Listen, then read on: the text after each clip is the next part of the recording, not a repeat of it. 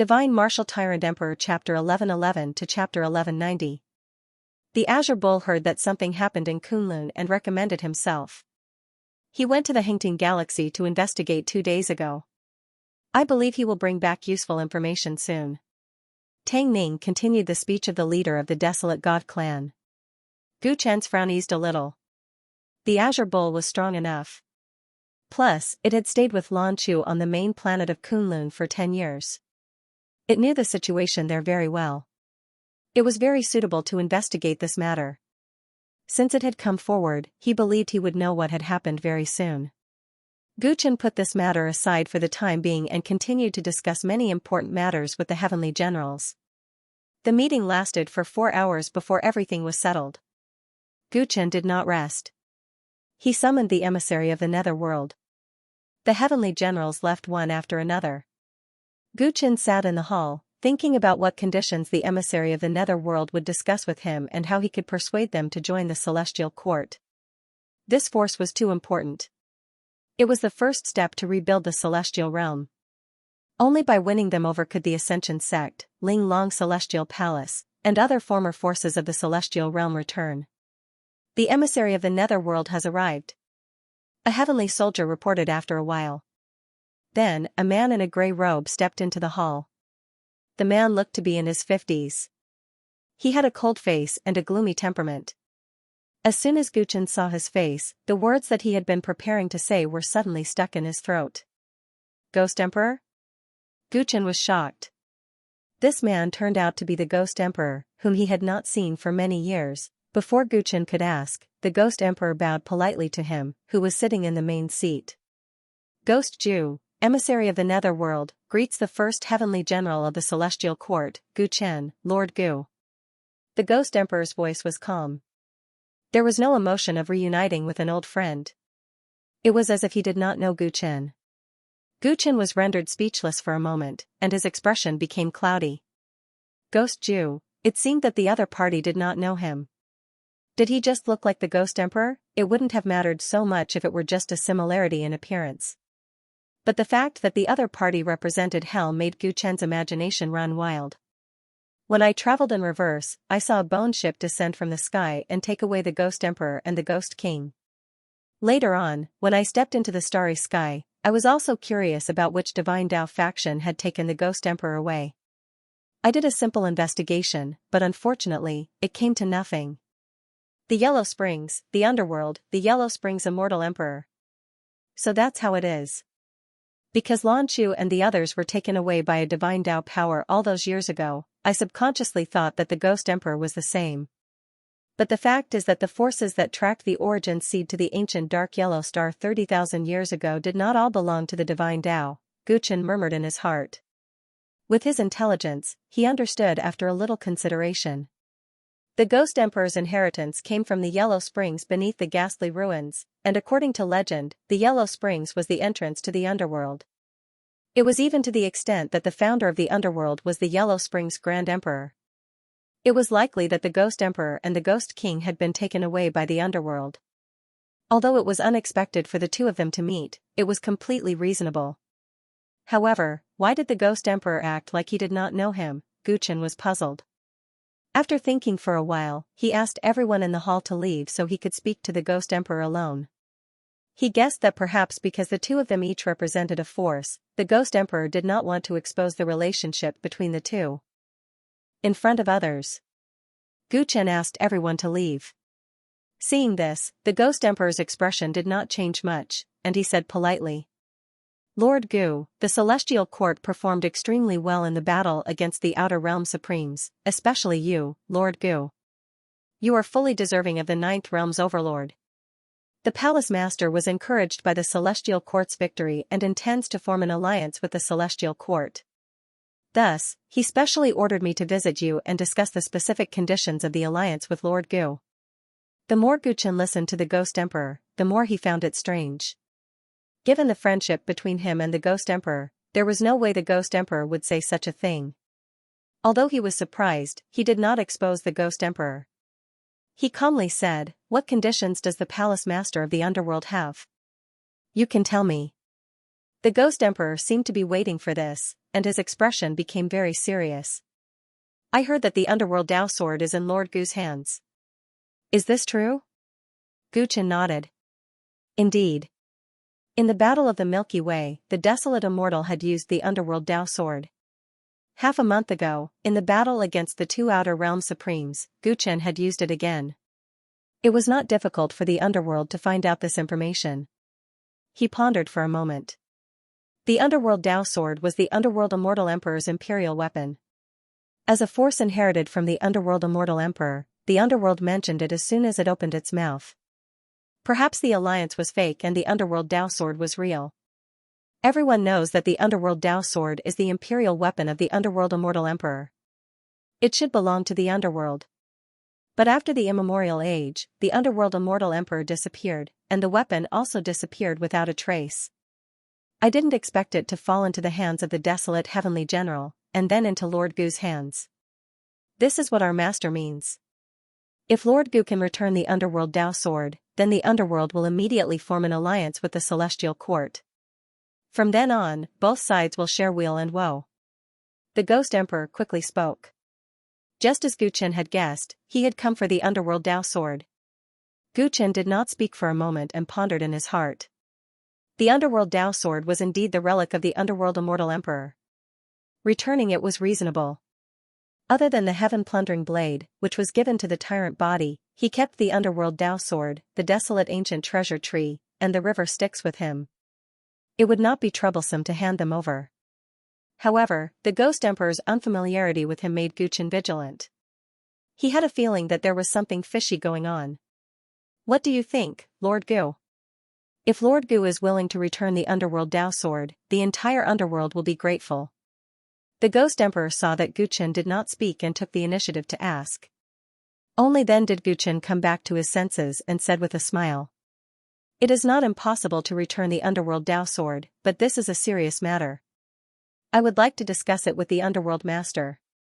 The Ghost Emperor heard this and said in a neither servile nor overbearing manner. Lord Gu is very considerate, but it is also possible to give the Underworld Dao Sword to me. The Underworld Master is currently in seclusion and may not be able to meet you. Since I am the emissary of the Underworld, I naturally represent the Underworld Master and will not go back on my word. Gu Chen's eyes flickered. Seclusion? Since the Underworld Master valued the Underworld Dao Sword so much and sent an emissary not long after the battle, why would he be in seclusion now? The Ghost Emperor's words were somewhat contradictory. Since the Underworld Master wishes to form an alliance with the Celestial Court, he must naturally show enough sincerity. Do you think that a mere emissary like you can take the Underworld Dao Sword from me with just a few words? Gu Chen's voice deliberately became colder. The Ghost Emperor's expression immediately changed. Lord Gu, please do not misunderstand. The Underworld Master is naturally very sincere. If you insist on meeting, the Underworld Master will naturally not refuse. Oh? You first said that it is not convenient to meet the Underworld Master, and now you can meet him? You are a mere emissary. Since when can you make decisions on behalf of the Underworld Master? Don't you need to ask for instructions? Gu Chen's expression became even colder. The Abode Master assigned me to represent him. He said that as long as I can retrieve the Underworld Sword, I'll pay any price. My words were indeed rude, but it's enough to show the sincerity of the Underworld. The Ghost Emperor was rendered speechless by Gu Chen's questions, so he tried to explain himself. However, the more Gu Chen listened, the more he felt that it was full of flaws.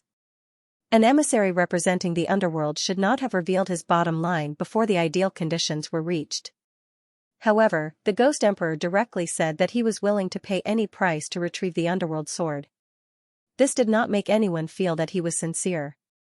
Instead, it gave the impression that as long as he could retrieve the Underworld Sword as soon as possible, nothing else mattered. Ghost Emperor, don't you remember me?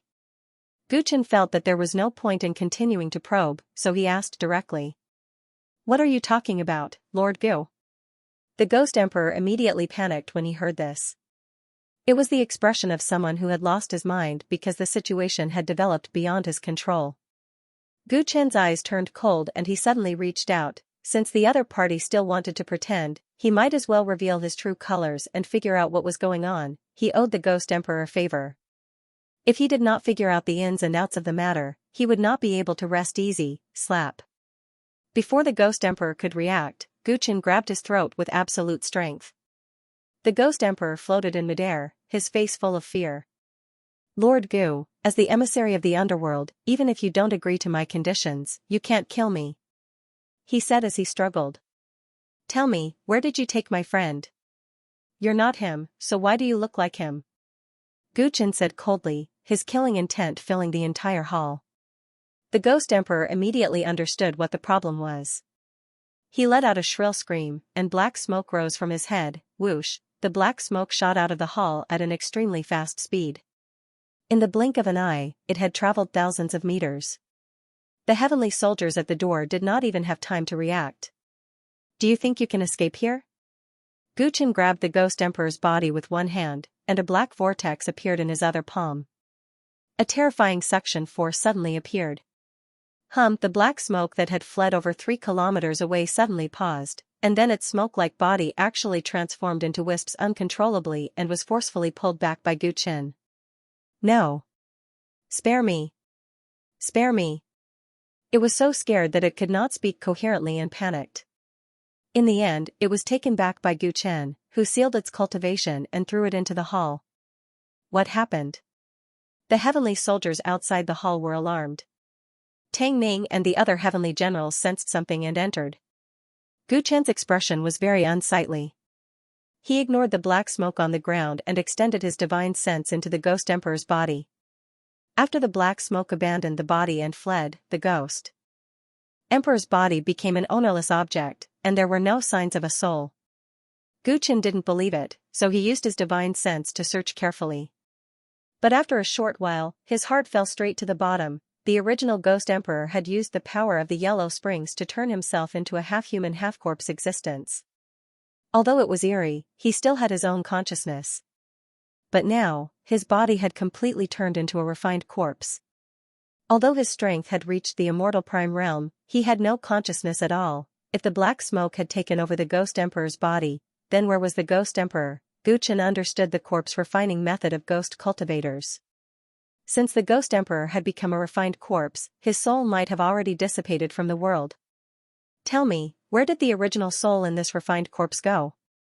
Guchen put down the corpse and questioned the black smoke in shock and anger. Back when he fought against Huangfu Wuji, the Ghost Emperor had helped a lot, so Guchen had always owed him a favor.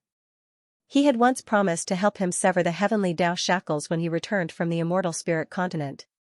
Unexpectedly, they had parted ways after that and never met again. Although they had never met, Guchen always remembered his promise. He had never thought of not paying back what he owed the Ghost Emperor. However, when they met again, his soul had already disappeared, and his body had been viciously turned into a refined corpse. He could not bear the treatment his old friend had received.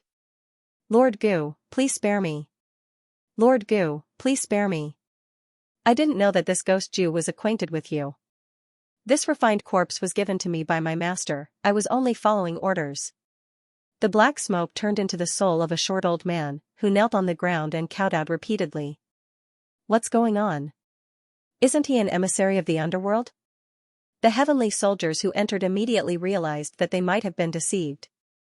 Who's your master? What happened in the underworld? Tell me everything.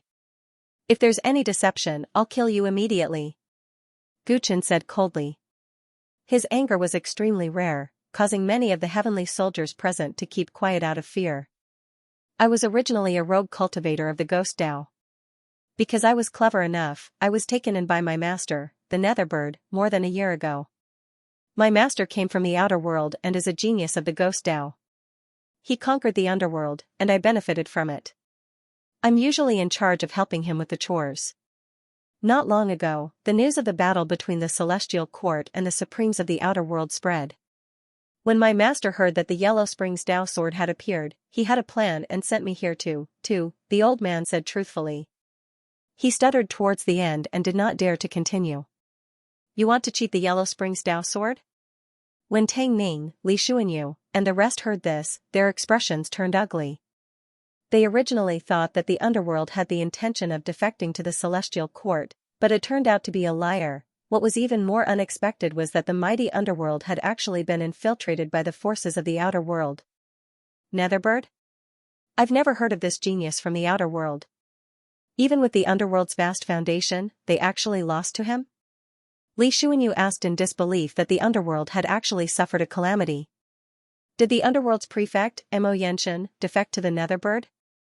No, my master said that humans are unreliable. Only corpses are reliable. My master has a black jade bottle, and all the souls of the cultivators in the underworld have been sucked in by him. The underworld is now filled with my master's refined corpses. Only me and a few other servants are serving him. He Yan said with trepidation, afraid that he would be killed by Guchen the moment he finished speaking. The entire underworld has fallen? Li Xuanyu was dumbfounded. Because the underworld was an extremely low-profile force, and their disciples rarely wandered outside, they did not even know that such a thing had happened.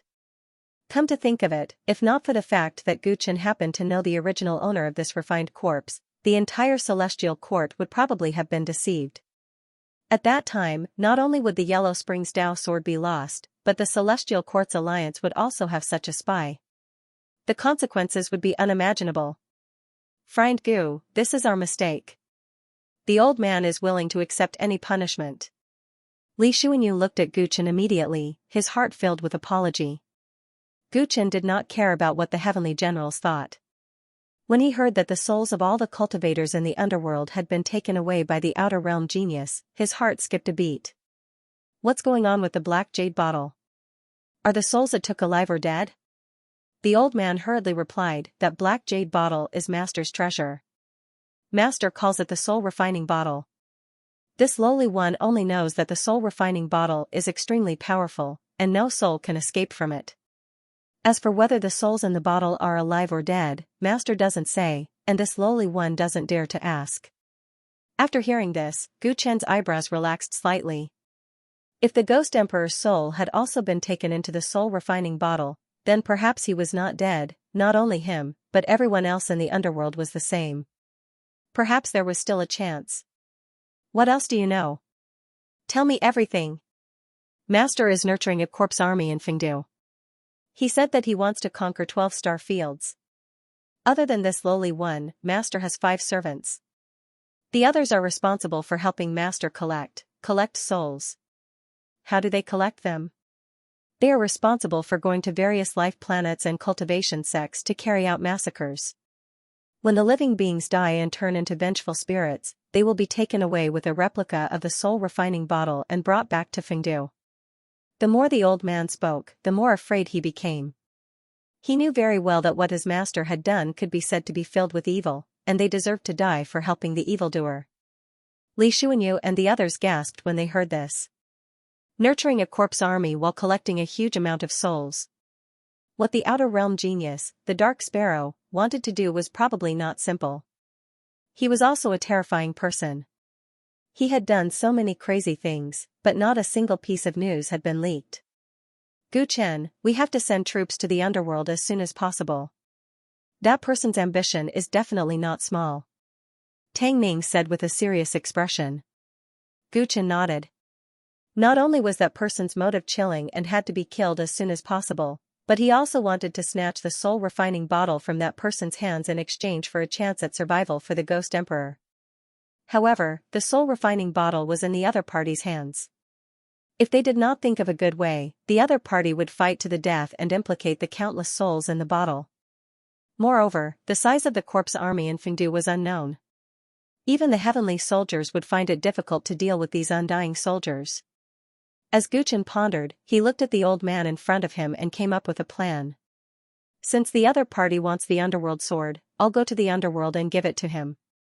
According to ancient legends, there was the underworld under the underworld. No one had ever known the entrance to the underworld. It was rumored that only the dead could obtain the ferry. Today, at the shore of the Yellow Springs, on the Bridge of Helplessness, a group arrived. There were only 4 people in this group. The one leading the way was Gue Ju, while the 3 envoys representing the heavenly court were at the back. The emissary in the lead was dressed entirely in black, which matched the darkness of the underworld. His appearance was ordinary, and his cultivation seemed mediocre. The black-robed emissary was naturally Gu Qin. He carried a sword case on his back, and inside the case was the famous underworld Dao sword. The genius from the outer domain, UKK, sent a messenger to deceive Gu Qin of the underworld Dao sword. Out of courtesy, Gu Qin sent a messenger with the sword. It was just that he was more sincere, and the one who came was himself. Behind him were Tang Ning and Li Xuanyu. The two of them had heard of his plan and followed him personally to avoid any accidents. In front of him, the yellow spring surged ceaselessly like a great river. It was even more spectacular than what Gu Qin had seen in the ruins of ghosts, and its evil aura was even more astonishing. There was a bridge of helplessness above the yellow springs, and after crossing the bridge, one would be able to enter a secret realm created by the yellow springs' immortal emperor, the so-called underworld. When the immortal world still existed, there was a saying that there was the celestial court above and the underworld below. The prestige of the Yellow Springs immortal emperor back then was evident. Li Xuanyu looked at Huang Quan and sighed. When he was very young, he had come here with immortal emperor Tai Su, and this gloomy place did not seem that scary to him. Everyone had a deep taboo when mentioning the Yellow Springs and the underworld, but in his eyes, the Yellow Springs immortal emperor, who controlled the Tao of Death, had always been a very principled person. After crossing the bridge of helplessness is Fengdu, right? I heard that the capital of the underworld is no worse than some of the big cities in the immortal world. Now that the big cities of the immortal world are gone, this Fengdu is relatively well preserved. It's good to come here and see the prosperity of the ancient times. Tang Ning also spoke. Guizhu, who was walking in front, led the way carefully, not daring to participate in the conversation of the three behind. He was just a nobody, previously ordered by his master, and now used by the celestial court. He was very smart, and did not dare to have any schemes in his heart. Anyway, no matter who won or lost this battle, as long as he could keep his life, it was fine. The group of four walked on the bridge of helplessness, and when they were halfway across the bridge, a thick fog suddenly appeared around them, obscuring their vision. The three of you, this bridge of helplessness connects two spaces. Only those whose identities have been verified can enter the underworld. From now on, the three of you must be careful with your words and actions. Master might be spying on this place. Guizhu's voice sounded in the minds of Gu Qin and the other two. Hearing this, the three's expressions did not change, but they no longer communicated. The three envoys of the celestial court have come under the orders of the first heaven general Gu Qin to deliver the Yellow Springs Dao sword. We seek an audience with the palace lord, please let us pass. Guizhu cleared his throat and spoke to the front. Right now, the underworld had already been occupied by the Ghost Bird's refined corpse army. Although everyone knew about this, they still had to put on a show. Not long after Guizhu's words fell, the fog in front of them dispersed, and the road became clear. The group successfully crossed the bridge of helplessness. Just as they reached the end of the bridge, there was already someone waiting in front. Welcome, three envoys of the celestial court. The old man is King Chujiang, who is in charge of the second hall of the underworld. It must have been hard for you to come from afar. We have already prepared a place to stay, please rest. There were the famous 10 kings of hell in the underworld. This King Chujiang had an extraordinary appearance. If Gu Qin hadn't known that other than the serene bird and his servants in the underworld, the other underworld cultivators were long gone, he would have believed his identity. We have come under the orders of the first heaven general. When can we meet the palace lord? Gu Qin said.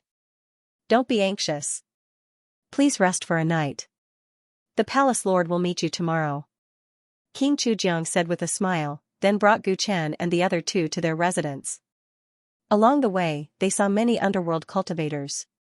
At first glance, there was nothing unusual, but if they looked carefully, they would find that their eyes were dull, as if they were empty shells. Alright, then I won't disturb the three envoys' rest. I wonder if this sword sheath. King Chujiang brought Gu Qin and the other two to their residence and glanced at the sword sheath on Gu Qin's back. Lord Gu has ordered that we must personally hand over the underworld Dao sword to the palace lord. Gu Qin replied with a smile. That's only right, only right. King Chujiang immediately laughed, then signaled Guizhu to leave with him. After the two left, Li Xuanyu revealed a worried expression. Will Guizhu betray us? If he is smart enough, he will not be involved in this battle. Moreover, we said that we will meet tomorrow. Are we really going to act tomorrow? The walls of Fengdu Ghost City were tall and thick. It was not as gloomy as the rumors made it out to be. Instead, it exuded a heavy dignity. At this moment, a shadow was silently moving toward the Yellow Springs Immortal Palace in the depths of Fengdu. The Yellow Springs Immortal Palace used to be the temporary imperial residence of the Yellow Springs Immortal Emperor. It was the most sacred place in the underworld, and it was the residence of the previous underworld lords. Around the Yellow Springs Immortal Palace stood the famous 10 halls of the underworld. Each hall was home to a powerful king of hell. The underworld was centered around the underworld lord and the 10 kings of hell, and they became a great force that shook the starry sky. During the era of the Yellow Spring Immortal Emperor, they were the mainstay of the immortal world, and they were in charge of all order in the netherworld. However, ever since the disappearance of Immortal Emperor Yellow Spring and the other immortal emperors, the underworld had been silent for countless years. The Celestial Court has been keeping a low profile for the past million years, but it would still occasionally make waves. Hell, on the other hand, is so mysterious that almost no one knows anything about it.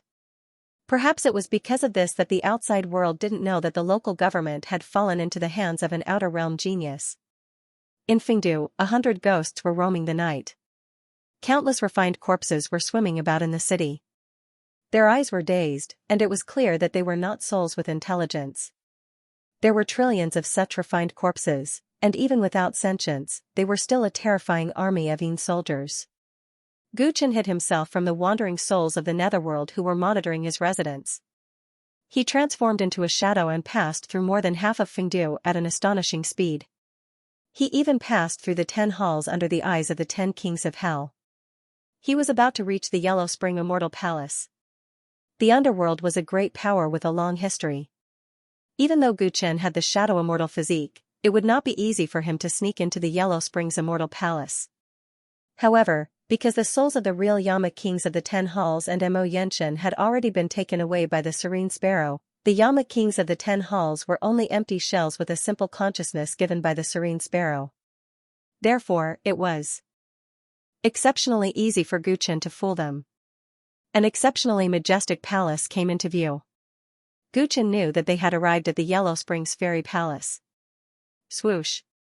The shadow that he transformed into had just sneaked into the outer palace when he heard the discussion of a few people. With the underworld Dao sword in hand, the master should not be far from becoming an emperor. At that time, we can also bask in the glory. Ghost Jew, you have contributed a lot in this matter. The ghost servants of the Serene Bird said to Gue Ju, all of their faces were glowing. Gue Ju's expression was somewhat gloomy, as if making such a huge contribution was not worth him being happy about. What's wrong? Is there a problem with the 3 envoys of the Celestial Court? The ghost servants could see that Gue Ju's expression was not right and could not help asking. Gu Chen, who was hiding in the shadows, could not help but stop and squint his eyes. Gue Ju immediately shook his head. The 3 emissaries are naturally not a problem. The Celestial Court also sincerely wants to use the Yellow Springs Dao sword to exchange for the support of the underworld. If that's the case, why are you still gloomy? The few people did not believe him. They rarely saw such an expression on Gue Ju's face. I was just thinking that although we managed to trick the Yellow Springs Dao sword, when the Celestial Court finds out the truth, we might not be able to bear the consequences. You guys don't know. When I returned to the Celestial Court, I only found out how powerful they are. Gue Ju forced a smile and explained. The few people came to a sudden realization. The leader of the group, a gloomy old man, smiled and said. The Celestial Court is the former leader of the immortal world. Even if it is not as prosperous as it was in the immemorial era, it is still bigger than a starving camel. Of course, the underworld cannot compare. But what does this have to do with us? Don't you understand the master's temperament? The master only took down the underworld to use the existing conditions here to cultivate an army of refined corpses. So what if the Celestial Court finds out that they were tricked in the future? When the master uses the power of the Yellow Springs Dao sword to prove his Dao and become an emperor, then opens the Yellow Springs treasury, we can escape. How can the Celestial Court catch up to us? At that time, no matter how angry they are, they can only blame themselves for being stupid. What's more, no matter how powerful the celestial quartz overlord is, when the master breaks through to emperor, can he still be a match? The old man's words were reasonable. The few people listened with joy. They followed the master and lived a good life. Their days were much better than before. They could not wait for the master to prove his Tao and become an emperor. You guys are right. I was overthinking. Guizhu smiled dryly. In his heart, he thought, I'm afraid the master will not have the chance to break through to emperor. That overlord is already here. He wants to prove his Tao and become an emperor? Yellow Springs Treasury, Guchen muttered to himself. After listening for a while, he dived deeper into the Yellow Springs Immortal Palace. Woo, countless lonely souls and wild ghosts were howling, and their mournful cries dyed the entire palace a wretched shade of green. As soon as Guchen dived into the depths of the Immortal Palace, he was shocked by the monstrous murderous aura. Previously, when he went to the Tyrant's mystic land, he was shocked by the vengeful methods of the spider and the resentment of countless wandering souls. Now that he was here, he realized that he paled in comparison. At that moment, the palace in front of him was occupied by countless wandering souls. He did not know what the people inside were doing. He carefully avoided the wandering souls. His shadow almost stuck to the walls as he walked. Only then did he reach the palace and see what was going on. At that moment, on an altar that was obviously newly built, there was a large array made of dark red blood. A black jade bottle was placed in the middle of the array.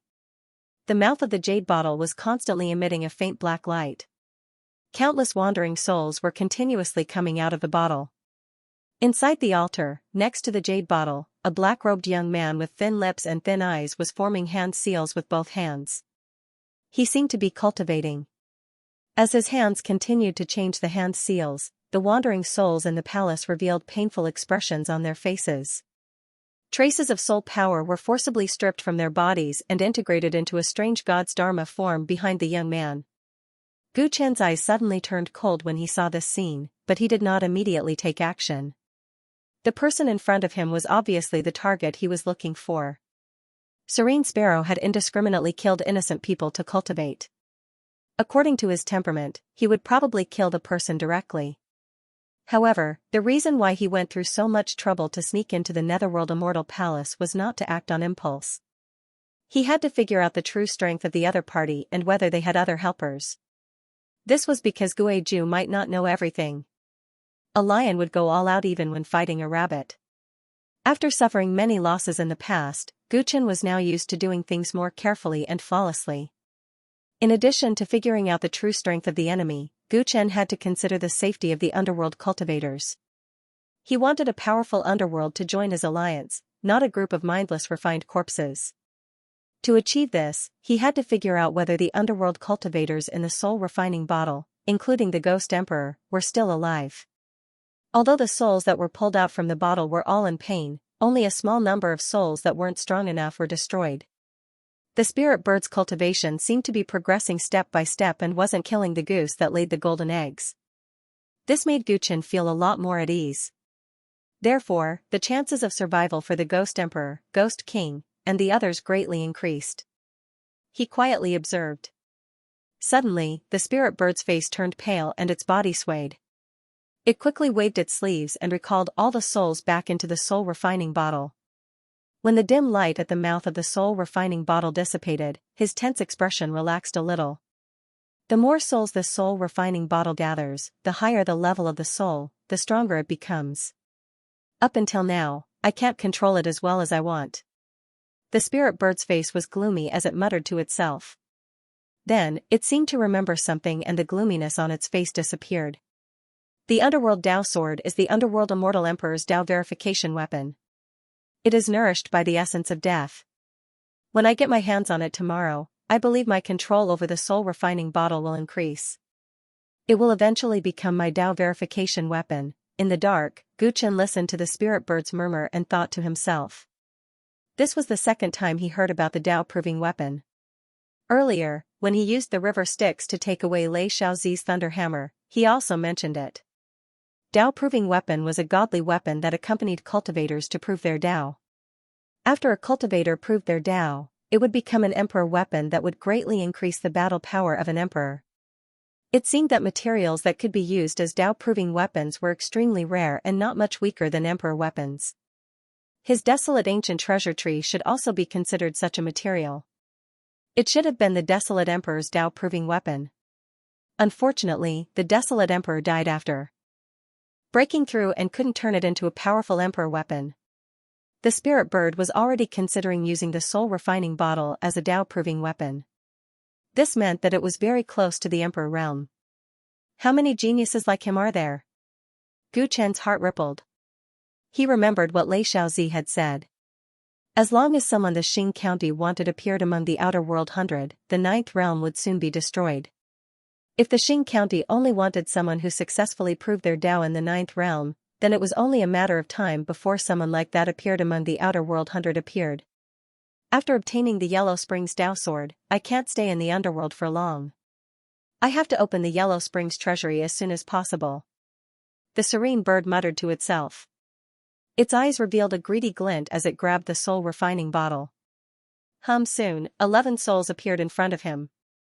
These 11 souls all looked battered and exhausted, and the soul of the old man in the lead was extremely illusory, as if he could dissipate into smoke at any time. Mo Yenshin, my patience is wearing thin. If you still don't tell me how to open the Yellow Springs treasury, I'm afraid your soul will really scatter. The serene bird coldly said to the old man. This old man was none other than the underworld's underworld lord, Mo Yenshin. Gu Chen's attention was first drawn to him, but very quickly, it was drawn to the person behind him. Ghost Emperor. The Ghost Emperor's soul was standing right behind Mo Yenshin. Even though he did not seem to be in a good state, he was still in a better state than the rest. Gu Chen was excited. The Ghost Emperor was indeed not dead. Unfortunately, he did not see Ghost King among the others, so he did not know if he was also safe. I've said it before. Other than the Immortal Emperor, no one can open the Yellow Springs treasury. Mo Yenshin replied with a weak voice. Getting the same answer again, the serene bird was very displeased and glanced at the other souls. 10 Yama Kings, do you all have the same answer? All 10 of them, including the Ghost Emperor, chose to remain silent without a hint of fear on their faces. Very good. Each of you is tougher than the last. I admire that. The serene bird laughed coldly. But how long can you all last? Enduring the pain of having your souls refined every day, your souls will scatter sooner or later, won't they? What's the point of being blindly loyal to the old prefecture lord? After so many years, has he ever led the underworld to greatness? Instead of pledging loyalty to him, you might as well pledge loyalty to me. Shut up. How can you compare to the prefecture lord? King Qingguang from the first court retorted angrily. The serene bird was not angry and replied calmly. I can help you find the Yellow Springs Dao Sword and lead the underworld back to glory. Isn't that enough? Yellow Springs Dao Sword? The Yama Kings of the 10 palaces were shocked when they heard this. Ever since the Immortal Emperor disappeared, the Yellow Springs Dao Sword has been lost for 1,000,000 years. How are you going to find it? Mo Yenshin could not help but ask. The serene bird glanced at him in disdain. Don't worry about how I found it. It will appear before you tomorrow. Seeing how confident the serene bird was, Mo Yenshin and the 10 Yama Kings felt their hearts sink. If the Yellow Springs Dao Sword was obtained by this person, the underworld would truly be doomed. I'll give you one last day. When I bring the Yellow Springs Dao Sword to you, I hope you will make a wise choice and tell me how to open the treasury. No matter who among you tells me this, I will reward them handsomely. But if you still refuse to cooperate, I will use the Yellow Springs Dao Sword to kill all of you. The serene bird revealed a sinister smile as it spoke. Everyone's hearts sank. This time, the serene bird was no longer a threat. His patience was at its limit. Since you've already obtained the Yellow Springs Dao Sword, why are you still coveting the treasury? Could there be anything more precious than the Immortal Emperor's natal monarch weapon? Mo Yenshin's eyes were filled with sorrow as he said unwillingly. Hee, old man, don't try to fool me. Do you really think I don't know what's in the Yellow Springs treasury? The serene bird revealed a mocking expression. The statue of life and death that the Heavenly Emperor gave to the Yellow Springs Immortal Emperor is in the treasury, right? Mo Yenshin's pupils constricted when he heard this, and disbelief appeared on his face as he cried out involuntarily. How do you know about this? The serene bird was delighted at his reaction. How can you guess my capabilities? No matter what, I must get that statue of life and death. Think about it carefully. You only have 1 day left. With that, the serene bird kept the souls of Xianxia and the others back into the soul refining bottle. In the process, Guchen hesitated on whether he should save them. But after some thought, he gave up on the idea. The souls of the 11 were too close to the serene bird and were controlled by the soul refining bottle. It would be difficult for him to save them if he acted rashly. The risk was too great. Moreover, the secret of the Yellow Springs treasury shocked Guchen. The item that the Heavenly Emperor gave to the Yellow Springs Immortal Emperor, what was the statue of life and death? His intuition told him that the serene bird had many secrets, so he held back and did not make a move. After the serene bird gave the underworld its ultimatum, it sat on the spot with its eyes flickering. It seemed to have thought for a long time before taking out a voice transmission talisman. What's the matter? It contacted someone through the voice transmission talisman. The other party's calm voice sounded in the palace.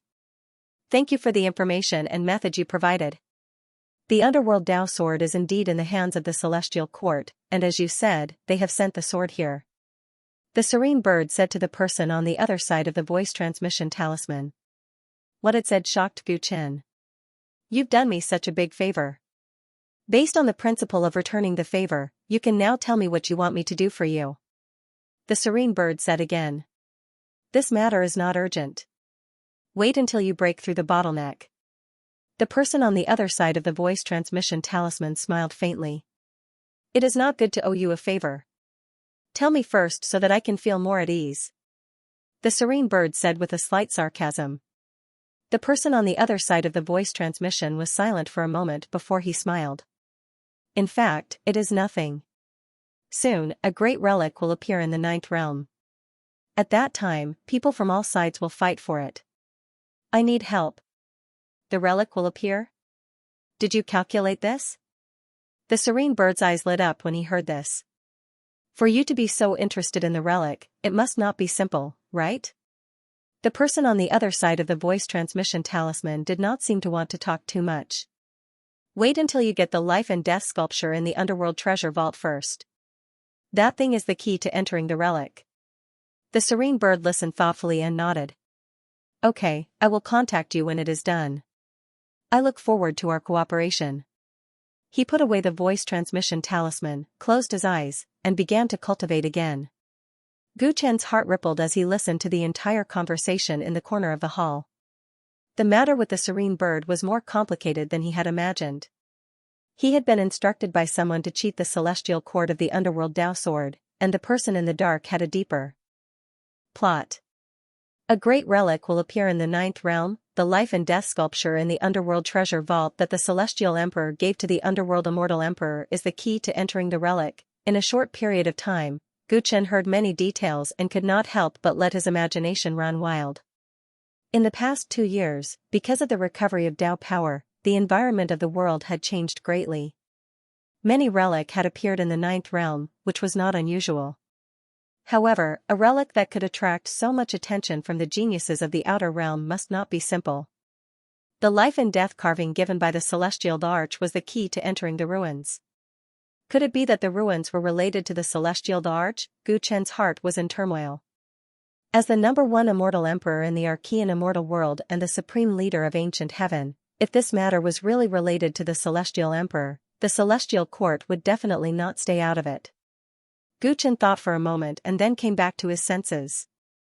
He had too few clues regarding this matter. Everything would have to wait until he had captured the serene bird. Seeing that the serene bird had gradually entered a meditative state in the main hall and was unable to hear any more information, Guchen thought for a moment, turned around, and quietly left the Yellow Springs Fairy Palace, returning to his residence. How's the situation? As soon as he returned, Tang Ning and Li Xuanyu immediately asked. The situation in the underworld is indeed as Guiju said. Other than the serene bird and the 5 servants, the rest are all refined corpses. The souls of the underworld cultivators are imprisoned in the soul refining bottle. I saw with my own eyes that Xianxia and the 10 kings of hell are still alive, but their conditions are not optimistic. The serene bird's strength is average.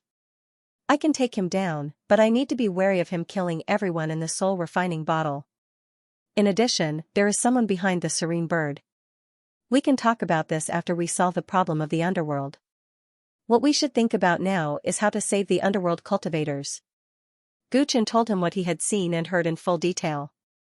What do you think we should do? Tang Ming knew that Gu Chen must have a general idea. I saw a strange altar in the Yellow Springs Fairy Palace, and the soul refining bottle is placed in the array. If I'm not wrong, the soul refining bottle should not be able to leave the altar easily. If that's the case, we have a chance. Gu Chen muttered, and his eyes gradually lit up. When I present the sword to the serene bird tomorrow, he will definitely leave the depths of the fairy palace. At that time, we will have a chance to snatch the soul refining bottle. At that time I will be in charge of taking him down, and the two of you will be in charge of snatching the soul refining bottle. The next day, at the front of the Yellow Springs Fairy Palace, the three messengers of the Celestial Court arrived under the guidance of the ghost servant. The moment they entered, they saw the prefecture lord of the underworld, Mo Yenshin, sitting on the main seat with more than half of the 10 kings of hell present. Greetings, Prefecture Lord Mo. The leader of the messengers, Gu Chen, greeted respectfully. The other 2 messengers followed suit. There's no need to stand on ceremony, messengers. It must have been tough for you to come from afar. Mo Yenshin smiled, his gaze mostly on Gu Chen. To be more precise, it was on the sword box on his back. Prefecture Lord Mo should already know why we are here. The first general, Gu Chen, is willing to return the Yellow Springs Dao sword to the underworld in exchange for the support of the Celestial Court. The details of the agreement are all here. Gu Chen took out a jade scroll and handed it forward with both hands respectfully. Mo Yenshin nodded his head and gave a look. Guizhu, who was standing below the hall, hurried forward and took the jade scroll from Gu Chen's hands before handing it over to Mo Yenshin. He merely took a few quick glances before replying with a smile. The old man has seen the contents of the agreement. The underworld accepts it completely. The messenger that Gu Chen was disguised as let out a look of joy. That's great. With the Celestial Court and the underworld working together once more, I believe that we will be able to restore the glory of the celestial world. That's right. Since the old man has accepted the agreement, shouldn't you hand the Yellow Springs Dao sword to me now? Mo Yenshin asked and gestured for Guizhu to step forward once more. Guizhu's heart was trembling, but he could only brace himself and approach Gu Chen. Gu Chen gestured for him to step back and looked at Mo Yenshin seriously. Manor head Mo, Lord Gu has ordered that this sword must be handed over to you personally and must not be handed over to anyone else. Mo Yenshin was a little displeased. Wasn't this messenger a little too much by the book? He was right in front of him. Wasn't that considered handing it over to him personally? His dissatisfaction only lasted for a moment, because in the next moment, Gu Chen removed the sword case from his back and opened it. The simple and unadorned underworld sword came into view. Given Yuki's eyesight, she could tell that the Yellow Springs Dao sword was the real deal with a single look. That thick power of death could not be faked. This Gu Chen of the Celestial Court is really an idiot. To think that he would really hand over the Yellow Springs Dao sword to me. He scolded in his heart as he stood up hurriedly and walked down the stage. You're right, messenger. This sword should indeed be handed over by me personally. He walked closer to Gu Chen. His fiery gaze was mostly focused on the Yellow Springs Dao sword, completely ignoring the 3 messengers. Gu Chen smiled and held out the Yellow Springs Dao sword with both hands. Just as Mo Yenshin was a few feet away, the momentum of the sword suddenly changed. Clang, the original offering of the sword had suddenly turned into an assassination. Mo Yenshin's face changed. However, it was too late. Gu Chen pierced through Mo Yenshin's head with a single stroke. It was clean and clean without any hesitation. Mo Yenshin was killed by the Heavenly Court's emissary with a single slash, causing all the Yama kings present to panic. Presumptuous! You, how dare you attack my master? In this unexpected situation, the ghost servants gave themselves away. Only Guizhu remained calm, but he secretly heaved a sigh of relief in his heart. With the death of his master, he no longer had to worry about being punished for his disloyalty. Compared to the other ghost servants, his life was more secure after he atoned for his crimes. damned slave, how dare you betray me? At this moment, the angry voice of the serene bird rang out and a gust of cold wind blew in the hall, attacking Zhu Gui. Master! Master, spare me! Zhu Gui felt as if he had fallen into an ice cellar. He watched as a ghost claw came out of the cold wind and attacked him. Whoosh, a figure suddenly appeared between the two of them and knocked the ghost claw back with a punch, causing the cold wind to turn into the serene bird's body. Thank you, Lord Li, for saving me. Zhu Gui regained his senses and said gratefully.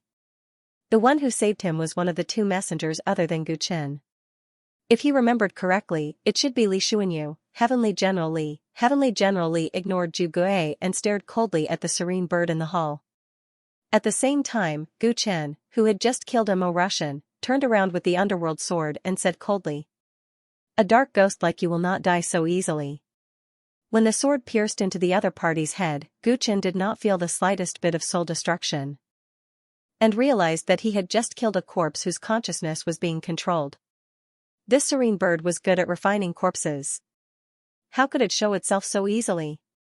Who are you? Report your names. The serene bird's expression was especially gloomy after failing to kill the traitor. Gu Chen of the Celestial Court. Gu Chen pointed his sword at the serene bird and said mockingly. You are the overlord? The serene bird was startled, but it did not panic. Although this slave is despicable, he would not dare to betray me. How did you see through his identity?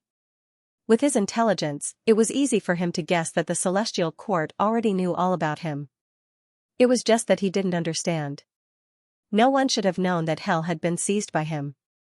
If Gui Zhu, that servant, had not been discovered, he would not have had the courage to betray him. How did the Celestial Court find out about the whole thing? Your plan is indeed bold. You actually want to cheat the underworld Dao sword from my hands. Unfortunately, you sent the wrong person. Gu Chen sneered. If it wasn't for the Ghost Emperor from the Netherbird sect, he really wouldn't have discovered this. It could only be said that the other party was unlucky and had encountered a great disaster. So what have you found out? Didn't you personally deliver the sword to me? The serene bird quickly digested the whole situation and sneered. I'm not trash like Lei Xiao and Daoist you. With just the three of you, I'm afraid you won't be able to return in the netherworld. As his words fell, outside the Yellow Springs Immortal Palace, there was suddenly the sound of countless ghosts wailing. The ground was shaking non-stop, as if thousands of troops and horses were coming to kill.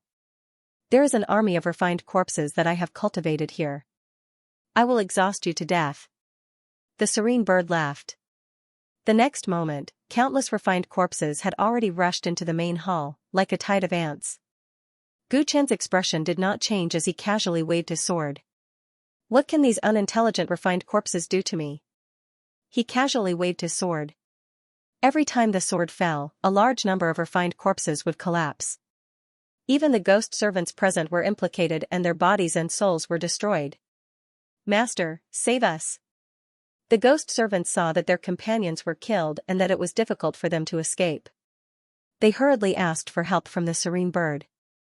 However, the serene bird revealed a look of disgust. He didn't like these servants, and the betrayal of Gui Zhu made him feel that these people were dispensable, so he simply ignored them. No matter how strong you are, there is a limit to your strength. I want to see how long you can last under the attack of hundreds of millions of refined corpses. He urged the countless refined corpses to attack, and the palace soon collapsed. Gu Chen and the others were surrounded by thousands of troops and horses. The serene bird's ghost servants were mistakenly killed in this chaotic battle. Only Gui Zhu, who was under Gu Chen's protection, survived by luck. It was not that Gu Chen really wanted to save him, but the other party was currently occupying the Ghost Emperor's body, and Gu Chen did not want the body to be damaged in the slightest. The tide of corpses was endless. Indeed, as the serene bird said, ants could bite an elephant to death. If this continued, it would be very disadvantageous. Seeing this, Gu Chen left the tide of corpses to his two companions, and he rushed towards the serene bird at an extremely fast speed, killing a bloody path. The serene bird fought with him, but it was soon defeated and was killed again. It's useless. What you killed was just my clone. Within the tide of corpses, a refined corpse flew up and turned into the serene bird again. The other party's main body did not seem to be here at all. The 2 consecutive kills were all clones, moreover, these clones were endless. In this underworld, I am already in an invincible position. You, the Overlord, have to personally deliver the underworld Dao sword to me. It must have been hard on you. The serene bird teased. With the help of the tide of corpses, it completely surrounded Gu Chen and the others. Under this continuous attack, Gu Chen and the others were gradually exhausted, and injuries began to appear on their bodies. Damn it! Gu Chen's expression was extremely ugly, and he looked like he was at the end of his rope. Seeing that the enemy was almost at the end of its rope, the serene bird looked at the underworld Dao sword with a particularly fiery gaze. Leave this sword to me. Boom boom boom, from the depths of the underworld palace, a shocking cold wind blew straight at them. The serene bird's main body had moved. Take advantage of the enemy's weakness, he judged that this was the best time to kill the Overlord and seize the underworld Dao sword, and if he wanted to kill the other party without fail, his main body had to move. When Gu Chen saw the serene bird's main body charging out from the depths of the underworld palace, there was no shock or panic on his face. Instead, the corner of his mouth curled up. Finally, the big fish had taken the bait. The serene bird's main body charged at Gu Chen at an extremely fast speed with an imposing manner. It wanted to destroy the enemy with a thunderous blow. At this moment, Gu Chen, who looked like a lamp that had run out of oil, suddenly changed his weary state. His aura rose rapidly, and he swung his sword against the wind. Clang, under the sword, the serene bird's main body vomited blood and retreated. For the first time, panic appeared on its face. You cheated? He realized that something was wrong and immediately wanted to retreat to the depths of the palace, but 2 people blocked his way. They were the other 2 messengers. Seeing this, he snorted coldly. He did not dare to confront the Overlord head-on, but could he not deal with these 2 people? Scram! He shouted, turned into a cold wind, and charged at the 2 messengers. It wasn't easy to lure you out. Do you think you can still go back? The 2 messengers spoke in unison. At this moment, their faces turned into Gu Chen's appearance, and they punched together. Boom boom boom, the serene bird was hit by the punch, and it spat out a mouthful of blood. Its face was full of bewilderment. All 3 of them are overlords? His heart was full of confusion, and he did not understand the other party's intentions. Suddenly, he sensed that something had happened in the depths of the palace. Oh no, my soul refining bottle. When he had killed the Netherbird's refined corpse doppelganger with his first sword strike, Gu Chen had realized that his real body might not be in the main hall. If he wasn't in the hall, where could he be? The most likely place was naturally the depths of the immortal palace where the soul refining bottle was hidden. According to Gu Chen's original plan, when he successfully attacked the ghost bird, Tang Ning and Li Xuanyu also successfully seized the soul refining bottle. However, something unexpected happened. The ghost bird attached great importance to the soul refining bottle and even refused to come when he offered the sword.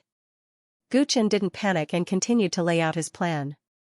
He bet that the ghost bird attached too much importance to the underworld Dao sword and would definitely take the risk to come in person when it felt that it didn't have much power to fight back. Because only its real body would have the ability to seize the underworld Dao sword from him. In fact, he made the right bet, and Tang Ning and Li Xuanyu's response to the situation didn't disappoint him. After the ghost bird's real body left the depths of the immortal palace, they immediately snatched the soul refining bottle. At this moment, Gu Chen and the 2 clones of the 3 pure ones had completely surrounded the ghost bird. He was seriously injured, and because he sensed the danger of the soul refining bottle, he was already in a mess. The situation was basically set. Despicable and shameless guy. Seeing that the soul refining bottle might be snatched away, the ghost bird was so anxious that it ignored the 3 Gu Chens and madly rushed into the depths of the immortal palace. However, Gu Chen flicked his sleeve and the stick's battle armor turned into a stick snake. It instantly flew out and completely blocked the ghost bird's path. After that, the 3 Gu Chens each used the battle saint technique, and one of them even held the underworld Dao sword. The ghost bird's hair was disheveled and it was in a mess. I'll fight you. At the critical moment, the strange god's Dharma form behind the ghost bird appeared. It opened its mouth and actually absorbed the yin qi in the sky, turning the Dharma form into a Dharma body. He had completely changed. and his combat strength had rapidly doubled.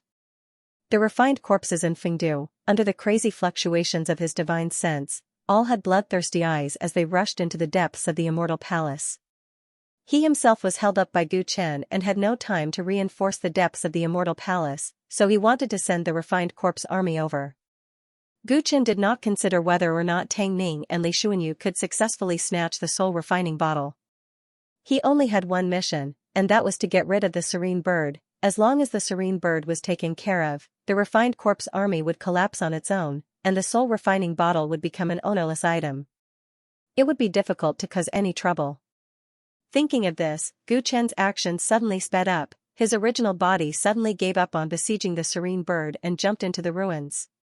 He stretched out his palms and aimed at the serene bird. Black vortexes appeared on both palms at the same time, one spinning clockwise and the other counterclockwise. Therefore, it brought about a strong gravitational and repulsive force that opposed each other. Boom, the serene bird's body suddenly tilted. Then, it was shocked to find that it was almost unable to move. Gravity could suck him in, but repulsion could bounce him away. When these two forces were ingeniously combined in Gu Chen's hands, it could form a wonderful effect of stagnation. This was an absolute domain. Under the ability of Gu Chen's black hole, the serene bird's body was simultaneously subjected to multiple gravitational and repulsive forces. Not only was it unable to move, it could not even execute its mystique, clang. At the same time, Gu Chen's two doppelgangers attacked at the same time. One doppelganger held the yellow Springs Dao sword, while the other doppelganger performed the battle saint technique without any hesitation. Seeing that it was about to die, the serene bird screamed in a threatening manner. It used some kind of secret technique, and its flesh and blood instantly dried up. Its soul came out of its body, and its soul power became unprecedentedly strong. Gu Chen was shocked. The strength of the opponent's soul was infinitely close to the Dao querying realm. He thought that the opponent was going to launch a soul attack on him, but he did not expect the opponent to wave his hand. A ring from the withered body floated up and landed in his hand. I didn't expect to be forced to this extent. The serene bird's soul trembled, and its face was full of hatred. It had just used a secret technique to forcefully stimulate the growth of its soul at the cost of its life force. It was an act of desperation. Under those circumstances, if it didn't do that, it would have died for nothing. Now, it had lost its precious physical body, which increased the difficulty of stepping into the Emperor realm. But at least it had a chance to turn the tables. Buzz, with a thought, the dark sparrow took out a strange refined corpse from the ring. This corpse had a green face and sharp fangs. It had 4 pairs of wings and its skin was blood red. Even though it was dead, it still exuded an aura that was as deep as the ocean. Feeling the power of this corpse, Gu Chen's pupils dilated. An emperor's corpse, this was the corpse of a foreign emperor. I was ordered by my father to participate in this trial in Xing County. I originally thought that I would only use this trump card against the top young cultivators. I didn't expect to be forced to use it today. You are honored to be the first genius that I, the Heaven Rakshasa, will tear apart. As soon as the serene bird finished speaking, its Yuan Shen, which had been stimulated by the secret technique, entered the emperor's corpse and quickly merged into one, a soul that was close to the emperor realm, the corpse of an emperor realm powerhouse. Under the situation where the two souls merged into one, the serene bird's capabilities were completely different from before. With one palm, it destroyed one of Gu Chen's clones. Gu Chen's expression changed. He didn't expect this person to have such a trump card. If he didn't give it his all, he would fail miserably. He immediately whistled and the snake quickly returned to his side, transforming back into a battle robe. With the protection of the river of sticks, Gu Chen finally dared to rush forward. I will tear you apart. The green-faced Heaven Rakshasa was extremely terrifying. Even the black holes in his hands could not completely suppress him. The two of them used Fengdu as their battlefield and fought fiercely. Oh no, Master still has such strength. Will the tyrant lose? Guiju was hiding in the ruins, afraid to be involved in the aftermath of the two people's battle. He complained in his heart. He thought that the tyrant, who had defeated 2 supreme cultivators by himself, should be stronger than his master. He didn't expect his master to hide an emperor's corpse. What was an emperor's corpse? It was a treasure that cultivators of the ghost Dao yearned for. The increase in strength was unimaginable. Dog slave. You still want to escape? The serene bird was forced to lose his Taoist physical body. He was extremely sullen. During the gap between the battle, he saw Guizhu trying to escape. He was so angry that he casually threw out an energy beam. Guchen didn't expect this to happen. He wanted to save him, but it was too late. He could only watch as Guizhu's body exploded in the energy beam and his soul was destroyed on the spot. Ghost Emperor's physical body.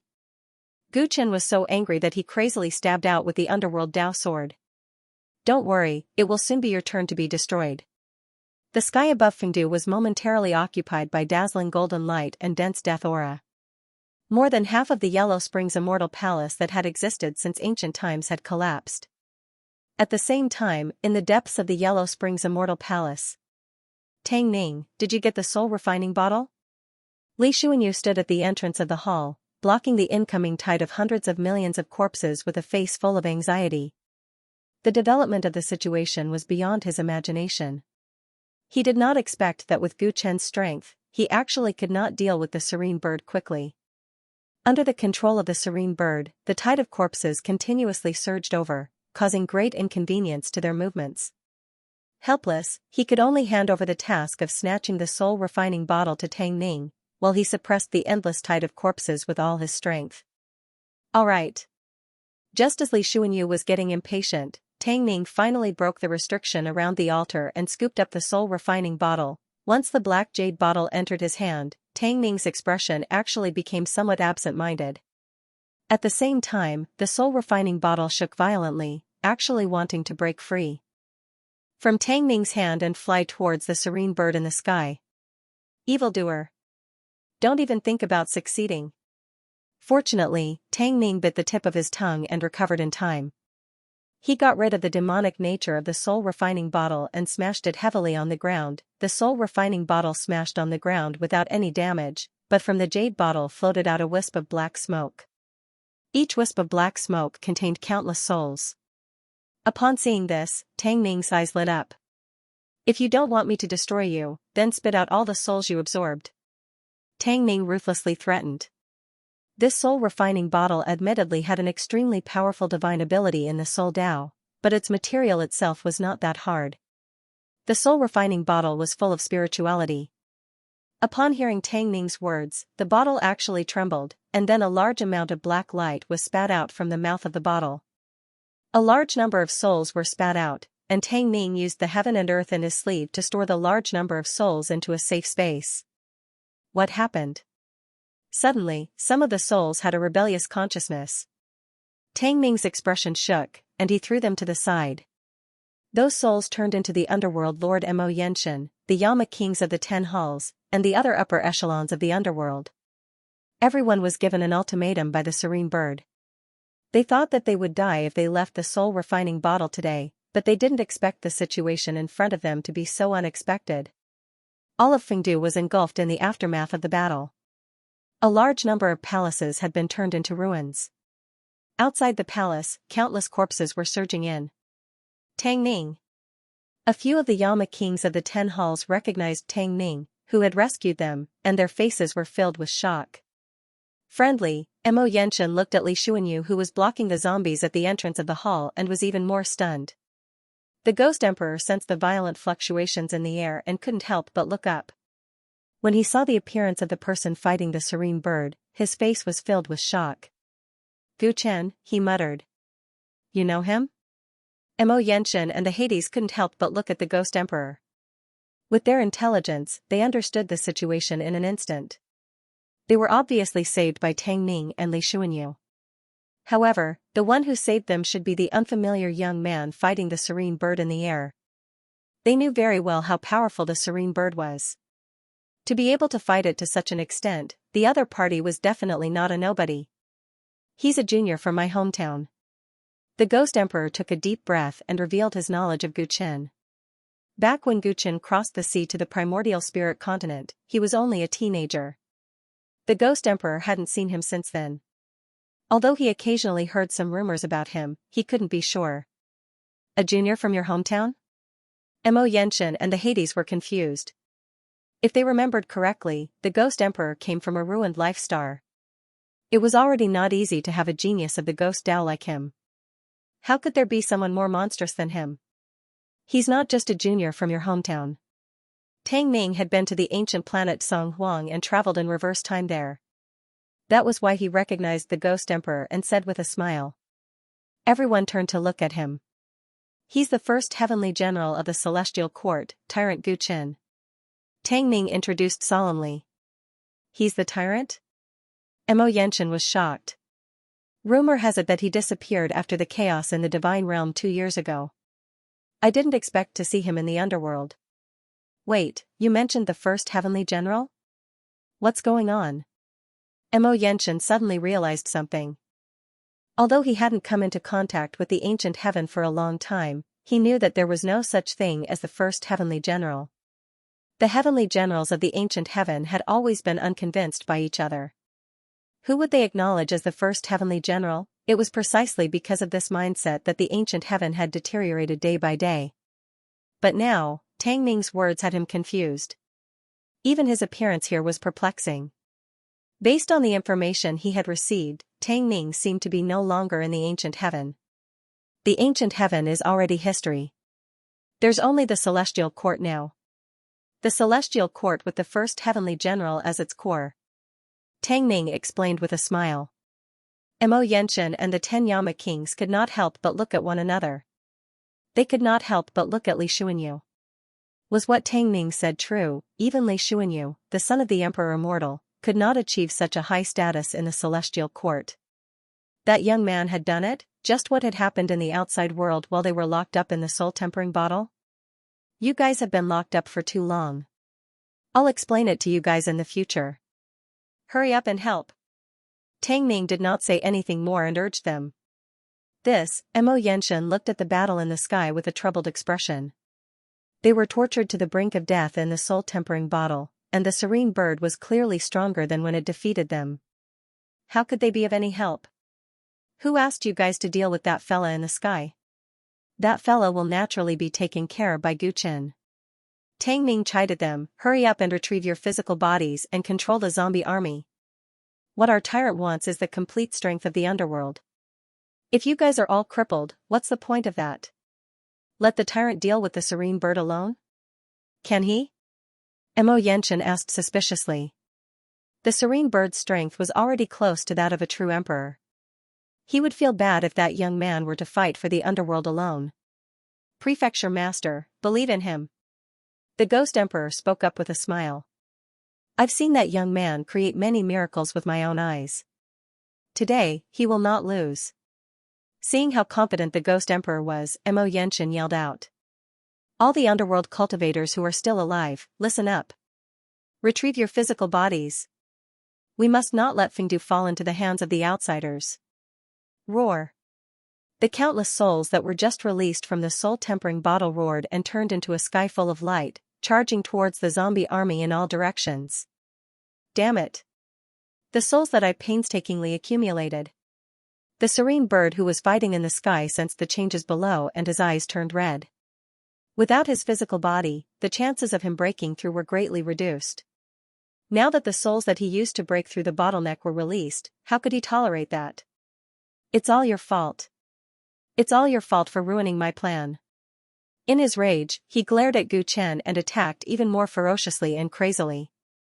Guqin blocked all the attacks with his river sticks, his gaze unusually calm. After the serene bird launched another wave of attacks due to the release of the countless souls, the purplish-green glow in Guqin's eyes lit up.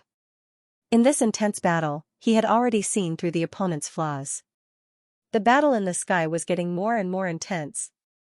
The power of the serene bird had risen to a limit, causing the entire puppet to be in a state of panic. Guqin calmly responded. When the opponent's chi presence was at the peak, Guqin gripped the Yellow Springs Dao sword tightly and released a shocking aura. His eyes were bursting with a light that could see through everything. The serene bird used a secret technique in exchange for a temporary surge in his soul spirit power, allowing him to control the powerful emperor corpse. This was the foundation of his current strength. However, this secret technique ultimately had a weakness. During the intense battle, Guqin used his keen 5 senses to discover 2 flaws. Firstly, the strength brought by the secret technique would gradually weaken. Because the serene bird was anxious to kill him, it had already accelerated the process. His current strength was only a temporary glory. Secondly, the strengthened soul spirit with the secret technique was ultimately unable to control the emperor corpse perfectly. There was a disharmony between the soul spirit and the body, and they were unable to fuse completely.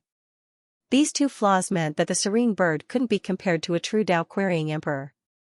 In the eyes of an expert like Gu Chen who had experienced hundreds of battles, a single flaw could determine the outcome of the battle. My body shall be the Azura, slay all ghosts and gods.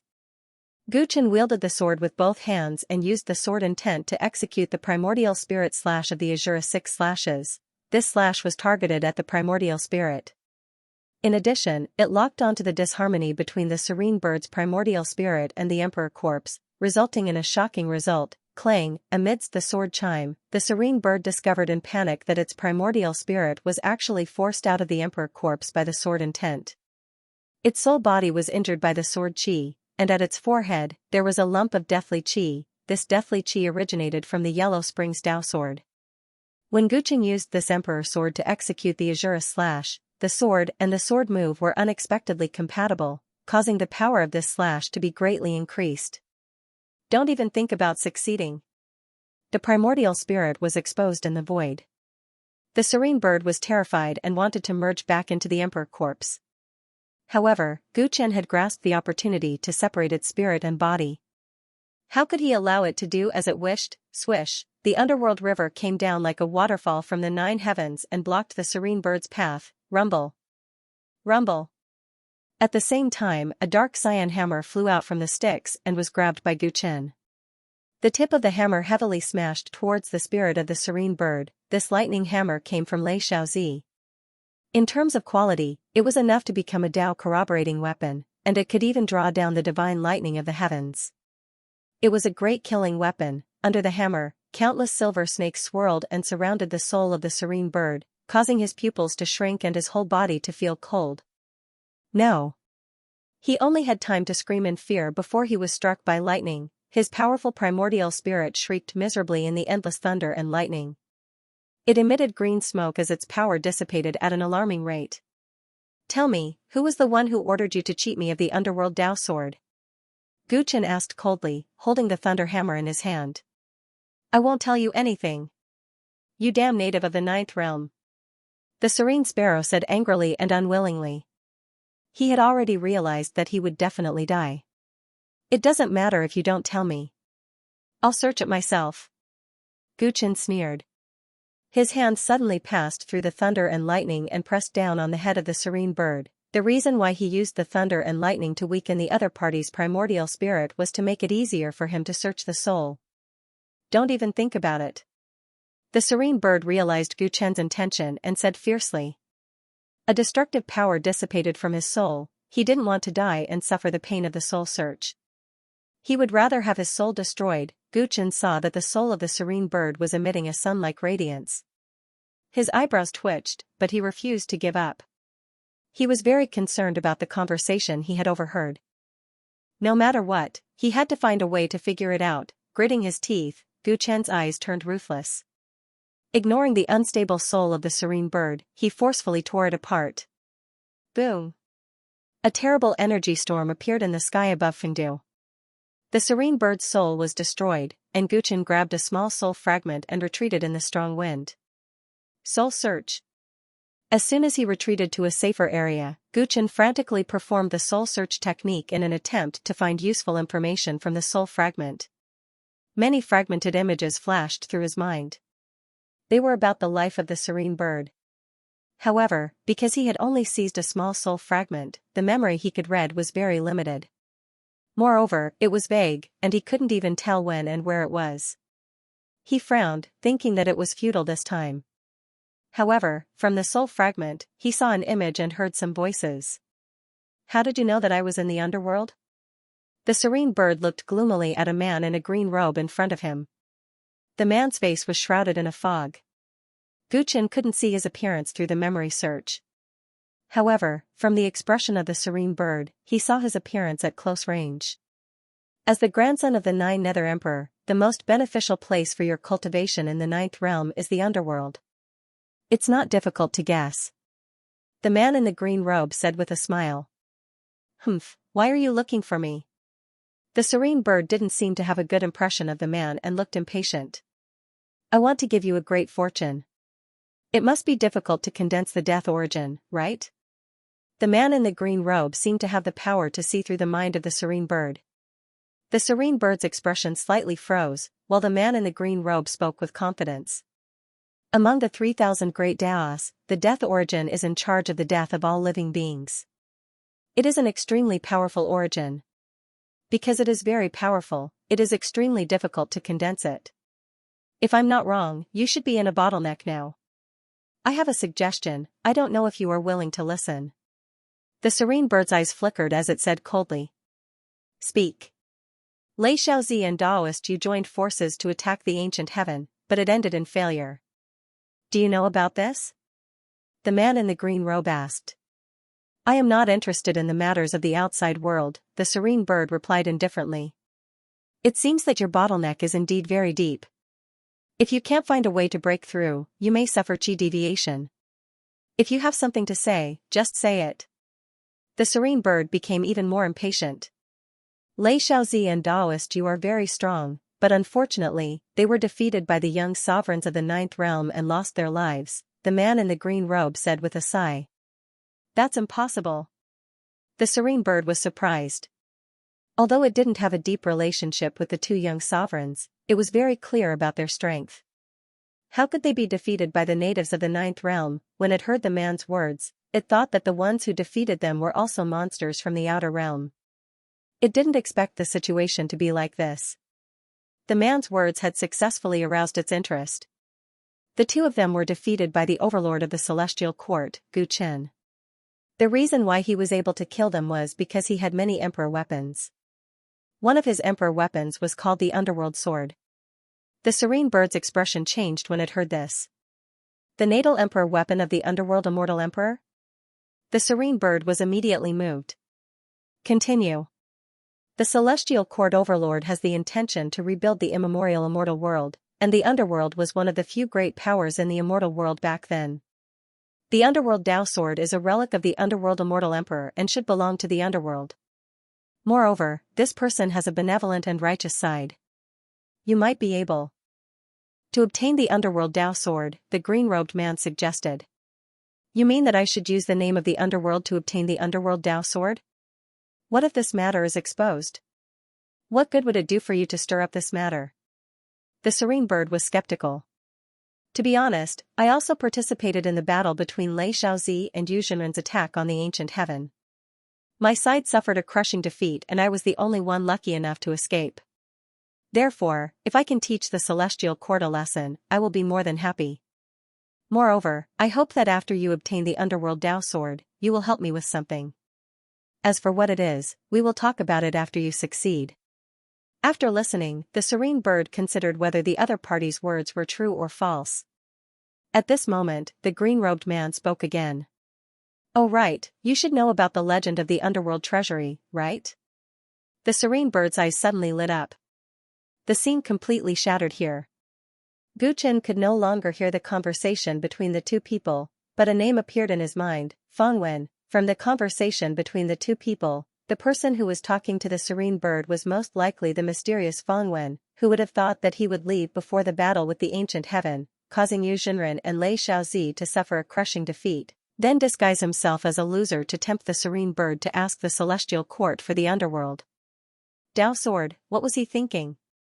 What was he plotting? Gu Chen's heart was in turmoil. Thinking back to the conversation between Fang Wen and the serene bird, he realized that there might be a huge plot behind this. He was still unclear what this plot was. Perhaps it was the huge relic that he had mentioned to the serene bird, or there might be a deeper motive. The other party was adept at scheming, able to predict his ambush even though they had never met. Such an enemy was impossible to fathom. When Gu Chen was on the Tsang Huang ancient star, he had fought with many cultivators in the Tao of Destiny, but Fang Wen was on a completely different level from them. He was so powerful that even when he used the soul search to read the serene sparrow's memories, he still couldn't capture his true appearance. It was as if he was an anomaly and did not exist in this world. Guchen fell into deep thought due to the fragmented memories. His eyes shone with the light of deduction as he tried to deduce the other party's true motive. By the time he came back to his senses, a long time had already passed, and the chaos in hell had already ended. The underworld's refined corpse army was under the control of the Serene Sparrow. After its death, its simple consciousness fell into chaos and was easily suppressed by the underworld's cultivators. Most of the cultivators of the underworld had reclaimed their bodies, erased the simple consciousness of the refined corpses, and took control of them again. Even though their bodies had changed quite a bit due to the Serene Sparrow's modification, they were ghost cultivators in the first place, so the impact wasn't too great. There were also some cultivators whose bodies were unfortunately destroyed in the previous battle, and could only be temporarily turned into ghosts, which would be refined into suitable puppets in the future. With the chaotic situation in the underworld under control, the underworld cultivators, led by Xianxia and the Yama kings of the 10 palaces, gathered before Guchen. Guchen tried his best to deduce Feng Wen's plot, but it was a pity that he wasn't proficient in the Tao of Destiny, so he came up empty-handed. When he came back to his senses, he saw that the underworld's cultivators were all fixated on the Ghost Emperor. The Ghost Emperor looked at him, and a rare smile appeared on his cold face. Long time no see. Finally able to speak to the real Ghost Emperor, Guchen's heart was filled with mixed feelings. Back then, when he escaped from Feng Lin Mansion and rushed towards the vast world of cultivators, it was the Ghost Emperor who watched him grow. Later on, when he fought with Huangfu Wuji, it was the Ghost Emperor who stood on his side, causing the Yellow Springs Inn to change sides, thus changing the entire situation. After he crossed the sea to the Immortal Spirit Continent, it was the Ghost Emperor who helped him protect the Kunlun continent. He had helped him a lot, but the promise he made to do for him, the promise to sever the Heavenly Tao's shackles, was meaningless now. "I'm sorry, Senior, I wasn't able to protect your physical body," Guchen said guiltily. The Ghost Emperor's physical body was destroyed in the battle, so among the 10 Yama kings, he was the only illusory soul body. The Ghost Emperor had guessed what the first sentence Guchen would say to him would be, but he didn't expect it to be an apology. He had thought that after so many years, the other party's attitude towards him should have changed since he was now the #1 heavenly general of the celestial court. He didn't expect that the way he addressed him was still the same, and that apology didn't seem fake at all. What a pure heart. The Ghost Emperor sighed in his heart, but the smile on his face became even warmer. There's no need to mind it. I was originally half human, half ghost, so it's not a pity even if my physical body is gone. I'll just cultivate the Tao of Yin souls. Guchen was silent for a while. The Ghost Emperor said it lightly, but he was very clear that losing his physical body was a huge loss to him. He glanced around and his gaze landed on the Heaven Rakshasa Emperor's corpse not far away.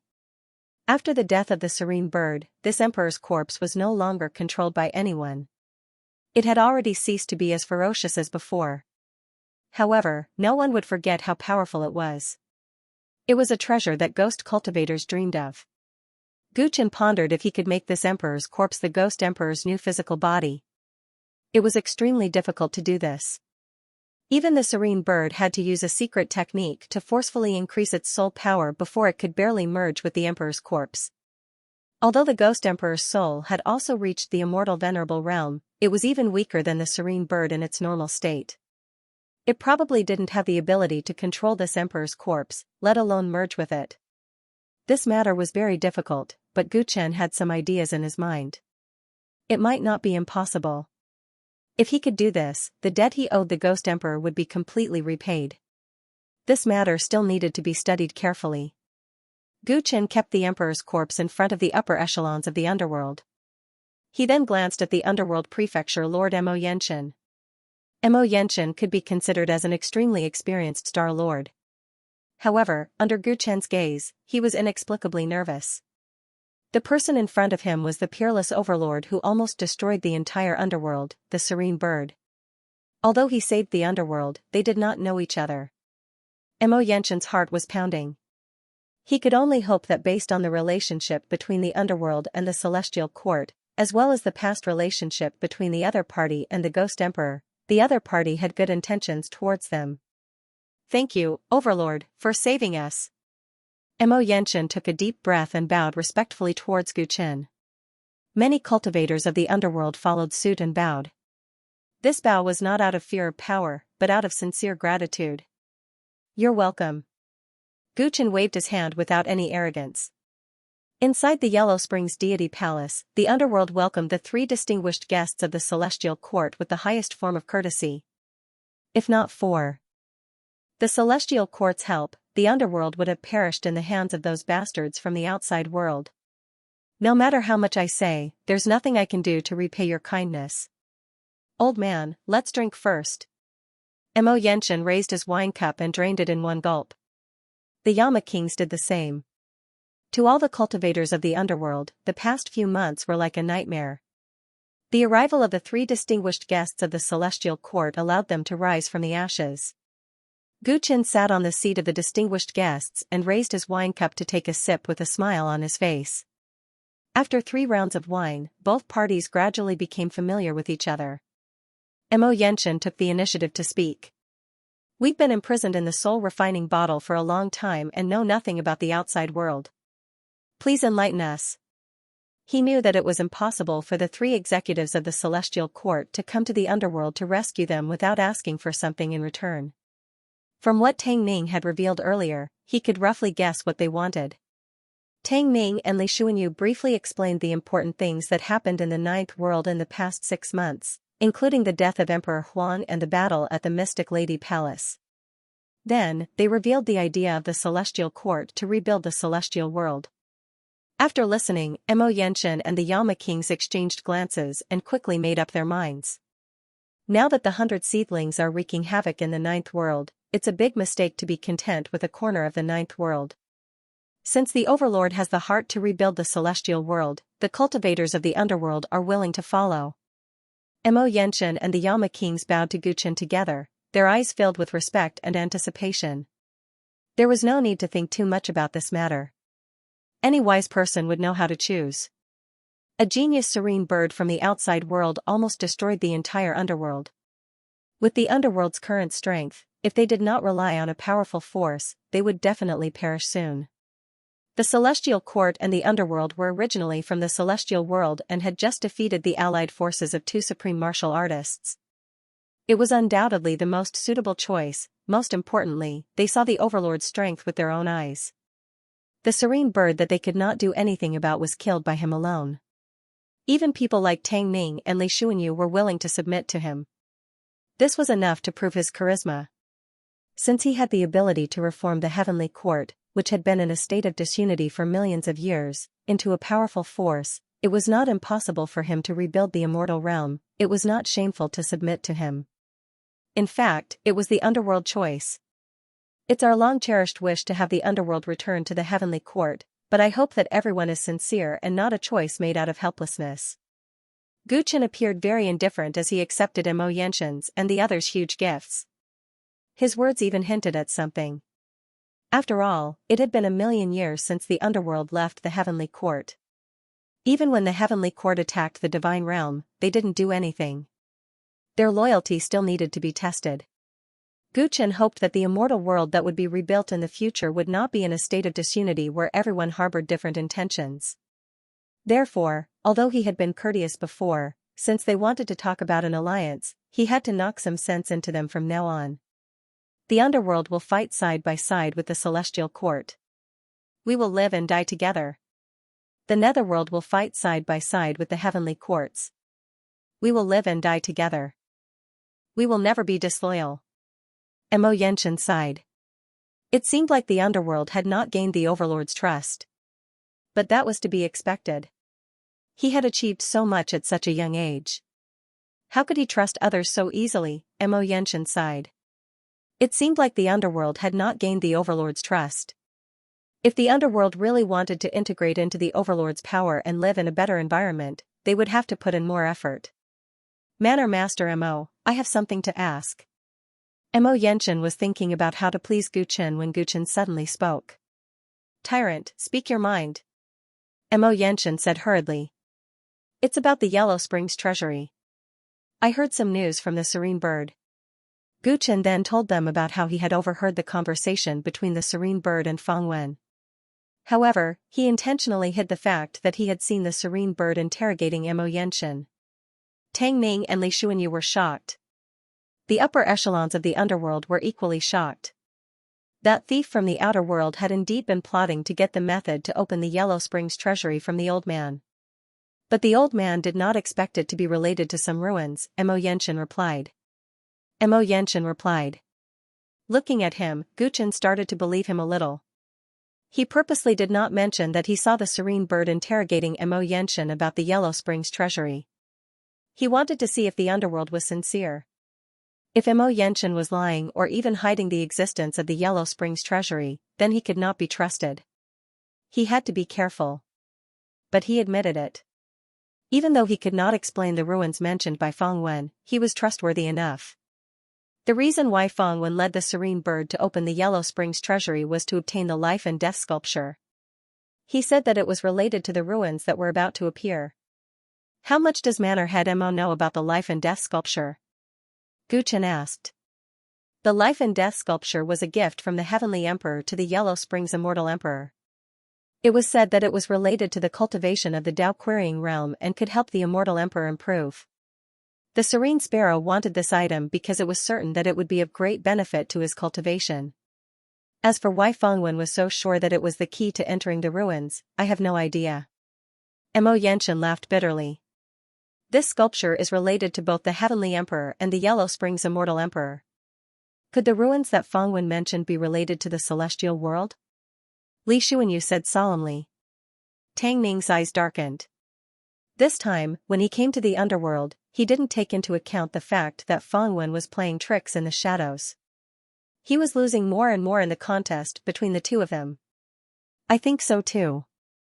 Based on Feng Wen's words, the ruins that are about to appear are extraordinary. When the time comes, there will be many parties fighting for it. If it's related to the Celestial Court, we must not let it fall into the hands of others. We have to seize the opportunity. Gu Chen's eyes lit up. Since the life and death sculpture is the key to entering the ruins, we might be able to find it and study it. Manor Head Mo, can you bring us into the Yellow Springs treasury? Li Xuanyu looked at Mo Yenshin. Mo Yenshin's face was filled with difficulty. The Yellow Springs treasury is the biggest secret of the underworld and also our greatest treasure. I understand that Manor Head Mo has his concerns, but this is a serious matter. I hope that you can make an exception this time.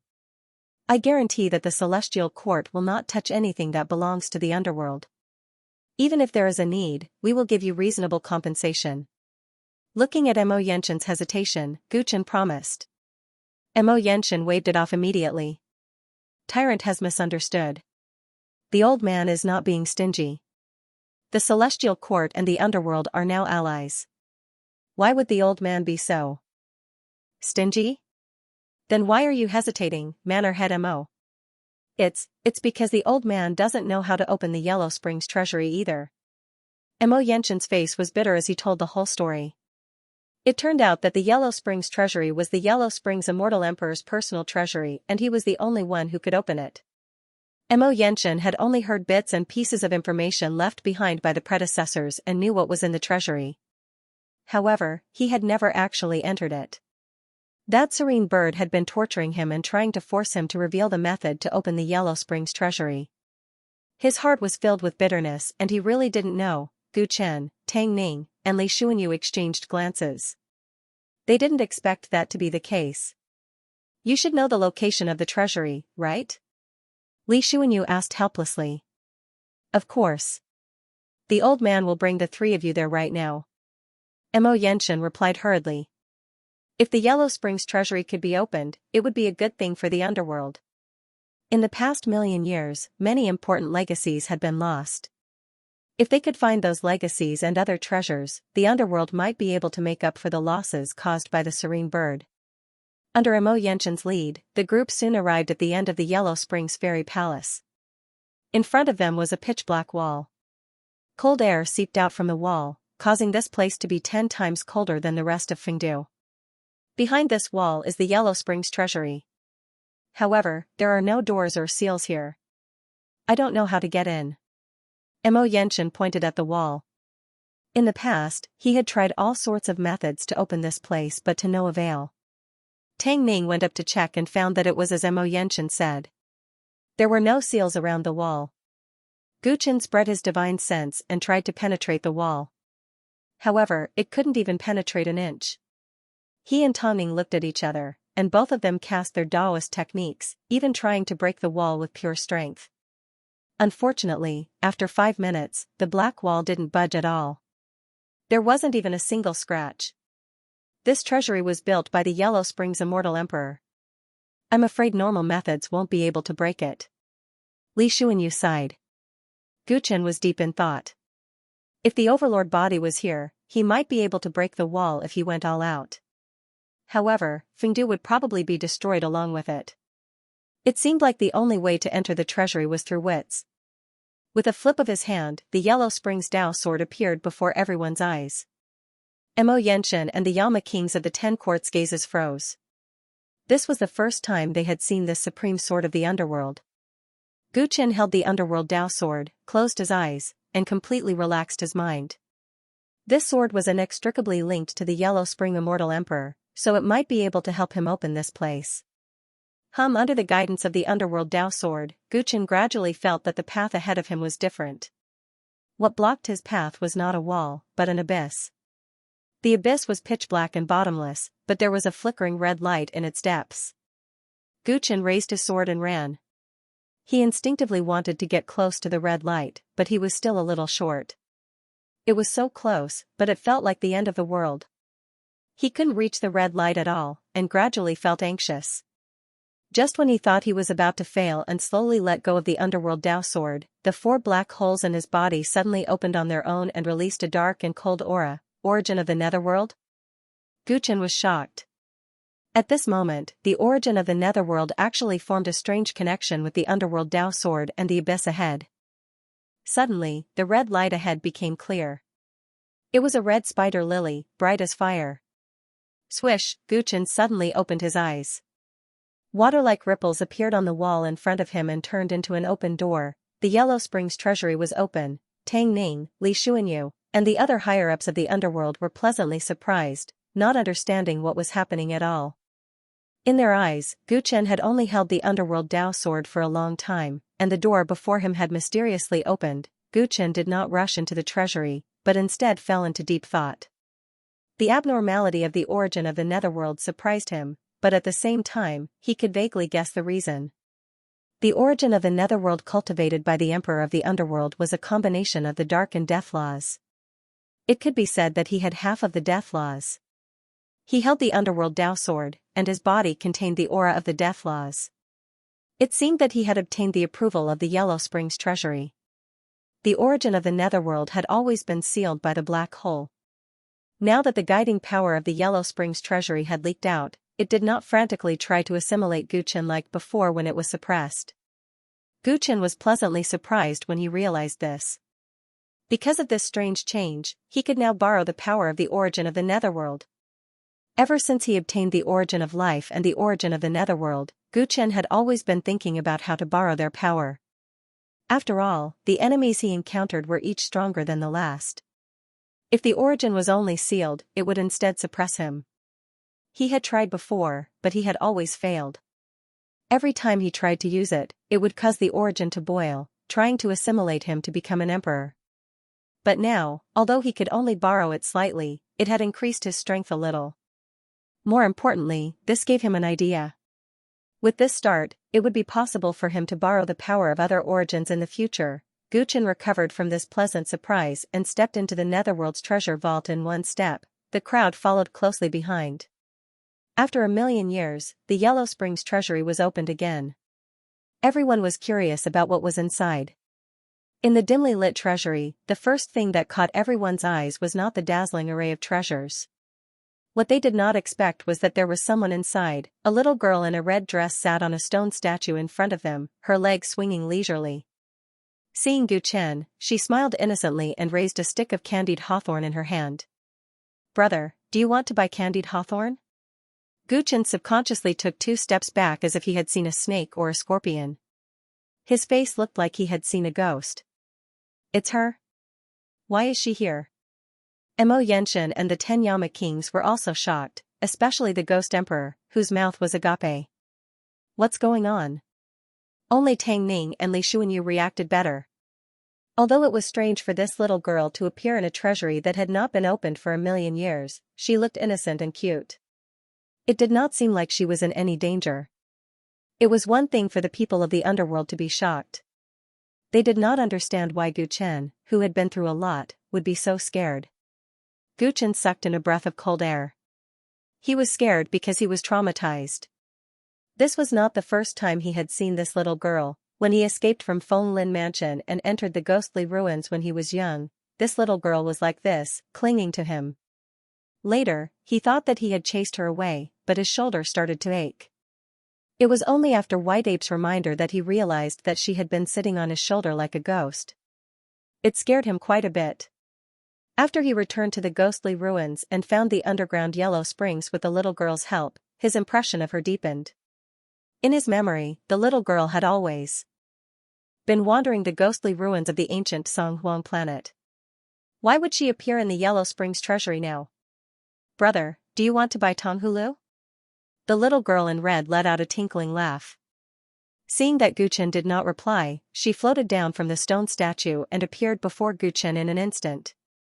She raised her head. Her originally delicate face had instantly turned into a skull filled with maggots, looking extremely frightening. Thankfully, Gu Chen had already calmed down after the initial shock. Knowing that the little girl's ghost liked to scare people, he did not get scared anymore. He turned to the Ghost Emperor and could not help but ask. Senior, what's going on? Only the Ghost Emperor could explain why the little girl appeared in the underworld. The Ghost Emperor came back to his senses and took in a deep breath. Back then, when the underworld's bone ship descended upon the Kunlun continent and picked up the Ghost King and me, we thought that only the two of us were on the ship. But after that, we realized that this little girl in red had followed us on this ship and appeared and disappeared mysteriously, causing everyone to be on tenterhooks. Initially, King Wuguan, who picked us up, wanted to subdue her or bring her to rest in peace, but he failed. When the Ghost Emperor said that, King Wuguan revealed a bitter smile. Speaking of which, it's embarrassing. The underworld is supposed to be in charge of the underworld, but we were scared shitless by this mysterious little girl. Just that one? Mo Yenshin's eyes widened. After the bone ship returned to the underworld, this little girl appeared and disappeared mysteriously in Fengdu. Even Oxhead and Horseface were scared shitless by her. For a few days, the entire underworld was not at peace. Tang Ning and Li Xuanyu were dumbfounded. It was just a little girl's ghost, and yet so many higher-ups were helpless. That was something new. That still doesn't explain why she's here. Li Xuanyu asked in confusion. After the little girl caused a ruckus in the underworld for a few days, she suddenly disappeared and did not show her face in front of anyone again. We thought that the expiation ritual for her was effective, so we gradually forgot about it. Who would have thought that when we opened the treasury today, she would actually be here? Mo Yenshin's face was filled with fear. Never in his dreams would he have thought that the little girl had not left the underworld but entered the Yellow Springs treasury instead. So she ran in by herself? Even Gu Chen needed the help of the underworld Dao sword to enter this place. How could a mere ghost do this? Tang Ning was extremely surprised. He pinched his fingers and tried to calculate the little girl's past and present lives, but he couldn't calculate anything. The little girl pouted when she realized that being ugly wouldn't scare these people anymore. Not fun. She angrily flew out of Huang Quan's treasury and went somewhere unknown. Ahem, we'll talk about her later. Gu Chen coughed twice. He felt a little embarrassed when he thought of how he had lost his composure just now. He looked around the treasury again. His first glance immediately fell on the stone sculpture that the little girl had just been sitting on. This stone sculpture was perfectly round, and there were two distinct grooves on its surface. These grooves intertwined and finally merged together. It looked very simple and unadorned, and the grooves on it could barely be called carvings. There was really nothing beautiful about it. Other than the stone sculpture, most of the things left in the treasury were ancient books. There were some treasures as well, but not many. No matter how they looked at it, only this stone sculpture fit the description of a life and death sculpture. Everyone looked at one another and surrounded it, sizing it up carefully. Gu Chen's fingers touched the stone sculpture and felt a coarse texture, as though it was no different from normal stones. Without a change in expression, he slid his fingers over and touched the shallower of the two grooves. Instantly, the entire groove shone with a strange white light. The heaven and earth essence qi in the surroundings suddenly became lively. The life essence qi in Gu Chen's body was activated as well, as though it was about to rush out of his body. At the same time, all sorts of comprehension regarding the true meaning of life surged into his mind. Gu Chen was shocked. His fingers continued to glide across the surface of the stone sculpture and landed on the other deeper groove. Instantly, he went from the flourishing heavens of life to the underworld. The surroundings were filled with an eerie wind and death aura as though nothing existed, one life and one death, one yin and one yang. Gu Chen suddenly understood the origin of this life and death sculpture. It carried yin and hugged yang, hiding life and accepting death. What was rare was not the material of the stone sculpture, but the two Dao marks left behind by an unknown person. These two Dao marks involved the two Daos of life and death. Each Dao was broad and profound, and it would be difficult for those below the Dao querying realm to comprehend them. What was even more shocking was that the two Dao marks entangled on the stone sculpture and finally merged together, as though they were trying to explain something. Yellow Spring's immortal emperor obtained his throne through the Dao of death. If he wants to improve, he actually needs to comprehend this life and death sculpture. Could it be that the end of death is life? Life and death are not opposites, but one? Gu Chen muttered to himself. Under the stimulation of the two Dao marks of life and death, there was a flash of light in his mind. The source of the netherworld in his body automatically flowed with aura and changed according to Gu Chen's will, imitating the Dao marks of death. This was reflected in the black light of the life and death sculpture, which made Gu Chen look like a demon god. Tang Ning, Li Xuanyu, and the higher-ups of the netherworld also felt the strangeness of the life and death sculpture, but there was no change like Gu Chen. They couldn't help but look at each other. Don't disturb him. In the end, everyone came to a consensus. The opportunity to comprehend was hard to come by. They consciously retreated further away and looked at the other parts of the Yellow Springs treasury. Gu Chen actually stood there for 3 days and 3 nights. When he came back to his senses, his face was filled with regret. It's a pity that the Overlord body isn't here. Otherwise, I might be able to pry into the big secret of the Tao of life and death. Because he had the source of the netherworld in his body, under the stimulation of the Tao runes of the life and death sculpture, Gu Chen had all sorts of enlightenment. The Overlord body sealed the source of life. If he came into contact with this life and death sculpture, he would definitely be able to pry into a part of the true meaning of life. If the immortal body and the Overlord body combined, he would be able to pry into the Tao of life and death at the same time. Gu Chen felt that his understanding in this aspect would improve by leaps and bounds. It was a pity that he could only think about it for the time being. The goal of the Overlord body was to comprehend the golden runes in his body. Just the golden runes alone were enough to take up all his energy. The realm involved in this life and death sculpture is too profound. It might be more suitable to comprehend it after I reach the Tao querying realm. Haste makes waste. This item is temporarily useless to me. Gu Chen was deep in thought. His eyes emitted a purple-green light as he carefully examined the sculpture. He finally understood the use of this item. It could be said to be extremely precious. However, he still couldn't figure out how it was the key to entering a certain huge relic. He believed that if Fangwen wasn't lying, there should be something special about this sculpture. Gu Chen carefully examined the stone sculpture. His fingers touched every part of its surface and finally touched the bottom edge of it. There was an inconspicuous mark there. When Gu Chen touched it, a rather domineering aura hit his mind. This is an item given to the immortal world by the Tyrants. This life and death sculpture didn't originally belong to the Celestial the Arch, but the Tyrants? Gu Chen examined the mark in surprise. It was just a simple mark used to prove the origin of this object. Only the Tyrant body could leave such a mark. Because Gu Chen's Tyrant body had not come to the netherworld, his senses had become sluggish.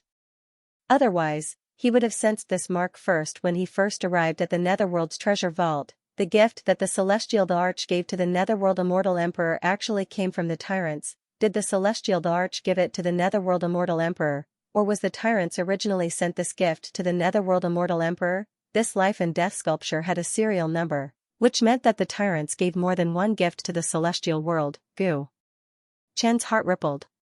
He remembered that when he was in the Heaven Void Hall, he had accidentally learned from the heavenly soldier soul there that the Tyrants had visited the residence of Immortal Emperor Tai Su many times. It seemed that the Tyrants not only had connections with Immortal Emperor Tai Su, but also the Netherworld Immortal Emperor. Before the collapse of the primordial immortal world, the Tyrants and the celestial world became allies. What were they planning together? Gu Chen murmured and thought of the missing immortal elixir in the Heaven Void Cauldron. That was really an eternal mystery. When Gu Chen left the Netherworld's treasure vault, he brought the life and death sculpture with him. Other than discovering that this object belonged to the Tyrants, he could not figure out how it was related to the ruins that were about to appear. Since he could not figure it out, he simply brought it with him. Once the ruins appeared, he would be able to take the initiative. The object was temporarily handed over to him for safekeeping. In order to take care of the feelings of the Netherworld, Gu Chen handed it over to Mo Yenshin and the 10 Kings of Hell for a few days. As for how much they could comprehend from the sculpture, it would depend on their respective talents. Mo Yenshin and the others were pleasantly surprised by this opportunity. They guarded the life and death sculpture for a few days, trying to comprehend some mysteries from it. Gu Chen and the other two stayed in the Netherworld for the time being.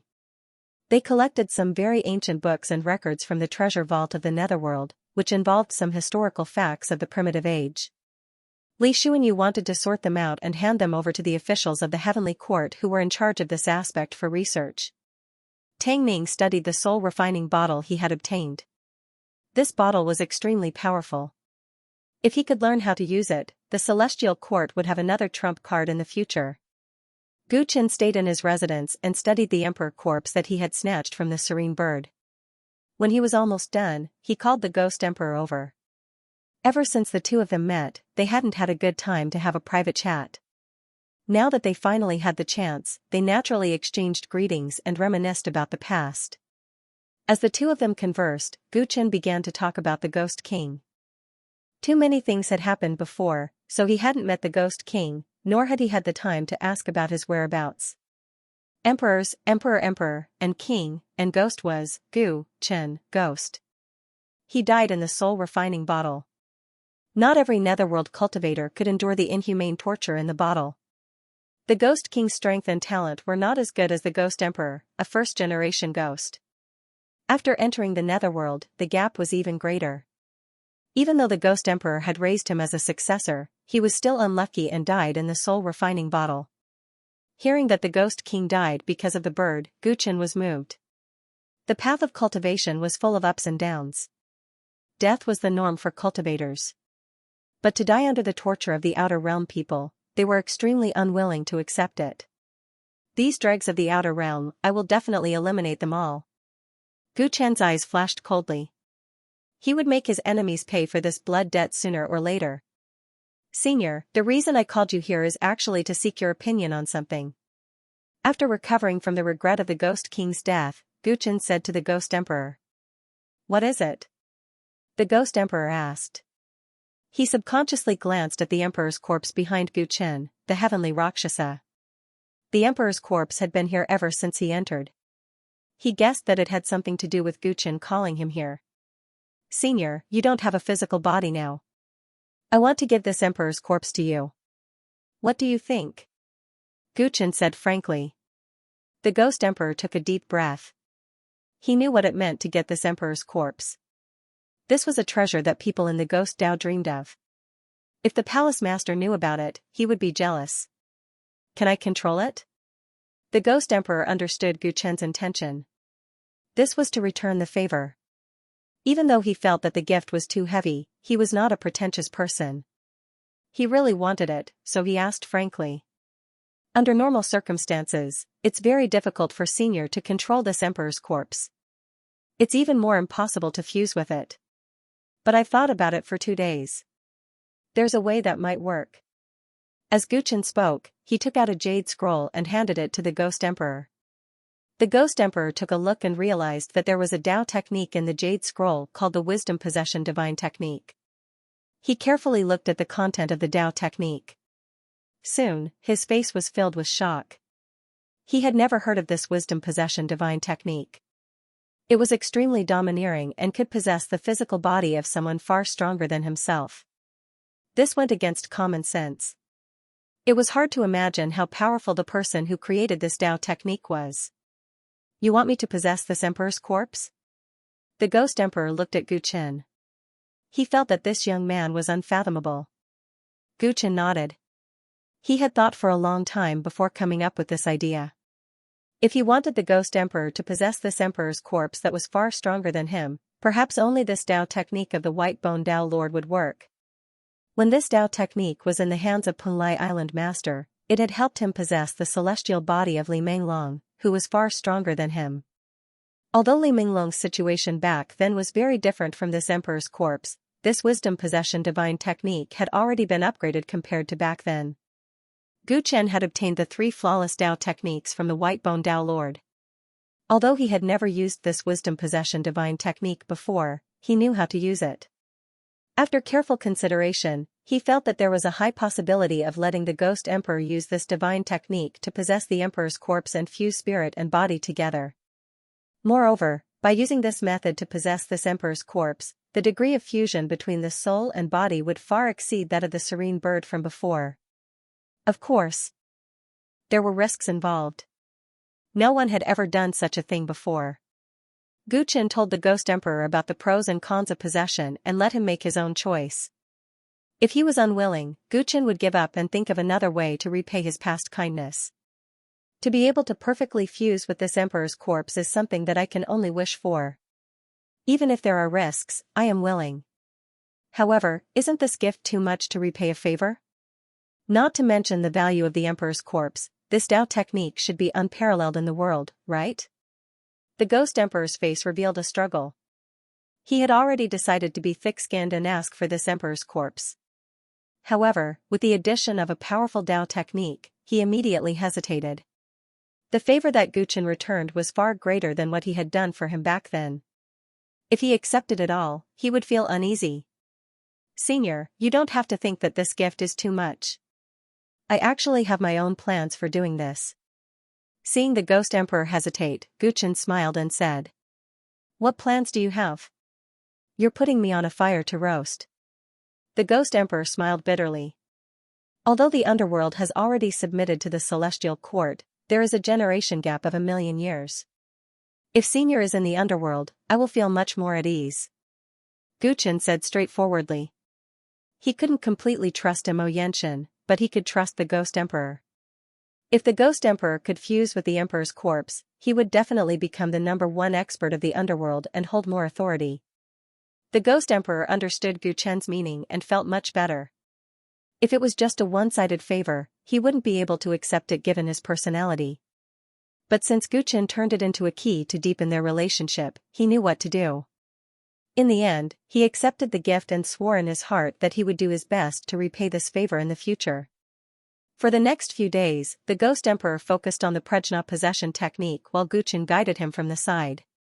When the ghost emperor was fully prepared, the magnificent act of possessing the emperor's corpse was carried out in the underworld. Half a month later, the ghost emperor came out of seclusion. When he came out, the entire Fengdu was filled with strange phenomena and a terrifying emperor's aura instantly crushed the entire underworld, causing countless spirits to tremble. Gu Qin and the other 2 left the underworld on the same day, but the ghost emperor stayed behind. He had just fused with the emperor's corpse and needed time to fully grasp the power of the emperor's corpse. Gu Qin looked forward to seeing the ghost emperor again. The next time he appeared, he would be an indispensable general, leading millions of ghost soldiers to fight for him. What was worth mentioning was that not long after Gu Qin left, Mo Yenshin announced to the entire underworld that he was abdicating and passing the position to the ghost emperor. Mo Yenshin was a smart man and knew that the world had changed. If the underworld wanted to survive, they had to be united with the celestial court. Compared to him, the tyrant obviously trusted the ghost emperor more. Otherwise, he wouldn't have passed the emperor's corpse to him. After the incident with the serene sparrow, he felt that he was getting old and weak. The underworld needed a stronger leader. The ghost emperor was a junior that he had high hopes for. After entering the underworld for a few decades, he became one of the Yama kings of the 10 hulls. His strength and prestige were both sufficient. Moreover, he gained nothing from the life and death carvings, while the Ghost Emperor's strength increased by leaps and bounds after obtaining the Emperor's corpse. There was no doubt about this. He passed the position to the Ghost Emperor, hoping that he could bring a new era to the underworld. On the way back to the Mystic Lady Palace, Guchen received news that Mo Yenshin was abdicating. He was surprised and praised Mo Yenshin's great wisdom. Initially, he had the intention of helping the Ghost Emperor. However, he had not expected Mo Yenshin to be able to read his intentions so accurately. In this way, the underworld would be able to be completely trusted and become a powerful ally of the Celestial Court, just like the Heart Ape clan. The news of the underworld's return to the Celestial Court was spread to the Mystic Lady Palace first by Guchen and the other two. For a time, everyone in the Celestial Court was encouraged. That's great. The return of the underworld will be a powerful signal. Moreover, the Celestial Court has just won a battle. More and more old forces from the Celestial world will return. Because of their relationship with the first Heavenly General, the Heart Ape tribe has reallied with us. With these two great allies, it's only a matter of time before the immortal world returns to its former glory. Send this news to Linglong Celestial Palace, Ascension Sect, and other factions. It's time to recruit them in the name of the immortal realm. The Empyrean Fairy was in charge of the Palace of Empyrean Fairies. After the news spread, she immediately discussed it with the Celestial Generals and spread the news to the outside world. When the Tyrant had just become the first Heavenly General, they felt that the ambition to rebuild the Celestial world was still very far away. However, they did not expect that it would become a reality in just a few months. What they needed to do now was to announce the rebirth of the Celestial Court as soon as possible. In this golden era, the Celestial Court would finally bear its fangs. When Guchen returned to the Palace of Empyrean Fairy, he could clearly feel that the whole Celestial Court was glowing with unprecedented vigor. All the cultivators had a clear goal and were performing their duties. Together, they pushed the efficiency of the Celestial Court to the extreme. Li Xuanyu and Tang Ning were deeply moved when they saw this. In the past, the Celestial Court had always been in a state of disunity. When had it ever been so united and full of vigor? Even when Tang Ning was in charge of the Celestial Court, there was never such a scene. The Celestial Court was transforming every day. It was getting closer and closer to returning to the top position in the immemorial immortal realm. This made Tang Ning, Li Xuanyu, and even Wu Huang even more certain that only Guchen could change the Celestial Court. Every day, the Palace of Empyrean Fairy would receive exciting news from the outside world. Sometimes, it would be a letter of surrender from the immemorial immortal clan. Sometimes, it would be a greeting from a practicing ancient planet. The Colossus, the Celestial Court, had completely come out of its seclusion and gained a great reputation in the 12 star fields. Under the influence of the underworld, many of the immortal realm's old factions have contacted us. Even Linglong Celestial Palace, Ascension Sect, and other great factions have changed from refusing to ally with us. I believe that soon, the Tyrant's long-cherished wish to rebuild the immortal realm will be realized. Oh, that's right. The Ascension Sect has sent us a letter. It states that only the Tyrant can read it. In the Heavenly Music Pavilion's meeting, Guchen was listening to the Heavenly General's reports as usual. The Empyrean Fairy finished her speech with a smile on her face. Then, she handed him an encrypted letter. What letter is it? It's so mysterious. Guchen received the letter in surprise. When he opened it, his eyes lit up. When he finished reading the letter, he couldn't help but reveal a smile. Looks like it's good news. What does the letter say? Tang Ning, the Empyrean Fairy, and the others asked curiously when they saw Guchen's expression. It's a pleasant surprise. I didn't expect to receive a letter from him. Guchen touched his nose. His eyes revealed an indescribable excitement. It was as if he had run into an evenly matched opponent. That was why he was filled with fighting spirit. There's someone in the Ascension Sect that the Tyrant knows? The Heavenly Generals became even more confused. Hearing Guchen's tone, it seemed like the letter had some sort of origin. One must know that Guchen had only nodded his head indifferently when they received many good news. He had never had such an expression on his face. The crowd was extremely curious. However, Guchen did not say anything. He revealed a mysterious smile. You will know about this matter in the future. You don't have to worry about the Ascension sect. Let's talk about the divine realm. As he spoke, his expression turned serious. There were many powers that had surrendered to the celestial court. However, all of them were related to the immemorial immortal world. Guchen's target was not only the immortal world. If he wanted to fight against the Xing County, he needed both the immortal path and the divine path to join hands. Moreover, the faster, the better. After all, no one knew how long the Ninth Realm's time limit was. Hearing Guchen mention the divine realm, the Heavenly General's joyous expressions became much more restrained. In the end, it was the Empyrean Fairy who spoke. Compared to the immortal path's powers, the number of powers in the divine realm that are willing to surrender to our celestial court can be counted on one's fingers. Even if there are, they are only minor powers. After all, the immortal path and the divine path have been opposing each other for too long. The higher the reputation of the celestial court, the more cautious they become. They are worried that this is a plot by the celestial court to eliminate them. Fortunately, we have captured many divine path's powers. I believe that through their influence, we will be able to slowly get rid of this situation, but that will be too slow. Before the Empyrean maiden could finish, Guchen interrupted her with a deep frown. He did not have the time to let the grudges between the immortal path and the divine path slowly melt away. Even if he could wait, the Ninth Realm could not.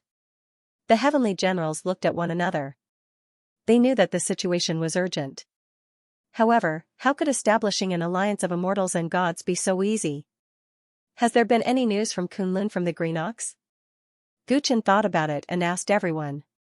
The major forces in the divine realm did not trust the celestial court at the moment, which was the result of their long-standing rivalry.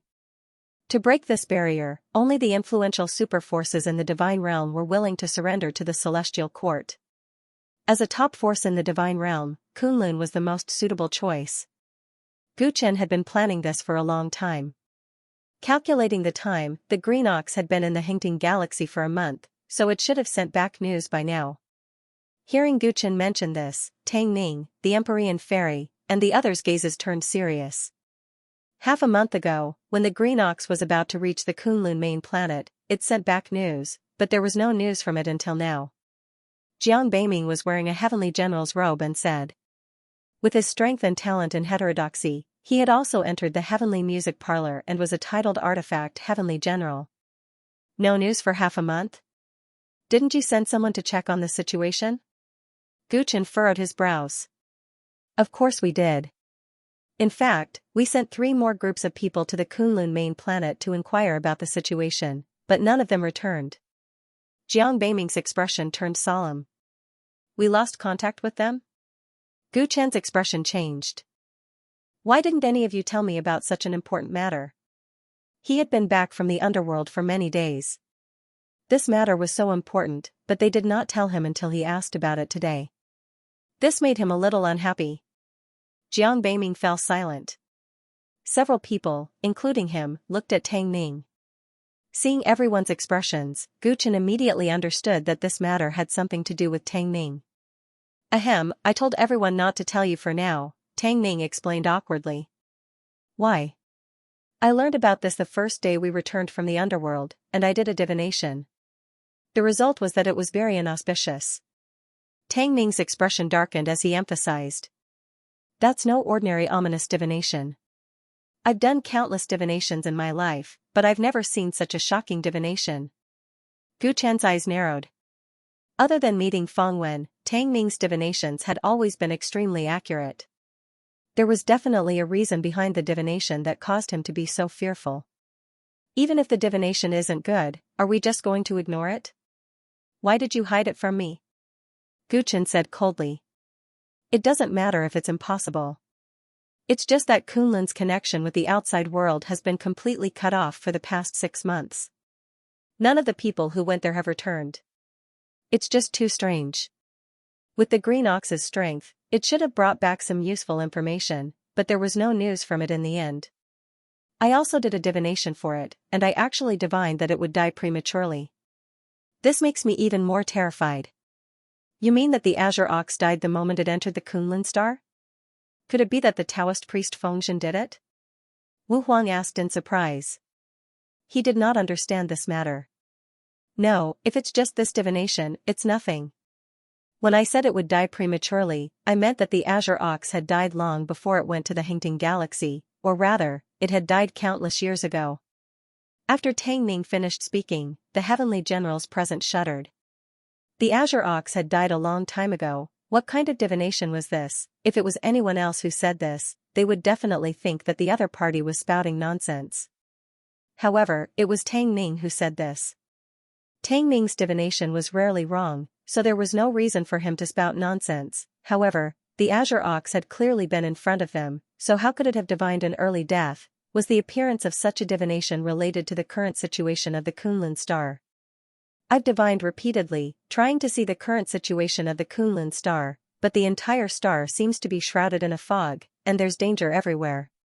The degree of this great omen has never been seen before. Even with your strength, Gu Chen, I'm afraid you won't be able to return. Now that you're the #1 heavenly general of the celestial court, there's no room for mistakes. Therefore, to be cautious, I want to tell you about this after obtaining more information. After Tang Ning's explanation, Gu Chen fell into deep thought. Tang Ning's caution made sense, but he felt that he was overreacting.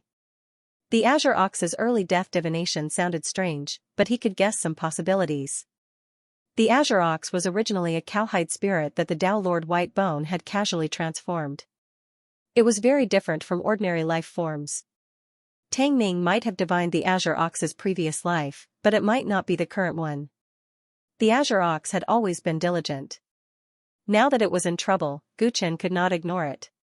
Let alone the fact that the Kunlun god race was so important in his plans. There was no way he was going to give it up just because of some unknown danger. I'll make a trip to Kunlun personally. Gu Chen thought for a moment and said. Tang Ning could not help but sigh heavily when he heard that. He knew that given Gu Chen's personality, he would definitely go after understanding this matter. Now that he was the marshal of the celestial court, he could not change his habit of charging at the front lines. What was worse was that once the other party made up his mind, even 10 oxen would not be able to change his mind. It was useless for him to dissuade him. Since you're going to the Hingting Star domain, I'll go with you. Tang Ning said helplessly. Many heavenly generals also said that they would follow, unwilling to let Gu Chen take the risk. Do you know if there's a difference in the number of people going or not? Gu Chen asked when he saw that. There's no difference, Tang Ning said hesitantly. In that case, I'll go alone. Gu Chen's words immediately angered everyone, and all the heavenly generals were stirred. As the commander-in-chief, taking the risk alone is absolutely not allowed. Your safety is related to the rise and fall of the celestial court. You can't let your emotions affect your decisions. Outrageous, brat. You haven't even become the celestial emperor, and you're already flying? Everyone was angry at Gu Chen's audacity. They no longer felt that he was a colleague, but a spiritual leader. How could they allow him to be so willful? I've already made up my mind. Just do what you should do. When I come back, I hope to hear more good news. Gu Chen stood up and made the final decision. He did not care about the advice and criticism of the heavenly generals at all, and simply left the table. Everyone was angry and helpless. Tang Ning gritted his teeth in hatred. This brat, how is he a spear of the celestial court? He's a thorn, and he even pokes his own people. Li Xuanyu shook his head at the side. You don't have the right to say that about him. You used to be even more annoying than him. I say, friendly, this brat is so willful. Aren't you going to reprimand him? Tang Ning's eyes widened. In his eyes, Li Xuanyu had always been the most conservative. Why did he not seem to object to Gu Chen's current actions? This is also quite good. Wasn't the celestial emperor such a person back then? Li Xuanyu's lips curled into a smile, and his eyes were filled with anticipation. For some reason, Gu Chen's previous actions reminded him of when he followed his father to meet the celestial emperor when he was young. Under the repeated warnings of the celestial emperors, the celestial emperor also did as he pleased. Pitter-patter-patter. The sky was drizzling, and the ground was filled with swamps. This was a life planet with endless rain all year round. Due to the extreme weather disasters, the population was very small. Occasionally, there would be space travelers passing by, but when they saw the gloomy and rainy scene on the planet, they lost the will to stop. In the depths of this life planet, in an ancient building, an immortal gate burst out with dazzling light, and the power of space fluctuated. Everyone, pay attention. Milord is coming. The commander of the Silverworm Heavenly Legion, who was guarding this immortal gate, shouted. All the heavenly soldiers near the immortal gate instantly became fanatical, staring at the immortal gate with anticipation. Rumble, the immortal gate slowly opened, and a handsome young man with black hair and black clothes walked out. On the young man's shoulder stood a strange white ape. Seeing this conspicuous symbol, all the heavenly soldiers, led by the commander of the Silverworm Heavenly Legion, saluted in unison. Greetings, First Heavenly General. All the heavenly soldiers in the room half knelt on the ground. Guchen spoke calmly. Get up, and tell me the situation from beginning to end. As he spoke, he walked out of the room, and immediately extended his divine consciousness to survey the situation of the entire life planet. Then, he extended his vision to a wider area. Yes, milord. The commander of the Silverworm Heavenly Legion knew that the first Heavenly General had come to Hunting Galaxy for an extremely important matter. There was no time for him to curry favor or entertain him, so he immediately changed his tone. Lord Green Bull went to Kunlun's main planet alone 20 days ago, and since then, there has been no news. We were worried, so we sent 3 groups of people to investigate the situation, but we lost contact with them as well. According to the time when we lost contact with the 3 groups, we found a bad pattern. When Guchen heard this, he carefully sized up the commander of the Silverworm Heavenly Legion. What's your name? Reporting to Milord, my name is Chu Wang, the commander said respectfully. Commander Chu, lead the way to Kunlun's main planet, and tell me about your findings along the way. Guchen pondered. We're going now? Commander Chu was stunned. Right now, Kunlun's main planet was an extremely dangerous place. He didn't expect the Tyrant to be so swift and decisive. Why, is there a problem? Yes, sir. Commander Zhu quickly came back to his senses. He had long heard that the Overlord was skilled and bold, and now that he had seen it for himself, the rumors were true. Without another word, he personally led Gu Chen and a team of heavenly soldiers out of the Celestial Court branch and set foot on the star path to the main planet of Kunlun.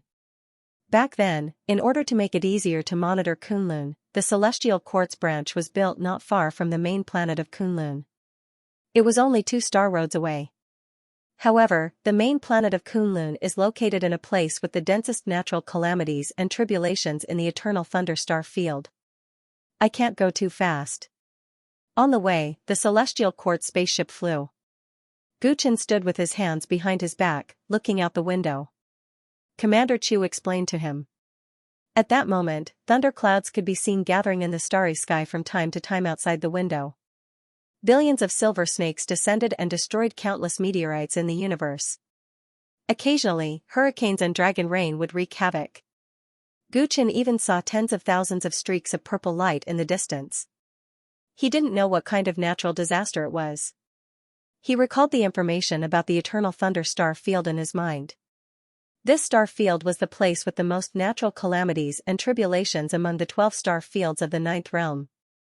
The eternal thunder star field had been plagued with disasters since ancient times. Extreme natural calamities and tribulations could be seen everywhere. Because of this, the number of life stars in the eternal thunder star field was especially small. However, every life star that survived gave birth to a powerful civilization, such as Kunlun. The eternal thunder star field itself was already a land of disasters, and Kunlun lived in a place with the densest natural calamities and tribulations. One could imagine how powerful the Kunlun Divine Emperor, who had founded this civilization, was. Since ancient times, Kunlun had made use of the unique environment that was easy to defend and difficult to attack to ensure that its people could multiply and become strong. Of course, this didn't mean that there were no disadvantages. For example, right now, an unknown change had happened to Kunlun itself. Its connection with the outside world had been completely cut off. Although the source of this problem wasn't the extreme environment here, Gu Chen believed that the frequent calamities and tribulations here must have played a role in adding fuel to the fire. Outside, wind, rain, thunder, and lightning raged and ravaged the entire starry sky. However, the inside of the spaceship was warm and comfortable. Earlier, Commander Zhu said that you found some patterns. What are they? Gu Chen withdrew his gaze from the outside world and said in a low voice. Sir, the 3 groups of people we sent to search for Lord Azure Cow took the same route. However, when we lost contact with them, their locations were slightly different. According to the information they sent back, we lost contact with the first group of people very close to Kunlun's main planet. When the last group of people went missing, they hadn't even seen Kunlun's main planet.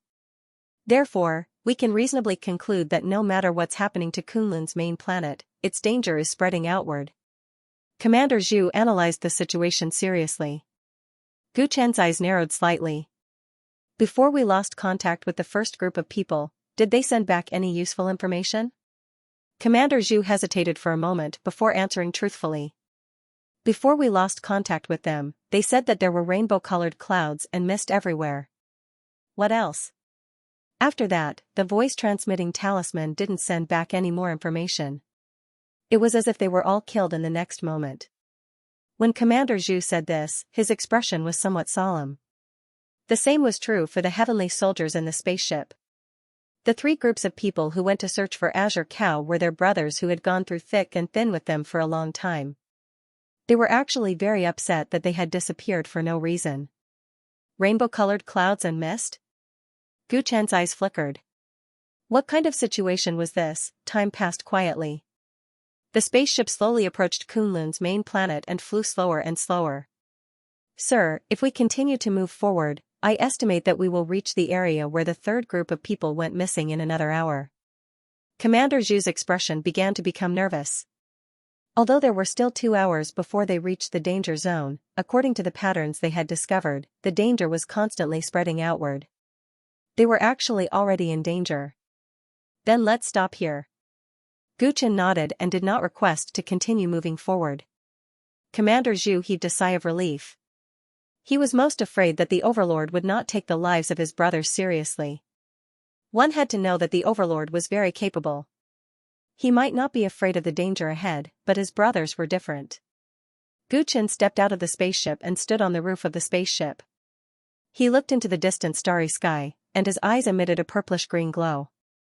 He activated the ability of the divine physique of observation and hearing in an attempt to sense any danger ahead. Swoosh! Swoosh! Under his powerful perception, many images suddenly appeared in Gu Chen's mind. In one image, there were stone statues everywhere. Each stone statue was vivid and lifelike, as if they were real people. In another image, there was himself. He was standing on the spaceship and looking at himself from afar. It was as if he was looking into a mirror, and it felt extremely absurd. The light in his eyes gradually disappeared, but Gu Chen's brows were tightly furrowed. The god's observation physique could sense the situation in the distance, and sometimes it was even more useful than divine sense. However, the few scenes he had just captured were indescribably strange. These scenes seemed to have no connection at all, and he could not sort out his thoughts. What exactly happened ahead? Gu Chen murmured, thinking of the ominous omen Tang Ming had mentioned. When he heard that something had happened in Kunlun, Gu Chen's first instinct was that they had also been attacked by the Outer Realm geniuses. But the situation ahead was too strange, and it did not seem to be a simple attack. Gu Chen was deep in thought. Without knowing what danger was ahead, he did not intend to advance rashly. Don't be fooled by the fact that he had stood his ground and taken the risk alone at the Heavenly Music Pavilion meeting. That was because he knew that it was useless to bring more people. Bravery did not mean recklessness. His little life was more precious. Go and investigate the situation ahead, Gu Chen murmured. Gu Chen murmured. Silver light surged on the surface of his skin, and gorgeous demonic sky-devouring butterflies burrowed out of his body. They flapped their wings and flew forward.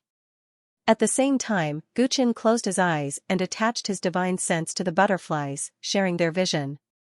The demonic sky-devouring butterflies flew unhurriedly in the direction of Kunlun's main planet, like a dazzling stream of stars. Commander Chu and the others stood behind Gu Chen, not daring to breathe loudly for fear of affecting Gu Chen's technique. Gu Chen's vision followed the butterflies as they advanced. At first, the surrounding scenery was nothing special, but after advancing for 15 minutes, a rainbow-colored fog surged in front of them. Continue forward. Gu Chen ordered the butterflies to advance, trying to figure out what danger was hidden in the fog. Boom boom boom, just as the butterflies flew into the fog, the divine sense that Gu Chen had attached to the demonic butterflies collapsed, and his vision was forcibly shaken away. They were all destroyed in an instant? Gu Chen's expression changed. He did not expect the demonic sky-devouring butterflies to all die in an instant before he could investigate what was in the fog. One had to know that with the current strength of the butterflies, they could easily devour an immortal supremacy. Even though he had only sent out a small group, it was still somewhat disappointing that they had been destroyed so easily. Quickly retreat. Leave this place. Gu Chen came back to his senses and turned to speak to Commander Chu and the others. The pattern that Commander Zhu had discovered was correct. The mysterious danger was constantly spreading outwards at an unimaginable speed. Originally, there were still 2 hours before they would encounter a crisis, but they encountered it in just a quarter of an hour. This meant that the 7-colored cloud was spreading out at an astonishing speed. What about you? Commander Chu. Return to the branch and wait for my news. After Gu Chen finished speaking, he took a step forward and soon disappeared from the spaceship site. Seeing Gu Chen's resolute tone, Commander Chu did not dare to disobey the order and left with a worried face. Gu Chen used the stars and moon treading steps and headed straight for the 7-colored clouds. The swarm of demonic sky-devouring butterflies was destroyed in an instant. He didn't even know what kind of mysterious power the 7-colored cloud had, but Gu Chen still had to move forward. Kunlun was an extremely important part of his plan.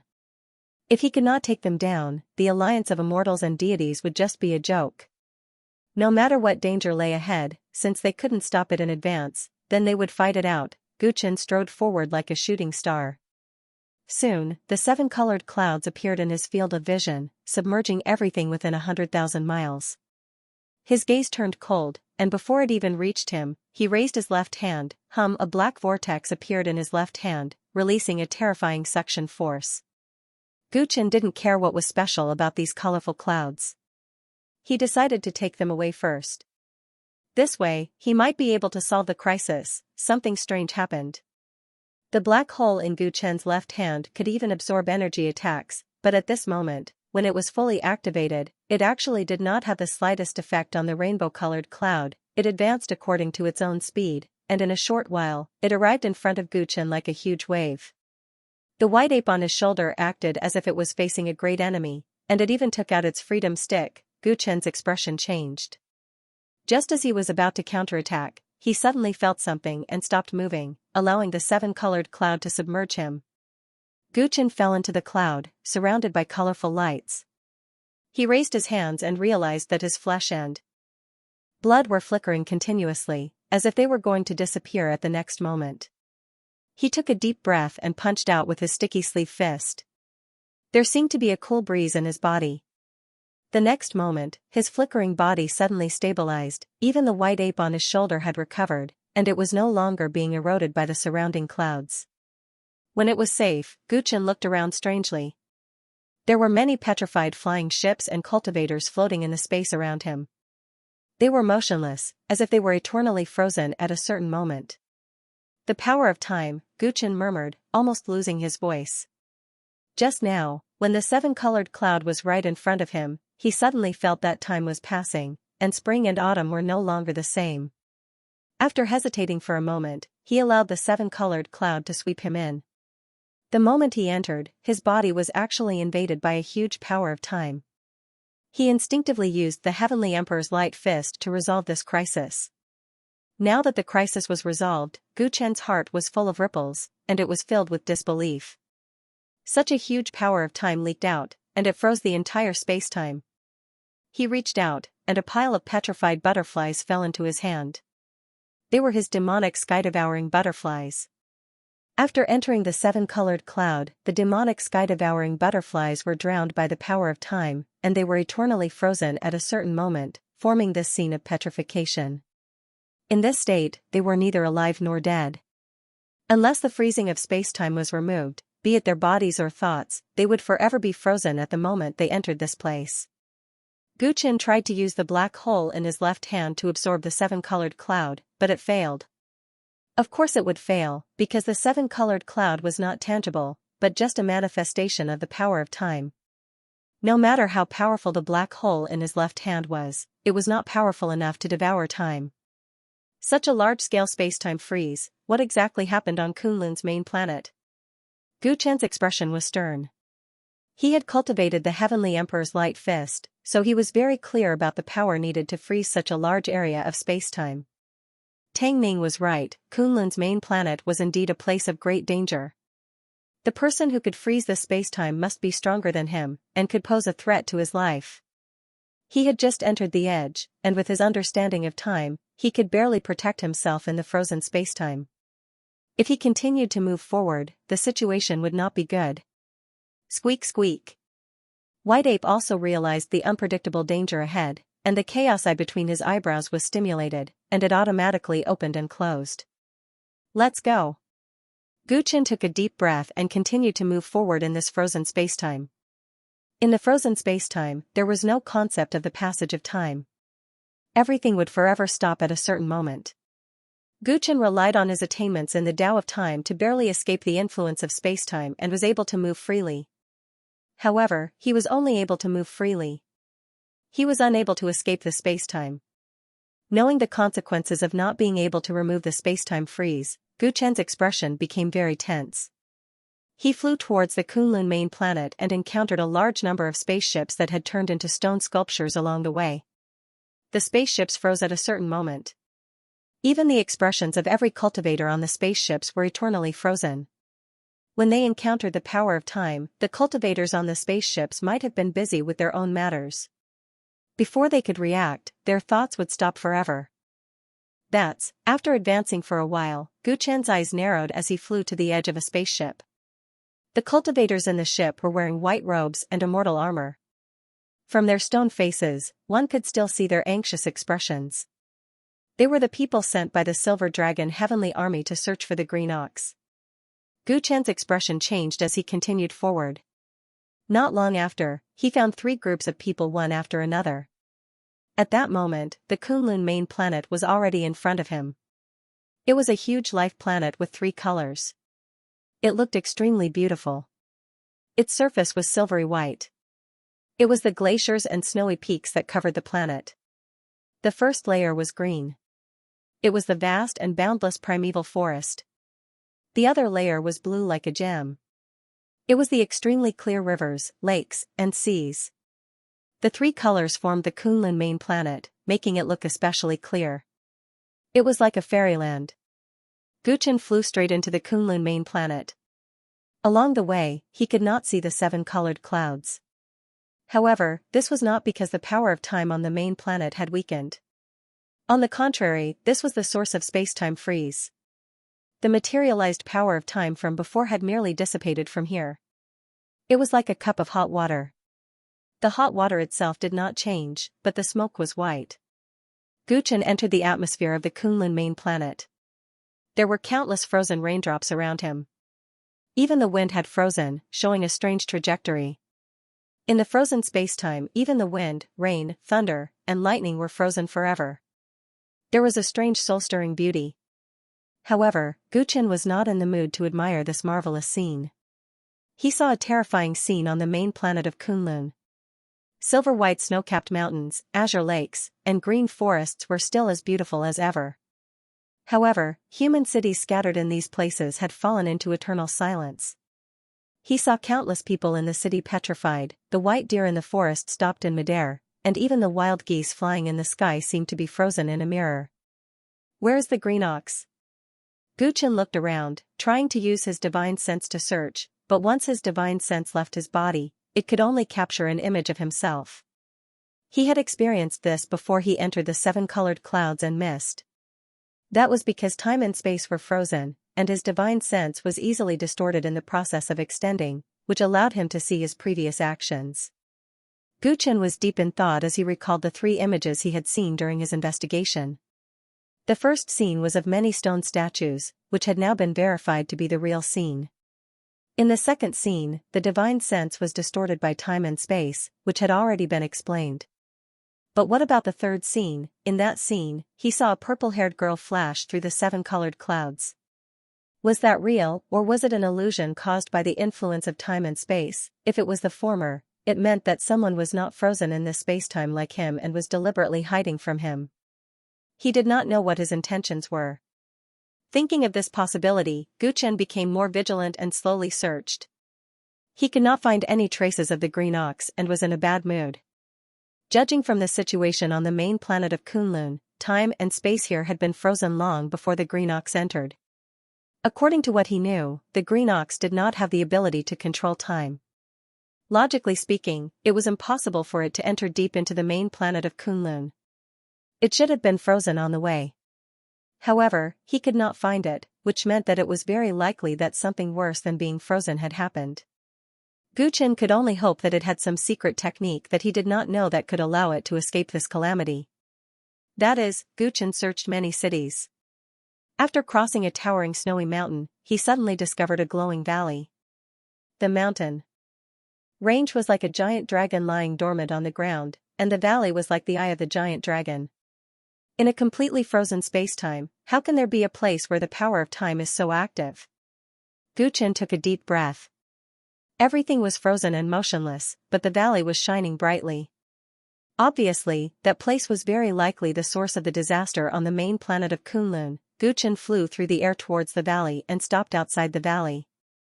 There were many petrified cultivators scattered outside the valley.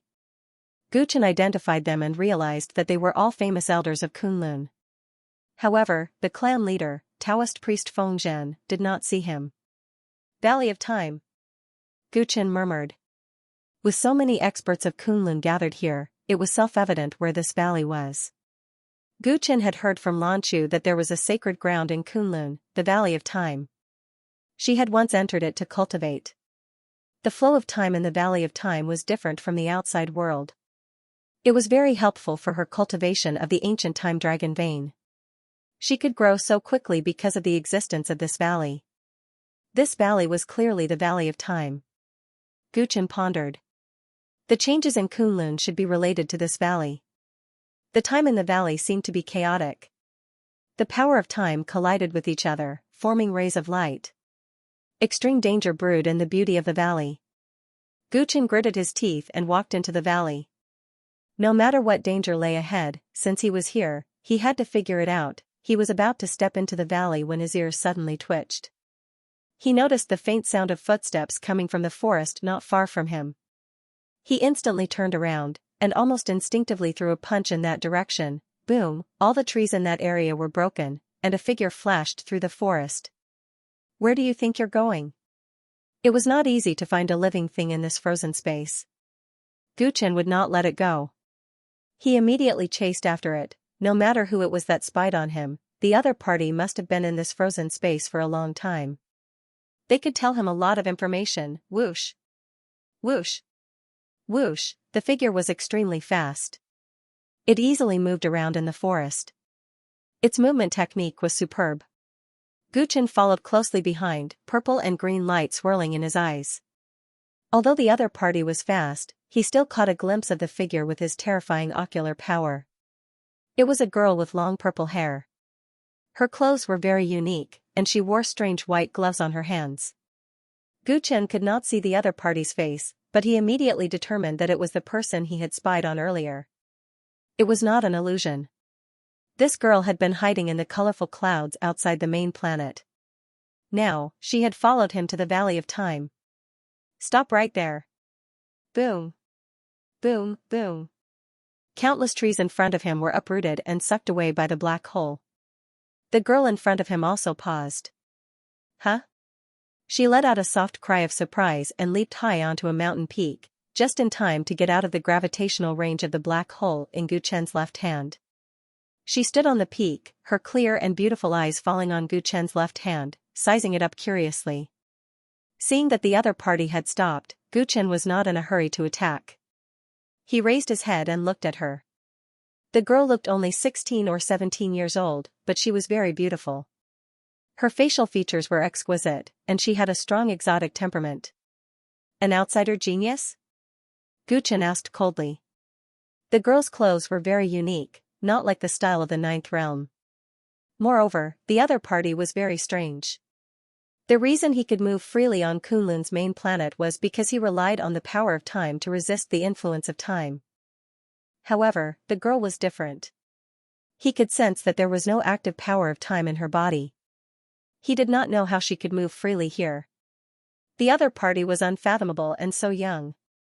He could naturally think of the Outer World 100. My guess was right. There are still some experts in the Ninth Realm. What's your name? The purple-haired girl looked at Guchen with a smile. I asked you first. Why did you follow me secretly? Guchen frowned slightly. When did I follow you? The purple-haired girl's eyes flickered, and she did not admit it. I noticed you when we were outside the main planet, but you hid quite quickly. Guchen sneered. The purple-haired girl was surprised and said, It seems that my judgment was right. Your 5 senses are very strong. I have already dodged in time, but you can still detect me through the frozen spacetime. Guchen took 2 steps forward. What happened in Kunlun? The purple-haired girl smiled and did not answer Guchen's question. Instead, she asked, What is your relationship with Kunlun? Every time he asked a question, the other party asked another question. She did not answer at all. Guchen knew that there was nothing more to say to this girl. In that case, he would take her down first, whoosh. Guchen aimed the black hole in his left hand at the mountain the girl was standing on, boom boom boom. The entire mountain peak immediately shattered and was sucked over by a powerful gravitational force. However, the purple-haired girl's body was as light as a swallow as she leapt high into the sky, straight into the clouds. Guchen stomped his foot and flew up into the sky. The white ape on his shoulder leaped out first, holding the freedom staff in its hand. It jumped even higher than the girl and swung it down fiercely. This monkey looks so cute. Why is it so savage? The purple-haired girl's brows wrinkled, and she forcibly shifted 100 feet in the air, evading the white ape's attack. At this time, Guchen had already arrived. With a wave of his left hand, the black hole's attractive force turned into a repulsive force. Bang! Caught off guard, the purple-haired girl was sent flying. She somersaulted several times in the air, and her hair was a mess. What a hateful fellow. I just saved your life, and this is how you repay me? The purple-haired girl glared at Guchen and said angrily. Save my life? What do you mean by that? Guchen found it funny. With your strength, that valley of time will only lead to death if you go in now. I purposely revealed a flaw for you to discover and lead you away. Isn't that saving you?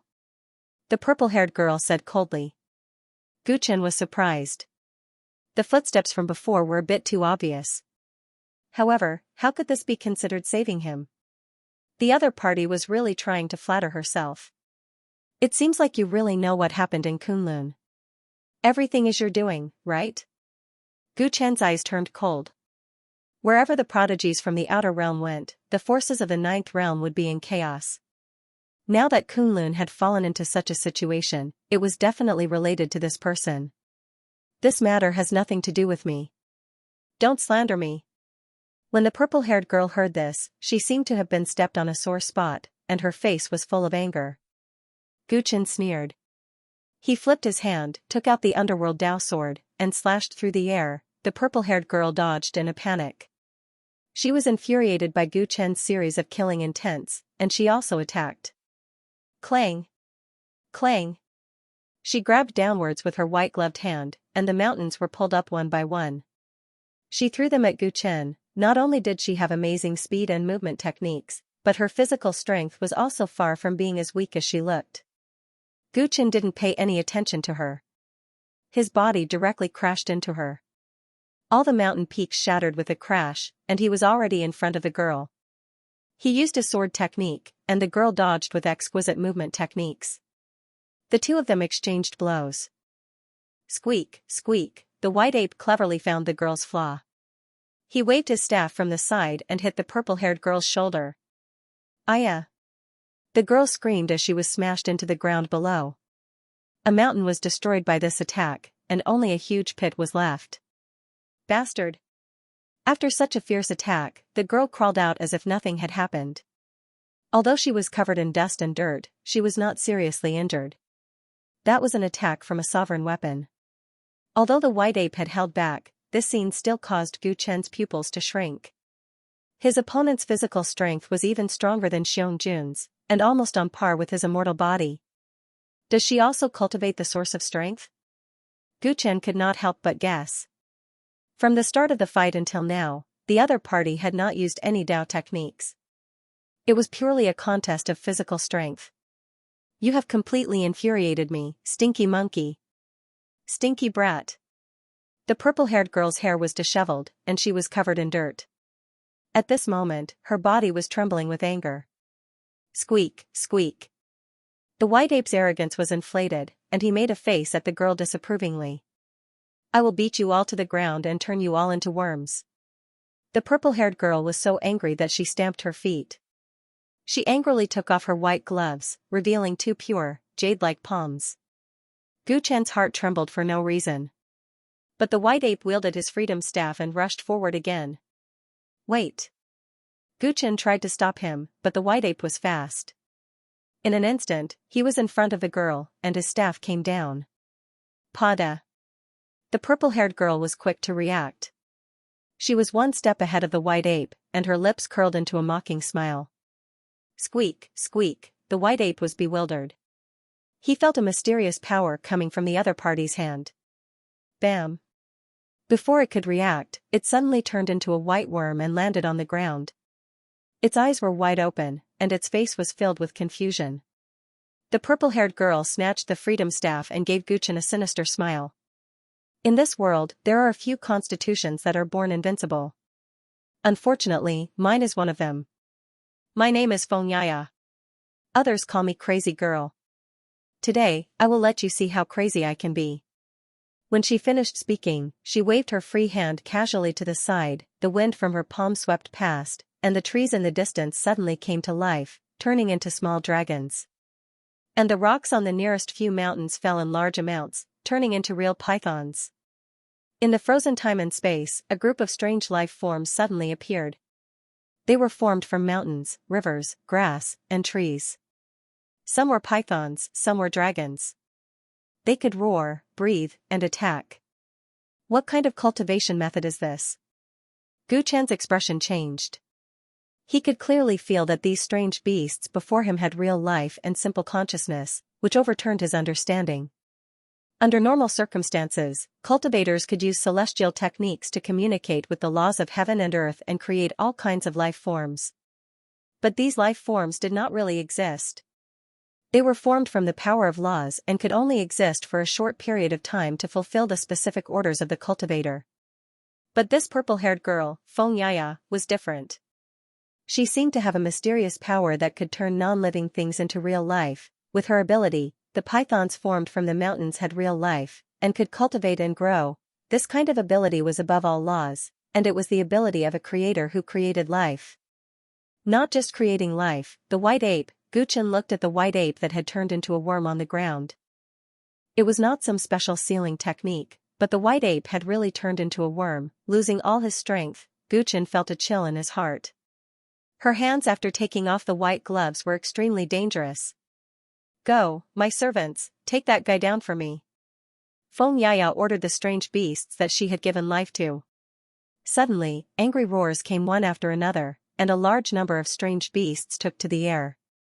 Gu Chen was surrounded, and he used the battle saint technique to kill all the strange beasts around him. The strange beasts wailed as they were killed, and blood splattered everywhere. It was impossible to tell that they were once rocks and trees. How did you do it? Gu Chen killed in and out, most of his attention on Xianxia. He was amazed by her ability. This woman was definitely the weirdest of all the geniuses he had met from the outside world, and she might even be the most terrifying. Natives will always be natives. Are you shocked by my power? Xianxia smiled proudly and did not stop. She raised her hands, and countless sand and stones rolled up. The sand and stones turned into murderous killer bees in the air, and they joined in the encirclement of Gu Chen. No matter how many of these enemies come, they can't kill me. Gu Chen easily dealt with all the enemies. With their strength, they could at most restrain him. As the saying goes, many ants can kill an elephant. I want to see how long you can last. Xianxia revealed a cruel smile. She waved her hands continuously, turning everything in her field of vision into life. She attacked Gu Chen endlessly like a tidal wave. Although these creatures did not pose much of a threat to Gu Chen, he had to kill them every time he attacked. Hearing their wails before they died and seeing countless amounts of blood splattering was not a pleasant thing. This madman. Gu Chen was enraged. She could create life at will, yet she sent these lives to their deaths for no reason. She was truly a demoness. By the time Gu Chen was surrounded by the army of exotic beasts, the dust on Xianxia was already gone, and her long purple hair was combed neatly. She threw the freedom stick to the side and picked up the insect that the white ape had turned into. She held it in her palm and looked at it with a smile. You dare to plot against me? You sure have guts. The white ape could not speak, and could only stare at her. Oh, you're pretty tough. Why don't you beg for mercy? Xianxia grabbed at the white ape with her two white fingers, as if she was going to crush its head. Just as her fingertips approached, a faint vertical line appeared on the forehead of the white ape that had turned into an insect's head. The vertical line was half open and half closed, and it gave off a heart-palpitating aura. Chaotic chi. Xianxia pulled her hand back in time, and a look of fear appeared on her face. This monkey is not simple.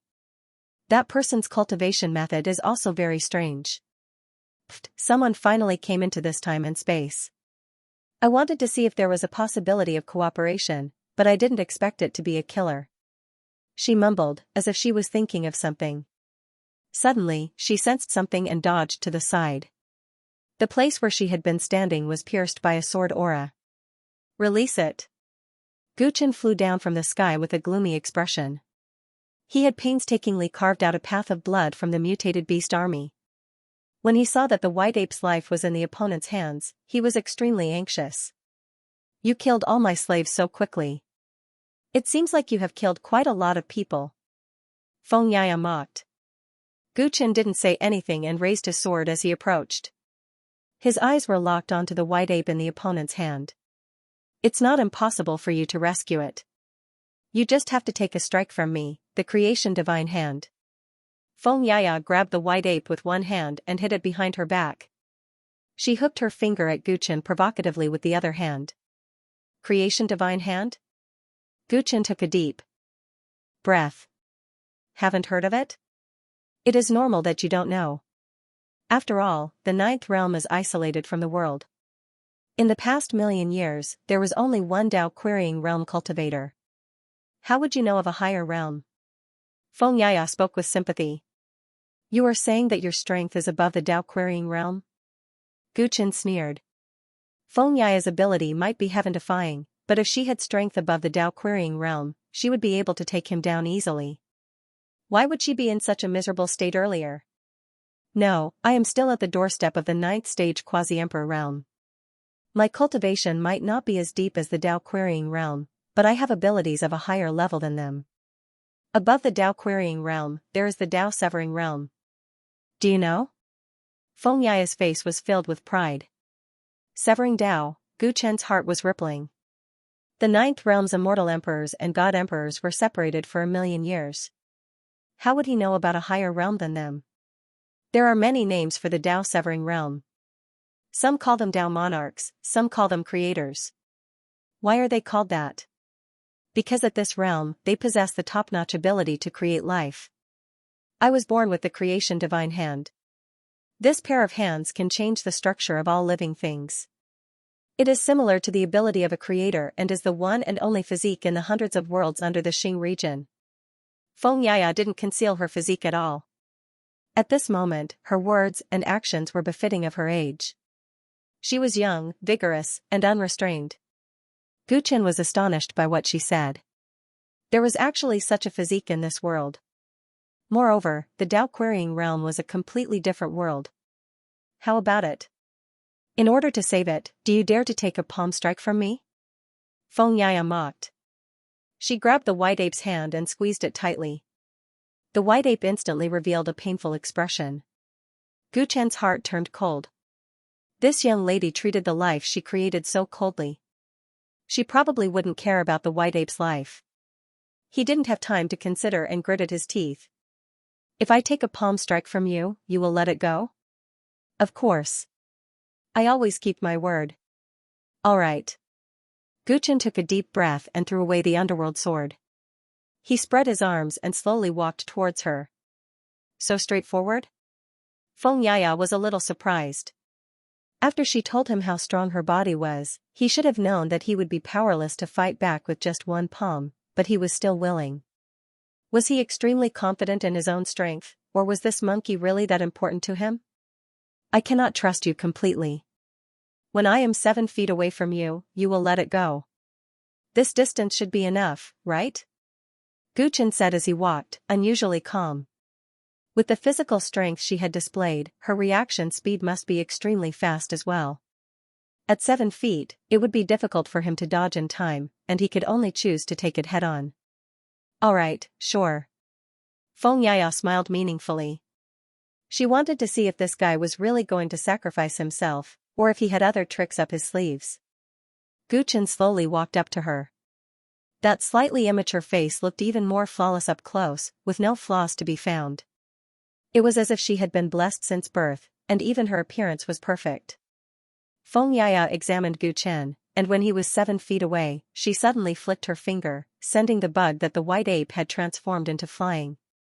In that instant, she raised her other hand, and with lightning speed, she pressed down on Gu Chen's chest. Gu Chen had no time to dodge. His 2 arms stretched forward, and he pulled the smaller body into his arms. Feng Yaya crashed into Gu Chen's chest, and could not help but be stunned. Why was he fine? Before she had time to think, she suddenly felt a strange suction from the 2 palms holding her back. Whoosh! In the next moment, she disappeared from where she was, and Gu Chen breathed a sigh of relief, looking at his hands. The black vortex in his palms spun endlessly. In that split second, Feng Yaya had been suppressed into the quadruple black hole in his body. Gu Chen looked at his chest. Where Feng Yaya had hit, there was now a black bug. Even sovereign weapons are no exception? Gu Chen murmured with lingering fear. Just now, Feng Yaya had used the same trick, trying to use her ability to turn him into a worm. However, Gu Chen had been prepared for this and let Mingi block this attack for him. The Netherworld River usually appeared on the surface of Gu Chen's body and blended into his robe. It was impossible to see anything special about it. Coupled with the fact that his divine senses were greatly affected in this frozen space and time, Gu Chen guessed that Feng Yaya would not be able to detect anything fishy, so he took the risk and gave it a try. In the end, he succeeded. After sacrificing the Netherworld River, he successfully sealed her into the black hole in his body. Feng Yaya thought that she had the chance to attack Gu Chen at close range with the divine hands of creation, but she did not expect that Gu Chen was also scheming. Such a result could only be said that the devil was 10 times stronger than the righteous. Gu Chen grabbed the worm that Styx had turned into and placed it in his hand. He also picked up the white ape from the ground. Although he had sealed Feng Yaya, the white ape and the Netherworld River had not returned to their original state. Gu Chen's eyes were filled with worry. He carefully examined the white ape's condition and found that its flesh and blood had become no different from that of an ordinary worm. With his ability, he was afraid that he would not be able to find a way to restore it to its original state. Gu Chen noticed that there was a vertical line between the white ape's brows, which seemed to be where the Eye of Chaos used to be. It seemed that only the Eye of Chaos remained on its entire body. Gu Chen was hopeful that the white ape might be able to solve the current crisis by himself. Placing the 2 worms, one black and one white, on his shoulders, Gu Chen stood in the ruins of the battle and looked at the countless corpses around him. This place was riddled with holes because of Feng Yaya's ability, and the number of living creatures that had died in his hands numbered in the tens of thousands. He was deep in thought, thinking about what he had just experienced. Feng Yaya's divine hands of creation and the first realm of cutting the path that she had mentioned had opened a new door for him and impacted his view of the world. But aside from the surprise that she had brought, Gu Chen found something strange. Although Feng Yaya was powerful, her ability seemed to have nothing to do with the current situation of the Kunlun main planet. Because the other party was a genius from the outside world, Gu Chen had a preconceived notion that she was the cause of all this, so he had fought with her. But now that he thought about it carefully, the divine hands of creation had nothing to do with the frozen time and space. If it was said that Feng Yaya still had the ability to control time, Gu Chen would never believe it. If that is the case, the great changes in Kunlun have another source. Gu Chen murmured, recalling that Feng Yaya had denied that he had anything to do with the time and space freeze and that her attitude towards him was ambiguous. No matter what happened to the Kunlun main planet, that Feng Yaya must know the inside story. If I want to know the ins and outs of the matter, and if I want the white ape to return to normal, I can only talk to her. Gu Chen sorted out his thoughts, and the primordial spirit in his sea of consciousness separated a divine thought and entered the black hole in his body. Damn it, where is this? Feng Yaya was in a pitch-black space, and her pretty face was extremely ugly. She waved her hands around, trying to break the space here and escape. However, this was a black hole space, and there was no physical existence here. For the first time in her life, her divine hands of creation had suffered a setback, and there was no place to use them. This feeling made her very uneasy. Until now, she still did not understand why her ability had failed, and how she had entered this strange space. Don't waste your energy, you can't escape from here. While Feng Yaya was trying to think of a way, a wisp of Gu Chen's divine thought turned into his original appearance and entered the black hole space. Where is this? Let me out. When Feng Yaya saw Gu Chen, she immediately gritted her teeth and waved her hand at him. Unfortunately, this was just a wisp of divine thought, and her ability to change the structure of all things could not be used. Without my permission, you will never be able to leave this place. So, you'd better cooperate with me. Gu Chen said coldly. He was not bluffing. This place was his black hole of 4 extremes, and this black hole could even suppress the source of the underworld of the Emperor of the Underworld, let alone Feng Yaya. Her ability was indeed outstanding, but in terms of cultivation, she was not as strong as the Emperor of the Underworld. Are you here to talk terms? Feng Yaya understood what Gu Chen meant, and her expression quickly calmed down. I just want you to cooperate. You will answer whatever I ask. Gu Chen did not want Feng Yaya to be in the same negotiating position as him. Although I'm currently imprisoned by you, you can't do anything to me. Moreover, your companion still needs my help to restore him to his original state. Our relationship is actually equal. Feng Yaya had a bargaining chip in her hand. She was not afraid of being detained here by Gu Chen forever. Realizing that the other party was not to be trifled with, Gu Chen did not bother to continue scheming and sat cross-legged on the ground. Restore White Ape and Sticks to their original state, and tell me everything that happened in Kunlun, and I will let you go. Are you satisfied with these conditions? Gu Chen said expressionlessly. Sticks? So that's how it is. My ability did not fail just now. Feng Yaya was very smart. From Gu Chen's words, she guessed why she had failed before. With your ability, once I let you out, it will be very difficult to use the same trick to lock you up here again. For you, this is a very good deal. Seeing that Feng Yaya did not agree directly, Gu Chen analyzed it for her. There was no other way to restore White Ape to his original state. Under normal circumstances, he would not let the tiger return to the mountain. I'm afraid you don't understand. This is not the main point. Feng Yaya shook her head and said with a mocking expression. Then what is the main point? Gu Chen narrowed his eyes. I see that you have cultivated the law of time, so you should be very clear that this space and time are now frozen. If we do not find a way to break this state, neither of us will be able to leave. What is the difference between not being able to leave here and being dead? In fact, our fight is meaningless. If you didn't insist on attacking me, I wouldn't even bother to use violence against you. Feng Yaya said angrily. Gu Chen was surprised.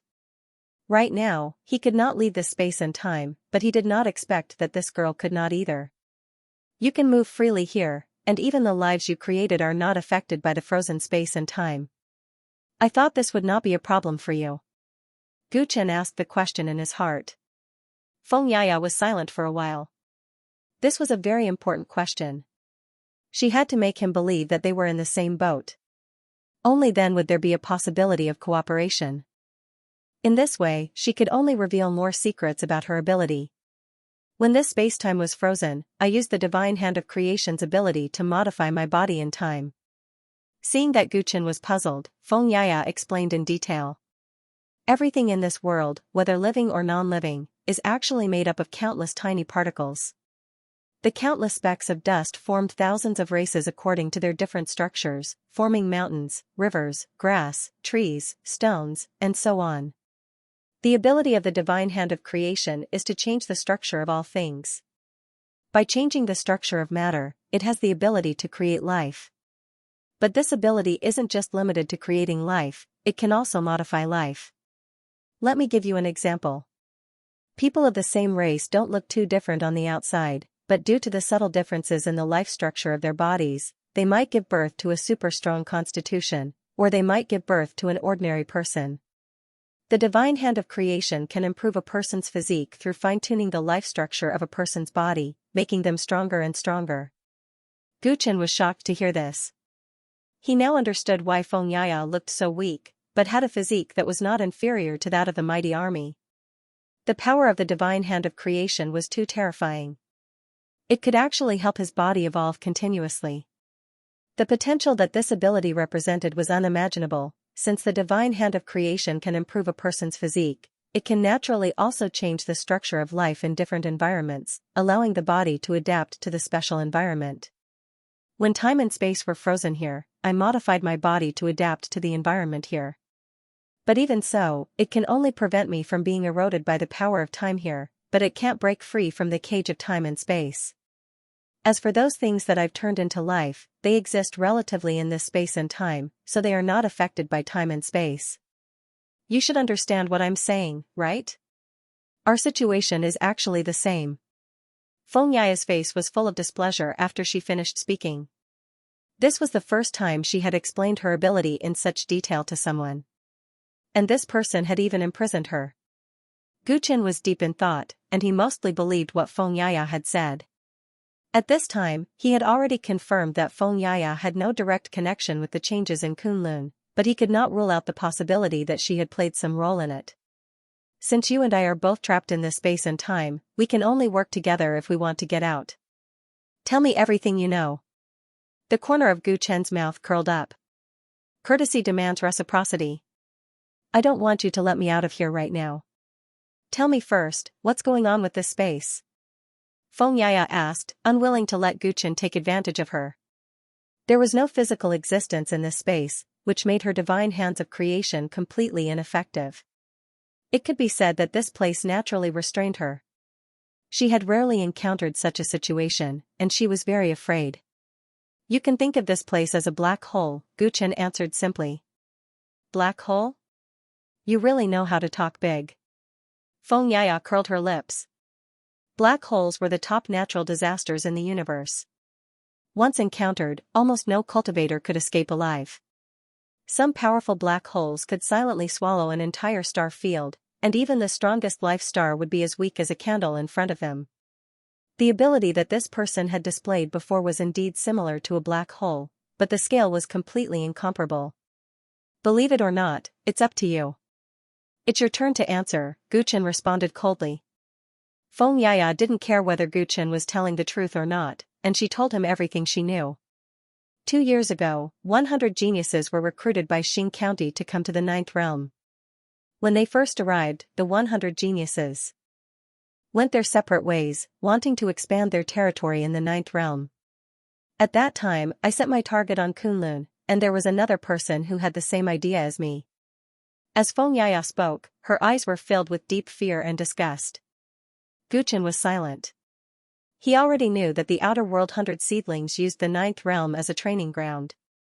Since it was a training ground, the strong ones among the 100 would try their best to avoid fighting with strong enemies at the beginning, so as not to benefit others. From what Feng Yaya said, it was obvious that she had a conflict with others at the beginning. This was normal. Kunlun used to be a top force in the divine realm, and the geniuses from the outer world wanted to prove their ability to Xing County, so taking down Kunlun was a good choice. However, with the terrifying talent that Feng Yaya had displayed, there were actually other geniuses from the outer world who could fight against her.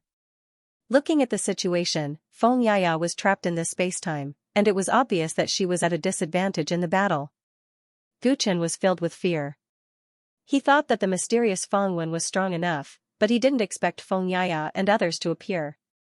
That person's name is Duangu, and he cultivates the origin of time. He is recognized as the most dangerous young supreme martial artist among the 100. My idea was that since he had designs on Kunlun, I would observe him in secret to see if there was a chance for me to reap the benefits. What I didn't expect was that he hid in the main star of Kunlun for more than a year. During this time, I almost suspected that he had given up on this goal. It wasn't until half a year ago, when something big happened on the main star of Kunlun, that I realized his true intentions. Feng Yaya's expression was particularly ugly as she spoke. What happened? Gu Chen's eyes narrowed. The time that Feng Yaya mentioned was probably when Kunlun's connection with the outside world began to be cut off. The clan leader of Kunlun, Taoist priest Feng Zhen, was quite capable. He actually broke through on that day. Feng Yaya's eyes revealed a look of reminiscence. Gu Chen was shocked. It turned out that the Taoist priest Feng Zhen was a quasi-emperor. The breakthrough that Feng Yaya mentioned could only mean one thing: becoming an emperor. This was unexpected but also reasonable. With the recovery of the Ninth Realm's power of the Wei, top cultivators of the Ninth Realm like the Taoist priest Feng Zhen were the most likely people to break through and become emperor. The Taoist priest Feng Zhen's breakthrough was actually within Duangu's calculations. He sensed that the Taoist priest Feng Zhen was about to break through, so he didn't make a move on Kunlun. Why did he do that? Gu Chen frowned. Knowing that the desolate immortals and desolate gods were likely to break through and become emperor, the other geniuses from the outside world tried their best to stop them from breaking through, for fear that they would become a threat to themselves after their breakthrough. Duangu, the genius from the outside world, was the exact opposite. He deliberately gave the Taoist priest Feng Zhen more than a year so that he could successfully break through the bottleneck.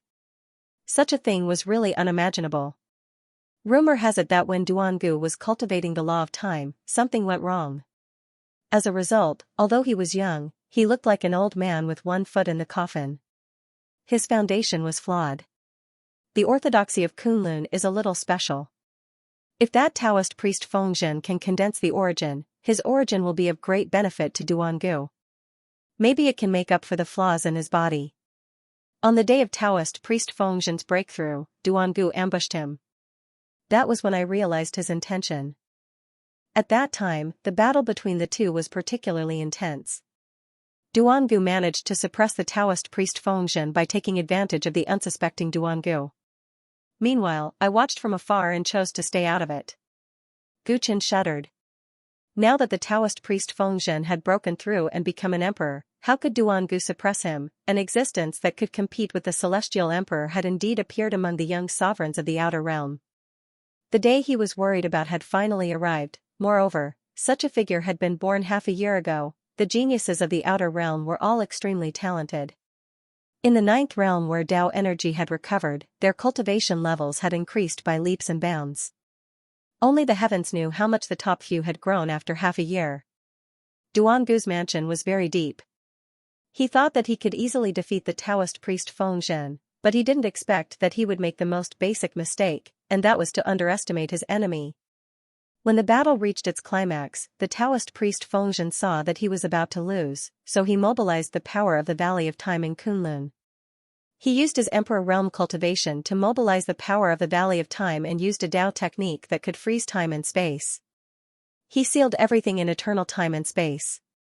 At that time, the situation of the battle was too complicated. I didn't expect this to happen, so I didn't have time to escape and was trapped here. Feng Yaya was very depressed when she got to this point. She originally wanted to be the fisherman, but she didn't expect the fire at the city gate to bring disaster to the fish in the moat. She was trapped in this space for half a year. Gu Chen understood the ins and outs of the story and sighed in his heart. The one who froze the time and space here was the Taoist priest Feng Zhen. He actually had the courage to do so. From this incident, it was enough to see how dangerous the situation was at that time. Everyone in Kunlun could be said to be dead after the time and space froze, but the Taoist priest Feng Zhen still chose to do so. It was obvious that he had no other choice. If he didn't do that, Kunlun might have perished in the hands of Duangu. Now, at least there was hope. What happened to the Taoist priest Fengzhen and Duangu? Gu Chen asked again. After the time and space froze, the Taoist priest Fengzhen and Duangu were both trapped in the Valley of Time. From that day on, the time and space in the Valley of Time was chaotic.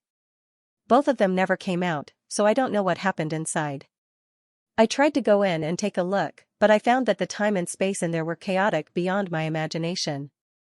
If I messed around, it might cause the time and space to collapse, and everyone would die together.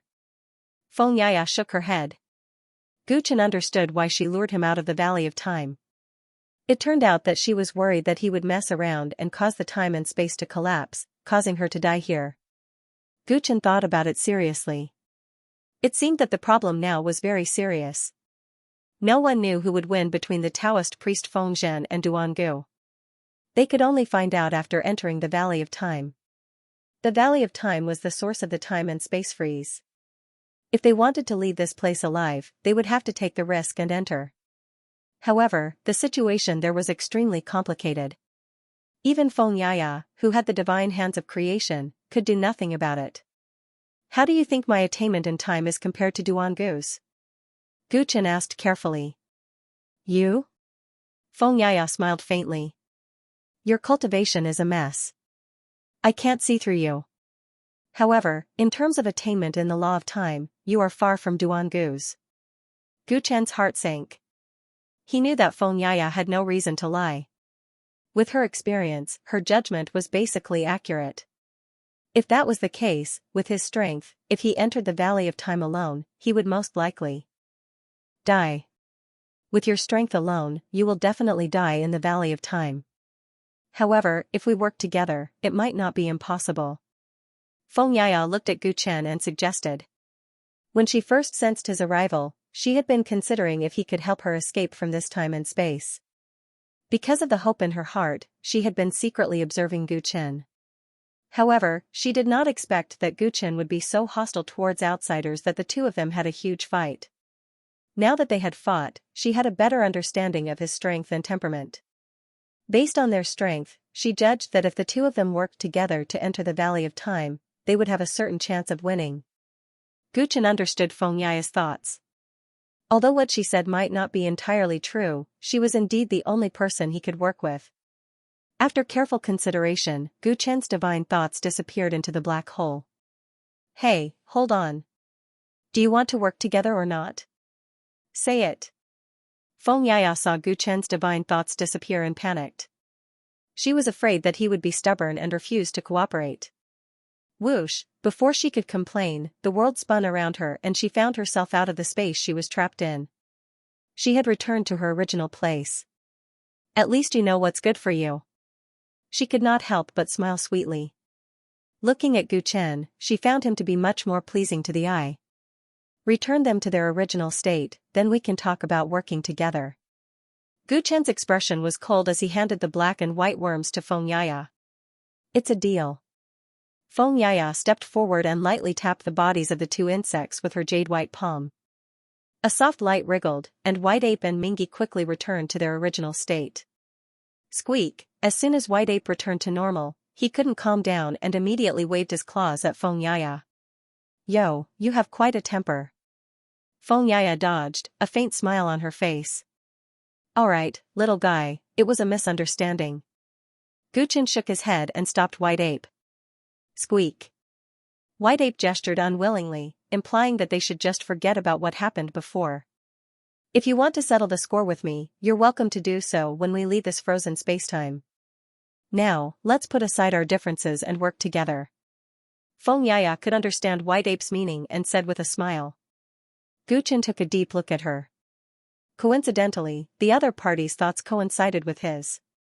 No matter what, Feng Yaya was an outer realm genius. If it wasn't for Duangu, she might have been the one to attack Kunlun. Both sides had no choice but to cooperate for a short period of time. Making things clear would save them the trouble of pretending. Although White Ape was depressed, he could see the big picture. He glared at Feng Yaya and returned to Gu Chen's side. Mingy turned back into Gu Chen's robe.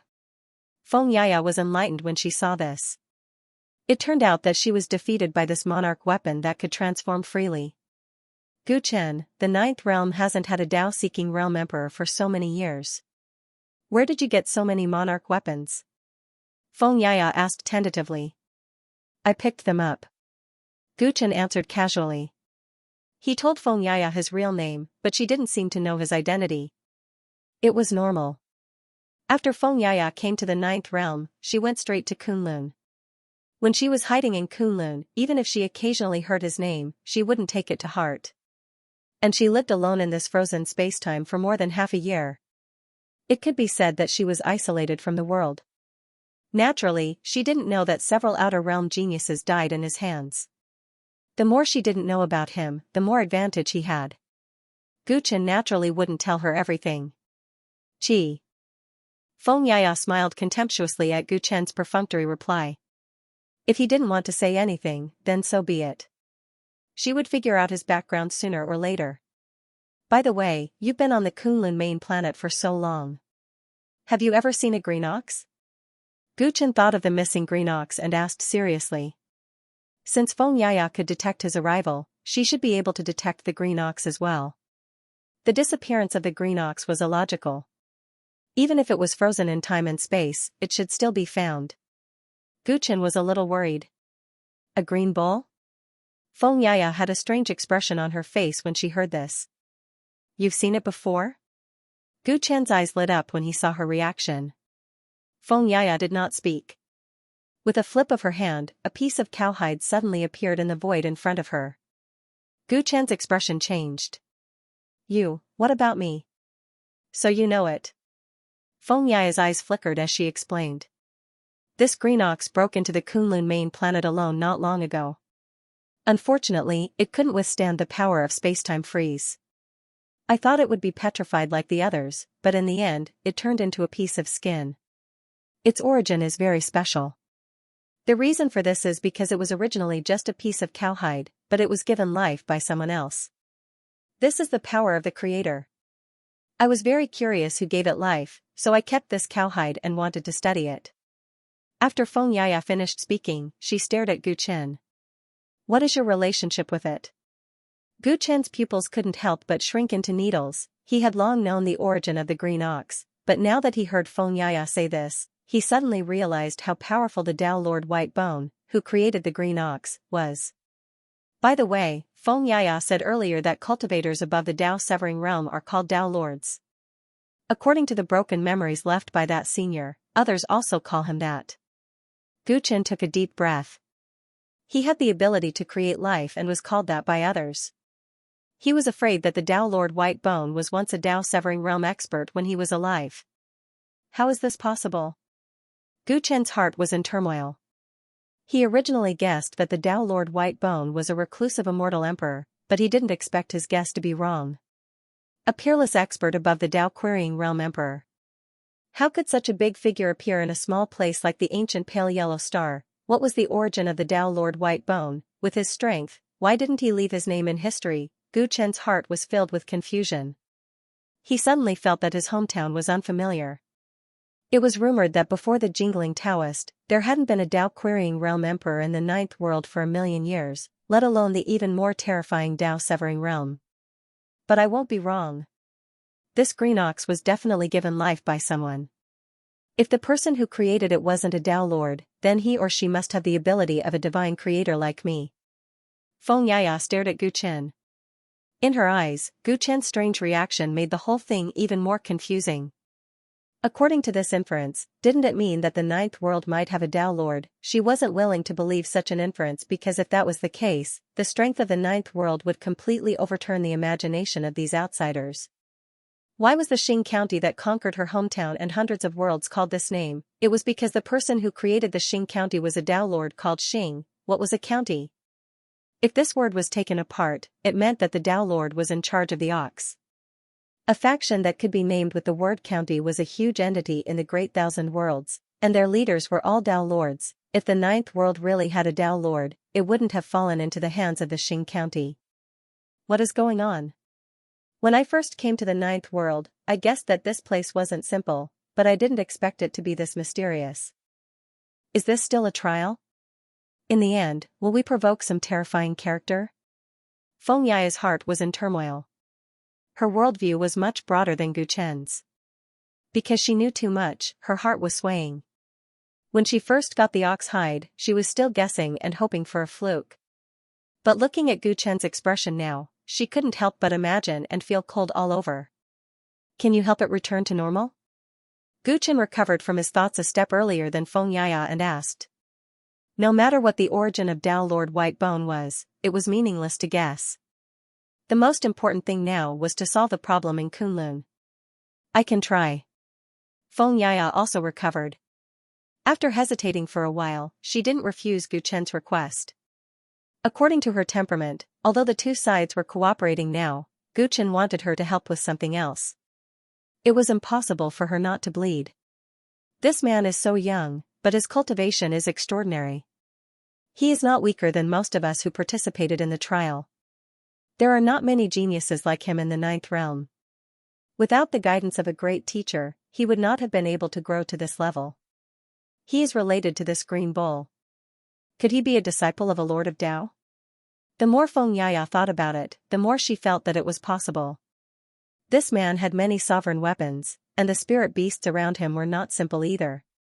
There was chaotic qi in his body. Such a rich man was very suitable for a disciple of a lord of Tao. I will try my best. Feng Yaya's smile became much gentler. She put her divine hands of creation on the bull's skin. She was not sure if her guess was correct, but if it was possible, she could not offend the man in front of her. Even if there was a lord of Tao in the 9th realm, she would have to think twice before attacking the 9th realm. It was just a trial. She did not want to lose her life here. She did not know how much Xingjun knew about the 9th realm. He had dug such a big trap for them. Feng Yaya was lost in her thoughts. Her divine hands of creation emitted a gentle light and soaked the whole bull skin. After a long time, the bull skin gradually expanded and flesh grew again. It became a mighty green bull. The green bull opened its eyes slowly. At first, there was some confusion in its eyes. But when it saw Gu Chen, it quickly showed surprise and called out. Master! Feng Yaya, who had just finished cultivating, was so scared that she almost fell to the ground. Master? Her eyes were full of disbelief. Generally speaking, the only person that the green bull could call master was the person who gave it life. Could it be that this man in front of her was pretending to be weak? He actually had the same ability as her? Or was he a lord of Tao?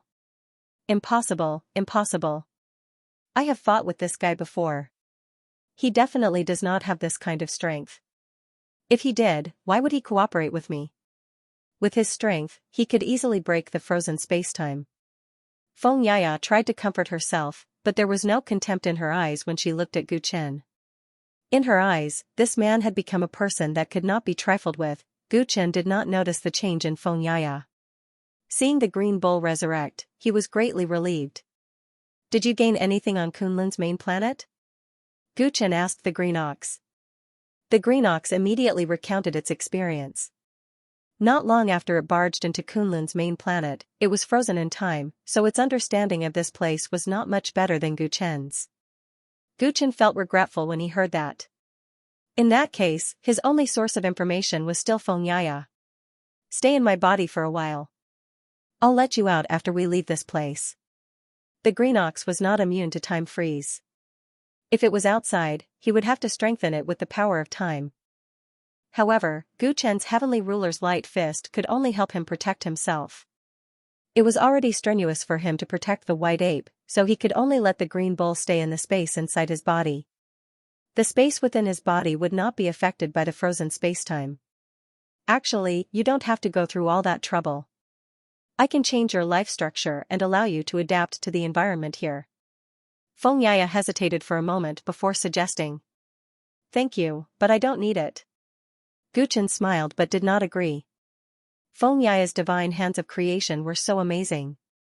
If he asked her to change the structure of his body, who knew what she would do? Gu Chen would rather spend more effort than completely trust a person from the outside world. Feng Yaya understood Gu Chen's concerns and did not say anything more. The green ox entered Gu Chen's body. To save energy, Gu Chen let the white ape enter as well. He and Xianxia walked side by side to the Valley of Time, discussing their next plan. The space-time in the Valley of Time is chaotic now. No one knows what's going on inside, Xianxia said. She had buried her speculations about Guchen deep in her heart. She just wanted to end the current situation as soon as possible. To break the frozen spacetime, the best way is to start from the source, and the source is that Taoist priest Fengzhen.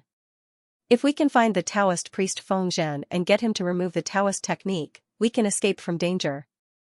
But the truth is far from that simple. Xianxia was worried. The Taoist priest Fengzhen froze spacetime because he had no other choice. The power of the Valley of Time is beyond his imagination. Moreover, Duangu was fighting with him at that time. After the two of them fell into the Valley of Time, there are many possibilities. Both of them could still be alive, both of them could be dead, or only one of them could be alive. No matter what the possibility is, the fact that spacetime is completely frozen means that they must have encountered a special situation. Only by figuring out the situation can we act accordingly. What I'm most worried about is that both of them are dead. If that's the case, our chances of getting out of here will be reduced to the lowest. Xianxia sighed. Let's think on the bright side. If we enter the Valley of Time and find the Taoist priest Fengzhen, can you persuade him not to attack us? Xianxia did not know if the Taoist priest Fengzhen was dead or alive. But if he was still alive and knew that she was from the outside world, he might take some drastic measures. Sure. Guchen had a strange look on his face. He was the enemy of the Taoist priest Fengzhen and had even abducted the saintess of his clan. To be honest, his status was not much better than Xianxia's. But his purpose of coming to the main planet of Kunlun was to rope the people of Kunlun into his group. Therefore, he had to get past the Taoist priest Fengzhen. Under such circumstances, he would not attack her. In this way, the problem of the Taoist priest Fengzhen is solved. But the trickiest one is actually that Duangu. Xianxia's expression turned gloomy. If Duangu is not dead, and the Taoist priest Fengzhen is dead, then our only hope of leaving is him. But Duangu is not someone to be trifled with. It will be difficult to work with him. It is more likely that he will want to kill us the moment he sees us. Therefore, if we see him, we must join forces and take him down immediately. We must not give him any time.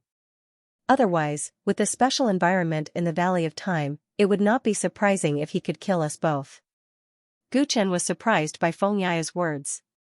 He was worried that the two geniuses from the outside world would join forces to deal with him. He did not expect that Xianxia only wanted to take down Duangu. Judging from her expression, it did not seem like she was faking it. Her relationship with Duangu was like fire and water. What, do you think that the people from the outside world are? All on the same side? Xianxia guessed what Guchen was thinking and sneered. The 100 of us come from different worlds. Our relationship is more of a competitive one. It would be best if we could leave this place and kill Duangu. After all, with his strength, if we let him leave alive, he will become a terrifying enemy. It seems that we are of the same mind. Guchen was stunned for a moment. Then, his gaze turned gloomy. He must die. I will not let him leave the main planet of Kunlun alive. Duangu had the strength to fight against an immortal emperor. If he did not die and obtain the origin of the Taoist priest Fengzhen, he would be a great threat to the Ninth Realm. Outside the Valley of Time, Guchen and Xianxia had arrived. The valley ahead was shrouded in colorful mist, and the aurora shone brightly. It was hard to imagine that such a beautiful place had great danger. After entering the valley, we have to be careful with every step we take. If we take a wrong step and enter an unknown time and space, we may never be able to come out. Don't trick me, Xianxia warned Guchen solemnly. Xianxia exhorted Guchen solemnly. Although she could tell that Guchen cultivated in the law of time, she was worried that his cultivation level was not high enough when they arrived at the Valley of Light, and he would end up tricking her. As long as you don't play any tricks and do as we agreed, I will not trick you. Guchen said plainly and slowly stepped into the Valley of Time. Xianxia walked side by side with him, her face unusually cautious. Buzz, colorful light surrounded them, and when the two stepped into the valley, many illusions appeared around them. Some of the disciples of Kunlun walked in the valley and brushed past them, but they did not notice their existence at all. Guchen used the Heavenly Emperor's time fist to gather the power of time and wrapped it around his body. He walked forward with a calm expression, treating the people around him as air. Xianxia noticed his behavior and secretly heaved a sigh of relief. The people they saw now were the Kunlun people who had entered the Valley of Time in the past. Because the time and space in the valley were chaotic, the past scenes were revealed. Those who did not understand the way of time might treat them as real existences or some kind of illusion, and do stupid things. However, Guchen did not even blink, which meant that he saw through it at a glance and was unusually sensitive to time and space. This was a good thing, and it gave Xianxia a lot more confidence for this trip. Guchen walked unhurriedly into the depths of the valley. Under his feet, there was an invisible axis of time. The illusions of the Kunlun people around him actually represented the cracks in time and space. Together, they formed the chaotic time and space in the Valley of Time. In the chaotic space, if one were to be attracted by these illusions and do anything abnormal, one might be drawn into them and lost within them. Worse still, one might be corroded by the power of time and be instantly reduced to ashes. The best way to deal with such chaotic space-time was to establish a timeline and walk on the timeline that belonged to him. Even if he encountered more chaotic space-time, he would be able to grasp his path forward and not get lost in it. This sounded easy, but it was very difficult to do. Those who did not have attainments in the aspect of time would definitely not be able to control their own hearts and establish their own timeline. Guchen used the Heavenly Emperor's time fist to establish his own timeline. If he walked along this light, he would not be easily affected by the chaotic space-time. Xianxia followed behind Guchen. Her jade-like hands moved nimbly with every step she took. Although she did not have the ability to create a timeline, she still had her own way to determine the direction in the chaotic space. The two of them advanced, combining their judgment to choose a path together.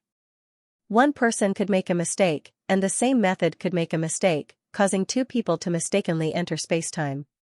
But if they made the same choice using two different methods, it would greatly reduce the possibility of them making a mistake. After a while, Guchen suddenly stopped and his eyes narrowed. Right in front of him, there was a beautiful woman with an otherworldly temperament walking towards him. Her face showed the exhaustion of having just finished training. "What's wrong?" Xianxia asked in surprise, and her face immediately became nervous. She had been walking well, and when Guchen suddenly stopped, she thought that there was a problem with her path. The beautiful woman quickly passed by Guchen, not noticing that someone was looking at her gently from another spacetime. Guchen quickly came back to his senses and shook his head. "Let's keep going." That was Lanchu. He had seen the scene of her training in the Valley of Time. In the 2 years of seclusion, Guchen had been with his wife day and night, but after returning to the starry sky, he had not seen her for a long time. Seeing her young and inexperienced appearance, he could not help but miss her. "So you're also a lecher. Focus, don't get distracted." Xianxia thought that Guchen had lost his composure because the woman in the illusion was too beautiful, so she said with some dissatisfaction. Guchen laughed and did not explain. The two of them continued forward. The spacetime in the Valley of Time was chaotic. Even with the guidance of the timeline, it was not long before they lost their sense of direction. Guchen walked calmly, his mind fully spread out, searching for clues that could lead to Taoist priest Fengzhen. No matter whether Taoist priest Fengzhen and Duangu were alive or dead in the Valley of Time, or what they had experienced, there would definitely be clues left behind. And his mission was to trace back to the source and find out where they were. The spacetime around them changed, and the Kunlun people who came and went in the Valley of Time disappeared. In their place was a human boy and a small golden dragon. They were playing in the Valley of Time, which was much narrower than it was now. "Come and catch me, little loach." The boy ran in front, occasionally turning back to make faces at the little dragon. "Ah, don't run, little one. If I catch you, I'll beat you to death." The little dragon chased angrily, and soon caught up to the boy. The two of them wrestled, and their clothes were dirty. "Who is this?" Xianxia saw the scene and asked in surprise. The Valley of Time was the holy land of Kunlun. Even in the past, how could there be children playing here? It should be a fragment of the history before the Valley of Time was formed. Guchen said after some consideration. The valley where the two were was not as grand and vast as the one where Lan Chu trained. It looked very ordinary, just like any other valley. But this was the Valley of Time, so the space-time scene was naturally the same. In other words, there was only one explanation. Long before the appearance of the Valley of Time, Xiao Budian and Little Dragon had once played here. Kunlun has a long history. Doesn't that mean this scene happened at least 1,000,000 years ago? Feng Yaya was immediately interested. Even if spacetime was chaotic, it would not reflect a meaningless scene. The reason why this scene appeared was that these two had some mysterious connection with the Valley of Time. That little one, could he be the Taoist priest Fengshen? Feng Yaya guessed and added. The Valley of Time was in chaos after the Taoist priest Fengshen used the Tao technique of spacetime freeze. If he fell into a special state after that, could he have developed spacetime memories? Gu Chen's eyes lit up. You mean that if we trace the spacetime of this scene, we might be able to find the real body of the Taoist priest Fengshen? Not bad. You got it right away. Feng Yaya smiled. Gu Chen's mind immediately became active. What Feng Yaya said was indeed possible. He might have been exhausted after using the technique, or he might have fallen into a coma. How else could he have never left this place? If that was the case, then in his unconscious state, his soul would intersect with the chaotic space and time, and it might reveal the memories he once had here, and by following this memory back to its source, he might be able to find his true location. You are quite smart. Guchen looked at Feng Yaya, and his fear deepened. Although she did not understand the laws of time, she could deduce this point, which was enough to show her knowledge and intelligence. Hurry up and find it. Feng Yaya was proud. Guchen said no more, and followed the image he saw. Originally, space and time were very chaotic, with many broken lines, but now with this clue, the network became clear, and their efficiency greatly increased. In the valley, the little dragon and the little guy played around every day. Although they quarreled occasionally, they depended on each other and were as close as brothers. They grew up happily in the valley, without any worries, until one day, the little dragon's body suddenly glowed. Little guy, look. The little dragon had 5 claws, and one of them pointed at a small blade of grass not far away. That blade of grass quickly grew flowers, as if it had suddenly sped up its growth. How did you do it? The little guy was immediately dumbfounded. This is talent, a mere human like you cannot learn it. The little dragon's tail was about to reach the sky. Bull*T, what's so great about it? The little guy was not satisfied, and quickly quarreled with the little dragon, and then the two started fighting. In the past, the two often fought to a draw, but ever since the little dragon's talent awakened, the little guy never won again. The 1000th battle, little guy, you lost again, ha ha ha. The little guy continuously challenged the little dragon for 1,000 days, but lost every time. The little dragon laughed at him to its heart's content. At this time, the little dragon's growth was astonishing, and its body grew stronger and stronger. But the little guy was still immortal, so he only grew a little taller than before, and his body was always wounded. Just you wait. I will defeat you sooner or later. The little guy had a heart that would never admit defeat. He stubbornly walked into the depths of the valley, and did not appear again for many days. How can a mortal be compared to a true dragon with such extraordinary talent? When they grow up, the gap between them will only grow bigger and bigger. Feng Yaya was interested in this piece of history and commented. Guchen did not say a word and continued to trace back time. Haha, little loach, I've learned your skill. On this day, the little guy's complacent laughter suddenly came from the depths of the valley. Soon after, he rushed out energetically. With a casual point of his finger, the small grass beside the stone crevice seemed to have experienced spring and summer in an instant, and flowers instantly bloomed. This scene left Xiaolong dumbfounded. Even Feng Yaya and Gu Chen, who were spectators of history, were shocked. Flowers bloom and wilt, tides rise and fall. As long as your spell can capture that moment of beauty, it's nothing special. The little guy proudly said to the little dragon.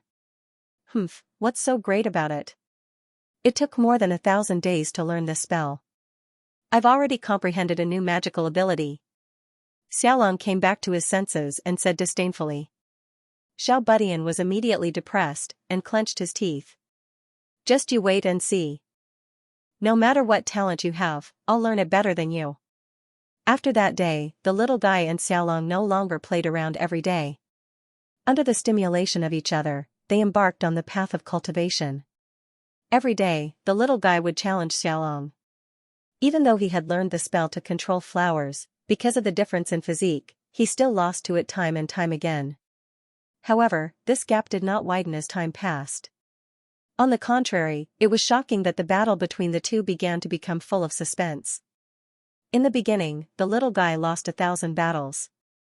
Later on, he could win 1 out of 10, and then he could win 1 out of 5. When the two gradually grew up, Xiaolong became a giant dragon, and Xiao Budian also became a strong young man. At this time, the victory between the two became 50-50, and Xiaolong could no longer suppress the little guy. Hua! Hua! Within the valley, the little guy, who had become a young man, waved his fists. The fist intent connected with heaven and earth, causing many changes in the valley. One moment, the valley became a world of ice and snow. Hundreds of flowers withered, and the trees were bare. The next moment, the valley became a warm spring and summer. The flowers were in full bloom, like the blazing sun. Under the infiltration of the strange power of time, every rock in the valley became strange. This is called the Time Fist. Little Loach, how is it? Isn't it powerful? The young man withdrew his fist and smiled proudly at the giant dragon.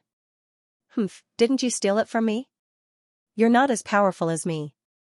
The giant dragon curled its lips, but there was a rare trace of envy in the depths of its eyes. Haven't you heard of the saying that the pupil surpasses the master? Indeed, I learned time magic under your inspiration, but time is vast and boundless. I've walked my own path, and in the future I'll leave you far behind.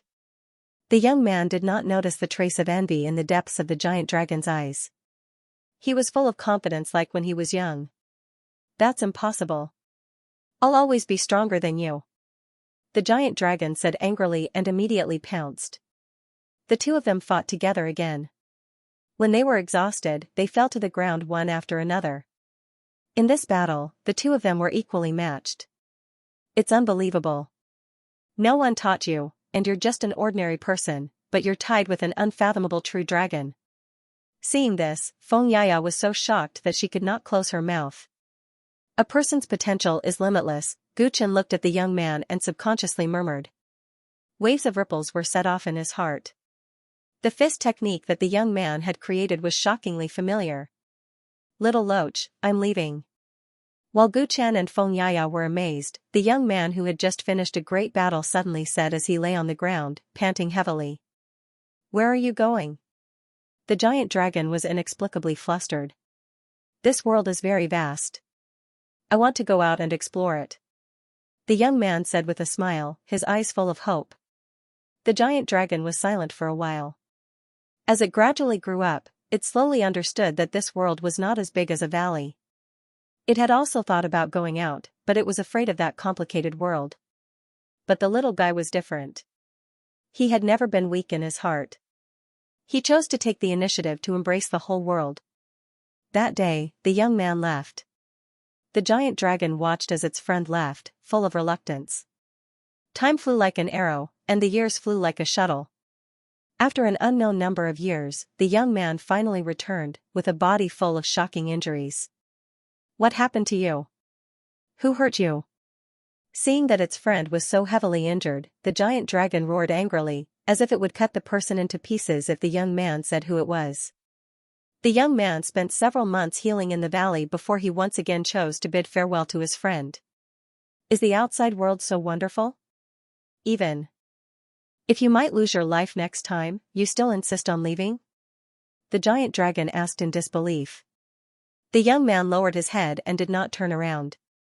No, although the outside world is wonderful, there is also a lot of ugliness. To me, this valley is the only pure land in the world. If that's the case, why do you still want to leave? The giant dragon asked. It was very reluctant to part with its friend. I've seen too much foul air. Between people, between different races, for the sake of that little bit of profit, I want to change this world and make it a better place. The young man's words shocked the giant dragon. It had never thought of such a thing. It knew that the outside world had changed its friend. What do you want to do? The giant dragon asked. I want to build a world of immortals, a perfect world where all creatures can live and work in peace and contentment. I hope that one day, everyone in the world will be like dragons and live forever. The young man turned his head and showed his usual hearty smile to his friend. His face was full of confidence again. After he finished speaking, he resolutely left the valley. Build a perfect world? If that world is really so beautiful, Tiny Tot, can you leave a place for me? The giant dragon was absent-minded for a long time after its friend left. When it came to, it made a decision. It walked out of the valley, just like its friend, towards the vast and boundless starry world. The scene ended here. Tiny Tot and the dragon both left, and the valley fell into a long silence. Occasionally, some wild beasts broke in, but they did not cause much of a stir. What happened next? Did Tiny Tot's wish come true? Where did Tiny Tot go? Xianxia was completely attracted by the story in this scene. Like a spectator, she anxiously wanted to know what would happen next. Guchen was deeply shocked by the information contained in this story. He waved his big sleeves and hurriedly traced back time. Time quietly slipped by on both sides. One day, the giant dragon finally returned to the valley. However, it was no longer alone. It was accompanied by a beautiful human girl. It turned into a human and fell in love, living a peaceful and happy life with the human girl in the valley. With this valley as the center, the dragons raised their children and slowly built up a huge clan. This clan gradually took shape, but because of this, it also became conspicuous and attracted some powerful forces. Those forces were trying to conquer this place and destroy the Valley of Time. The giant dragon angrily attacked, killing all the invading enemies one by one. This battle caused rivers of blood to flow in the starry sky, and it killed its way to fame. Father, this place is not safe. My Kunlun race should find another blessed land to reside in. After the battle, the dragon's children suggested to him. However, the giant dragon refused. He stayed here, as if he was worried that if he left, no one would be able to find their way home. Later, her enemies came to her door and used despicable means to plot against the dragon's wife. She passed away with regret. In its grief and indignation, the dragon killed all of its enemies. On that day, it uprooted the valley and brought its descendants into the vast starry sky to find a suitable place to live. This life star is surrounded by so many disasters. It's the best shelter. From now on, it's our Kunlun tribe's residence. Eventually, the giant dragon found a suitable life star to build the ravine and declared solemnly. Kunlun tribe? Xiaolong is a member of Kunlun. What about Tiny Tot? Isn't he the Taoist priest Fengzhen? When Xianxia saw this, she suddenly realized that something was wrong. She thought that what she was seeing might be the life of the Taoist priest Fengzhen. However, from the current situation, it seemed that was not the case. That giant dragon was called Kunlun. He married with the human race and created a powerful family. And this family was the Kunlun. The identity of Xiaolong was suddenly clear. Guchen was stunned and mumbled to himself. What we are seeing is the life of the Kunlun Divine Emperor, not the Taoist priest Fengzhen. Kunlun Divine Emperor? So that's how it is. Then what about Tiny Tot? Who is Tiny Tot? Xianxia suddenly understood, but she had a new question. She was deeply attracted by the bond between the two of them in the story and forgot about the serious matter of finding the Taoist priest Fengzhen. Guchen was silent, but his heart was shaking. He already had the answer. That Tiny Tot was the Celestial Emperor. The peerless Celestial Emperor who built the primeval immortal world turned out to be like that when he was young. He and the Kunlun Divine Emperor had such a friendship. Perhaps only a few people in the world knew about this history. The Celestial Emperor and the Kunlun Divine Emperor were brothers who grew up together. If so, why did the Kunlun Divine Emperor betray the Celestial Emperor in the end? Guchen recalled the real history. Under the threat of Xing County, the divine realm led by the Kunlun Divine Emperor chose to surrender and betray the celestial world. This directly led to the collapse of the primeval immortal world, and the Celestial Emperor died in battle. Since the two of them had such a deep friendship, why did it turn out like that? Could it be that he guessed wrong? That tiny tot was not the Celestial Emperor? No, the Celestial Emperor's time fist that tiny tot created when he was young could not be wrong. That was indeed the Celestial Emperor. This is bad. Since this memory does not belong to the Taoist priest Feng Zhen, we may never find him again. Feng Yaya recovered from the story, and her face turned pale. They all thought that this was the memory of the Taoist priest Feng Zhen, and wanted to trace back time and space to find his real body. In the long pursuit, they had already deviated from the original timeline. Now, the difficulty of finding the Taoist priest Feng Zhen had increased by countless times. Gu Chen did not care about this. He was more interested in knowing what happened next.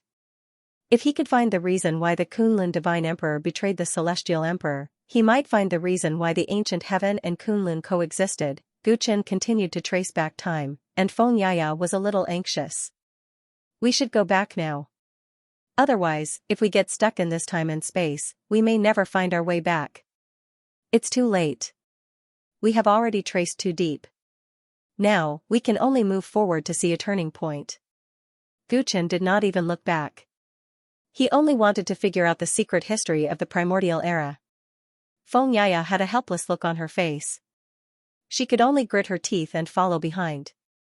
The Valley of Time, which stopped on the main planet of Kunlun, gradually became the Holy Land of Kunlun. Kunlun continued to grow stronger on the main planet. What he saw after that was insignificant. The tiny tot did not return to the valley, and the Kunlun Divine Emperor often went into seclusion for a few years. Gu Chen could not help but use the Celestial Emperor's time fist, wanting to speed up the flow of time. Swoosh, the Kunlun Divine Emperor, who was in seclusion, suddenly sensed something. He opened his eyes and looked at where Gu Chen was. Who's there? His voice was cold. Both of them held their breaths and tensed up. The Kunlun God Emperor cultivated the Tao of Time. If he sensed their presence and attacked, he would be destroying the original order of time and space, bringing about unimaginable consequences.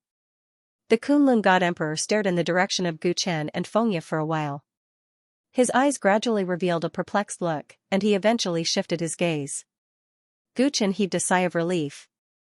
It seemed like the Kunlun God Emperor did not really see them. It was just an instinct.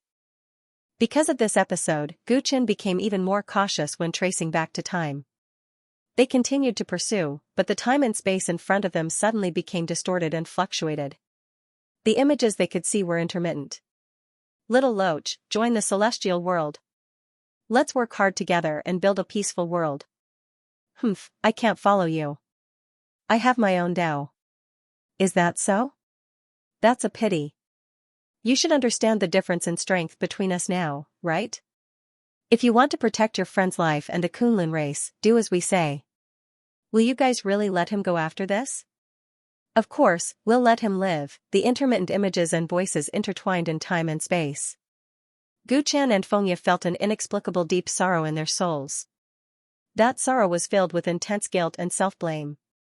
It affected the two of them through time and space, causing them to stop in their tracks.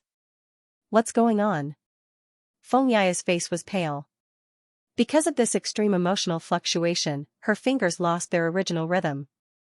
The power of time on the surface of Gu Chen's body was flickering.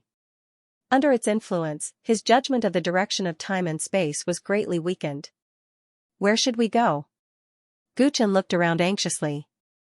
There were countless colorful vortexes around them, and within each vortex was a severed part of time and space. It seemed like the Kunlun God Emperor's later experiences were too painful, causing this part of time and space to be especially distorted. Under such circumstances, no matter where they went, they would only die. *T, are we going to die here? Feng Yaya's heart skipped a beat as she grabbed onto Gu Chen's arm instinctively. Gu Chen searched for the direction anxiously. The colorful vortexes around them kept expanding. Even if they stood still, they would soon be sucked into a part of time and space. Come here. Suddenly, an old voice came from the vortex nearby. Gu Chen was shocked. Seeing that the surrounding time and space were about to swallow him, he gritted his teeth and rushed over with Feng Yaya. Swoosh, the two of them transformed into auroras and disappeared into the vortex. The world spun around them, and they fell to the ground. Which part of time and space did we enter? What if we can't find our way back? Feng Yaya crawled up from the ground, looking flustered. Don't worry, this place is safe. Behind the two of them, the old man's voice came from the darkness. However, his voice seemed to be a little weaker than it was a moment ago. Guchen turned to look at a dark corner where an old man with disheveled hair was sitting. He looked like a candle in the wind that could be extinguished at any time. Senior Fengzhen, thank you for saving my life. He's the Taoist priest Fengzhen? Feng Yaya was surprised. The Taoist priest Fengzhen in front of her looked quite different from the one she had seen before. Feng Yaya was very surprised to hear this. The Taoist Fengzhen in front of her was quite different from the one she had spied on previously. Feng Yaya was surprised to hear that. The Taoist priest Fengzhen in front of her looked very different from the one she had seen before. I heard that something happened in Kunlun, so I came to take a look. The Taoist priest Fengzhen looked at Guchen. For some reason, his eyes were exceptionally calm. Guchen replied. When he noticed the bloodstains on Taoist Fengzhen's collar, he could not help but narrow his eyes. Senior, are you all right? The Taoist priest Fengzhen shook his head. I'm fine. I won't die for the time being. Who is this person next to you? Where's the little girl, Lanchu? Lanchu didn't come. As for this one, he's from the outside world. Guchen answered honestly. The Taoist priest Fengzhen trembled and his eyes turned gloomy. Senior, I have nothing to do with Duangu, Feng Yaya explained. No matter what, the other party had saved her, and he didn't seem to be in a good state. She didn't want to agitate him. Senior, you don't have to worry about her scheming. If she dares to plot against us, I won't let her go. What's more important now is to solve the crisis in Kunlun. Senior, what's the situation now? Guchen didn't expect to be saved by the Taoist priest Fengzhen in the spacetime memory of the Kunlun Divine Emperor. His current state was even more worrying. The Taoist priest Fengzhen finally pulled his eyes away from Feng Yaya. His expression was gloomy. When the old man was trying to prove his Tao, he was ambushed by the genius from the outside world, Duangu. Left with no choice, he borrowed the power of the Valley of Time to protect his clan. The old man froze the spacetime and dragged Duangu into the Valley of Time, trying to kill him here and find a way to return everything to normal. Who would have thought that the battle between the old man and Duangu would awaken the sleeping power of the ancestors in the Valley of Time, causing the situation to spiral out of control and turning the Valley of Time into what it is now? The sleeping power of the ancestors? What's that? Guchen and Feng Yaya looked at each other. Since you've traced it all the way here, you should know that the Valley of Time is filled with the spacetime memory of our ancestor, the Kunlun Divine Emperor. Back then, the ancestor controlled the origin of time and space. This origin is divided into the past, present, and future. Before the ancestor left the Xing County, he left the origin of time and space in the Valley of Time. This is a secret that no one knows about. The old man accidentally triggered this origin and traced back the spacetime memory of the ancestor. Only then did he understand the cause and effect. Guchen and Feng Yaya finally understood. No wonder the Taoist priest Fengzhen was able to save them. They had experienced the same timeline. Where's Duangu? Is he dead? Feng Yaya asked with concern.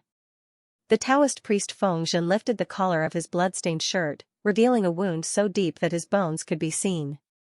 The wound was glowing with 7 colors, as if it was absorbing power from the Taoist priest Fengzhen's body.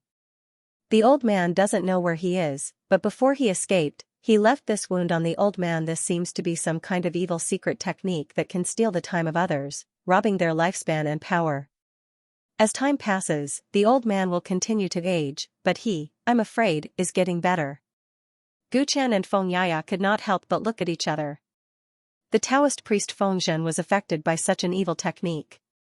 Thinking about how he had just helped out, he must have used up a lot of his energy. If we kill that Duangu, Senior should be able to be saved, right? Guchen's eyes were filled with coldness. It's not that easy to kill him. The spacetime here is too chaotic. He could be hiding in any place, or he could have already escaped. Feng Yaya's pretty face turned ugly. This was not good news for her. If the Taoist priest Fengzhen were to die, Duangu would use the secret technique to seize his power. This way, the Taoist priest would be able to make up for his lack of Tao foundation and his strength would far surpass his peers. No, he must not have left this place. The Taoist priest Feng Zhen shook his head and refuted Feng Yaya's thoughts. What do you mean? The two looked at him. That guy must have understood our ancestors' memories in the Valley of Time. He will not let go of the possibility of advancing further. The Taoist priest Feng Zhen clenched his fist. What do you mean? Gu Chen and Feng Yaya did not understand. The Taoist priest Feng Zhen had a complicated expression and sighed. The old man once thought that the ancestor and the immortal realm were incompatible. I did not expect the ancestor and the immortal realm's heavenly emperor to be sworn brothers. Gu Chen was silent. He had already guessed this. The Taoist priest Feng Zhen's attainment in the law of time was deeper than his, so he naturally understood it better. Now that I think about it, the grudges between Kunlun and the ancient heaven, the opposition between the immortals and the gods, seems so laughable. The Taoist priest Feng Zhen's lips curled into a self-deprecating smile. In his dying moments, he had understood many things. In fact, when the divine realm collapsed, the old man already understood these principles. However, he never had the courage to find Gu and was willing to stand up and bear everything. The Taoist priest Feng Zhen recalled how Gu Chen single-handedly stopped the immortals and the gods from continuing the war. He had lived for a long time, but he was not as decisive as a young man. What does this have to do with Duangu?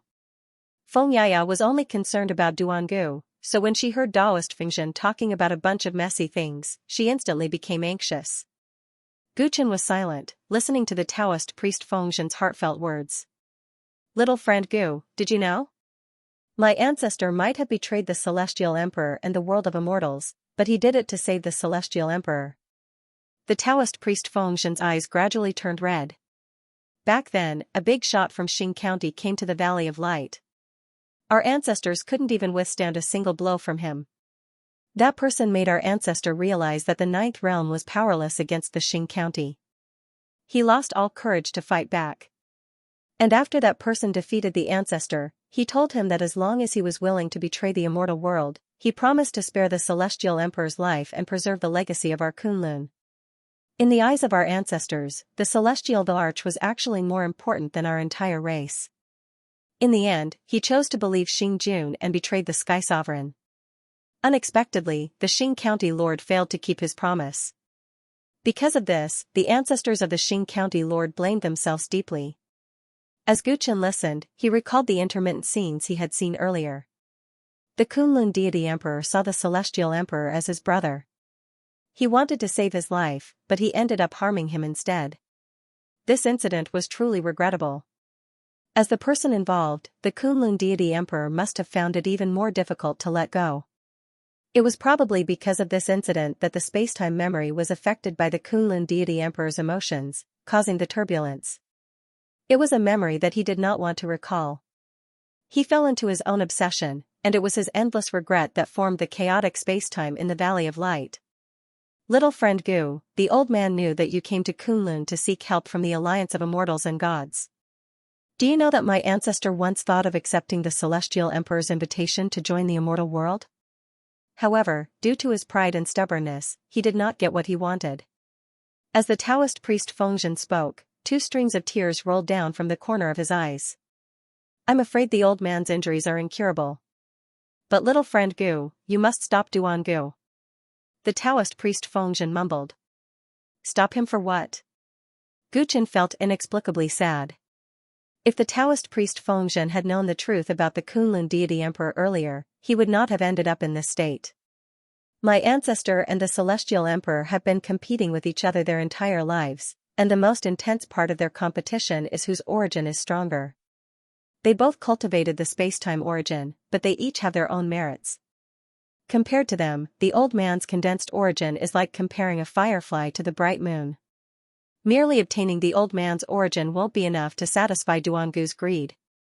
He must have found out about the existence of a stronger spacetime origin from the spacetime in the Valley of Time, and will definitely want to steal it. He will try to steal the past power of my ancestor. That's why I said that he must still be here.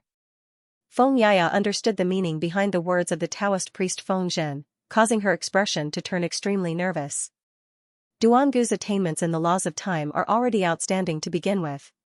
Now that he has stolen your power, how is it possible for Gu Chen to defeat Duangu in a battle of space-time with the little bit of knowledge that he has learned? Feng Yaya felt that they were done for.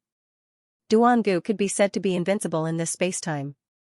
Once he really obtained the past power of the Kunlun deity emperor, he would be able to crush them with ease.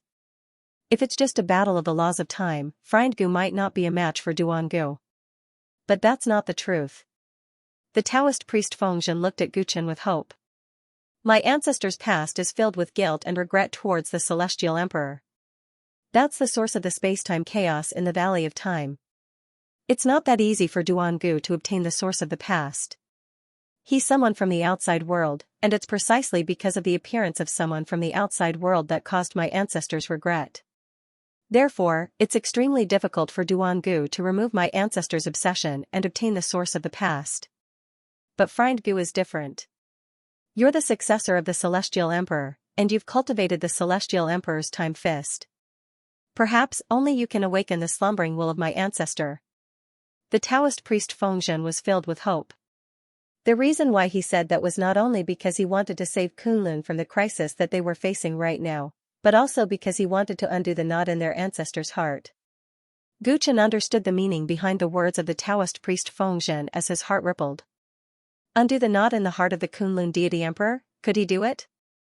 This is way too unfathomable. How can I undo the knot in the heart of the Kunlun deity emperor? Where can I do it? Feng Yaya was in disbelief. This was not a battle of Dao, but a battle of the heart. This was something that she had never heard of before. To her, rather than doing something as unfathomable as this, she might as well fight it out with that Duangu. If I undo the knot in the heart of the Kunlun deity emperor, would Kunlun be willing to enter my immortal world?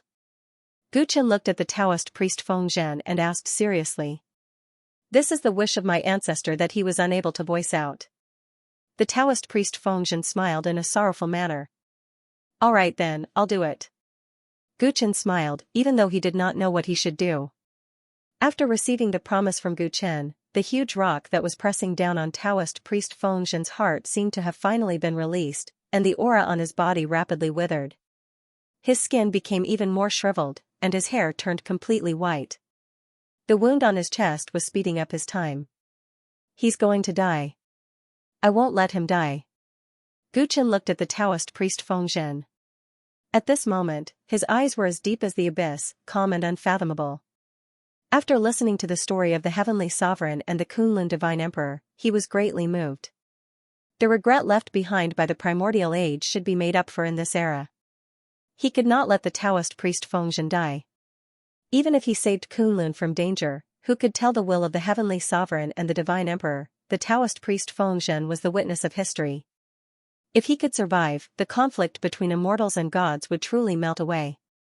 What can you do? Feng Yaya smiled bitterly. She felt that Gu Chen was overestimating himself. From their conversation, she could tell that this man's status in the ninth realm was indeed extraordinary, but in this chaotic time and space, Duan Gu was the king. Although the Taoist priest Fengzhen had given him a way to resolve this crisis, it was as good as not saying anything. How could he fight against Duangu with his so-called heart? Gu Chen did not speak. He walked forward and held the body of the Taoist priest Fengzhen in one hand and placed his other hand on the wound on Fengzhen's chest with a 9-colored celestial light. A mysterious aura escaped from the wound. After sensing Gu Chen's presence, it suddenly released a powerful suction force. Gu Chen's thick hair showed signs of turning from black to white. Meanwhile, the Taoist priest Fengzhen seemed to be hanging on to his last breath. A little light returned to his dim eyes. Little Gu, what are you doing? The Taoist priest Fengzhen struggled to ask. He did not have much time left, but Gu Chen had interfered and extended the time to Duangu on his behalf, thus giving him a chance to catch his breath. But this way, Gu Chen would take Duangu's secret technique on his behalf. It would cost him his life. Are you crazy? Who would wash their own necks and wait for others to chop them? Feng Yaya exclaimed in shock and anger. She had originally thought that cooperating with Gu Chen might be able to contend against Duangu, but Gu Chen's current behavior had directly shattered her hopes. Shut up. Gu Chen looked at Feng Yaya coldly, then closed his eyes and immersed his mind into the wound left by Duangu. Don't you want more time? I'm the successor of the Celestial Arch, show yourself if you have the ability. Gu Chen's consciousness seemed to plunge into the ocean, following the mysterious connection left by the secret technique, searching for the time and space where Duangu was. Interesting. Someone actually took the initiative to die. Duangu transmitted his divine sense into Gu Chen's mind. Sky Emperor's successor? According to what I've seen from the Kunlun God Emperor's memories, the Heavenly Emperor's abilities are nothing much. He teased, then added. But it's better than nothing. Give me your life. As soon as he finished, the speed at which Gu Chen's hair turned from black to white suddenly increased, and wrinkles gradually appeared on his face. Quickly cut off the connection. Feng Yaya said anxiously. It's too late. The secret technique has already spread to little friend Gu. Taoist priest Feng Zhen's expression turned ugly. He knew how terrifying Duangu's time-stealing secret technique was. Once Gu Chen took the initiative to enter the trap, it would be difficult for him to escape. He had hoped that Gu Chen could untie the knot in his ancestor's heart and save Kunlun from the crisis, but he did not expect him to do something that looked like he was going to die. What was he thinking? Taoist priest Feng Zhen could not understand. He watched as Gu Chen aged rapidly. Gu Chen's time was being stolen by Duangu at an extreme speed. Duangu's attainment in time was far superior to Gu Chen's, and during the process, Gu Chen almost had no way to resist. However, Gu Chen appeared exceptionally calm, his divine sense spreading out. Found it. When all his black hair had turned into white silks, Gu Chen's eyes opened abruptly, emitting a sharp glint. Using the connection between the secret techniques, he had finally found where Duangu was hiding. So what if you know my location? I kind of understand what you're thinking now. You want to find my location and kill me, taking back the time that I stole from Taoist Feng Zhen and you. If you succeed, the risk you're taking will be worth it. However, everything you're planning must be built on the premise that your attainment in time far surpasses mine. Otherwise, everything will just be empty talk. You think you can defeat me in the Valley of Time? Duangu's tone was full of disdain. Gu Chen remained expressionless. He removed his hand from Taoist priest Feng Zhen and stood up. Almost at the same time, the aura of time surged out of his body. Two illusionary figures appeared on both sides of him. The figure on the left was still a young man. It was him when he was 17 years old, full of vigor and fearlessness. The figure on the right was tall and stalwart, but his face was blurred. Past self, present self, and future self, Gu Chen performed the Heavenly Emperor's time fist. He who existed in the past, present, and future once again manifested in the same space-time. The past self soon disappeared, and Gu Chen's present self walked into the future self. The two figures merged into one. His hair soon turned black and lush again, so long that it reached the ground. His body also grew taller. The outline of the future self became clearer. It was not much different from the current Gu Chen, except for the addition of a powerful aura that could crush the ages. Duangu, who was in another space-time, sensed the change. His pupils contracted. I might not be able to defeat you now, but the future me can destroy you with a flip of my palm. Gu Chen's future self spoke coldly. He took a step forward and tore apart the chaotic space-time, chasing after Duangu. That guy, is he crazy? Feng Yaya gasped. The Taoist priest Feng Zhen's heart was also in turmoil. That was a forbidden space-time secret art. To obtain power from the future, one would have to pay an unimaginable price. Gu Chen was like an emperor descending upon the 9 heavens. He tore apart the chaotic space-time in the blink of an eye and arrived at the space-time where Duangu was. The one who appeared before him was a demonic young man. He was very different from the dying old man that Feng Yaya had described. It was obvious that Duangu had repaired his Taoist foundation by plundering the Taoist priest Feng Zhen's origin. He had reached a near-invincible state. You really are a crazy man. Duangu looked at the stalwart monarch in front of him. After being stunned for a while, a hint of fear appeared on his face. Using one's own lifespan as the price to forcefully stimulate one's growth and summon one's future self was a secret art that all cultivators of time knew. With his level of attainment, he could do it as well, but he would never do it. The more power one obtained by using this secret art, the greater the price one would have to pay once the secret art's duration ended. Judging from how easily the other party tore apart the spacetime to find his power, the price he had to pay was his life. In other words, the other party did not want to live at all. He wanted to die together with Duangu. A madman who did not care about his own life was very dangerous. Although the other party's power was fleeting like fireworks, the momentary power was real. Where do you think you're going? Galaxies flickered in Gu Chen's eyes. He raised his hand and slashed out with the sword of time. Before Duangu could react, he had already been sliced in half. Ripples appeared in the void. The cracks in time and space were densely packed, a shocking sight to behold. This slash was enough to look down on a Dao-querying cultivator. Hee, what a terrifying power. Duangu, who had just died, suddenly reappeared at his original spot. Gu Chen had also performed a strange time transposition and returned to the spot where he had just arrived. This is... Gu Chen's eyes narrowed. Your future self is indeed powerful. Unfortunately, a battle of time is not won by the stronger one. Duangu smiled evilly. Gu Chen was expressionless. He swung his sword again, he killed his opponent again, but the next moment, Duangu came back to life and returned to his original spot. The two of them had fallen into a strange time loop. No matter how Gu Chen killed Duangu, time would always return to the previous moment. Gu Chen recalled the imprint that his opponent had formed earlier. This person's time technique was indeed powerful. It had even caused his future self to fall into an endless loop. Under my Dao technique, time has turned into a strange circle, an endless loop. As long as I am in this loop, you will never be able to kill me. But you are different. You used a secret technique to obtain your power. This power will continue to weaken. When your time is up, you will die without me having to do anything. Duangu's face was filled with mockery. He would not fight a suicidal maniac head-on. He would just wear him out slowly.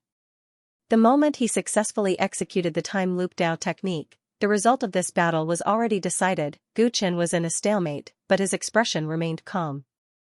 The corner of his lips subconsciously curled up. You can still smile?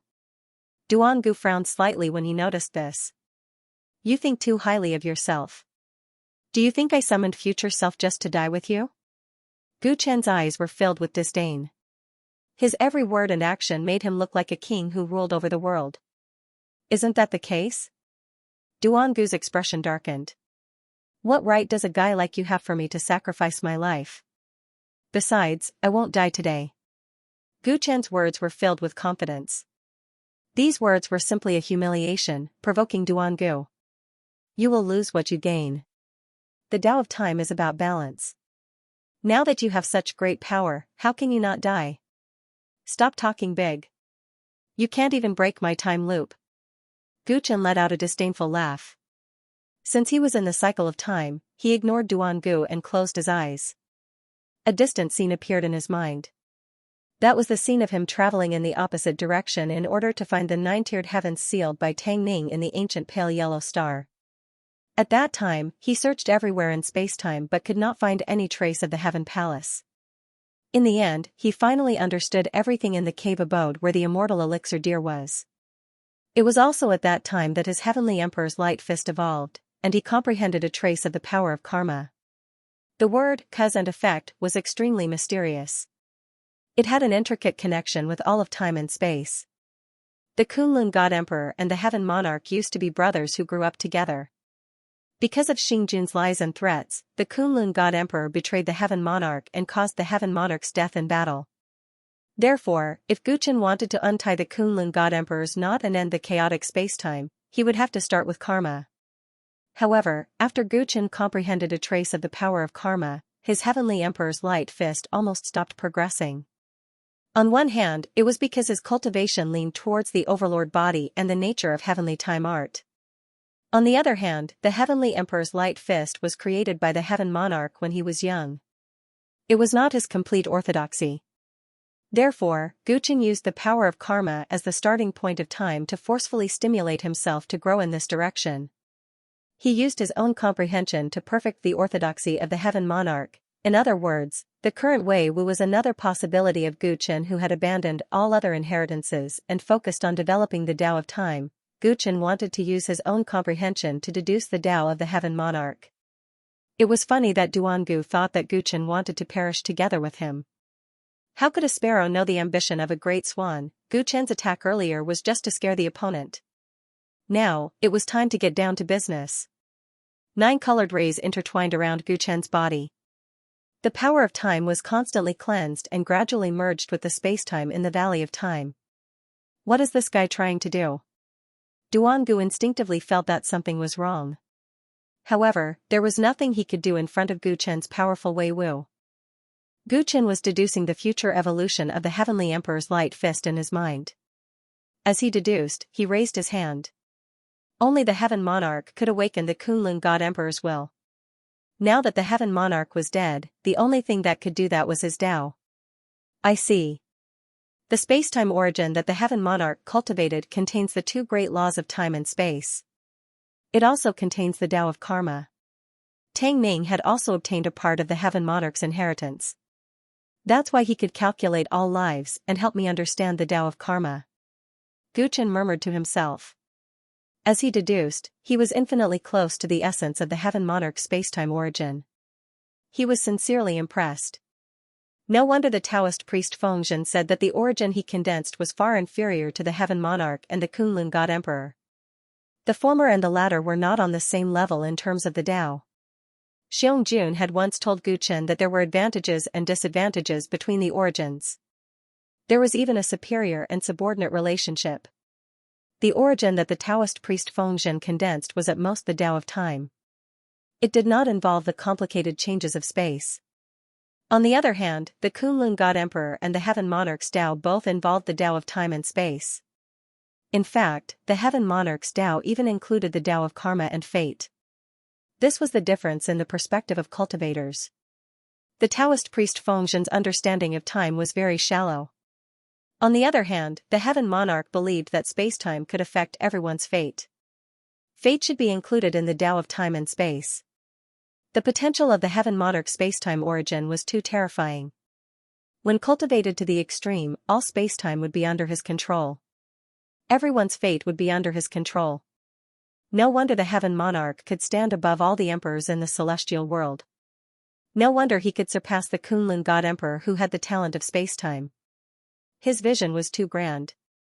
Unfortunately, he died young. Gu Chen understood the Tao of the Heaven Monarch. With the power of self, he suddenly threw a punch at the chaotic spacetime. This punch was intertwined with the power of karma, cleansing all the chaotic spacetime. In the Valley of Time, the Kunlun God Emperor's guilt and regret were everywhere. This feeling had lasted for millions of years. At this moment, the power of karma was like a stone thrown into the water, causing ripples. Tiny tot, in the chaotic spacetime, the Kunlun God Emperor's murmur was heard. No, that was not the Kunlun God Emperor. It was the little dragon that Tiny Tot had depended on when they were young. The Kunlun God Emperor had left the origin of the past in the Valley of Time because he was too ashamed to face his past with the Heaven Monarch. Duangu's self-formed time loop was suddenly filled with rainbow-colored clouds. The rainbow-colored clouds extended toward Gu Chen and drowned him in the blink of an eye. The origin of the past? How is that possible? Duangu exclaimed. He had stayed in the Valley of Time for a long time in order to obtain the Kunlun Divine Emperor's power, but he could not find a way in. However, the guy he looked down upon had actually summoned the origin of the past. How did he do it? No. That power is mine. Duangu's eyes were red as he tried to charge forward. However, he appeared at his original position the next moment. The strange cycle of time that he had set up was now restraining him. Gu Chen was swallowed by the rainbow-colored clouds and appeared before the Valley of Time was formed, where Xiao Budian and Xiaolong were. The little golden dragon swam in the void in front of him, its eyes filled with sorrow. Greetings, Senior. Gu Chen bowed respectfully. Xiaolong looked at him with a complicated expression. You're very similar to Xiao Budian. You're both fearless. With his realm, he could tell at a glance how Gu Chen had obtained his current power and How much he had paid during this period of time. He had taken such a huge risk to wake himself up from his sorrow. Senior, the ninth world is at a critical moment of life and death today. Please lend me a hand. Gu Chen spoke frankly. How do you want me to help you? You're quite a schemer. On the surface, it looks like I'll definitely die after you summon the origin of the past, but as long as I give you my power, the price you paid for forcefully growing will be eliminated. You want my power and Kunlun's loyalty to you. Aren't you being too presumptuous? Xiaolong snorted. He gathered his divine sense and knew everything that had happened in the Valley of Time. Gu Chen's move seemed risky, but from Xiaolong's point of view, it was actually a good plan. He was brave and smart, just like that bastard in the past. After he built the world of immortals, he shamelessly asked Xiaolong to serve him. Xiaolong even rejected him back then, but now he had to accept this kid's suggestion? He wanted to see what reason this kid could come up with to convince him. Senior, the Celestial the Arch once said that he wanted to build a perfect world where all living beings can live in peace. He then built the world of immortals, but it's still far from his dream. Because you never joined. Without your support, the world of immortals is not perfect. Gu Chen spoke. His words evoked the little dragon's endless memories, causing the grief on its face to deepen. His words evoked the dragon's endless memories. If that world is really that beautiful, little guy, can you leave a spot for me? If that is the celestial Thearch's realm of immortals' eyes, Iming deity way, the world's saint. The celestial Thearch's last wish was not fulfilled, and I want to inherit his will and build a world where immortals and gods can coexist in peace. The Chen of Chen Chen. Chen of Xing County is far more powerful than you can imagine. We couldn't do it back then. Can you do it now? The dragon struggled. It remembered the nightmarish memory of Xing County. Of course. Gu Chen smiled brightly. I will do what the Celestial the Arch couldn't. The dragon looked deeply at Gu Chen. Its smile overlapped with the image of the Celestial the Arch in its mind. The same optimism, the same confidence, and the same fearlessness. What will you do if you become the Celestial the Arch? He asked. If I become the Celestial the Arch, I will suppress all enemies in the world. Gu Chen's answer was powerful and deafening. All right, we will leave our unfulfilled wish to you, the dragon smiled with tears in its eyes. It turned into a giant dragon, the Kunlun Divine Emperor. Roar. It let out an earth-shattering roar. The vast power of time surged into Gu Chen's body. Gu Chen's power of the future self disappeared at this moment. With the influx of the Kunlun Divine Emperor's power of the past, the huge deficit was made up. At the same time, various profundities about the origin of time and space appeared in his mind, mainly related to the Tao of the past self. He didn't choose to suppress this origin into the black hole like he usually did. Instead, he absorbed it all after using it to make up for the deficit caused by the future self. Although the great power of the future self disappeared, he had reached that level before. He understood the path of the Celestial the Arch infinitely. Although the Kunlun Divine Emperor's origin of the past was only one of his three great powers, he also benefited a lot. Gu Chen didn't plan to walk the path of the Celestial the Arch or the path of the Kunlun Divine Emperor. He wanted to learn from the strengths of others and condense this origin of time and space himself. Gu Chen stood in the void. He dreamed of spring and autumn in his mind and focused on comprehending the profound meaning of time and space. Tiny one, I'm coming for you. After the Kunlun Divine Emperor gave his power to Gu Chen, his remaining obsession seemed to have finally been freed and gradually disappeared between heaven and earth. Due to the disappearance of his obsession, the countless space-time cracks in the Valley of Light disappeared as well. Taoist priest Feng Zhen and Feng Yaya were surprised to find that they had appeared in a corner of the valley. Not far ahead, Duangu was staring at the sky with an extremely ugly expression. They followed his gaze and saw Gu Chen standing in the sky above the Valley of Light. His body was surrounded by nine-colored light and he looked like a god descending to the mortal world. He succeeded? Taoist priest Feng Zhen mumbled to himself excitedly. Tears flowed down his face. Feng Yaya also found it unbelievable. She couldn't understand how Gu Chen did it. The main star of Kunlun has returned to normal? Feng Yaya spread her divine sense and found that the time on the main star had returned to normal. All living beings were recovering from their petrified state. The rain that had stopped in the air had also returned to the ground. The frozen spacetime was no longer there. Everything was revived and full of life. The asterisk starred, "How dare you steal the power that belongs to me?" Duangu glared at Guchen with bloodshot eyes. His body was trembling due to extreme anger. Guchen slowly opened his eyes after digesting what he had learned. His eyes were even darker than before, as if there was an ocean of energy hidden in them. Just now, his essence, qi, and spirit had been elevated to the extreme. He was only one step away from the Emperor realm. This was different from the origin of life trying to assimilate him into the Emperor realm. It was because he had accumulated enough understanding of the space-time Tao and was able to condense the origin of time and space. However, he forcefully suppressed it because the origin of time and space that he could condense now was only slightly stronger than that of Taoist priest Fengzhen.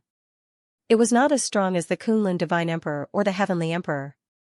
He wanted to condense a higher level of the origin of time and space and break through together with the other origin that he was suppressing. Therefore, he was in no hurry. To him, reaching the Tao querying realm was a piece of cake. What he was pursuing was a higher level of cultivation. Guchen looked down at Duangu with his calm and deep eyes, and a smile appeared at the corner of his mouth.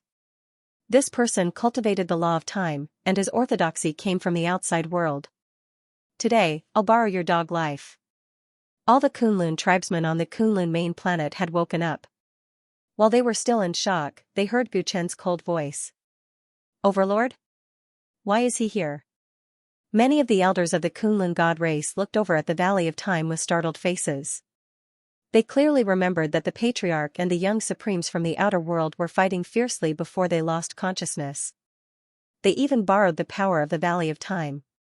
How did the person fighting in the Valley of Time turn into Overlord? Although Guchen had never been to the Kunlun main planet, and very few people in Kunlun had seen him, Guchen's reputation in Kunlun was not low because the Saintess was willing to give up everything to marry him. Some saw him as an enemy who brought shame to the tribe, while others were more curious. Before all the cultivators on the Kunlun main planet could digest what they had seen, another battle broke out in the sky above the Valley of Time. Duangu could not tolerate the origin of the past that he had schemed to obtain being stolen. In his eyes, now that Guchen had lost his future self, even if he obtained the origin of the past, he would not be as strong as him. Therefore, he attacked angrily in an attempt to reverse the situation. Guchen wanted to learn from others and condense his own origin of time and space.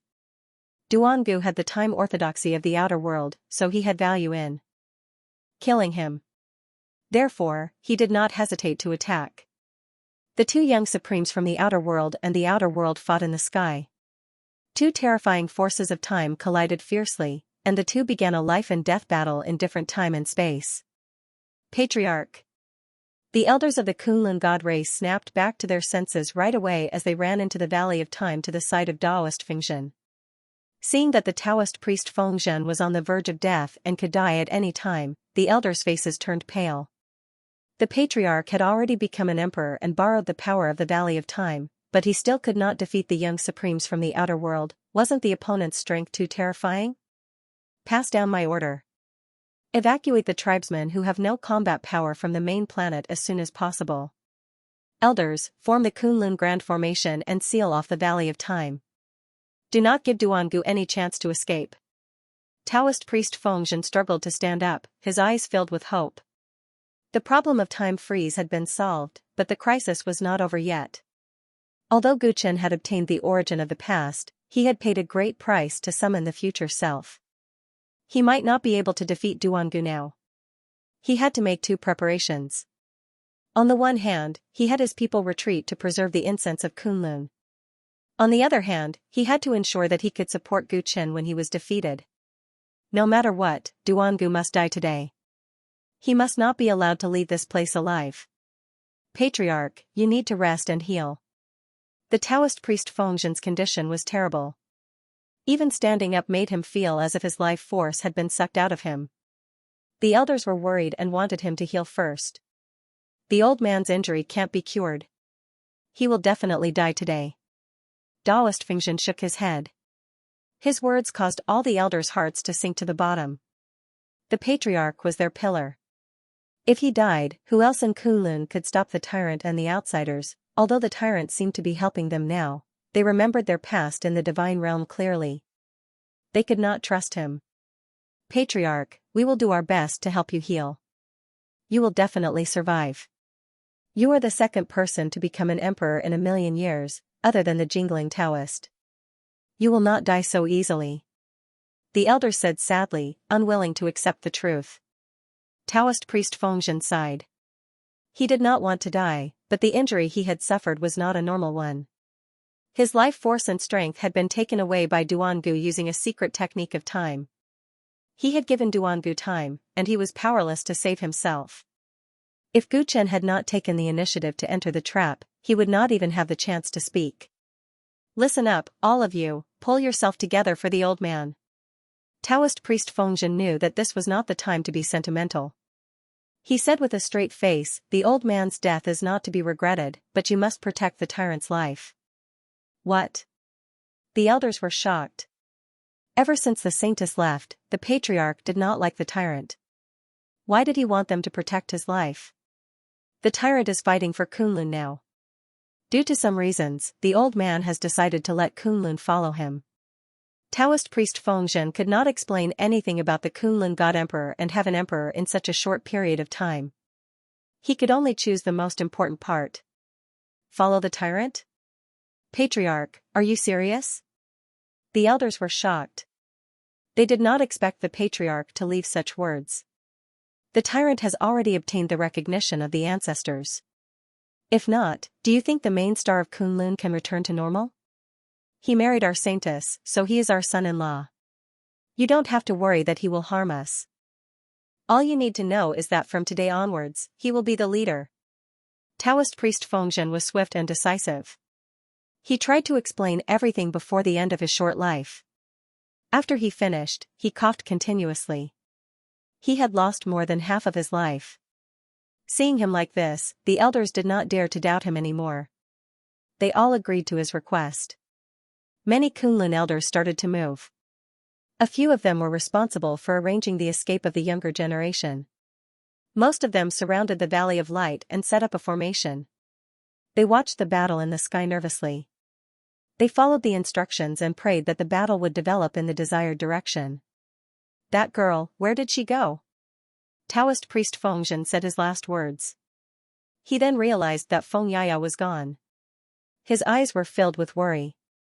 In fact, he did not only need to be wary of Duangu. That girl was not simple either. Gu Chen had teamed up with her because he had no other choice. Now that the time freeze was gone, only God knew if she would suddenly attack. Damn it. This old man's old bones can't do anything. Taoist priest Fengzhen was anxious and unwilling. He wanted to help Gu Chen, but it was hard for him to even stand. He no longer had any grudges against Gu Chen. All he had left was the care and respect for the younger generation. Die. Die. Die. In the sky above the Valley of Light, Duangu attacked one after another. He performed all kinds of space-time techniques in an attempt to kill Gu Chen on the spot. Gu Chen took on all of them. The heavenly ruler's time fist had reached its peak in his hands. The power he unleashed was no weaker than Duangu. Originally, Gu Chen's mastery of time was not as good as Duangu's. However, because he had entered the realm of true self for a short period of time and received the gift from the origin of past, he had completely made up for his shortcomings. Every time the heavenly ruler's time fist broke through his opponent's technique, it would become stronger. This kind of terrifying comprehension that kept evolving along with the battle made Duangu shiver. He realized how talented his opponent was. Duangu wore an unwilling expression. He initially thought he had a chance of winning, but he had ended up as a sparring partner. It seemed like his existence was only helping his opponent to further comprehend the Tao of time and space. You will die for sure. Gu Chen sneered as he slowly gained the upper hand in the battle of time and space. Duangu was very strong, even stronger than the Emperor of Underworld. Lei Xiaozi and Yu Zhenren were no match against him. If he was fighting against cultivators from other orthodoxies, even a true martial monarch would not be able to take him down. However, he was fighting against Gu Chen with the origin of time and space, which resulted in a situation where the superior and the subordinate were restraining each other. Gu Chen had comprehended the Tao of the Heavenly Emperor and the Kunlun Godly Emperor at the same time. Although he had not mastered both, his understanding of time and space had surpassed Duangu's. If Duangu had condensed the origin, he might be able to suppress Qin Nan with his cultivation, but since both of them were in the martial monarch realm, Qin Nan was at a disadvantage. The truth was, if Gu Chen had used the Heavenly Emperor Time Fist to assist him, the battle would have ended a long time ago. However, in order to learn his opponent's Tao, Qin Nan had purposely let him live a little longer. It's time to end this. The two fought for an hour. Gu Chen saw that his opponent was running out of tricks, thus he increased the power of the Heavenly Emperor Time Fist. With a punch, a vast force of time drowned Duangu, causing him to bleed profusely and wounds to appear on his body. The aura of time flowed around the wounds, causing his flesh to rapidly dry up and turn into white bones. I will not lose. What you can do, I can do too. Duangu realized that his life was in danger. His eyes flickered with determination as two illusionary figures appeared beside him. He had summoned the past self and the future self to do the same thing as Gu Chen. Buzz, his present self and future self quickly merged into one. The power he possessed at that instant far surpassed that of Gu Chen. Gu Chen's pupils abruptly contracted as he staggered backward under the terrifying tide-like power.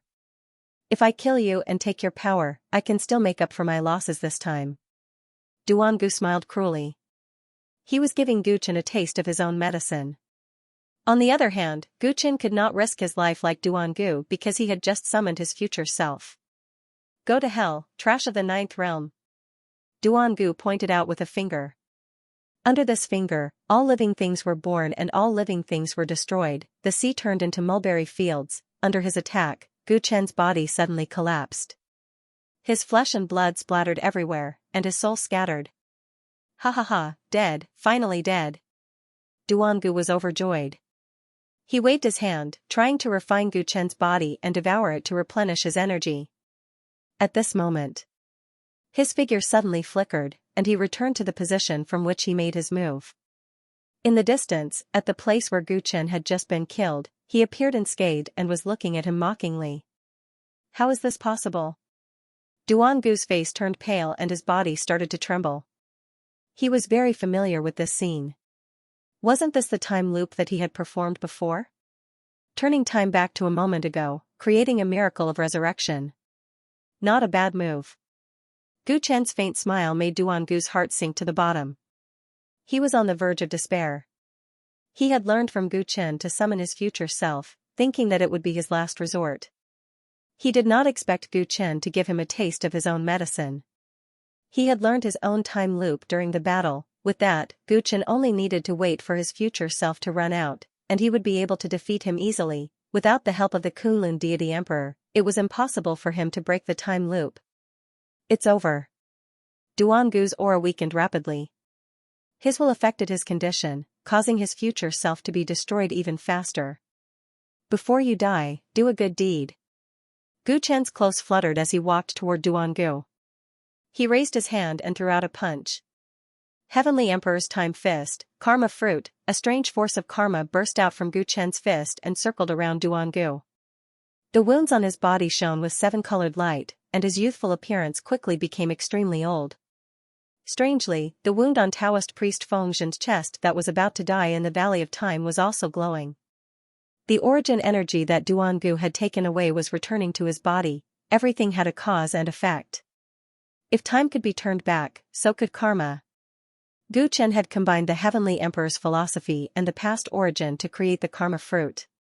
This move had reversed the inevitable death of Taoist priest Fengzhen. Originally, under Duangu's time secret technique, Taoist priest Fengzhen was the cause, and he was the effect.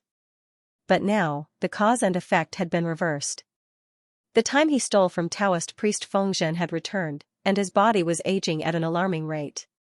Arg, Duangu returned to his original appearance in just a few moments, like a candle flickering in the wind.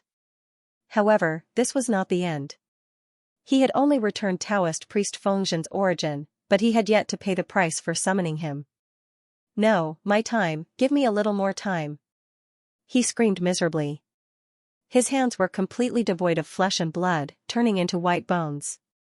His entire body was rotting, and he would soon be devoured by time. In the next moment, Guqin came to his side, stretched out his 5 fingers, and pressed his head. Soul search. Duangu's energy was completely depleted, so he could not absorb his origin. But that was not important. Saving Taoist priest Fengzhen was the most important thing. Guqin searched the man's memory and memorized all the comprehensions and secret techniques he had learned about the Tao of Time. The time secret technique from the outside world would definitely be able to perfect his time origin. Duangu soon died under the double torture of having his soul torn apart and body destroyed. He turned into a pile of white bones and fell into the Valley of Light. At the same time, Taoist priest Fengzhen in the valley had recovered. Not only had his injuries and cultivation recovered, but he also looked younger. His white hair even had some black strands. The old man came back to life? Taoist priest Fengzhen, who was preparing for his funeral, was dumbfounded. The ups and downs of life were too exciting for him. What a monstrous young man. He looked at Guqin in the sky and suddenly felt lucky that the clan saintess had married him without hesitation. The prodigy from the outside world is dead? Dead. He's dead. After a momentary silence, the entire Kunlun god race burst out into a fervent cheer. The people who were preparing to retreat cried tears of joy and hugged each other happily. Many elders muttered softly as they watched Guqin, who had won the battle, and Taoist Fengzhen, who was resurrected. The clan leader is not dead. Are we still going to follow the overlord? Taoist priest Fengzhen glared at them when he heard that, but his face soon smiled with tears. We want to join the immortal world. It's been 1,000,000 years. The ancestors' last wish should come true. The wind whimpered in the Valley of Time as if it was responding. Guqin, an ethereal voice could be heard from time to time. Guqin, the voice grew louder and louder, gradually reaching his ears from far away. Who is it? Dressed in white, Guqin wandered aimlessly in the vast expanse of whiteness. He felt perplexed as he listened to the call. Haha, Jia, the voice gradually turned into an evil laughter. Guqin found it familiar and subconsciously walked towards the source of the voice. Shua, a pair of eyes suddenly opened in front of him. It was a ghostly green, as evil as a will-o'-the-wisp. Man with a bamboo hat. Guqin called out loudly. His eyes suddenly opened, and his body was covered in cold sweat. So it was a dream. He looked around and realized that he was still in the Valley of Time. What he heard earlier was just a dream, and he could not help but heave a sigh of relief. I actually fell asleep. Guqin rubbed his forehead, and it took him a long time to wake up from his dream state. It had been 5 days since Kunlun's main star returned to normal.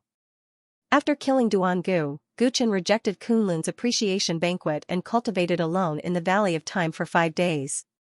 Kunlun God Emperor's past source, Heavenly Emperor's spacetime causality theory, and even Duangu's outer world legacy, Guqin urgently needed to digest these things to perfect his understanding of spacetime source.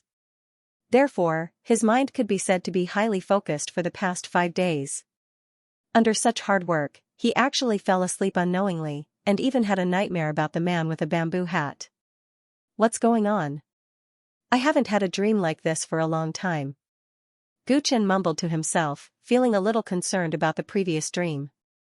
During the 2 years he lived in seclusion in ancient Sung Huang Star, there was a period of time where he would often have such nightmares. In the dream, it was either the man with a bamboo hat attacking him or his family, or he himself becoming the man with a bamboo hat. The feeling in the dream was very real. It was as if he had become one of his billions of clones, taking his place to experience the world of mortals. After all, the man with a bamboo hat used to be his greatest enemy. It was not unusual for him to dream of him occasionally. However, during that period of time, he dreamed about it every other day for several months, which seriously affected his mental state. At that time, he was puzzled and asked Hai Dongqing for help. Hai Dongqing told him that it might be the spirit of the demon blade of spiritual speech that was causing trouble. After that day, Guqin began to learn the way of the knife from Hai Dongqing. After learning the way of the knife, the number of times he dreamed of the man with a bamboo hat was greatly reduced, and he gradually stopped worrying about it. Come to think of it, I haven't been able to sleep for a long time. Every time I dream of that guy. He's really haunting me. Gu Chen's face was gloomy. He usually meditated instead of sleeping.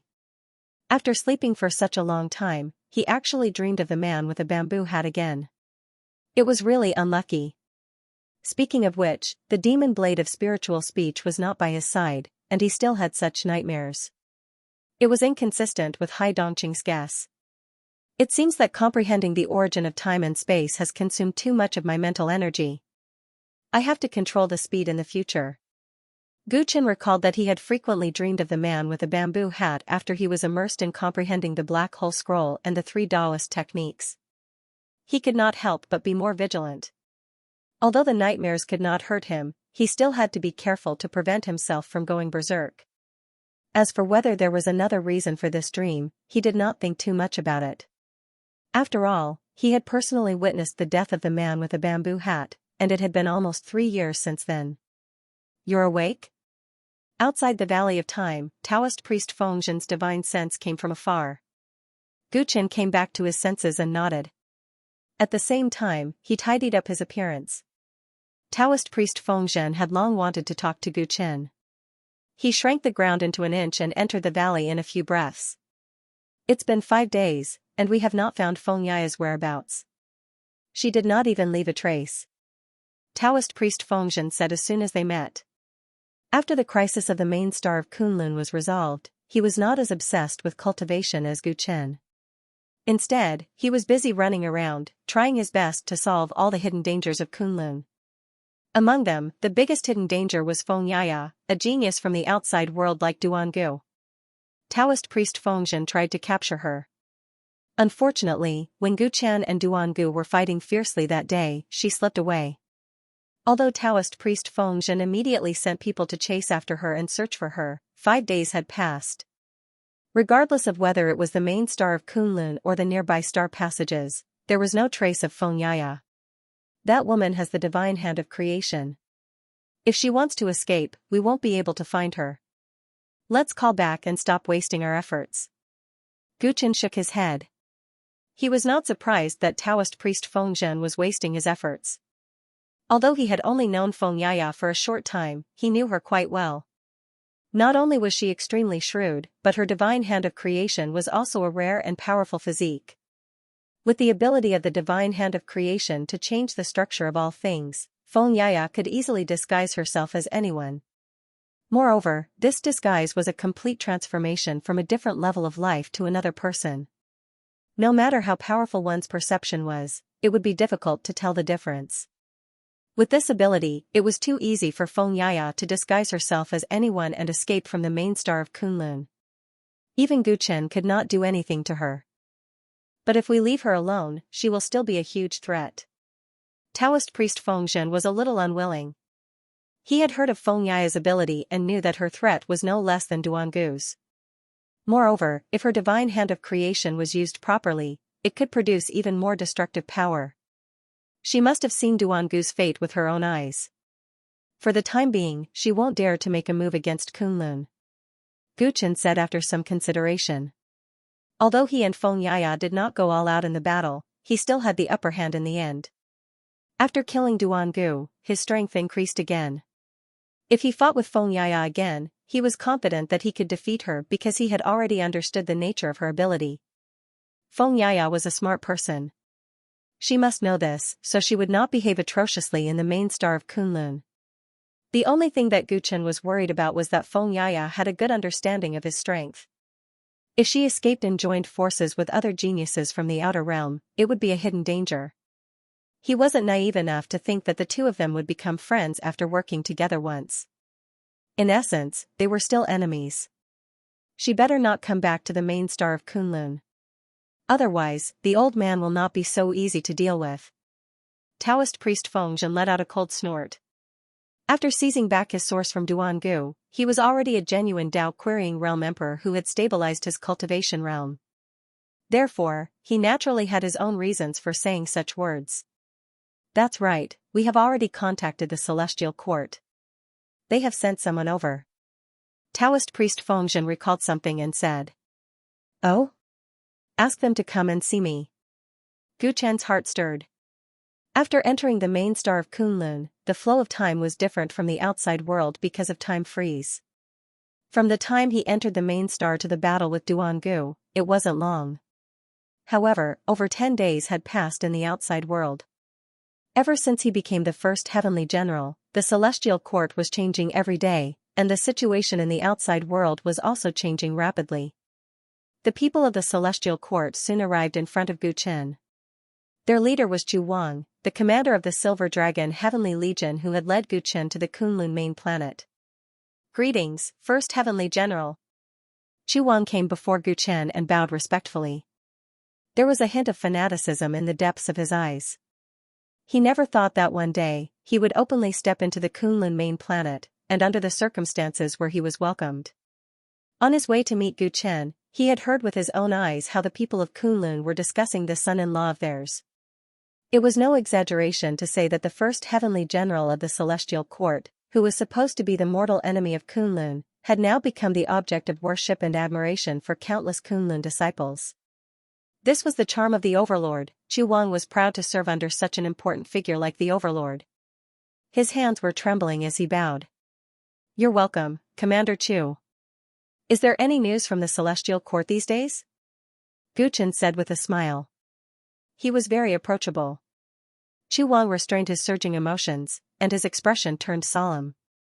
"Regarding the matter regarding the Kunlun god race, this subordinate has already reported it to my superiors. As for Heavenly General Li, Heavenly General Tang, Heavenly General Wu, and the other lords, they have entrusted this subordinate with the request that once Lord Gu has settled all your matters on the Kunlun main star, please return to Mystic Lady Palace as soon as possible." "Oh? Did something happen to the Fairy Lady Palace?" Gu Chen asked in surprise. His tone sounded a little anxious. "Nothing major happened to the Fairy Lady Palace," Chu Wang replied. "If nothing happened to the Fairy Lady Palace, did something happen to the recruitment of the forces from the original immortal realm?" Gu Chen frowned. "I'm not sure about the specifics, but according to the lords, it has nothing to do with this matter." Chu Wang shook his head. "If nothing happened, why are you in such a hurry?" Gu Chen asked in confusion. "Judging from what you said, the Jade Spring Galaxy hasn't been very peaceful lately. Please check it out yourself," Chu Wang said as he handed over a secret letter with both hands. Then, he stood quietly to the side. Gu Chen casually opened the letter, and after a few glances, his expression froze. The secret letter did not say anything specific. It only recorded some information that the Celestial Court spies had recently gathered. Traces of the True Spirit Tribe's activities have been detected in the Purple Mountain Star in the northern region of the Jade Spring Galaxy. On the 7th main star passage of the Jade Spring Galaxy's southern border, someone saw the Yi-clan starship with their own eyes. The successors of the divine sect of 10,000 Swords, the Star Ocean Sand Tribe, and the Giant Devil Tribe are roaming the Jade Spring Galaxy. Their intentions are unknown. One of the 10 young supremes of the Outer Realm, the Thousand-Eyed Demon, appeared in the Jade Spring star field, but soon disappeared. Similar news filled the secret letters. Many great powers of the 9th realm had appeared in the Jade Spring Galaxy, and many geniuses from the Outer Realms had also been spotted. As Gu Chen read the large pile of information, his expression became uncertain. Be it the Yi clan, the True Spirit clan, or the divine sect of 10,000 Swords, these great powers were not in the Jade Spring Galaxy. The Jade Spring Galaxy was not within their sphere of influence. In fact, it was very far away. However, they had all swarmed to the Jade Spring Galaxy recently. The motive behind this was very worth pondering. "What's wrong, my lord?" Chu Wang asked curiously when he saw that Gu Chen's expression was not right. Gu Chen did not hide it and handed the secret letter to Chu Wang. The information in the secret letter was not top secret. It would be good to let Commander Chu take a look and provide him with some ideas. Chu Wang read the secret letter seriously, and soon, his expression changed. "My lord, are they going to attack the Celestial Court?" Gu Chen's eyes flickered as he answered. "Yes, that's a possibility." The True Spirit clan and the Yi clan had appeared at the scene of the Desolation Emperor's battle in the Milky Way. They had colluded with many Outer Realm geniuses and were accomplices to the Desolation Emperor's death. After the deaths of Spiritual Master Yu and Lei Xiao, the celestial court had become powerful again. Perhaps they had felt threatened and were trying to attack the celestial court. If that was really the case, the forces attacking the celestial court this time would definitely be much larger than the previous time. Moreover, the young supremes from the outer realm were also involved. The divine sect of 10,000 swords, the Star Ocean Sand tribe. If the forces mentioned in the secret letter are going to attack the celestial court, doesn't that mean that they have at least 3/4 of the strength of the divine realm? Qu Wang took a few deep breaths. Although he had not participated in the battle at the Mystic Lady Palace not long ago, he knew that the main forces of the divine realm that had participated in that battle were the Gold Clan and the Eye Clan. As for the other hundreds of forces, they could not do anything at all. However, it was different this time. There were too many forces mentioned in the secret letter, and many of them were first-rate forces in the divine realm. If they all joined forces, they would definitely be able to cause a violent impact on the celestial court. Moreover, what was even more terrifying was the battle prowess of the outer realm. In the battle at the Mystic Lady Palace, 2 young supremes and more than 10 geniuses had appeared. This time, after they had learned their lesson, how many experts would they send? Perhaps the rapidly expanding strength of the celestial court had finally attracted the determination of the other forces to encircle and annihilate them. Sir, when you return to the Mystic Lady Palace, please bring this subordinate with you. Qu Wang gritted his teeth and pleaded to Gu Chen. Gu Chen could not help but look at him with a little more appreciation. This Commander Chu was able to guess from the secret letter that there might be a large allied army preparing to encircle and annihilate the celestial court. This already showed that his intelligence was not low. And after knowing all of this, he had taken the initiative to participate in the battle. This showed his courage. This kind of person was indeed a person with great potential. Just from the secret letter alone cannot prove anything. The situation may not be as we think, so you don't need to be too nervous. Gu Chen shook his head and explained. Recently, there had indeed been an extraordinary number of forces operating in the Jade Spring Galaxy, but from the intelligence reports, they did not seem to be an allied army, and their behavior was rather strange. If they were really preparing to attack the Celestial Court, how could the Celestial Court spies have managed to gather so much information? Gu Chen's intuition told him that there might be another mystery to this matter. As for what it was, he would only be able to understand it after returning to the Mystic Lady Palace. Then, are you still willing to bring me with you, sir? Qu Wang asked hesitantly. At such a sensitive time, he really did not want to stay in the Hingting Galaxy. The Silver Dragon Heavenly Legion was originally stationed here to monitor and guard against Kunlun. Now that Kunlun had become their ally, it was useless for them to stay here. Since you have such intentions, why not bring you along? Gu Chen readily agreed. He was very concerned about the secret letter from the Mystic Lady Palace. It seemed that after discussing this matter with the Taoist priest Fengzhen, he would have to rush back to the Jade Spring Galaxy as soon as possible. There was no doubt that the Jade Spring Galaxy was currently in a turbulent situation. Thank you, sir. When Qu Wang saw that Gu Chen was willing to bring him along, he beamed with joy and bowed deeply once again. In the Mystic Lady Palace, Li Xuanyu, the Mystic Lady, Wu Huang, Jiang Beiming, and many other heavenly generals had gathered and were discussing matters. The situation has been very delicate lately. The major forces of the Ninth Realm are pouring into the Jade Spring Galaxy one after another. Everyone, we must make sure that the heavenly soldiers are on high alert. Also, Empyrean Fairy, you'll have to work harder. You must appease the leaders of the various forces until the Overlord returns. Li Xuanyu sat in the main seat. In the absence of Gu Chen, he was presiding over the meeting in the Heavenly Music Parlor. His speech was clear and orderly, and he arranged the priorities appropriately.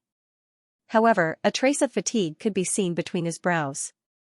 Over the past few days, there had been a constant stream of information from various scouts. Just dealing with this information had consumed a lot of the old man's energy. When will Tyrant come back? Since the matters in Kunlun have been settled, there shouldn't be any reason for him to stay there any longer, right? It's still easy to negotiate with the Heart Ape clan, but Ling Long Celestial Palace's palace mistress Ji has already been here for several days. I'm afraid that she's running out of patience. The Empyrean Fairy shook her head. During this period of time, there were many leaders of forces that had visited the Celestial Court. She had spent almost all of her time on this.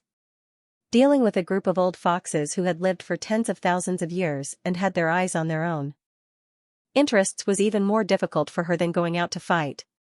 Therefore, she hoped that Guchen would return as soon as possible so that she could push all the blame to him. After all, he was the #1 heavenly general. The leaders of the major forces all wanted to meet him. I can't be sure when the tyrant will return. You know, he always does things his own way. Li Xuanyu said helplessly. Although the matter in Kunlun is also important, as the commander-in-chief, it's really inappropriate for him to always be absent from the Fairy Lady Palace. Wu Huang said in dissatisfaction. Everyone present nodded in agreement. During this period of time, all of them had been extremely busy. What's wrong? Is everyone gathering together to talk bad about me? Suddenly, a burst of laughter came from outside the hall. The heavenly general's expressions changed. They looked at the door and saw Guchen walking in with the white ape and the green ox with a smile. You're finally back. Everyone blurted out one after another. They couldn't be bothered to ridicule him anymore. They were all fighting to talk about the recent government affairs. Each of them had a lot of things on hand, and many of them required Guchen's approval, so they were still unresolved. Don't worry about other things. Let's talk about the secret letter first. Guchen waved his hand, signaling for everyone to be quiet. Where is Tang Ning? Guchen looked around and did not find Tang Ning, so he asked in surprise. Tang Ning found some clues about Feng Wen and has been out tracking him for 4 days. The Empyrean Fairy answered honestly. Feng Wen? Guchen's pupils contracted slightly. It seemed like a lot of things had happened during the time he wasn't in the Mystic Lady Palace. I've read all the secret letters. Who can tell me why so many forces have gathered in the Jade Spring Space Zone? Guchen temporarily put aside the matter of Tang Ning and looked at everyone. Quite a few days had passed since the secret letter was sent. Given the intelligence of the Celestial Court, it was reasonable to say that they should have obtained some new clues by now. With so many forces operating in the Jade Spring Space Zone, it should be easy to get some clues by interrogating a few people. Therefore, if the Celestial Generals could not answer Guchen's direct questions, they would have failed in their duties. We have indeed found out why so many forces have gathered in the Jade Spring Space Zone. It is said that it has something to do with the ruins. Li Xuanyu's expression turned solemn. Ruins? Guchen's eyes flickered. The huge ruins that Feng Wen told the Serene Sparrow about to appear? Tang Ning was not in the Mystic Lady Palace. It was said that he had gone to track down Feng Wen. Now that Li Xuanyu had mentioned the ruins, Guchen naturally thought of the important information he had obtained in the underworld. He had never forgotten about it. It was rumored that the key to opening the ruins, the life-death sculpture, was still with him. That's right. It is said that all the major forces have received the news that a large number of ruins from the primordial immortal world will appear in the Jade Spring space. Therefore, they are all moving to get a share of the loot. Li Xuanyu could not help but snort coldly when he mentioned this. The other celestial generals were also rather displeased. Ruins from the immortal world? As expected. Guchen mumbled. Previously, when they found out that the life-death sculpture was the key to entering the ruins, they had guessed that the ruins might be related to the immortal world. Now, they finally had proof. Since all the major forces were here for the ruins and not to join forces to attack the Celestial Court, the situation was slightly better than the worst-case scenario they had predicted. Ever since the collapse of the Divine Realm, although there have been ruins appearing in the Ninth World from time to time, the pattern of their appearance is often unpredictable. Why did so many forces believe the news that a large number of ruins will appear in the immortal world? Was this news spread by Feng Wen? Guchen muttered. We don't know the exact source of the news, but we first heard about it from Feng Wen. I think it must be related to him. This matter has caused a huge uproar, so its credibility is no longer important. As the saying goes, 3 people make a tiger. What's important is that all the forces in the Ninth World now believe that a large number of ruins from the immortal world will appear in the Jade Spring space. Li Xuanyu shook his head helplessly. The mystic fairy, who was beside him, opened her mouth and explained. Overlord, you might not know this, But the Jade Spring space has been rich in resources since ancient times and produces a large number of rare ores. Rumor has it that the Jade Spring space is like this because most of the areas of the primordial immortal world disintegrated here. Most of the ores produced here were contaminated with primordial immortal chi. Because of this rumor, many forces believe that a ruin from the immortal world will appear in the Jade Spring space. In addition, many forces believe that there will be a large number of ruins appearing here. Naturally, they won't treat it as fake news so easily. After all, if they're really able to obtain a ruin from the immortal dimension, then it's extremely beneficial to any sect. After hearing the mystic fairy's words, Guchen came to a sudden realization. He had indeed heard the rumors about the Jade Spring space, so the credibility of the ruins appearing here was greatly increased. The credibility of this news was no longer important. What was important was that any force would be worried that their own force would miss out on the opportunity if the news was true. That would be a great loss. After all, the primordial immortal world used to be incomparably glorious. Even a small piece of it could benefit them immensely. For example, the ancient immortal tower of the Celestial Court and the Heaven Void Hall were just small pieces of the primordial immortal world. However, they both contained great opportunities. The primordial immortal world was jointly created by the Celestial Emperor and the various immortal emperors. Regardless of whether the news of the ruins appearing is true or not, we have to be fully prepared. The ruins of the immortal world belong to the forces of the immortal world. We must not allow others to encroach on it. Guchen shook his head. For him, there was no distinction between immortals and gods. The relic was a common opportunity for the practitioners of the ninth realm. As long as the relic did not end up benefiting the outsiders, the Celestial Court did not have to take it all for themselves. This was also the Celestial Emperor's philosophy. After what happened in the Valley of Time, Guchen knew the ancient Celestial Emperor's temperament better than anyone else. Of course, he did not say this to the divine generals present. In terms of legal principles, the Celestial Court was indeed the most qualified force to inherit the relic of the realm of immortals. There are no signs of the relic yet, right? Guchen asked casually while pondering. There has been news of the relic appearing in some places in the Jade Spring galaxy. However, our spies have confirmed that it is fake news. Occasionally, there will be strange phenomena in some places, but it has nothing to do with the relic appearing in large numbers. However, this does not affect the enthusiasm of the major forces. The reason we can find their traces has a lot to do with their eagerness to find the relic. Li Xuanyu's tone was slightly sarcastic. Guchen immediately understood.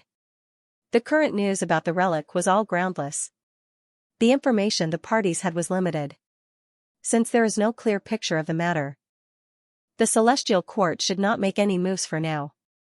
Strengthen the collection of information and pay attention to the movements of the other forces. Remember, although the various forces have gathered in the Jade Spring galaxy because of the relic, we cannot rule out the possibility that there is a conspiracy against the Celestial Court. Guchen said. The divine generals nodded. In fact, they had all thought of what Guchen had said. However, after he came back and said it, the crowd seemed to have gained a pillar of support. Tyrant, many guests have come to the Empyrean Palace. They all want to see you. Some have been waiting for many days. The Empyrean goddess reminded him and introduced the situation. The great ape immortal venerable from the ape clan has come. It is said that something happened on the ape planet, so he came here. As for the leaders of the other forces, you must meet Palace Mistress Ji of the Ling Long Celestial Palace first. She has been waiting for many days. She is quite willing to form an alliance with the Celestial Court. Something happened on the ape planet? Guchen's eyebrows twitched, and the white ape beside him also became somewhat restless. I'll go see Great Ape Immortal Venerable first, we'll talk about the others later. After discussing with everyone, Guchen immediately went to the temporary residence of the Heart Ape tribe. Senior Old Ape has reincarnated? In the residence of the Mental Ape tribe, Guchen heaved a sigh of relief when he heard Great Ape Immortal Venerable's words. When he heard that something had happened to the Heart Ape tribe, he thought that it was a serious problem and rushed over immediately.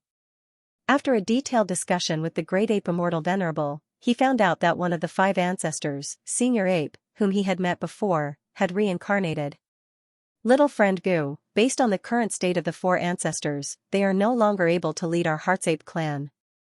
Only our little ancestor is left. This time, I came here after a unanimous discussion. Everyone hopes that the little ancestor can temporarily return to Planet Ape. Furthermore, before old ancestor re-entered the cycle of reincarnation, he also told little ancestor to return as soon as possible. He said that his reincarnation this time was a little different. Great Ape Immortal Venerable stated his request honestly. Guchen could not help but look at White Ape. The 5 ancestors were the publicly recognized leaders of the Heart Ape tribe. Originally, there were 3 ancestors who had turned into giant eggs and were undergoing reincarnation. Now, even Old Ape had followed in their footsteps. Now, only White Ape was left as the leader. Now that the world was in such chaos, it was understandable that the Heart Ape tribe needed White Ape to return and take charge. Although Guchen did not think that White Ape could be a good leader given his temperament, this matter had to be decided by him. Creak creak, unexpectedly, White Ape nodded his head. A rare solemn expression appeared on his young face. Guchen was very surprised. White Ape had hated staying on Planet Ape previously. He did not expect him to agree so readily. He could not help but think of what Great Ape Immortal Venerable had said before Old Ape re-entered the cycle of reincarnation. Could it be that White Ape also felt something strange? The 5 ancestors were inseparable. It seemed that this time, the Heart Ape tribe was going to undergo a huge change. That's great, little ancestor. Great Ape Immortal Venerable had thought that he would have to spend a lot of effort to convince White Ape. He did not expect White Ape to agree so readily. He was so excited that he almost jumped up. When you return to Planet Ape, contact me immediately if anything happens. Since White Ape was willing to go back, Guchen naturally would not stop him. He only gave a few words of advice. Creak creak, White Ape patted his chest, indicating that there was no need to worry. He thought for a moment, then took out the Heaven Void Cauldron from his storage space and handed it to Guchen. You should keep it for self-defense. Guchen shook his head. White Ape scratched his head and took out a large pile of fruits from his storage space. After thinking for a moment, he gave half of it to Guchen. After thinking for a moment, he reluctantly grabbed some and left only 1/3 for Guchen. Guchen could not help but laugh. This little glutton. Alright, I will accept these things. Guchen accepted the fruits without hesitation, in case the little guy went back on his words. Great Ape Immortal Venerable left with White Ape on the same day. They had been out for some time, and it was better to go back early. After seeing White Ape off, Guchen felt a little reluctant.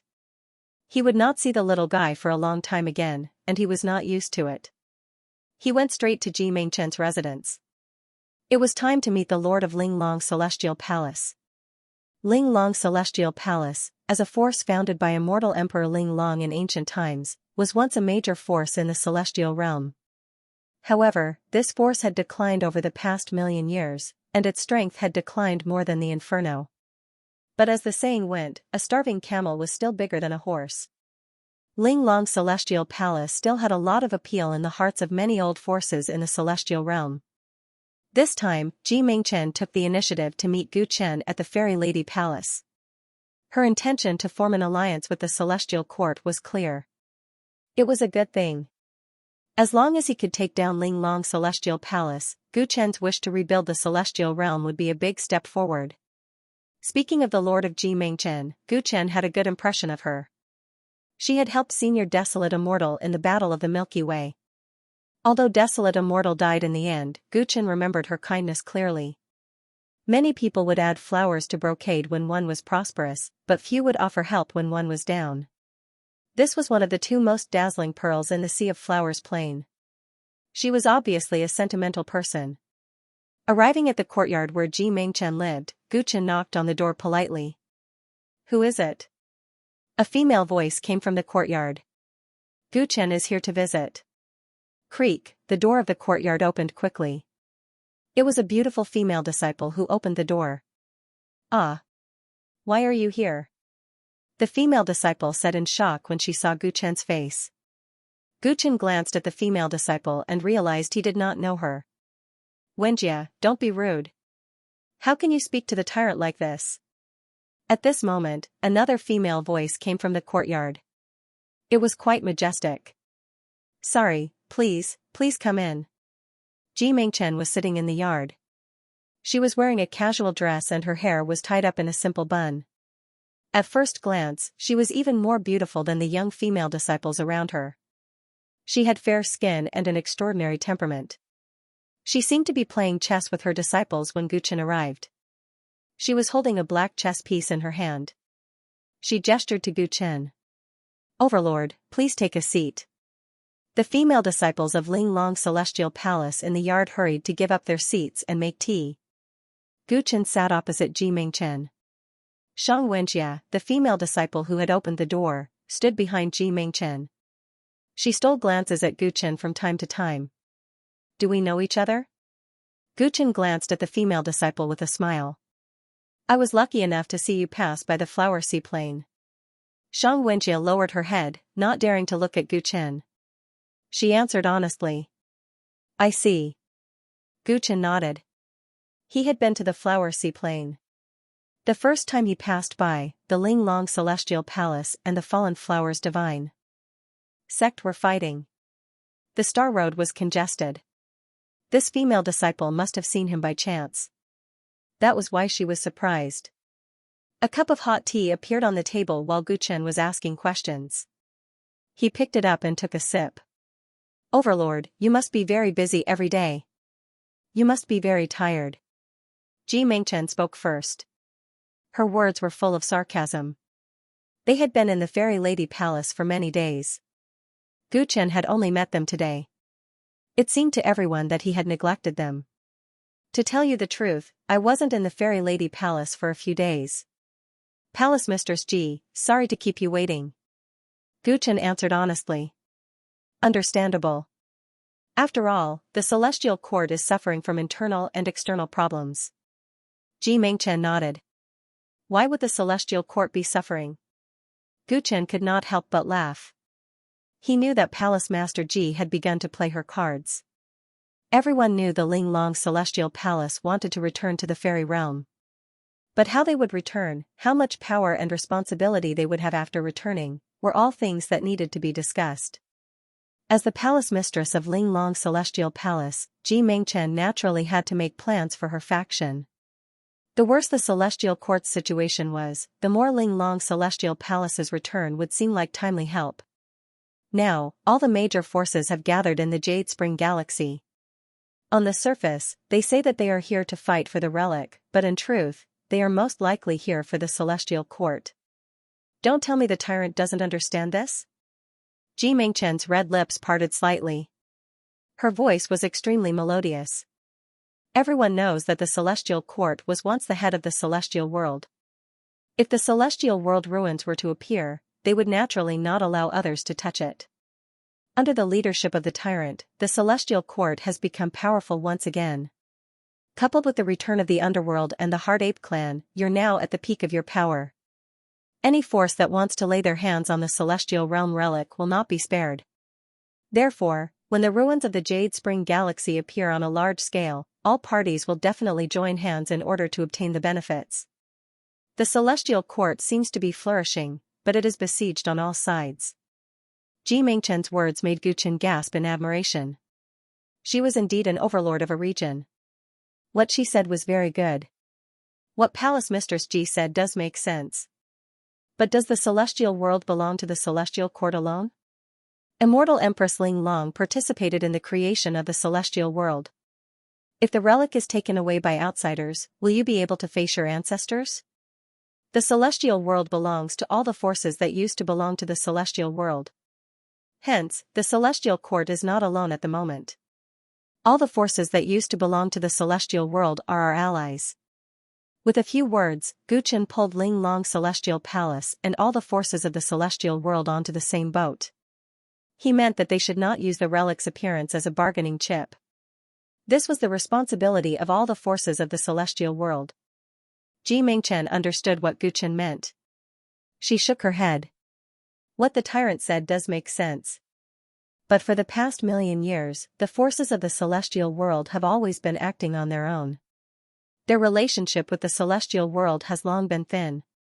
Although the return of the underworld and the Hard Ape clan is an incentive, in fact, more people are watching from the sidelines. There is even a portion of people who might pretend to agree but oppose them for their own benefits. Let's not talk about anything else. Let's talk about the Ascension sect. In the past 2 years, an exceptional genius, Xianxia, appeared in the Ascension sect. He possesses the Great Development Immortal Body, ranked 11th on the All-Heaven Physique list. Ever since he appeared, he has led the Ascension sect in great strife. Now, he has made a name for himself. A person like him is not someone who is willing to be under others. It won't be easy for the Ascension sect to return to the celestial world. Hearing Ji Mingchen mention Xianxia, Gu Chen was not surprised in the slightest. He said casually, just like Ling Long's celestial palace, the Ascension sect has contacted our celestial court. They have only contacted us. Did they express their stance? Did the Ascension sect's sect master Yan Nantian or the genius Xianxia personally come to the celestial court? Ji Mingchen shook her head. Judging from Palace Mistress Ji's tone, you seem to know some inside information? Gu Chen's gaze flickered as he asked. I've heard that Xianxia is secretly in contact with some geniuses from the outer realm. He has also come in contact with the powers of the divine realm. Ji Mingchen's words were astonishing. Oh? Gu Chen's gaze turned serious. Xianxia's origin is a mystery. No one knows about his past. After he joined the Ascension sect, his methods became extremely radical. He is completely different from the old sect master Yan Nantian. Perhaps Yan Nantian saw his potential, but decided to ignore him. As a result, the Ascension sect is practically led by Xianxia. That person is extremely ambitious. He is completely unfathomable. I have only met him once, but he has already left a deep impression on me. Gu Chen listened earnestly, as if he was digesting everything Ji Mingchen said.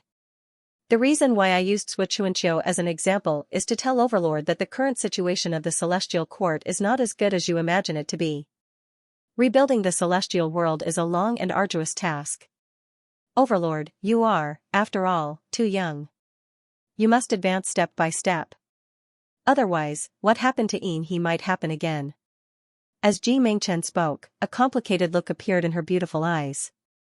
She was present when the desolate emperor died. His death made her heart ache. After all, the desolate immortal was a benefactor to her Ji clan, yet she was unable to save him. She believed that Gu Chen felt the same way. On that day, he had tried to reverse the situation without regard for his own safety. However, in the end, he had underestimated the number of enemies, which led to a tragedy. Palace Mistress Ji, you still haven't mentioned the proper matter. When the desolate emperor was mentioned, Gu Chen's mood became heavy. He didn't want to beat around the bush. What conditions does Ling Long's celestial palace want in order to return to the celestial world? Ji Mingchen analyzed the current situation of the celestial court and told him who the enemies might be. She only wanted to explain the significance of Ling Long's celestial palace's return to the celestial world to the celestial court. It was understandable that she wanted to fight for the sect's benefits. However, Gu Chen was displeased that Ji Mingchen brought up the desolate emperor. First, after Ling Long's celestial palace returns to the celestial world, its treatment cannot be any worse than that of the Hard Ape clan and the Netherworld. Ji Mingchen detected the change in Gu Chen's mood and said straightforwardly. Everyone knew that the Hard Ape clan was the first to support the Overlord. As such, they had a high status in the celestial court. What about Ling Long's celestial palace? In ancient times, Ling Long's celestial palace wasn't any worse than the Hard Ape clan and the Netherworld. But 1,000,000 years had passed, and Ling Long's celestial palace had declined greatly. Even though she was the strongest person in the sect, she was only a late-stage immortal reverend. As for the overall strength of the sect, it was far from the Hard Ape clan and underworld. Ji Mingchen, as the palace mistress of the Ling Long celestial palace, still wanted to maintain her faction's dignity. She couldn't tarnish immortal Emperor Ling Long's reputation.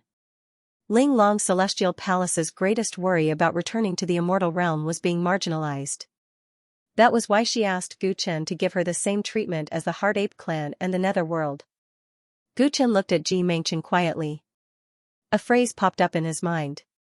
She wanted to save her face even if she wanted to. In terms of power, the Heart Ape clan and the Netherworld were stronger than Ling Long's celestial palace. In terms of closeness, the Heart Ape clan had the White Ape, while the Netherworld had the Ghost Emperor. They were much closer to him than Ling Long's celestial palace. Ji Mingchen was very clear about this, but she still made such a request purely to save face. This was an extremely competitive woman. Gu Chen had a new understanding of her.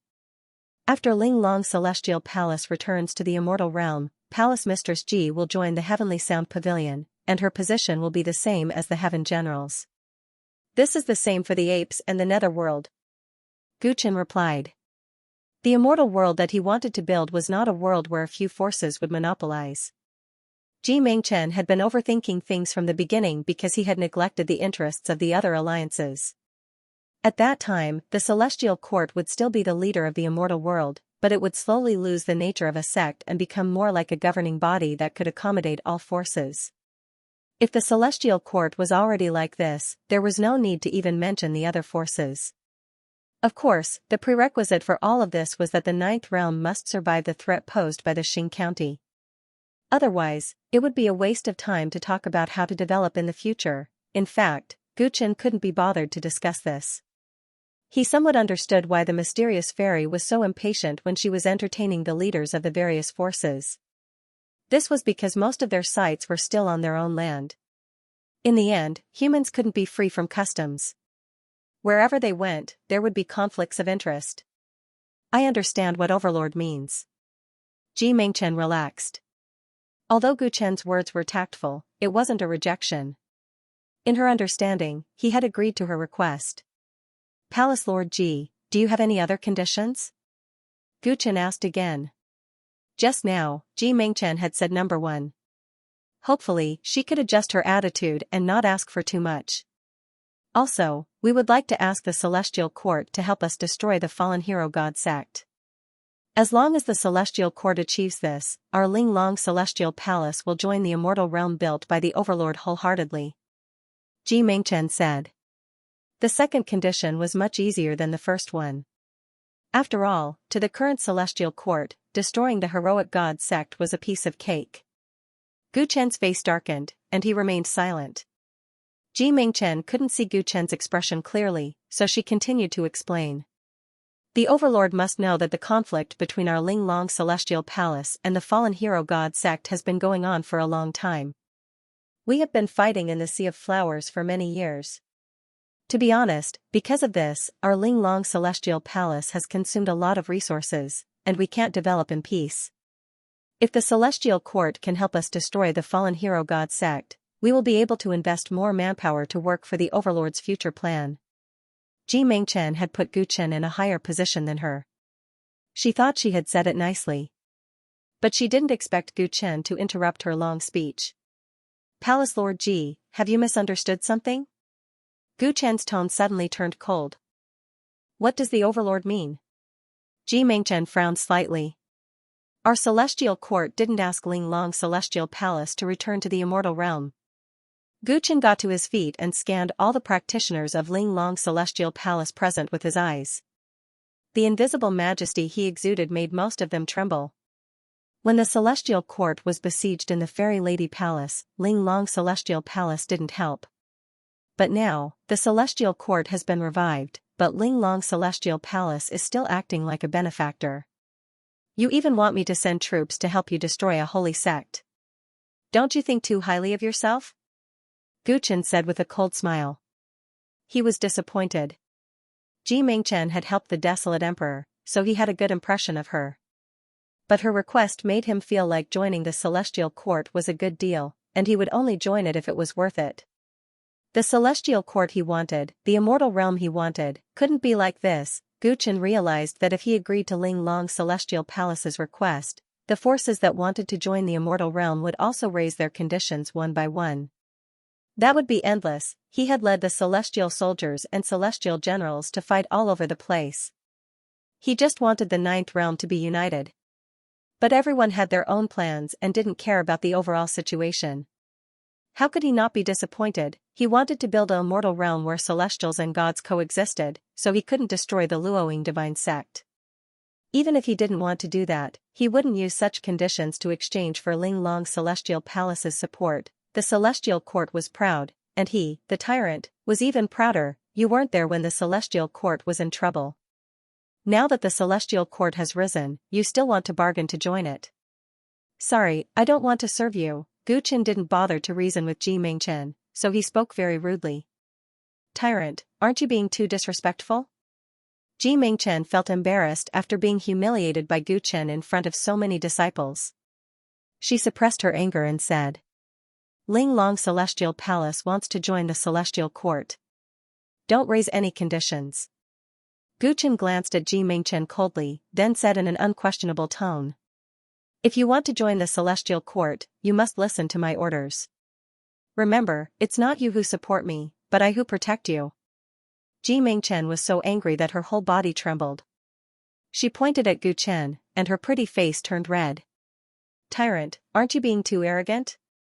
Gu Chen smiled coldly. He turned around and left Ji Mingchen's courtyard. There was no way he would agree to Ji Mingchen's request. Tyrant! Ji Mingchen shouted angrily when she saw Gu Chen's disdainful attitude. She was like a proud peacock that had been slapped in the face. If other forces in the immortal realm hear about your attitude toward Ling Long's Celestial Palace, don't even think about how many people will join the Celestial Court. Ling Long's Celestial Palace isn't as good as it used to be, but we still have our prestige. Gu Chen stopped in his tracks and turned around. In the face of this blatant threat, his eyes were cold. Xianxia and the other female disciples of Ling Long's Celestial Palace were silent. Would the tyrant start a fight? They were in the Celestial Court. If they started a fight, they wouldn't be able to bear the consequences. Thank you for reminding me. I think I've done things the wrong way. Gu Chen said coldly. He had been busy trying to get more forces to join the Celestial Court. Maybe this approach was too lowly. I'll issue a summoning order to the immortal realm. I'll order all the forces in the immortal realm to come and pledge allegiance to me. If any force doesn't come, don't blame the army of the Celestial Court for destroying their faction. After Gu Chen finished speaking, he swaggered off. Since persuasion didn't work, he would use force. If any force doesn't show up, don't blame the Celestial Court's army for destroying their sects. Ji Mingchen was shocked by what the tyrant had said before he left. It took her a long time to come to her senses. Is he serious? She couldn't help but murmur to herself. She was shocked. She had only wanted to negotiate for something that would benefit Ling Long's Celestial Palace. She didn't expect the tyrant to be so rude. Summon the Celestial Realm, command all the forces of the Celestial Realm to come and pledge allegiance to him. If they didn't show up, he would destroy their sects. Ji Mingchen's reason told her that the tyrant had said that in a fit of anger. If he really did that, he would make more enemies for the Celestial Court and put them in a more disadvantageous position. However, the tyrant's tone before he left didn't seem to be fake. Ji Mingchen didn't know what to do. She found she couldn't see through the young man. What was he thinking? Master, what should we do now? The female disciples of Ling Long's Celestial Palace were like frightened deer. The tyrant had been too terrifying. Let's go. Leave the Fairy Lady Palace. Ji Mingchen couldn't stand being humiliated in front of her disciples. She said that while suppressing her anger, even though she didn't want to go too far. Can we leave the Fairy Lady Palace? What the tyrant said just now, was he serious? Xianxia said nervously. Since they had turned against each other, who knew whether the Celestial Court would fight against them? We came to the Fairy Lady Palace as guests. Will they dare to stop us if we want to leave? I'd like to see if he will really summon the Celestial Realm and how many people will respect him. Ji Mingchen flew into a rage. She packed her luggage with her disciples and left the Fairy Lady Palace in a hurry. Are we going to let them go just like that? The soldiers of the Celestial Court didn't stop them when the people of Ling Long's Celestial Palace left. Gu Chen stood on a tower in the Fairy Lady Palace and watched them leave. He looked calm, not as angry as he had been in front of Ji Mingchen. But the celestial generals behind him couldn't hold themselves back. Even though Ling Long's Celestial Palace's condition is a little excessive, we can still discuss it with them. They will surely yield to us. But Overlord, you've made it clear that Ji Mingchen is as arrogant as a peacock. How could she possibly give in? Since Ling Long's Celestial Palace doesn't want to admit defeat, we shouldn't let them leave smoothly. Otherwise, we will get another enemy. Tyrant, you're not usually such an impulsive person. Why are you doing this? The Empyrean Fairy asked, her eyes filled with doubt. Li Xuanyu, Jiang Beiming, Wu Huang, and the other heavenly generals were behind her. What she said was exactly what they were thinking. Do you think I'm telling the truth when I say I'm summoning the world of immortals? Gu Chen stared at the starry sky in the distance and asked calmly. I'm afraid it's true. Everyone said in unison. They didn't dare to say that they understood Gu Chen completely, but they knew that he always meant what he said. Since he had spoken to Ling Long's Celestial Palace and let them go, this matter would surely be carried out. Then do you think this is right or wrong? The corners of Gu Chen's mouth curled up into a smile. The heavenly generals looked at each other. Li Xuanyu was the first to speak. It's too risky. Although the Celestial Court is now very powerful, I'm afraid that the factions in the world of immortals in the past will think we're too overbearing and worry about our future. In this way, as long as someone takes the opportunity to offer them better conditions, they'll rebel. So many factions have gathered in the Jade Spring Galaxy. The geniuses of the Divine Realm and the Outer Realms are enough to make us vigilant. Now that the factions in the world of immortals have become our enemies, the consequences will be unimaginable.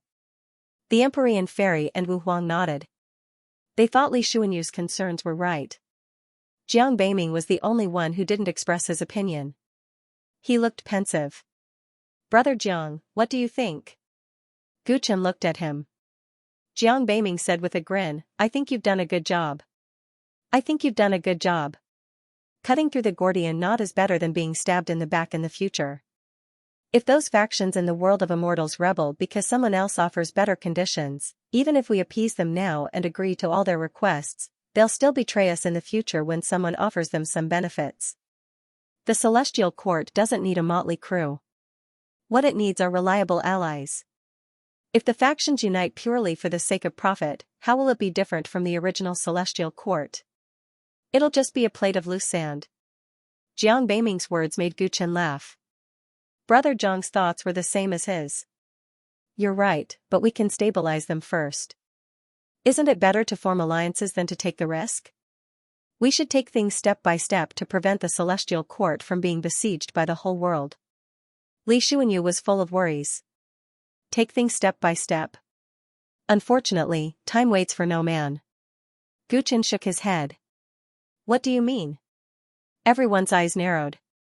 Whether the news is true or not, there must be a big game of chess behind the scenes for so many factions in the 12 galaxies to gather here. Regardless of whether we take the initiative or not, we've already fallen into the game. If that's the case, let's give it a push. We'll stir up this muddy water even more. When the time comes, no matter who it is, they'll show their true colors. Gu Chen stared at the starry sky in the distance and said meaningfully. 8 Treasures Planet was located in the northern region of the Jade Spring Galaxy. It was named this planet because it produced 8 well-known ores. Apart from being rich in resources, it was also located at the intersection of many star passages. It was a famous transit planet in the northern region. Due to these 2 reasons, 8 Treasures Planet was always crowded no matter the season of the year. It attracted countless starry travelers to rest here. In the past few days, its fame had only increased. It was rumored that various phenomena had appeared in the hinterland of a certain mountain range on 8 Treasures Planet. It was suspected that a distant immortal world ruin was about to appear. Almost all the factions had come to 8 Treasures Planet, causing all the restaurants and tea houses on the planet to be abnormally full. At this moment, in a restaurant on 8 Treasures Planet, a new gathering was underway. The past in the Divine Realm is still fresh in my mind. I didn't expect to see all of us again. A sturdy stone man said with a sigh. He looked rough, but the way he spoke was very refined. What a coincidence. So many old friends have gathered on 8 Treasures Planet. It seems that the rumor of a ruin appearing here is more credible than in other places. Lori, the Devilman, spoke. As he spoke, he examined the people sitting in the hall one by one. Shijian of the Star Ocean Sand Race, Qizian of the Divine Sect of 10,000 Swords, Mu Ziyu of the Tree Sect, and Lu Yichen and Zhao Rou of the Fallen Flowers Sect. This was not a gathering they had deliberately arranged. Rather, it was a rumor that a ruin was about to appear on planet Babao, and they had all coincidentally been sent to the same place by their sections. Thinking back to the last gathering on Mount Myriad God, the number of people this time was a bit less than before. Over the past 2 years, everyone had changed a lot. After the collapse of the Divine Realm, Tao energy recovered, and the Golden Era descended. For small cultivators like them who came from remote ancient planets, it was both an opportunity and a danger. Those who were lucky enough to be present had their cultivations increase by leaps and bounds. Now, they were the pillars of the younger generation of their sections. As for those who were unlucky enough to not be present, they had inquired about their experiences. After finding out, their hearts were particularly heavy. Hong Tai's sect had been completely massacred by an outer realm genius, and his whereabouts were unknown. It was very likely that he was already dead. Feng Jiuqian had been poisoned by a strange poison while carrying out a sect mission. He had lost an arm and was now at the bottom of the sect. Li Wanjun was a bit better off. She was beautiful, and it was said that she had found a powerful elder, so she did not have to worry about food or clothing. It was just that she had become a man's plaything. Compared to her ambitions as a genius, it was unavoidable for others to sigh. Whether Li Wanjun's actions were right or wrong, no one could criticize her. After all, in this golden era, none of them had any control over their own lives. A large part of the reason they were doing better than others was because their sects were powerful enough. In this chaotic world, the weak didn't even have the right to choose their own lives. If we had followed Guchen back then, I wonder what everyone's situation would be like now. As everyone talked about their experiences over the past few years, Mu Ziyu couldn't help but mutter to herself. Back in the arena of the gods, Guchen had given them a choice to follow him back to planet Dark Yellow. However, at the time, everyone had refused because they felt that they could no longer go back. Who would have thought that after that, many of them did not have ideal lives, there was always a large gap between ideals and reality. They thought they could make a big name for themselves, but in the end, the talent they were so proud of was nothing in the vast universe. In particular, after the Outer Realm 100 arrived, the title of genius became even more unreachable for them. This world is destined to only belong to a few geniuses.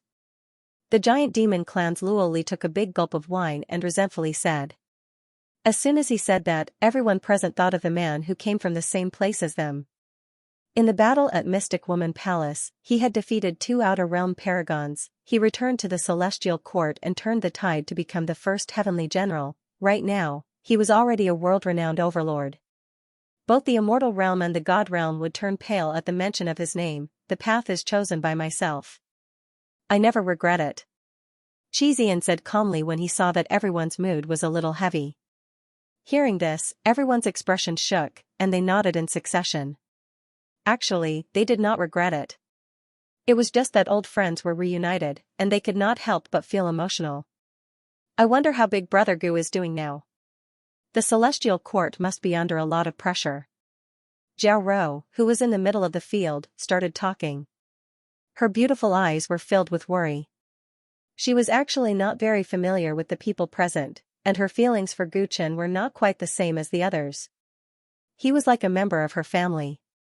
No matter how far away they were, she would always worry about him. Recently, all the major powers had gathered in the Jade Spring Starfield, and the Celestial Court was the topic of everyone's discussion. She had heard a lot of information regarding Guchen, both true and false. It was inevitable that she would worry about him. But, she had chosen to stay in the Fallen Flowers Divine Sect with everyone. Now, she had no standing or channel to worry about him. Guchen has always been a tough guy. Don't worry, no matter how many enemies he has, he will not die. Lu Yichen comforted her. That's right, that's right. He is now the Celestial Court's first heavenly general.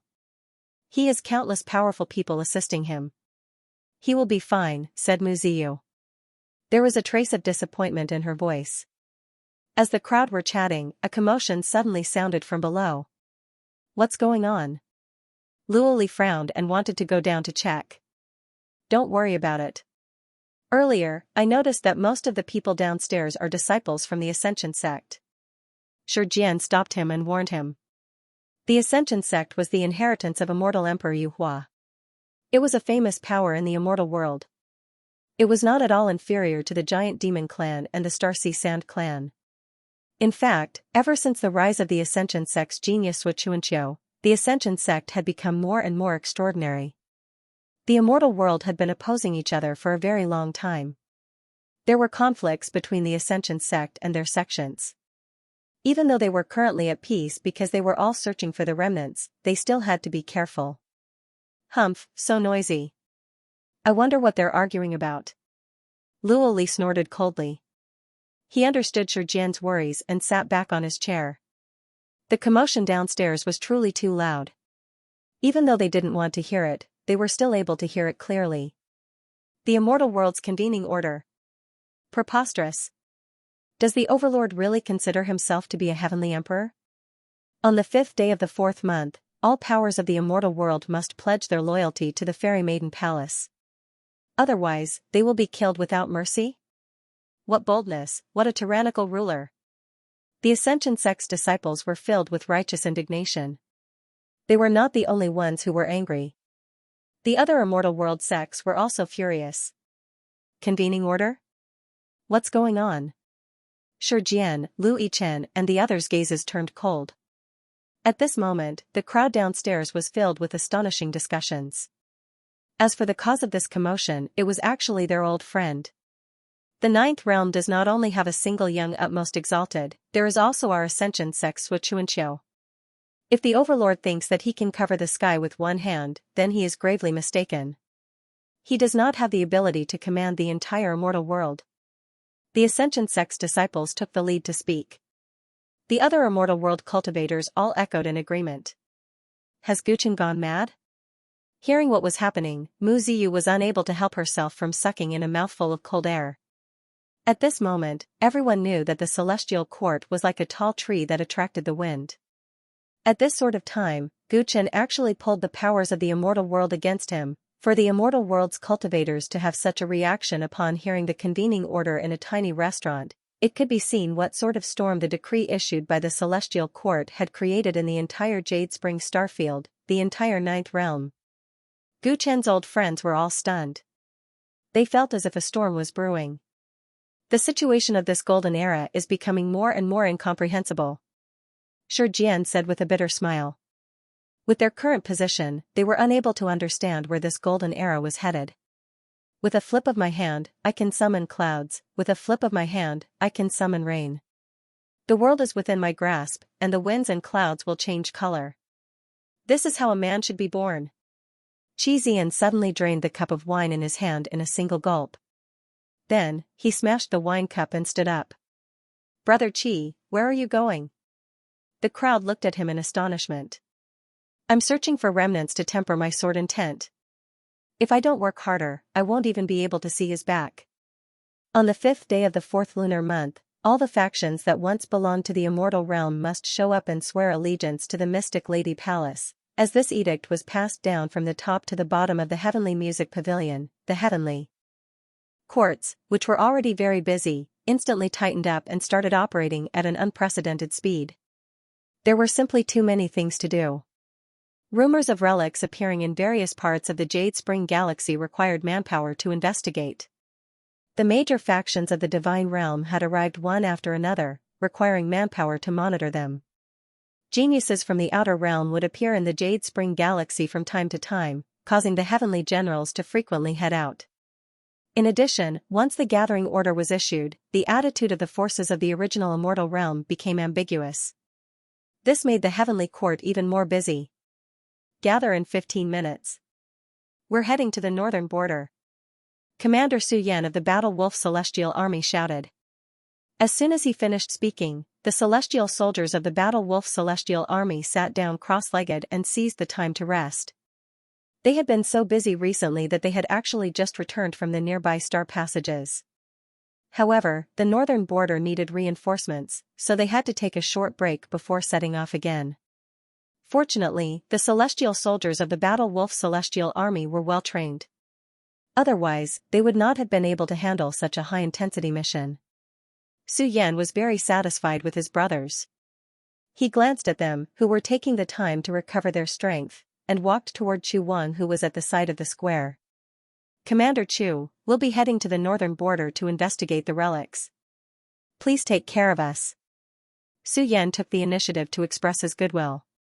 The Battle Wolf Celestial Army and the Silver Dragon Celestial Army would be moving together, so it was especially important for the commanders of both sides to be united. Chu Wang glanced at a distant palace. He seemed to be in a daze and did not hear Su Yan's words. "That's the residence of the First Heavenly General.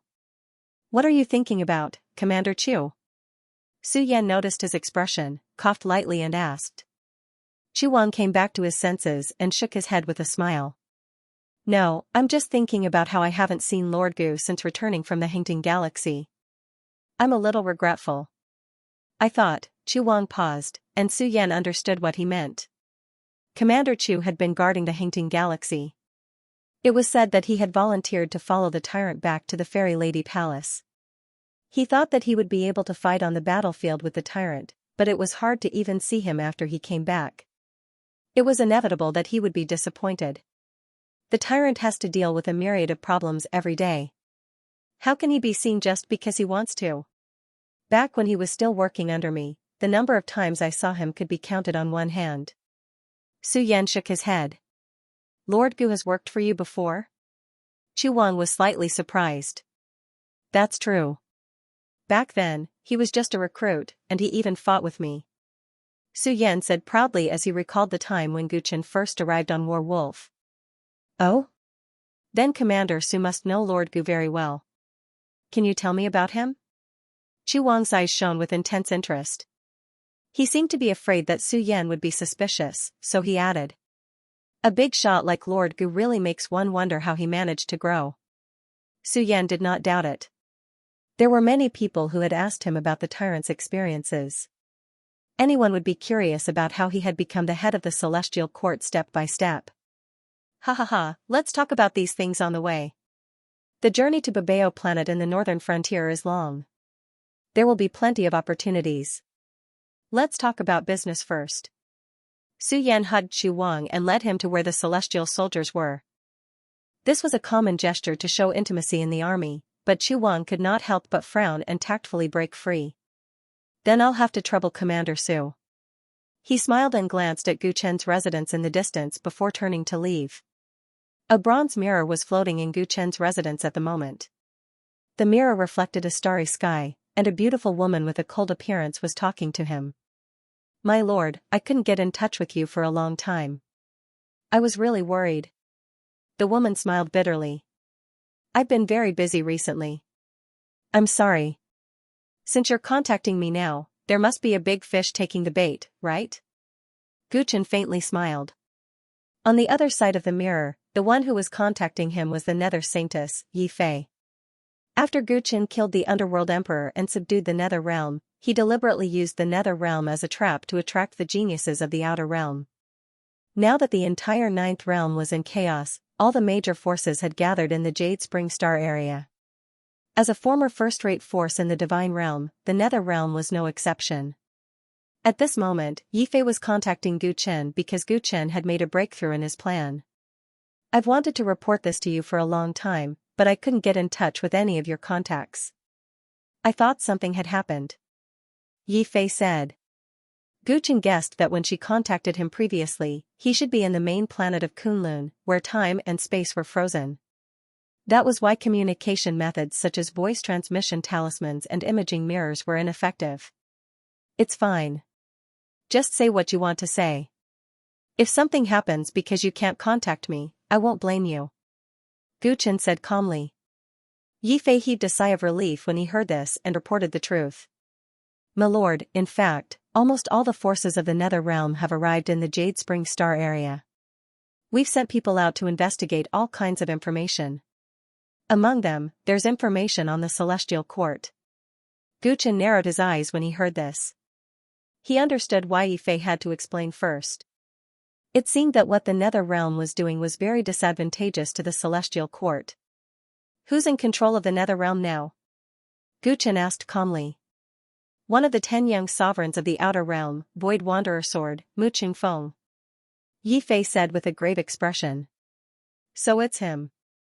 Gu Chen sneered when he heard this, a faint chill surging in his eyes. Void Wanderer Sword, Mu Qingfeng, was one of the 3 young sovereigns of the Outer Realm who had participated in the attack on the Desolate Emperor. He was also the only one who had escaped with his life. It was said that although he had escaped in time, his Foundation establishment physical body had been destroyed. He should have suffered a great deal of damage and shouldn't have been able to cause much trouble. Who would have thought that Gu Chen's trap would attract him here? My lord, after you left the Nether Realm, we didn't spread the news of the Emperor of the Netherworld's death as per your instructions and focused on hiding our strength and biding our time. However, the battle between my lord and the Emperor of the Netherworld destroyed more than half of the Nether Realm, and a large number of our members were killed or injured. Therefore, it quickly attracted the attention of others. Mu Qingfeng came to the Nether Realm 2 months ago. After discovering the truth about the Emperor of the Netherworld's death, he attacked us. According to my lord's instructions, we pretended to submit to him and did as he ordered. The first thing he asked us to do was to transfer all our men to the Jade Spring Star area and investigate the information on the major forces. Gu Chen was deep in thought after hearing that. Due to the rumor of the relic's appearance, the Jade Spring Star region was currently in a state of chaos. What was the most important in this situation? Without a doubt, it was information. Only those with the most detailed information would be able to see the entire situation clearly and even gain an advantage in the struggle for the relic. The Nether Realm possessed a powerful intelligence network. Controlling it would give one an advantage. Mu Qingfeng had taken over the Nether Realm before the uproar of the relic. From Yi Fei's tone, the first thing he did after taking over the Nether Realm was to transfer all manpower to the Jade Spring Star region. It sounded more like he already knew what was going to happen. The corners of Gu Chen's mouth involuntarily curled up. This Mu Qingfeng might just be a smart person with a sensitive sense of smell, but it was more likely that he had some connection with the rumor of the emergence of the ruins that had caused a sensation. Gu Chen had always believed that the relic's appearance was a trap, that someone was brewing a great conspiracy behind the scenes. These days, he had been combining information from various sources and had even used the Celestial Emperor's path of karma to calculate. However, the enemy was hidden in the dark and the information he knew was limited, so he wasn't sure if he could win this chess game. The Nether Realm was a hidden chess piece he had long since set up. The information brought by Yi Fei was of great significance to him. Where is Mu Qingfeng now? Help me set up a trap. I'll personally take him down. Gu Chen said to Yi Fei. Mu Qingfeng must know something useful to him. Taking him down would allow him to see the whole game more clearly and avenge the Desolate Emperor. Gu Chen wouldn't forget his regret and anger. He wouldn't let go of the culprits or accomplices who caused the Desolate Emperor's fall. My lord, although Mu Qingfeng controls the Nether Realm, he usually comes and goes like the wind and only contacts us when he needs us. I'm afraid it won't be easy to lure him out. Yi Fei said awkwardly. Gu Chen couldn't help but frown. Yi Fei hurriedly added, fearing that Gu Chen would get angry. Although we can't contact Mu Qingfeng, we can start with his trusted aides. Oh? Gu Chen's expression relaxed. The young master of the True Spirit clan, Gu Xuanfeng, and the genius of the Yi clan, Hou Zhou. When Mu Qingfeng asked us to surrender, he said that the True Spirit clan and the Yi clan were under his banner. Yi Fei explained. The True Spirit clan and the Yi clan? We can take care of them together. A chill surged in Gu Chen's eyes. Back in the Milky Way battle, although he was held back by the mighty army, he had left behind companions to aid the Desolate Emperor. However, because some forces led by the True Spirit clan and the Yi clan had colluded with the Outer Realm geniuses and blocked his companions, the Desolate Emperor had been surrounded. One had to know that the Desolate God race, the True Spirit race, and the Yi race had always been allies, but in the end, they had betrayed them. Top forces like the True Spirit clan and the Yi clan had taken the initiative to surrender to the outsiders, which was a bad signal to the other forces in the Ninth Realm. Gu Chen had long wanted to get rid of these malignant tumors, but he did not expect them to get involved in the chaos of the Jade Spring Galaxy. Where are Gu Xuanfeng and Hou Zhou now? Gu Chen asked. According to the information sent by the cultivators of the Nether Realm, they are currently on Dolua planet. Yifei answered immediately. Dolua planet? Guchen recalled carefully. It seemed to be a famous life planet in the Jade Spring Star domain. It mainly operated arenas and stone gambling. Dolua planet is controlled by the famous wandering cultivator, perfected Master Puji. He is an immortal venerable. His Dolua arena and stone gambling are famous places to squander money. Because of the chaos in the world, more and more cultivators are interested in competitions and stone gambling, causing Dolua planet to be especially lively. Countless forces from all walks of life gather there all year round. The more people there are, the more complicated it is. Hence, it is not easy to bring out the two famous geniuses of the True Spirit clan and the Yi clan. Yifei knew that Guchen didn't know much about Dolua planet, so she explained. She was in a dilemma. If Guchen wanted her to be in charge of capturing Gu Xuanfeng and Ho Zhou, it would be difficult for her. The overall strength of the True Spirit clan and the Yi clan was stronger than that of the Nether Realm. Dolua planet was also a troublesome place. It would be difficult for her to complete the task. Don't worry. I will personally capture Gu Xuanfeng and Ho Zhou. Guchen saw through Yifei's concerns and said. The Nether Realm was one of his hidden pawns. If they went to capture Gu Xuanfeng and Ho Zhou, wouldn't they be exposed? It was not time for this hidden pawn to be exposed yet. He still had more value. If you personally take action, Gu Xuanfeng and Ho Zhou will definitely not be able to escape. Yifei secretly heaved a sigh of relief and felt some sympathy for the two geniuses. Facing the pursuit of the Overlord, there were probably not many people in the Ninth Realm who could withstand it. You did well when you faced Mu Qingfeng. Continue to work hard and hide your identity. If anything happens in the future, or if you sense any strange winds, contact me immediately. Guchen ended the call with Yifei after he finished instructing him. He thought quietly for a while and took out Hai Dongqing's Heavenly Note talisman. After the Milky Way battle, he asked Hai Dongqing and Punlai Island Lord to accompany him to solve the problem of the Pure Spirit Kingdom. It had been a long time since then.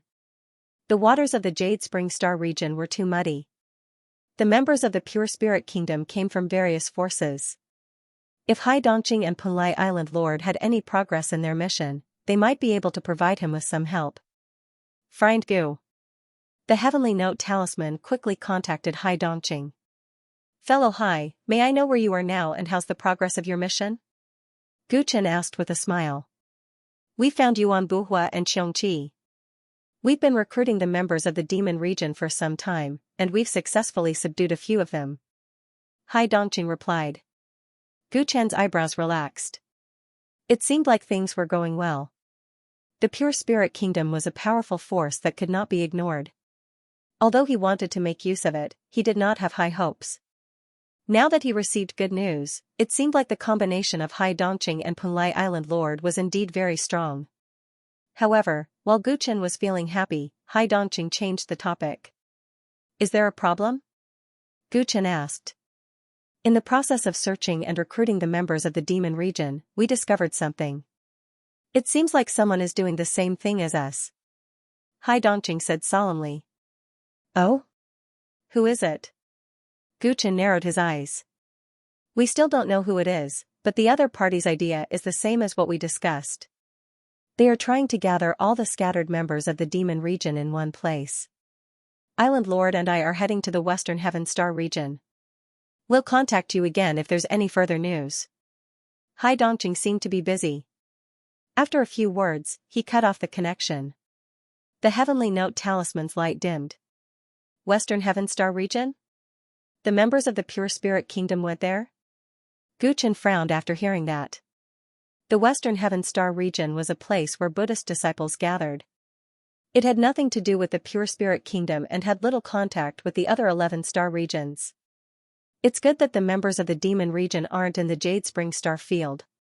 Otherwise, the situation would be even more complicated. Guchen thought about it. The matters of the demon region were too far away, so he decided to wait for further information from Hai Dongqing. The Western Heaven Star field and the Jade Spring Star field were very far apart. From an optimistic point of view, he didn't have to worry that the people who recruited the members of the demon region were related to the people behind the chaos in the Jade Spring Star Field. A day later, Gu Chen quietly left the Fairy Lady Palace with the Green Bull. Gu Xuanfeng and Ho Ho Zhou weren't sure how long they would stay on Dolua Planet, so he decided to act as soon as possible. The sooner he found Mu Qingfeng, the more advantageous it would be for him in this game of chess.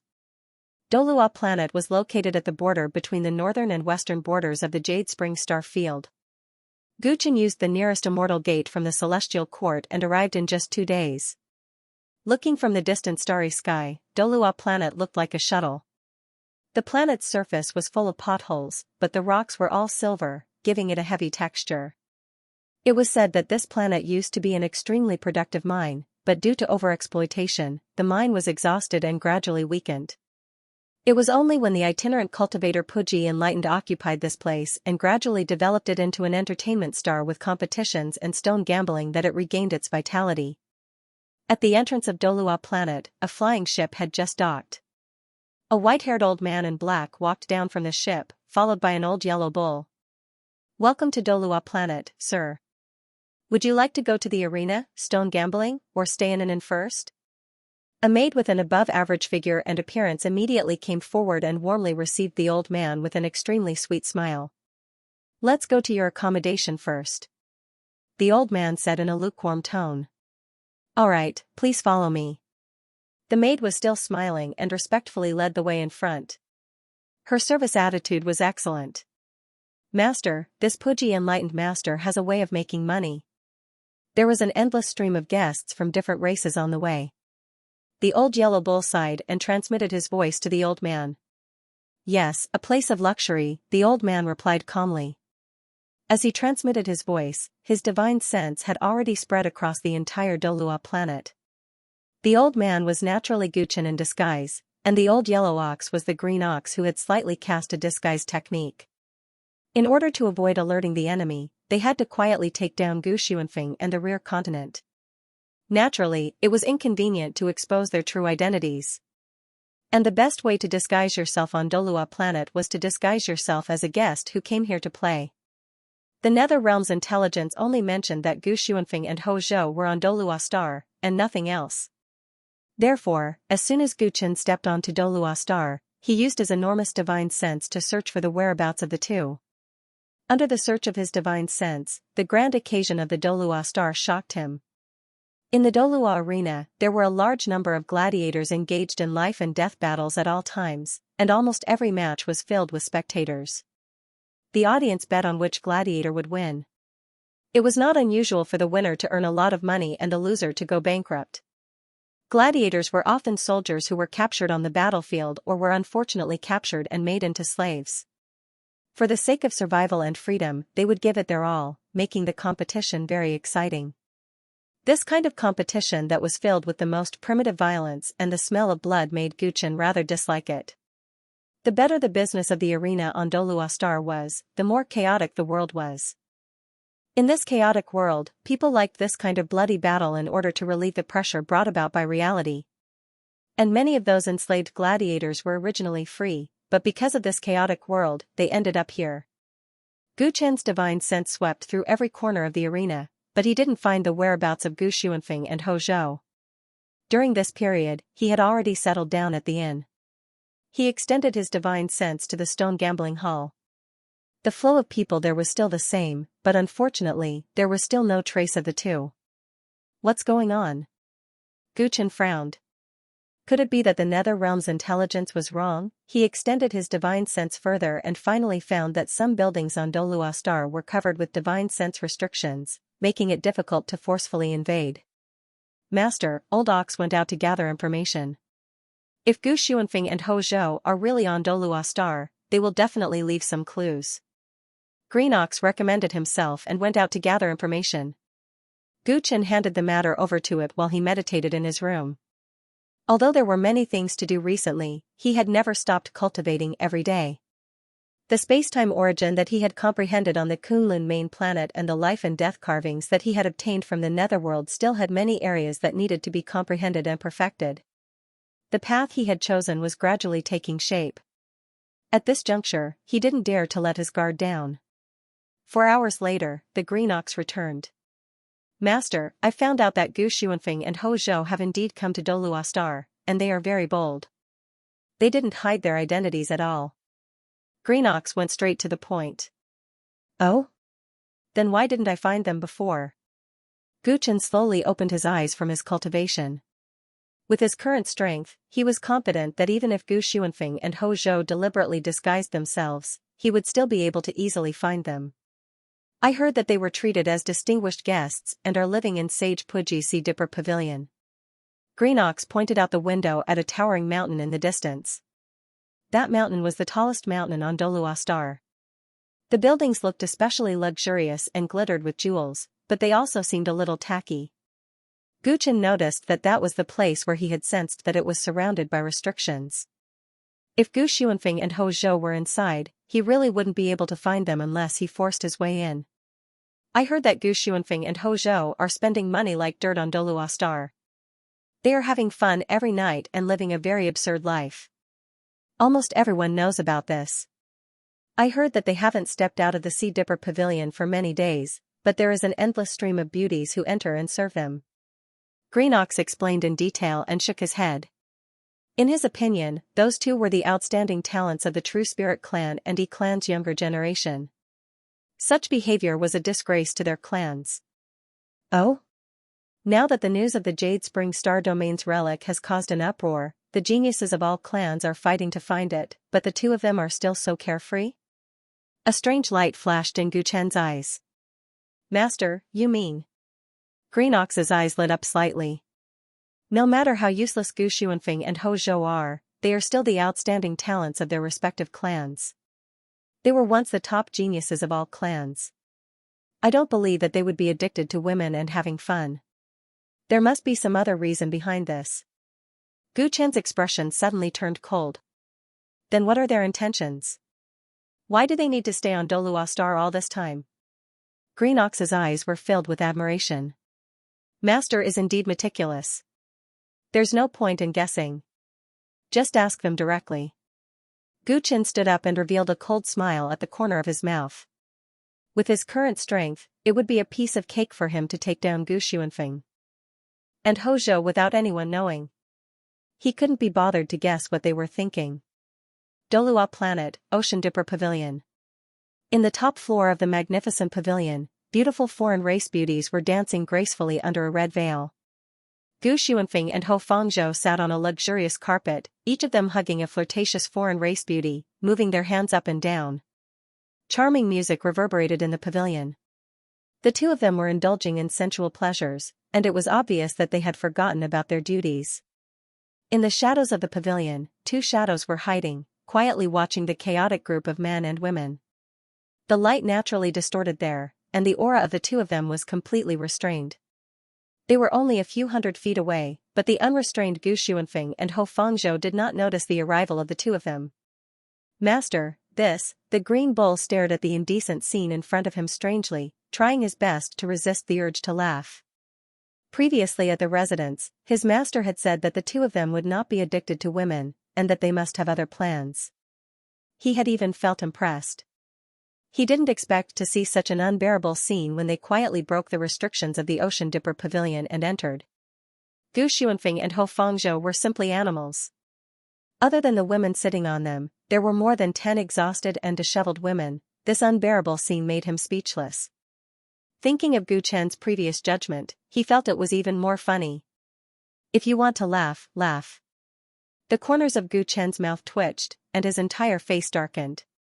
He thought that the two of them wouldn't be so useless, but he didn't expect that he had overestimated them. The morals of the world were deteriorating day by day, and people's hearts were not what they used to be. These two people had really tarnished the word genius, do it. After watching the indecent scene for a while, Gu Chen felt that his eyes were too stinging, and he helplessly prepared to walk out of the shadows and make a move.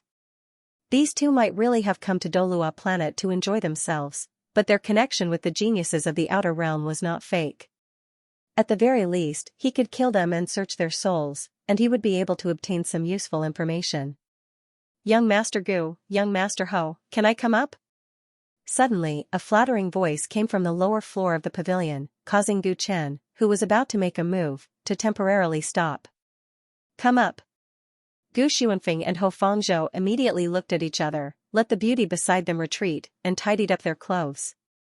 After they tidied up their clothes, a middle-aged man with a protruding mouth and a mustache came up the stairs. He looked like a wealthy landlord. Gu Chen glanced at him coldly and was surprised to find that the other party actually had the cultivation of an immortal venerable. Fellow Taoist Pu Ji, how is it? Did you find new treasures? Gu Xuanfeng, who was still a little drunk, asked. Was he the master of Dolua planet, the Puji enlightened? Gu Chen was slightly surprised. Sure enough, you can't judge a book by its cover. Yes, yes. I've found a few more treasures that meet your requirements. Would you like to take a look? Perfected person Puji rubbed his hands together and smiled. Take it out and let us have a look. The two of them calmly said. Taoist Master Puji flipped his hand, and a dozen different immortal weapons appeared in front of him. Some of these immortal weapons were sabers and swords, some were armors and seals, and they all seemed to have different functions. According to your requirements, these are all supreme-grade immortal weapons that contain pure nature attributes. Perfected person Puji smiled and picked up a seal. He used his immortal power to activate it, and the seal immediately started burning like a soldering iron. For example, this holy fire seal.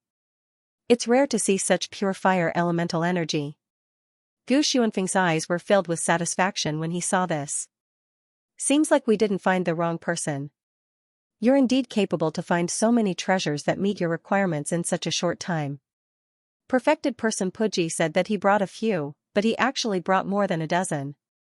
In addition to the ones he had already sent over, the two of them were simply impressed by his ability to collect treasures. My Dolua planet doesn't have much, but there are so many cultivators coming and going on a daily basis. There will always be people who lose all their money in the arena or the stone gambling hall and use treasures to repay their debts. It's not difficult to gather what you two want. Even if I don't have them, it's only right that I spend a lot of money to buy them from others. I can't let you two down, can I? Perfected person Puji's every move was extremely unscrupulous. Compared to a cultivator, he was more like a businessman. Alright, cut the crap. We'll take all these treasures. Hojo threw a storage ring over. Perfected person Puji caught it and checked it. Then, his face was full of smiles. I still have hundreds of precious grade immortal weapons here. They also contain pure nature attributes. I wonder if the two of you want them. He said again. Precious grade? Forget it, it's better than nothing. I'll take them all. Gu Xuanfeng thought for a moment and agreed. Then, the two parties carried out another transaction. Perfected person Puji earned a huge sum of money and left happily. Remember, continue to look for the treasures we want. Price isn't a problem. We won't reject anyone no matter how many. There's not much time left. You'd better hurry. Perfected person Puji left Gu Xuanfeng with a rare solemnity. Yes, yes. I'll definitely do my best. Perfected person Puji hurriedly agreed and retreated respectfully. Gu Chan and the Green Bull witnessed the entire transaction in the dark. They couldn't help but look at each other. What do you need so many immortal weapons for?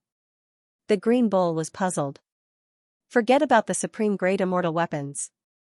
After all, they were of great help to increase the strength of an immortal venerable. Gu Xuanfeng and Hojo could use them. But they also wanted precious grade immortal weapons. Moreover, they wanted as many as they could. This seemed very strange. One had to know that precious grade immortal weapons could only be used by immortal kings. With the status and strength of the two of them, they wouldn't even bother with them. Master, it seems like you're right. They do have ulterior motives for staying on Dolua planet. The Green Bull said solemnly. Nature attributes? Gu Chen muttered to himself. What use would so many pure attribute immortal weapons be for? While Gu Chen was puzzled, Gu Xuanfeng and Ho Zhou kept all the immortal weapons and started to communicate. This perfected person Puji is really greedy. The price we gave him is double the usual price. Ho Zhou sneered. This person is greedy. If we don't give him enough benefits, why would he do his best to help us? Gu Xuanfeng shook his head. A cold light flashed in his eyes. Anyway, we'll kill him after we're done. No matter how much he swallowed now, he'll have to spit it all out. Hojo laughed when he heard this. That's true. We're freeloading here. We even let him do odd jobs for us. In the end, we still have to kill him. Thinking about it, he's quite pitiful. After he finished speaking, the two of them laughed at the same time. You guys are also quite pitiful. I'm afraid you're going to die before him. A cold voice suddenly sounded, causing the two of them to stop laughing. Who is it? Gu Xuanfeng's expression changed drastically. In the shadows, Gu Chen walked out slowly.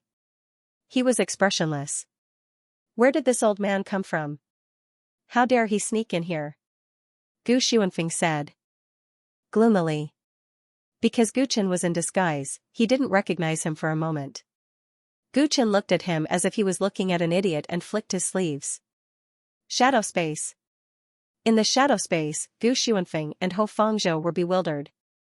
A moment ago, they were still in the magnificent Sea Dipper Pavilion, but the next moment, they fell into a dark and bottomless abyss. The other party could change the world with just a thought, and they had no power to fight back. This showed how powerful he was. Who are you? Why did you attack us? Don't you know who we are? Gu Xuanfeng and Ho Fangzhou looked at the old man in front of them, their faces full of apprehension, trying to use their background to pressure him. Open your dog eyes and look carefully. Don't you know who I am? Gu Chen said coldly and restored his original appearance in the blink of an eye. Gu Xuanfeng and Ho Fangzhou's faces turned pale in an instant. Overlord. It seems that you still remember me. Gu Chen smiled faintly. Gu Xuanfeng and Ho Fangzhou were full of fear and subconsciously stepped back. Overlord, although there were some conflicts between us, that's all in the past. There's no need to settle accounts now, right?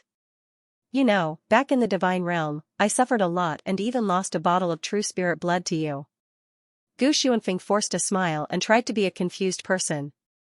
Today was different from the past. Today, Gu Chen was the #1 general of the Celestial Court, and he had already proved his strength with his illustrious achievements. Although Gu Xuanfeng also thought that his strength had improved in the past 2 years, he was very clear that he was not comparable to the young supremes of the Outer Realm, not to mention Gu Chen, who had already killed many supremes. At the moment, it was not clear why Gu Chen looked for him, so he tried to pretend to be confused.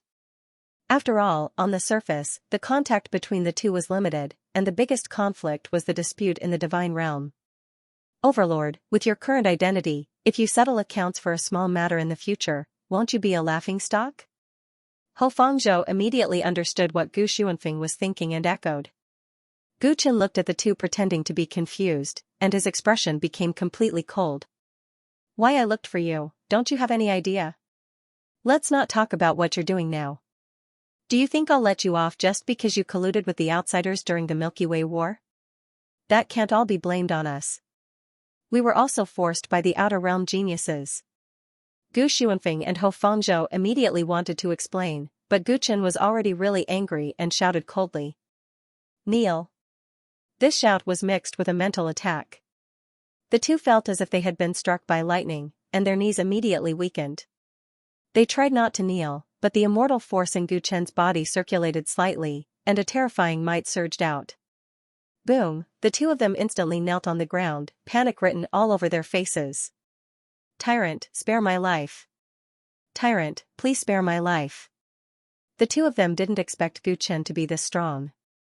From his anger, they realized that they might lose their lives at any time. They were scared out of their wits and threw all their pride and arrogance to the back of their minds. Whatever I ask, answer truthfully. If there's any lie or nonsense, I'll kill you directly. Gu Chen's face was as cold as ice. The two of them begging for mercy only made him feel more disgusted. He wasn't so angry at first, but the two of them had completely ignored the betrayal of the True Spirit clan and the Yi clan, which indirectly led to the death of the Huang Emperor, which was unbearable to him. Gu Chen's current mood was to mourn their misfortune and be angry at their incompetence. The two of them were also first-class geniuses in the 9th realm, but they were so servile and willing to obey the outsiders to oppress their own people. It was really shameful. Yes, yes, we promise to tell the truth. We only ask the tyrant to spare our lives. Gu Xuanfeng and Ho Fangzhou gritted their teeth, their backs soaked in cold sweat. Where is Mu Qingfeng? Gu Chen restrained his emotions and asked coldly. The two of them trembled when they heard this. It seemed that the other party already knew a lot of things. In this case, the two of them didn't know how much information Gu Chen had, so they didn't dare to lie. Mu Qingfeng has been invited by several supremes from the outer realm and has left for a long time. We don't know his specific whereabouts, so we don't dare to ask too much. Ho Fangzhou braced himself and said. Gu Chen sneered when he heard this and stretched out his hand. Ho Fangzhou's face changed greatly. A black arrow appeared in his palm almost instantly and shot toward Gu Chen. Gu Chen casually patted the black arrow and immediately broke it. He also grabbed Ho Fangzhou. Soul search, his method was simple and crude.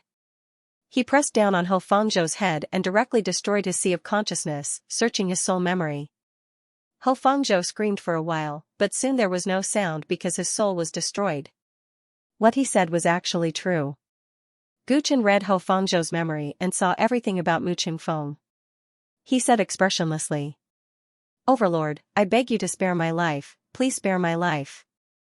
Gu Xuanfeng didn't expect Ho Fangzhou to die just like that. Gu Chen's killing was so straightforward that it made his hair stand on end. He was so scared that he almost peed his pants. In his eyes, this person was simply a demon king. He expressionlessly killed someone, completely disregarding how powerful the Yi clan was. It's your turn to answer the question. If you lie like him, there won't be any difference in your fate. Gu Chen glanced at Gu Xuanfeng and said coldly. Gu Xuanfeng almost cried. What do you mean lie? Didn't you just search his soul? Ho Fangzhou was clearly telling the truth. Even if he told the truth, he still had to die. Truth or not, it all depended on your mood. Gu Xuanfeng's heart was filled with resentment, but he didn't dare to show it in the slightest. He smiled bitterly and said, what else do you want to know? We really don't know where Mu Qingfeng is. It is said that almost all the geniuses from the outer realm have gathered for a meeting. Think about it, would Mu Qingfeng let us know about such an important matter? In his eyes, we are just his pawns. What qualifications do we have to ask about his whereabouts? Gu Chen looked at Gu Xuanfeng calmly. He knew that he was telling the truth. What he wanted to ask wasn't this. What are you doing on this Dolua planet? Gu Chen asked coldly. He already knew the general reason from Ho Fangzhou's memory. He only asked Gu Xuanfeng to prevent missing anything from the soul search. This is Mu Qingfeng's request. It is said that when the immortal realm ruins open, immortal artifacts with pure nature attributes will be of great use, so we do our best to collect them. Gu Xuanfeng gritted his teeth. Do you know the specific reason? Gu Chen asked further. Ho Fangzhou's memory didn't know why these immortal artifacts were helpful in searching for the ruins. Gu Chen hoped that Gu Xuanfeng could know more about the inside story. This, I don't know either. Gu Xuanfeng hesitated and said. Since you don't know more than Ho Fangzhou, if I don't kill you, wouldn't it seem unfair to me? Gu Chen's eyes showed disappointment. The two of them didn't know where Mu Qingfeng was, and collecting immortal artifacts was like a puppet. Interrogating them was simply a waste of his time. Wait. I still know something. Oh? What do you know that Fangzhou doesn't? Gu Chen tentatively asked. One day, Mu Qingfeng had a guest. I eavesdropped on their conversation. Fangzhou doesn't know about this. Gu Xuanfeng gritted his teeth. His words successfully aroused Gu Chen's interest. What kind of guest? I didn't see the man's face, but I heard him and Mu Qingfeng say that the immortal world itself is the greatest opportunity. That's it? That's all? Gu Chen wanted to continue listening, but he didn't expect Gu Xuanfeng to be speechless. He couldn't help but be stunned. I only heard this sentence. At that time, I didn't dare to stay for fear of being discovered. Gu Xuanfeng smiled bitterly. Are you kidding me? Gu Chen's eyes narrowed. No, that's not what I mean. Overlord, listen to my careful analysis. Although I only heard that sentence, the visiting guest is not simple. At that time, he seemed to be persuading Mu Qingfeng to make a move on the Immortal World ruins. If I'm not wrong, it was that person who told the major forces that the Immortal World ruins were about to appear. Mu Qingfeng asked us to collect specific immortal weapons after that person left. Even when Mu Qingfeng went to the gathering with the other Outer Realm geniuses, there must be his shadow. So I think, Overlord, as long as you find that person, no matter what you want to know, you will definitely know. Gu Xuanfeng seemed to be desperate, saying whatever came to his mind, appearing incoherent. Gu Chen's eyes gradually narrowed as he listened. It seemed that his guess was not wrong. There was indeed a mastermind behind the whole thing, and Mu Qingfeng was just a chess piece. At best, he was a relatively useful chess piece. What else can you remember about that person?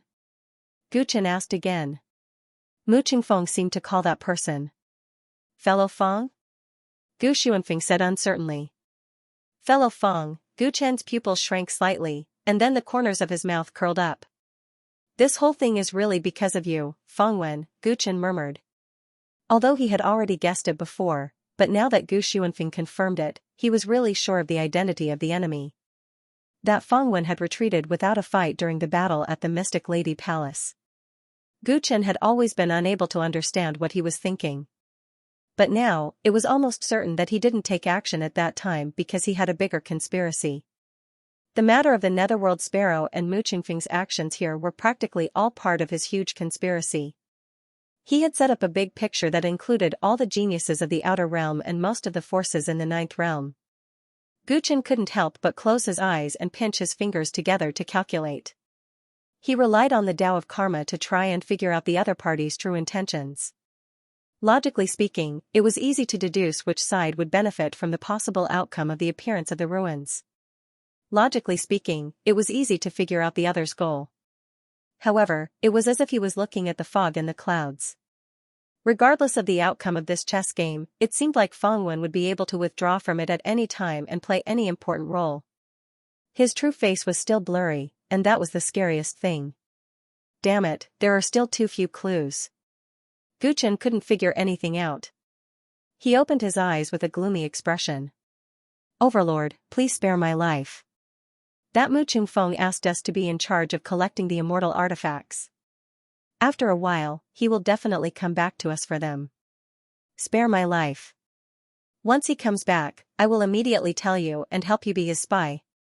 Also, I will try my best to convince my father to let the True Spirit clan submit to the Celestial Court and fight for you. Gu Xuanfeng talked non-stop, trying to find a reason for Gu Chen to spare his life. Gu Chen listened with an indifferent expression. He chose his subordinates based on who they were. The True Spirit clan had long betrayed the Ninth Realm and defected to the Outer Realm. They were also inextricably linked to the death of the Desolate Emperor.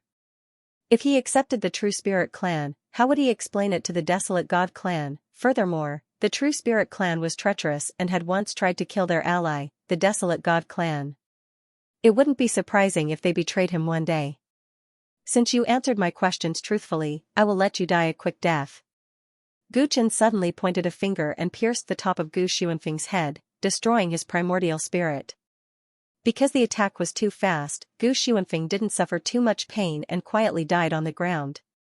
Gu Chen flicked 2 fireballs with his fingers and burned their bodies. At the same time, he took away their belongings, including the many immortal artifacts he had bought from perfected person Puji.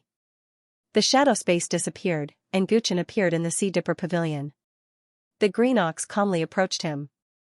Master, have you found Mu Qingfeng's whereabouts? It asked. Gu Chen shook his head. Then what should we do now? The green ox frowned. In that case, their trip was in vain. Mu Qingfeng went to meet with the other geniuses of the Outer Realm. When things are over, it is very likely that he will return to find Gu Xuanfeng and the rear continent. You and I will pretend to be these two for a few days and see if we can catch him. Gu Chen deliberated. In the situation where the clues were cut off, they could only do this for the time being. Since those immortal artifacts were related to the ruins of the immortal world, Mu Qingfeng would definitely come back to ask for them. Strange, the life and death carvings are the key to entering the ruins, and those immortal artifacts are related to the fortune in the ruins. What is this Fangwen trying to do? The Green Ox listened to Gu Chen's interrogation, and his face was full of confusion. Gu Chen also couldn't figure out the connection, and the phrase "the immortal world itself is the greatest opportunity" was even more incomprehensible. The two of them disguised themselves as Gu Xuanfeng and Rear Continent that day. In order to prevent others from seeing through the flaws, they didn't change their original days of debauchery. However, it was impossible for Gu Chen to have skin-to-skin contact with the women in the brothel, so he simply called these people into the attic and confused them with his illusory magic, making them think that he had sex with them. In fact, they fainted after entering the pavilion, and when they woke up and left, they didn't know that they were under an illusion at all. In this way, in the eyes of outsiders on Dolua Star, Gu Xuanfeng and Rear Continent were still debauchery every day, and nothing unusual happened. For many days, Mu Chungfeng didn't come to Dolua Star, but Taoist Master Puji came again. He was extremely efficient, and in just a few days, he found another immortal artifact that met the requirements. Young Master Gu, young Master Ho, the quality of the immortal artifact found this time is even higher than before, I guarantee, Taoist Master Puji boasted, and when he was ready to make a big profit, he looked up and saw Gu Chen and the Green Ox, and his expression suddenly froze. A strange look flashed in his eyes, and his fists couldn't help but clench, and his palms broke out in cold sweat. I'll take it all. Gu Chen imitated Gu Xuanfeng's tone and said, just wanting to quickly send this Taoist Master Puji away. Taoist Master Puji came back to his senses, and his words were a little hesitant. Then according to the original price, it's a deal. The whole transaction process was very fast, and after Taoist Master Puji completed the transaction, he left in a panic. Master, there's something wrong with that guy. After Taoist Master Puji left, the Green Ox immediately said. When they first went upstairs, Taoist Master Puji was still normal, but when he saw their appearance, he became a little uneasy. Yes, it's a little strange. Gu Chen was good at reading people's expressions, and naturally noticed this. Let's see what he's up to. Bad omen. A very bad omen. No, I have to leave Dolua planet as soon as possible, or there will be a bloody calamity.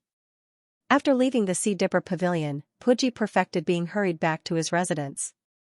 He paced back and forth in his residence, feeling extremely uneasy. Because of his uneasiness, he did not notice that a gorgeous butterfly had quietly landed on the window of his room and was watching him calmly.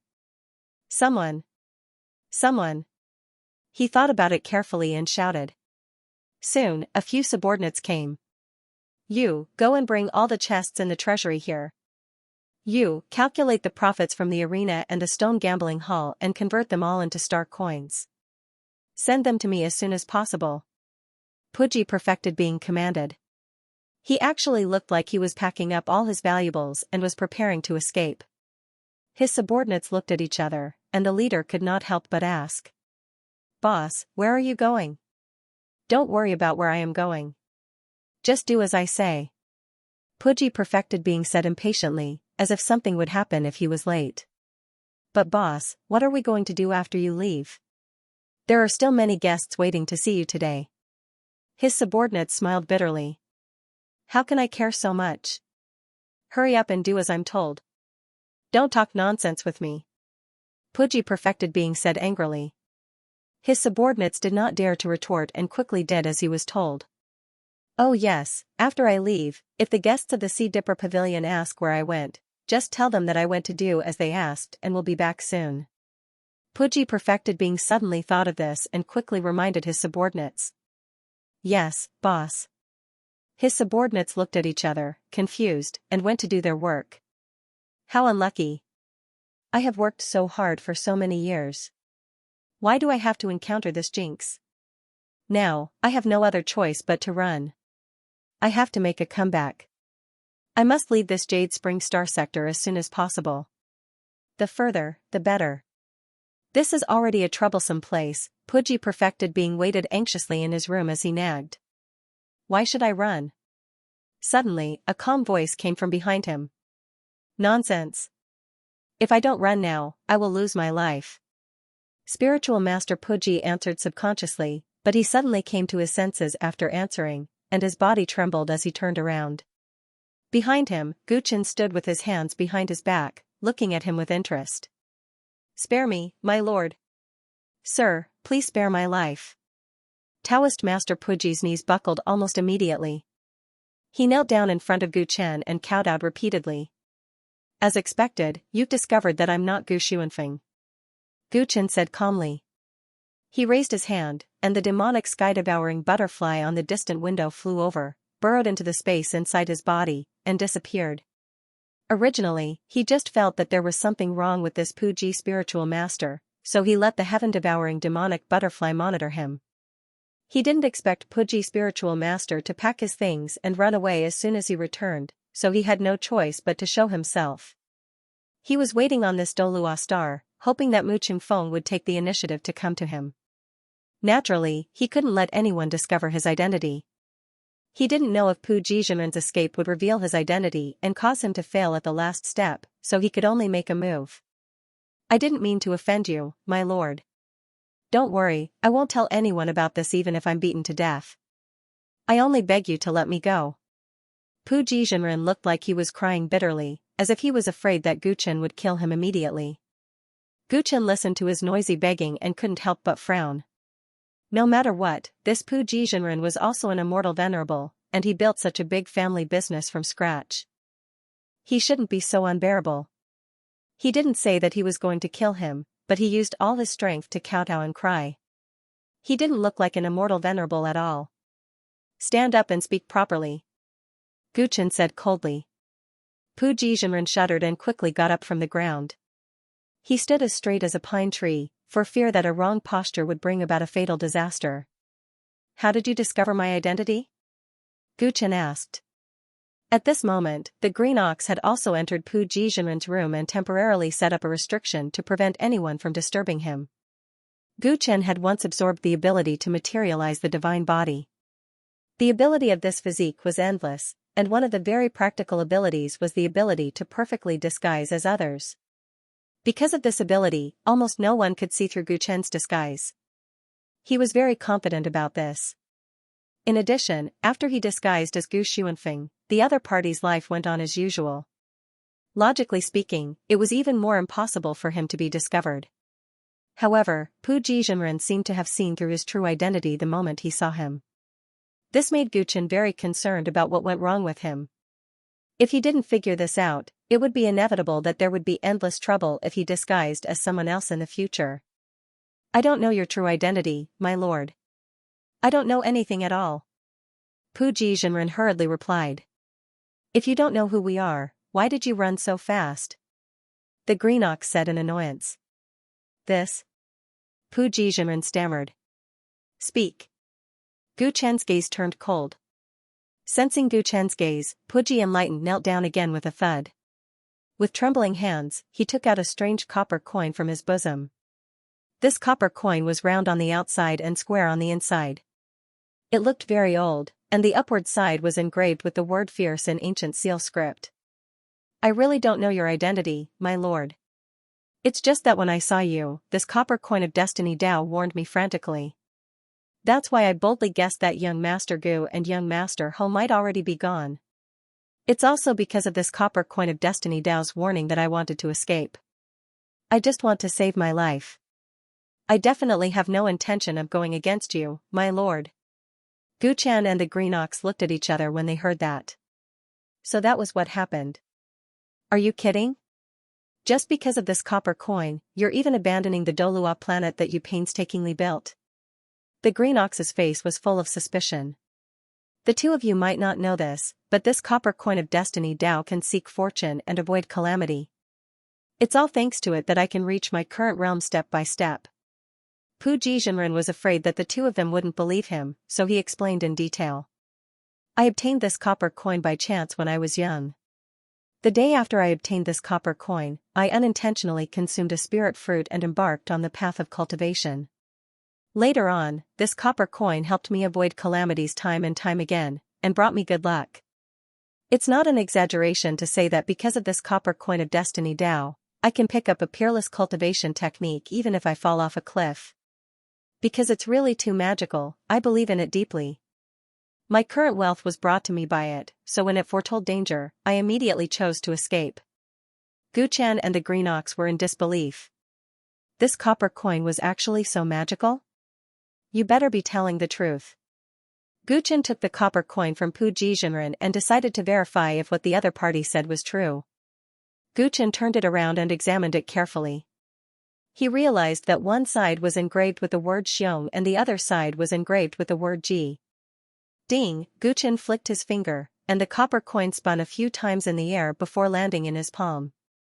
The side facing up was the front, and it was engraved with the word Ji. Congratulations, sir. You're blessed. Something good will happen next. Perfected Master Puji hurriedly said. Oh? What good can happen to me? Gu Chen could not help but laugh. Just as he finished speaking, the subordinates that Perfected Master Puji had sent to retrieve treasures returned with a few large treasure chests. However, they could not enter due to the restrictions outside the house. Congratulations, sir. This is auspicious. I'm willing to give you all the treasures in the treasury. Perfected Master Puji was very quick-witted. He gritted his teeth and cupped his fists, preparing to give the treasures he had painstakingly accumulated to Gu Chen. Gu Chen was speechless. This auspicious was given to him by Perfected Master Puji. Was this destiny copper coin accurate or not? I'll try again to see if it's accurate. Gu Chen mocked. He flicked his finger again, and the copper coin landed in his hand. It was still auspicious. Perfected Master Puji's expression became even more interesting. Before he could say anything, the subordinates that were sent to the arena and the stone gambling house returned. Congratulations, sir. This is another auspicious omen. My arena and stone gambling house are making a lot of money every day. I'm willing to give them to you. Perfected Master Puji looked like he was about to cry. His heart was bleeding. Gu Chen was slightly shocked. Every time he threw a copper coin, someone would send money to him. Although it was all Perfected Master Puji's blood, it was really a coincidence. Master, could this copper coin really be able to seek fortune and avoid calamity? Is it a divine item? The green ox asked curiously. Although the copper coin looked simple and unadorned, it did not look like a legendary treasure. You believe that? Gu Chen shook his head. This copper coin was indeed tainted with a trace of Destiny Dao aura, but he did not believe that it was that magical. In his opinion, this was just Puji Enlightened Master's way of protecting himself. He thought that by pushing all the blame onto the copper coin of destiny and claiming that he didn't know his identity, he would be able to keep his life. In his opinion, this was a blatant lie. The other party most likely knew his true identity. He was not a bloodthirsty person. As long as Puji's spiritual master did not ruin his plan, he would not attack him. However, he wanted to escape. His motive was intriguing. I don't believe it will be Ji the third time. Gu Chen flicked his finger again, and the Destiny Dao copper coin flew into the air. Pu Jizhenren had pushed everything to the copper coin of destiny, humbly offered all his wealth, so Gu Chen had no reason to attack him. He could only expose his lies first. The copper coin was thrown to the highest point, and then it fell straight into Gu Chen's palm. The upward side was still Ji. What good thing will happen this time? Gu Chen looked at Pu Jizhenren with a faint smile. The subordinates he had sent out had returned, and he had given all his wealth. What other lies could he come up with? When Pu Jizhenren saw the Ji word appear in Gu Chen's hand for the third time, his face turned pale. How could this be? How could this be? He muttered to himself with a deranged expression. What, you can't come up with any more lies? The green ox shook his head. No, I'm not lying. Pu Jizhenren had a look of despair on his face. The Destiny Dao copper coin will never have 3 lucky occurrences, because there are always good and bad fates. If it appears 3 times, there can only be one possibility. That is, it recognizes the person in front of it as its new master. Pu Jizhenren looked like he had been abandoned and pleaded to Gu Chen. Sir, can you let me try? Gu Chen did not say anything and handed him the copper coin. Pu Jizhenren immediately threw the coin, but he did not expect to see the word Ji appear 3 times in a row. The Destiny Dao copper coin has already abandoned me. Keeping it in my hands is Jizhenren. Only by giving it out can I avoid danger. Pu Jizhenren's face was full of bitterness. He handed the coin back to Gu Chen with trembling hands, as if he was giving his life to someone else. You can do that? The green ox's mouth twitched. The third lucky occurrences were actually referring to this copper coin. Pu Jizhenren made it sound real, and his expression did not seem to be fake, but why did it seem like he was bluffing? Enough, I'm not in the mood to act with you. Gu Chen grew impatient. With a flick of his finger, the copper coin of destiny was flicked out of the window. Its destination was unknown. How did you see through my identity? What do you want to do after leaving Dolua planet? Speak. Gu Chen said coldly. Pu Jizhenren glanced out the window where the coin flew out and became unusually calm. I've already told the truth. If you don't believe me, you can touch your chest. Pu Jizhenren murmured with his head lowered. Gu Chen frowned and touched his chest according to what he said. Gu Chen's face revealed a look of disbelief. He took out a copper coin from his pocket. It was exactly the same as the one he had thrown away earlier. How is this possible? Gu Chen did not notice when he had this copper coin on him. He immediately extended his divine sense out of the window, trying to find the copper coin from before. But the copper coin from before had completely disappeared. It was as if the one in his hand was the one from before. Gu Chen took a deep breath, and the green ox's eyes widened. Was this some kind of trick? But Pu Jizhenren was merely an immortal venerable. How could he play tricks in front of him? If he really had that ability, why would he beg for mercy? Sir, it's useless. Once the copper coin of destiny recognizes its master, no matter how you throw it away, even if you throw it into the fire, bury it in the soil, or press it in the deep sea, it will eventually return to your side. The only way to get rid of it is for it to find a new host, just like what happened just now. Pu Jizhenren smiled bitterly. Gu Chen's expression became uncertain. He threw the copper coin of destiny out again. Just as Pu Jizhenren said, it quickly returned to his pocket. He tried to destroy it, only to find that this copper coin was impervious to fire and water. The more he tried to destroy it, the closer it was to his fate. This strange scene made Gu Chen shudder. What kind of treasure was this? Even an emperor weapon did not have such a divine power, right? How dare you plot against me? Gu Chen's first instinct was that everything was Pu Jizhenren's doing. His strength was not as simple as it seemed. He immediately slashed with his palm. Pu Jizhenren could not resist this casual slash. He smashed heavily onto the wall, blood flowing from his mouth. Spare me, sir. Spare me, sir. I've given you everything. Even the copper coin of destiny has left me. Why do you still want to kill me, sir? I have no enmity with you. Isn't it too much for you to do this? Pu Jizhenren cried bitterly. Clearly, he was ready to risk it all. At the end of the day, Gu Chen was not a murderous demon. This spiritual master Pu Ji indeed had no enmity with him.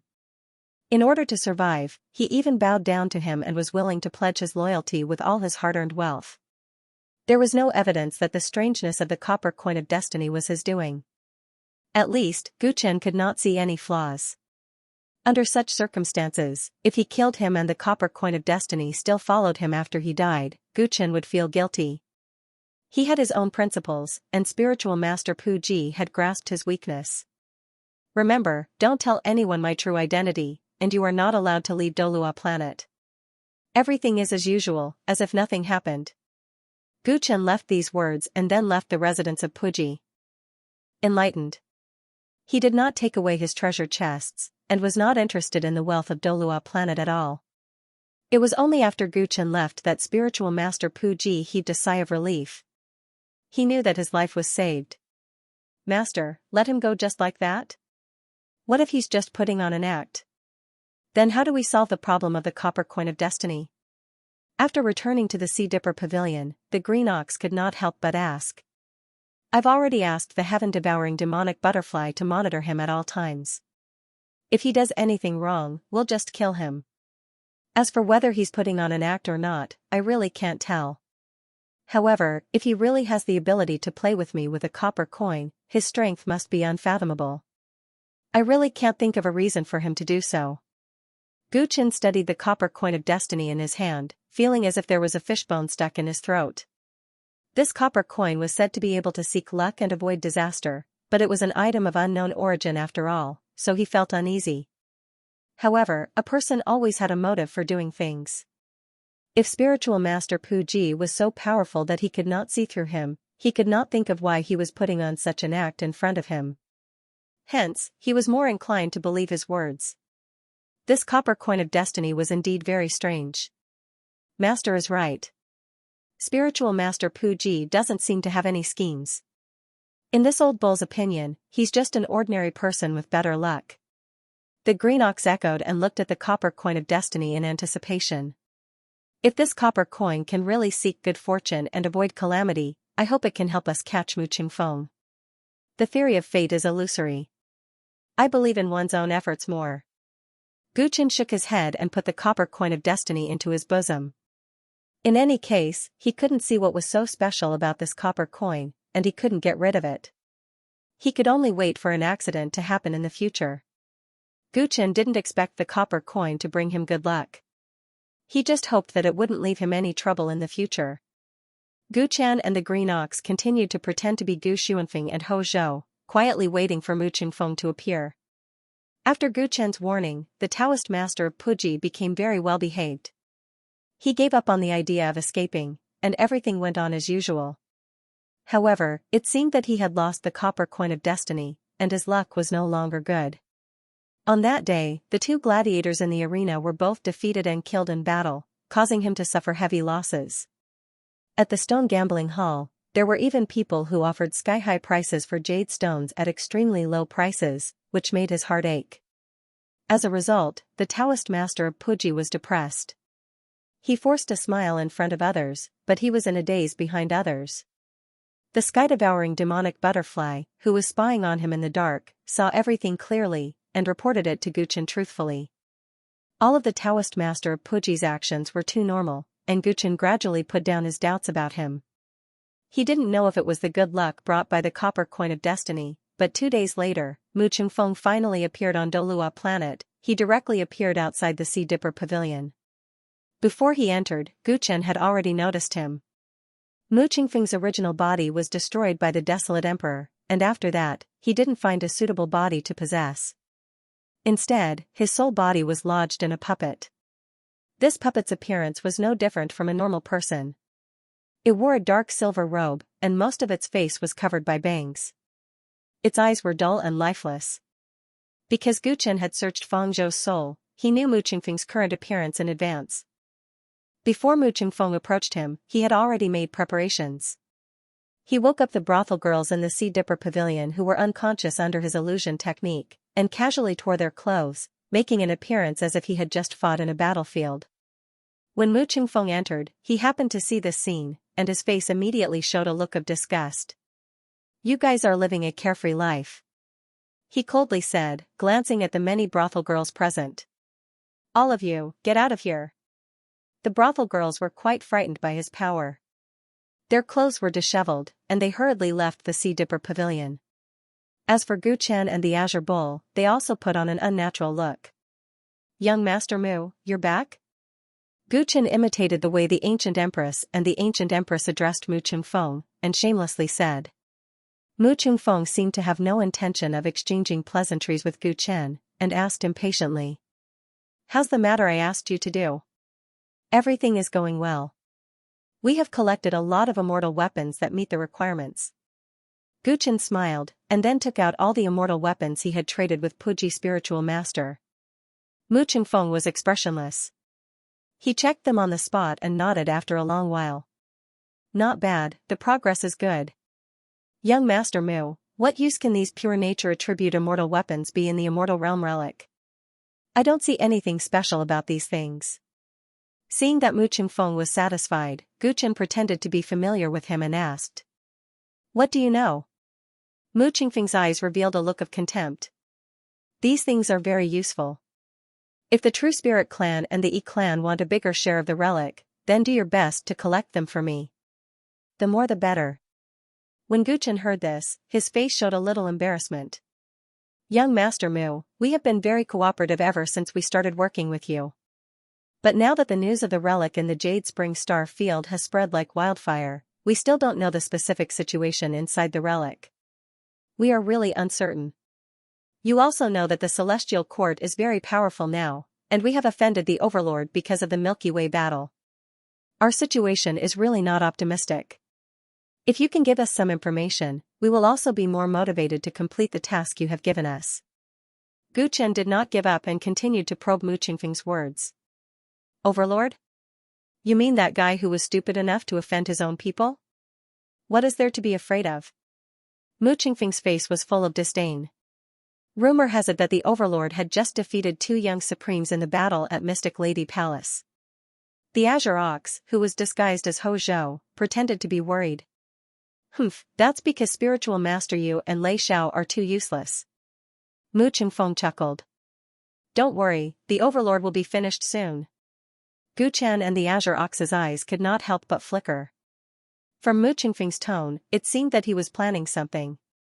The Overlord has just subdued the underworld, and his reputation is getting stronger by the day. How can he be finished without any reason? Self-confidence makes people arrogant, and once people become arrogant, they're basically done for. Mu Qingfeng was not on guard against Gu Chen and the Green Ox. The two of them were too good at disguising themselves as they spoke with fervor and assurance. It's true that the Overlord has subdued the underworld, but it's also because of the underworld's submission that he naively thinks that all the powers that once belonged to the immortal world will be loyal to him. He humiliated the palace mistress of Ling Long Celestial Palace in front of her, and he issued a ridiculous gathering order of the Celestial Realm, asking all Celestial Realm forces to gather at the Mysterious Lady Palace on the 5th day of the 4th month to pledge allegiance to her. Otherwise, he would be killed without mercy. Don't you think it's ridiculous? Mu Qingfeng's face was full of ridicule. Although this method is a bit overbearing, what if the powers of the immortal plane submit to us? Gu Chen wasn't aware that he was being treated as a joke. His eyes flickered. That's impossible. Who does that Gu Chen think he is? How can he command so many forces? Mu Qingfeng sneered, let me tell you, there's no need to wait until the 5th of April. 10 days later, all the major powers in the immortal world will gather together. However, the Celestial Court is excluded. Oh? There was actually such a thing? Other than the Celestial Court, who else could gather so many powers from the immortal world? The Green Ox's face revealed a look of true shock, while Gu Chen's gaze was somewhat thought-provoking. Although the Celestial Court was once the leader of the immortal world of the 9th realm, it was far from being able to cover the sky with one hand. An amazing person, Xianxia, has appeared in the Ascension sect. That person's strength is on par with ours. At the same time, he is proud and arrogant, and unwilling to submit to others. We've been trying to bribe him, but we haven't been able to do so. The Celestial Court's summons finally angered him and made him choose to stand on our side. Mu Qingfeng revealed a smile on his face. With the rallying power of the Ascension sect, as well as Xianxia's talent, as well as the worries of the powers of the immortal world toward the Celestial Court, they have finally gathered together. Hearing that, the Green Ox took a deep breath. Realizing the seriousness of the matter, it could not help but look at Gu Chen. Young Master Mu, are you saying that the powers of the immortal world are now on your side? Xianxia doesn't want to be under the Overlord, but is he willing to be under someone else? Gu Chen asked calmly. When the time comes, he will have to obey even if he doesn't want to. Mu Qingfeng revealed a playful smile. Do you know why I told you these things? Both Gu Chen and Xianxia shook their heads.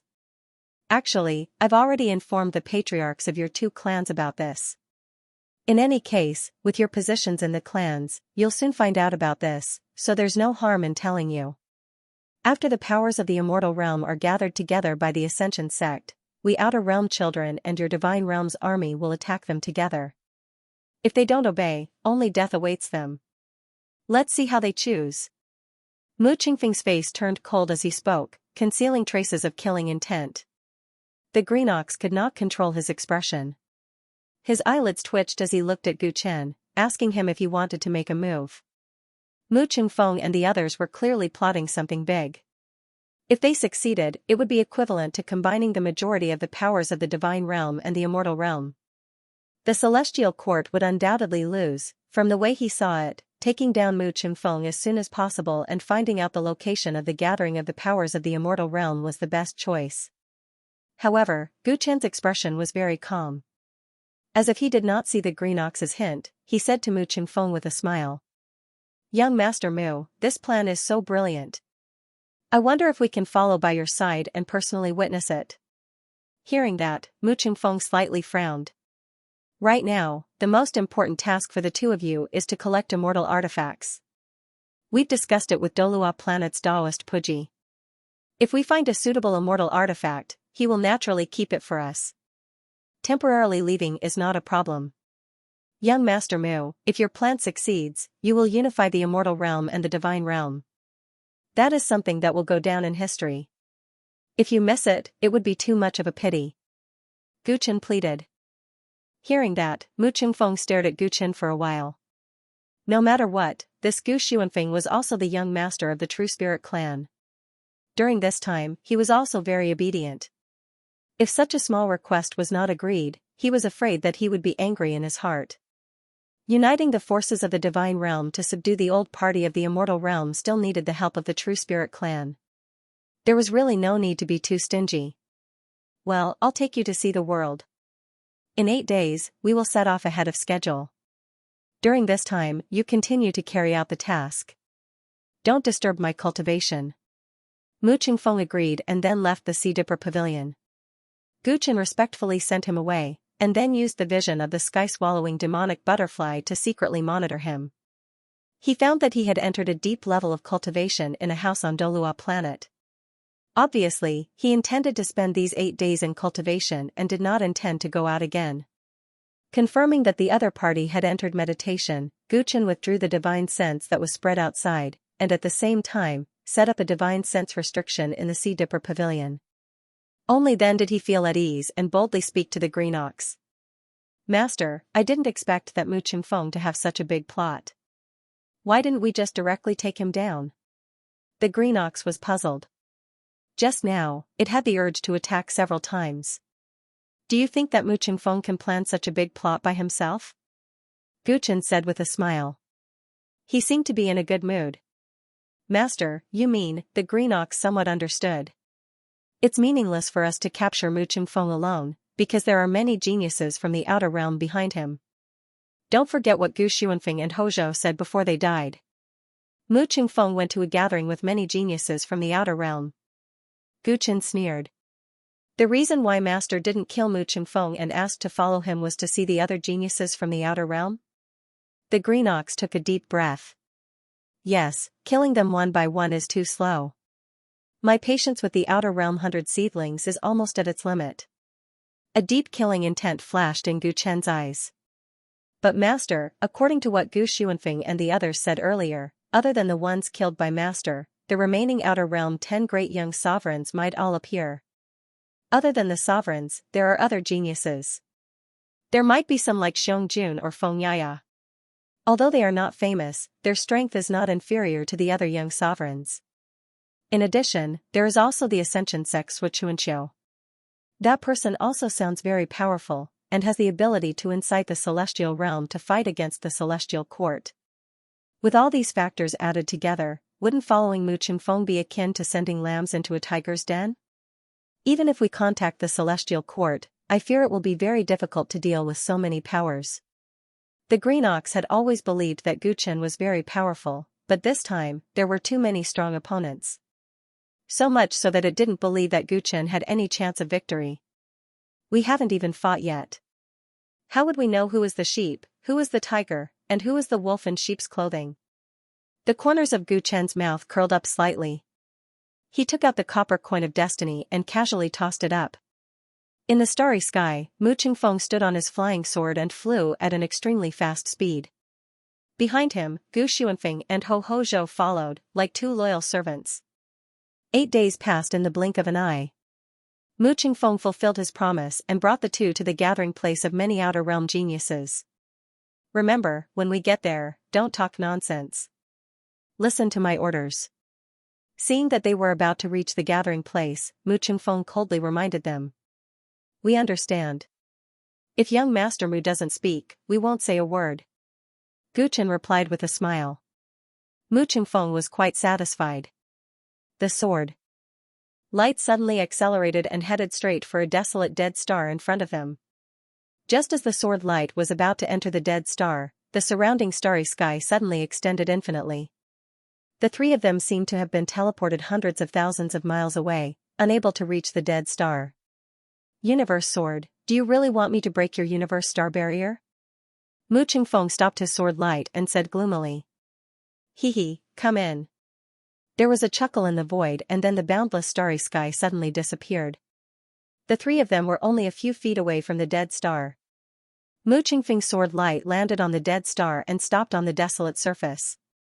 Gu Chen, who was accompanying them, shifted his gaze slightly and immediately captured many powerful auras in the surroundings. A figure appeared from behind the rock and looked at Mu Chengfeng and the two of them. There were also some who didn't move and were quietly meditating. Mu Chengfeng, why did you bring your subordinates? The person who had previously set up the space array outside the dead star appeared. He had short gray hair and his eyes were in the shape of a cross. The flickering of his pupils was particularly strange. One of the 10 young supremes of the Outer Realm, Universe Sword Xiaoxing. Gu Chen recalled the original information in his mind and muttered to himself. Why, is there a rule that we can't bring people? Didn't Washi also bring people? Mu Chengfeng glanced at a corner not far away. Gu Chen and the Azure Ox followed his gaze and saw a young man with vertical pupils lazily lying on a rock. Beside him stood a group of people. Gu Chen was no stranger to the leader of the group. He had seen him once before. Divine Sect of 10,000 Swords Genius, Wan Jianming. Other than Wan Jianming, the others were all disciples of the Divine Sect of 10,000 Swords. Gu Chen, who was disguised as Gu Xuanfeng, nodded at Wan Jianming as a greeting. Wan Jianming also gave a simple reply. He seemed a little restrained in this place. In the eyes of the geniuses of the Outer Realm, Gu Xuanfeng and Wan Jianming were originally geniuses of the 9th Realm, so they didn't mind greeting them. Although no one is restricting who you can bring here, these people are not of our race and cannot be trusted. The Cosmos Sword's smile was somewhat cold. He did not trust Gu Chen's group at all. Forget it. Who's from the same clan among us? Before Xing County sent us to the 9th world, most of us didn't even know each other. We can't trust anyone. Mu Chengfeng sneered. Judging from his tone, he seemed to have some grudges with Xiaoxing. Although your paths of cultivation are mutually restraining, can you not quarrel every time you meet? All of you, shut up. A person in the distance said impatiently. He looked quite frightening. His head was bald and his face had no facial features. Instead, it was densely packed with eyes. Now that so many geniuses were here, Mu Chengfeng knew his place. He snorted coldly, found a place to sit down, and waited quietly. More than 20 geniuses from the Outer Realm had arrived. Gu Chen pretended to look straight ahead, but his divine sense had already quietly extended out. He looked at every genius and compared them with the information in his memory. The monster with eyes all over his head was undoubtedly the thousand-eyed demon. Not long ago, the Celestial Court had discovered traces of his activities in the Jade Spring Star Field. They had even lost a few people because of this. The man with a pair of vertical pupils who had brought Wan Jianming and the others over was the son of Medusa, Tile Snake. Both Tile Snake and the thousand-eyed demon were famous among the 10 young supremes of the Outer Realm. With the addition of Void Sword Mu Chengfeng and Cosmos Sword Xiaoxing, 4 of the 10 young supremes had already gathered here. There are still 2 left. Gu Chen muttered to himself. In the Battle of the Milky Way, the Desolate Emperor had killed 2 Outer Realm sovereigns before his death, and in the Battle of Fairy Woman Palace, he had killed 2 more. Thus, there were only 6 Outer Realm sovereigns left. As for Duangu, Feng Yaya, and Xiong Jun, although they all had the strength of supremes, they were not famous after arriving in the 9th Realm, so they were not among the ranks of supremes. Excluding the ones who had died, there were still 2 known supremes who had not arrived. Of course, aside from the supremes, the other Outer Realm geniuses could not be underestimated. For example, Feng Wen wasn't ranked among the 10 great sovereigns either. However, the threat he posed was not inferior to Feng Wen.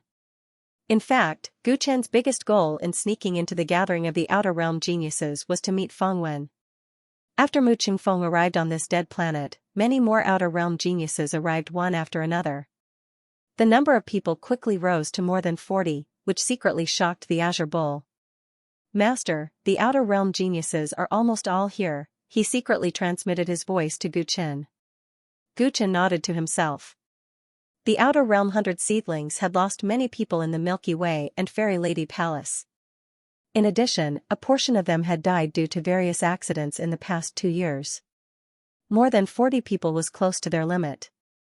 That guy with flames all over his body should be the lava giant Pu Luo. This means that among the Outer Realm 10 Great Supremes, only the Happy Demon Monk has not come. The Azure Bull continued. In the distance, a 3-meter-tall giant covered in flowing lava had just sat down. The aura emitted from his body shocked many Outer Realm geniuses and made them hide far away. They did not dare to get too close for fear of offending him. It is said that the Happy Demon Monk has always been active in the Western Heaven Star region. The two places are far apart, so he may not come. Gu Chen pondered. This meant that almost everyone who should have arrived had arrived. Only the most important Feng Wen was left. The Outer Realm geniuses arrived at the appointed time. In the end, the number of people reached 50, but the mysterious Feng Wen did not appear for a long time. Gu Chen waited patiently, but there were some Outer Realm geniuses who could not wait any longer. What the hell? Who does that Feng Wen think he is? He dares to make us wait for so long. The lava giant said with dissatisfaction. His voice was like the roar of a cow and was extremely noisy. Be patient. He might have been delayed by something, the thousand-eyed demon replied calmly. What could be more important than the upcoming event? You have to know that he was the one who caused this. In my opinion, we should just leave him behind and act on our own. In any case, he only knows how to calculate and hide behind people's backs. His strength is simply not enough. Don't forget, it was Feng Wen who told us so much information. He was also the one who instigated Xianxia. He was the one who prepared the entire plan. Even if he wanted to show off, it wouldn't be impossible. Just your brain alone won't be enough to do all this. The thousand-eyed demon's tone contained a hint of ridicule. That's right. If it wasn't for Feng Wen, we wouldn't have known that the threat of the Celestial Court's overlord had reached such a level. Xiangjun, Daoist Yu, Lei Xiaozi, UK, and even Duangu died one after another at his hands. This person's wings are already fully grown. If we are defeated by him one by one, the people of the Xing country will look down on us. Universe Sword Xiaoxing agreed and confirmed Feng Wen's value. The information Feng Wen gave us is indeed important, but have you not thought about one thing? The son of Medusa, Tile Serpent, opened his vertical pupils, stuck out his snake-like tongue, and licked his lips as he interjected. The Outer Realm geniuses all looked at him. What do you mean? When the Outer Realm 100 geniuses first arrived in the 9th realm, Feng Wen was just one of the most inconspicuous ones. But now, he is able to make so many of us join forces. Without a doubt, he is the one who has benefited the most from the 9th realm's Dao energy recovery. But why? Although his origin master lineage is mysterious, which one of us is lacking? Crazy Lass and Duangu are strong enough, right? Didn't they still suffer at the hands of the Kunlun god race? Their efforts over the past 2 years were all for naught. Tao Snake's words caused all the geniuses to ponder and frown. Gu Chen's mind became active because of these words. It seemed that the Outer Realm geniuses were competitors and couldn't cooperate completely. They were always on guard against each other. The reason they were willing to join forces was because of him. Because he had unified the Celestial Court, made the underworld return, and made Kunlun surrender, they finally felt a great threat. However, Feng Wen being able to use this information to unite so many geniuses showed that he had a glib tongue. Gu Chen found it strange that Feng Wen knew about the underworld. After all, the Celestial Court had publicized this matter in order to gather more factions. But what about Kunlun? The crisis in Kunlun had just been resolved. After discussing with the Taoist priest Feng Zhen, he had also deliberately concealed the matter of the alliance between the two parties. How did he know about this? Could it be that Feng Yaya leaked the news? Gu Chen thought about it and thought about the conversation of the crowd. It was very possible. It looked like letting Feng Yaya escape was a huge hidden danger. However, for some reason, she didn't appear at the gathering of the Outer Realm geniuses. Tall Snake, what are you trying to say? The thousand-eyed demon's countless eyes flashed. They were not fools. With Tile Snake's reminder, they all thought of something. You've all heard about what happened in the Mystic Lady Palace, right? That Feng Wen originally participated in it, but in the end, he retreated at the last minute. I feel that Daoist Yu and Lei Xiaozi's deaths are related to Feng Wen. Washi grinned. You mean that Feng Wen intentionally caused the deaths of Dao Master Yu and Lei Xiaozi? The expressions of many geniuses changed slightly. That's right. Don't forget why we came to the Ninth Realm. Washi looked at everyone in the surroundings. We came to accept the trial of the Xing County. Expanding in the Ninth Realm is just to obtain the recognition of the Xing County. That Feng Wen's rapid progress in the past 2 years is mostly due to his foresight and his ability to calculate people's hearts. If the matter of the Mystic Lady Palace was planned by him, then what about the matter of annexing the immortal world? Who knows what he is secretly planning? He knows everything. The changes in the underworld and Kunlun are all first-hand knowledge. We are too passive. Maybe in the end, we will all be tricked by him. Only he will benefit the most. Washi's words caused many geniuses to be fearful. They were all proud of their abilities. Who would be willing to be used by others? That's right. That brat is the best at scheming. We can't trust him. We should kick him out. The lava giant echoed loudly. Finally, there was someone who supported his opinion. Why didn't you mention this at the gathering earlier? Now that we are about to act, wouldn't it affect the plan? Mu Qingfeng said with an extremely displeased tone. Even though Feng Wen is sinister, we are not so easy to manipulate. No matter what, the plan this time is indeed effective. Therefore, I did not object to the gathering earlier. Plus, after unifying the immortal world and the celestial world, we still need Feng Wen to search for the opportunities in the relic. It is even more inappropriate to fall out with him. Washi explained. Then what do you mean? The geniuses were all unhappy. Washi made them deeply fearful. Now, he was saying that they should continue with the original plan. Everything will be the same as before. However, someone must keep an eye on Feng Wen to prevent him from playing any tricks. Washi licked his lips. It is best to kick him out directly. The lava giant was very unhappy. It turned out that Washi's opinion was different from his. I understand. Let me keep an eye on Feng Wen. The thousand eyes of the thousand-eyed demon moved at the same time, releasing waves of dim light. With you keeping an eye on us, we can be more at ease. No matter what tricks Feng Wen has, with so many of us working together, he will not be able to do anything. The geniuses all laughed. The fear in their eyes slowly disappeared. They had enough confidence in themselves. Therefore, even if Feng Wen had misgivings, they would not change the plan this time. Gu Chen listened to everyone's evaluation of Feng Wen. Imperceptibly, his understanding of Feng Wen deepened. It seemed that Feng Wen was not valued by the geniuses of the Outer Realm as much as he had imagined. Instead, they were looking down on him. He only knew how to scheme and had no combat ability. Gu Chen did not think so. Not to mention the fact that winning the battle from 1,000 miles away was already a very brilliant technique, just the way Feng Wen killed Yu Wenba back then showed that his strength was not that simple. If anyone looked down on him, they would most likely suffer a great loss. The discussion of the geniuses did not last for too long. After 2 hours, Feng Wen finally arrived. Gu Chen had never seen Feng Wen's appearance before. When he searched the memory of the serene bird, Feng Wen's appearance was also blurry. It was very strange. He had imagined Feng Wen's appearance many times in his mind. However, when he really saw Feng Wen, it was very different from what he had imagined. Feng Wen was wearing a green robe. His appearance was too ordinary. He belonged to the type that one would not be able to find him in a crowd. He gave people the feeling that he was a passerby. Who would have thought that he would single-handedly stir up the greatest storm in the Ninth Realm? Everyone, I am sorry. I was delayed by some matters on the way. I believe everyone has waited for a long time, right? Fang Wen apologized first. His smile was also gentle and friendly. He seemed to be very courteous. Stop talking nonsense. Since everyone is here, we should set off. Don't be in such a rush. Let's confirm some important matters first. Fang Wen did not mind the lava giant's rudeness and smiled at everyone.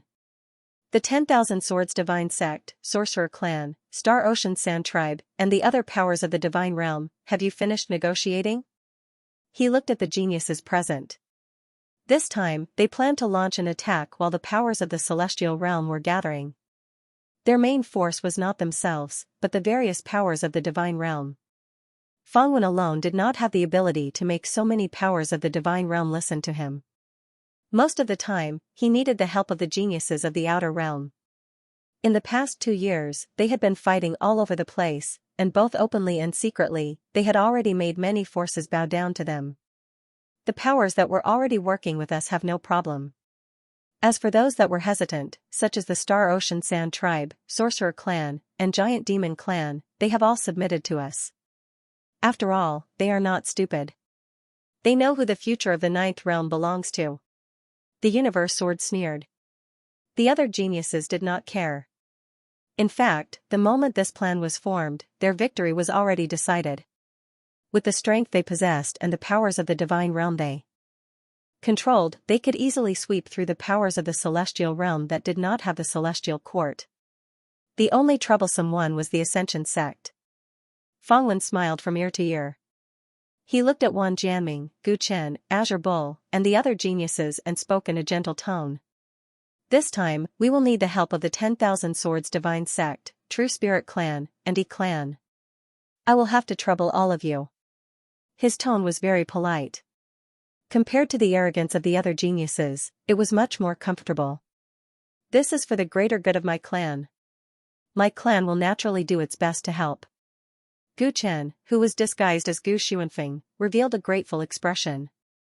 The geniuses of the Outer Realm looked at Fang Wen trying to win the hearts of the people. Their eyes were either filled with disapproval or disdain. The powers that were brought here were already under the control of the geniuses. Was there a need to worry about them not doing their best? In their eyes, although Fang Wen's methods seemed brilliant, he was not confident in his own strength. It was because he was not strong enough that he had to be polite to everyone. Fang Wen, what is there to ask? We are in charge of gathering people, and you are in charge of instigating Xianxia. The lava giant said in dissatisfaction. Fang Wen ignored him. Instead, he looked towards Mu Chungfeng and asked. What's the situation in the Nether Realm?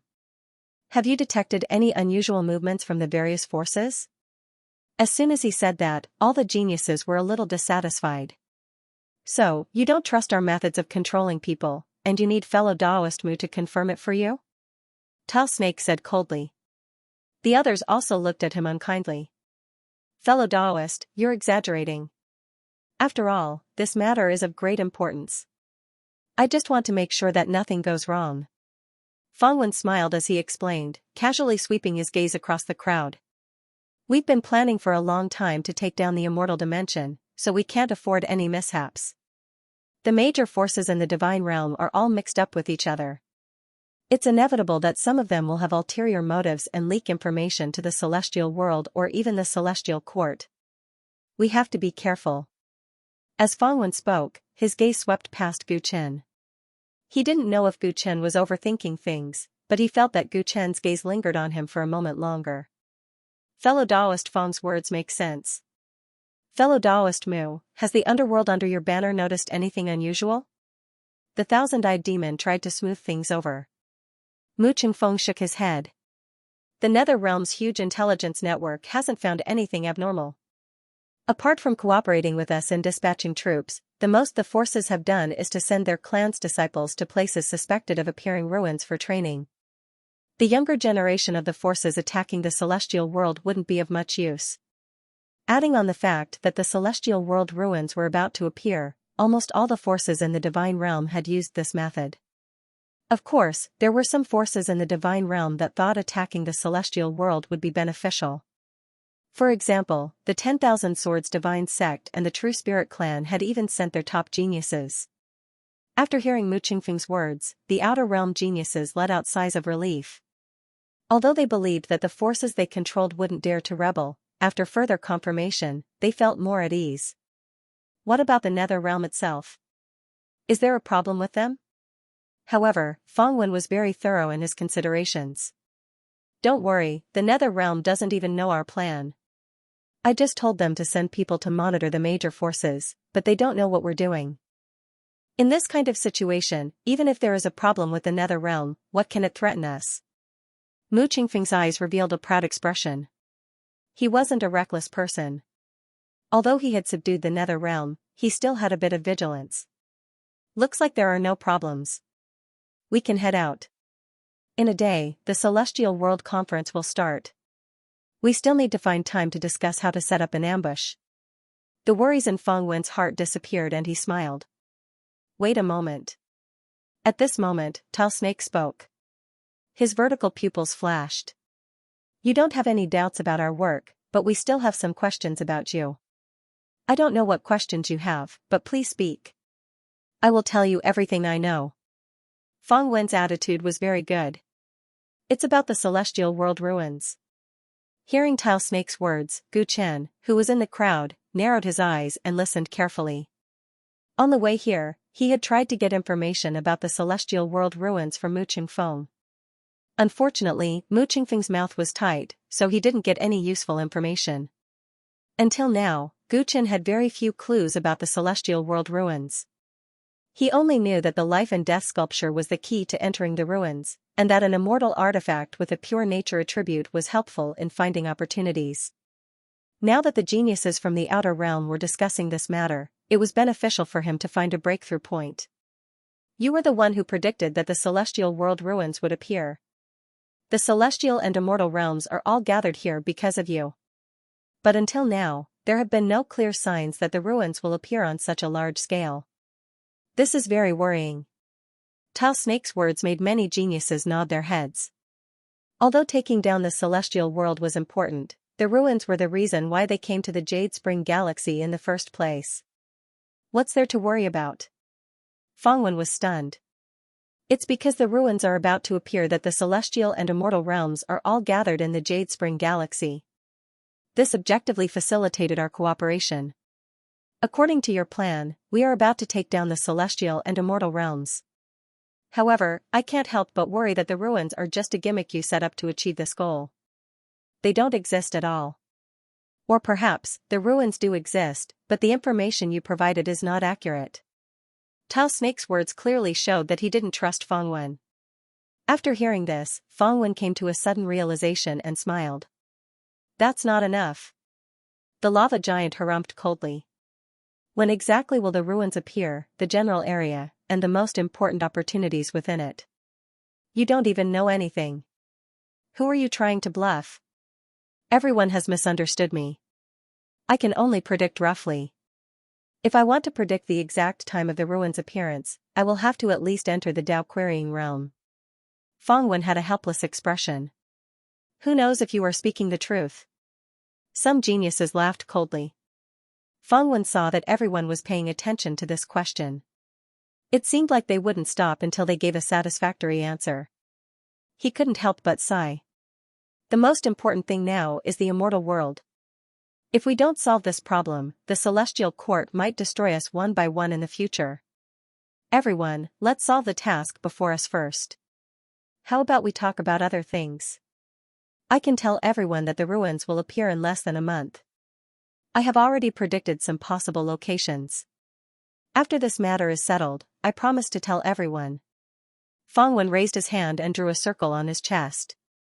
Then, a mysterious force was emitted. A hard oath? You are actually willing to make such a heavy oath? Washi exclaimed in shock. A hard oath referred to a Dao hard oath.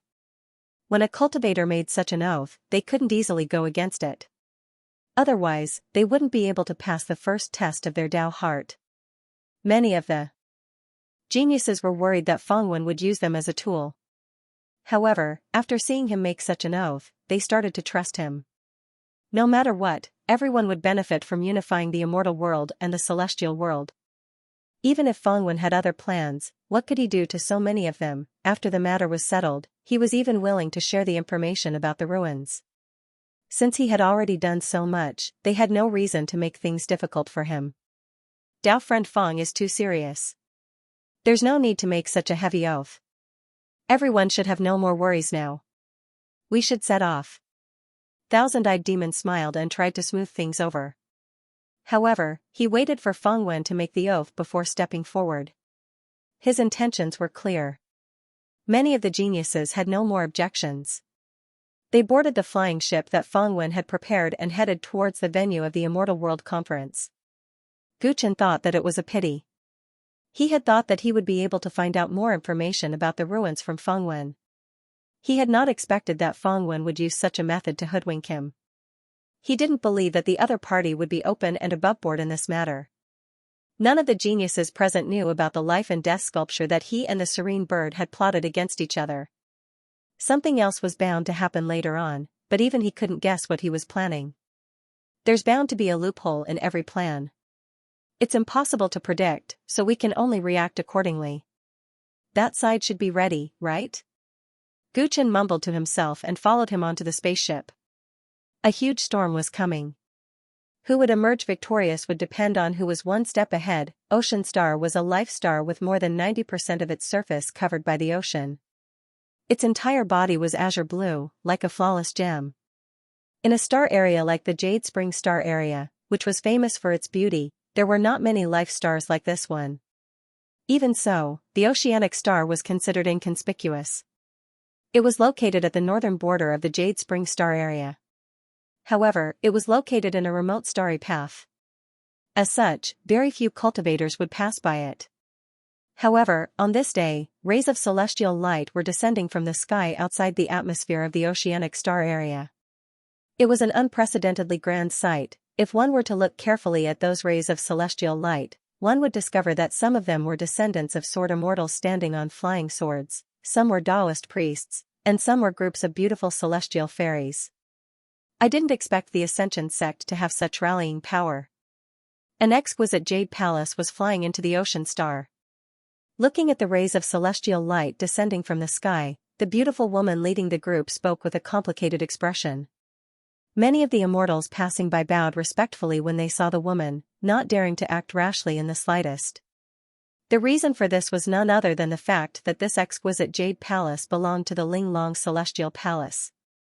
As for the beautiful woman leading the way, she was the palace master of the Linglong Celestial Palace, Ji Mengqing. Ji Mengqing had received a lot of attention. However, her beautiful face was still somewhat serious. In the past, the Linglong Celestial Palace and the Ascension sect were neck and neck.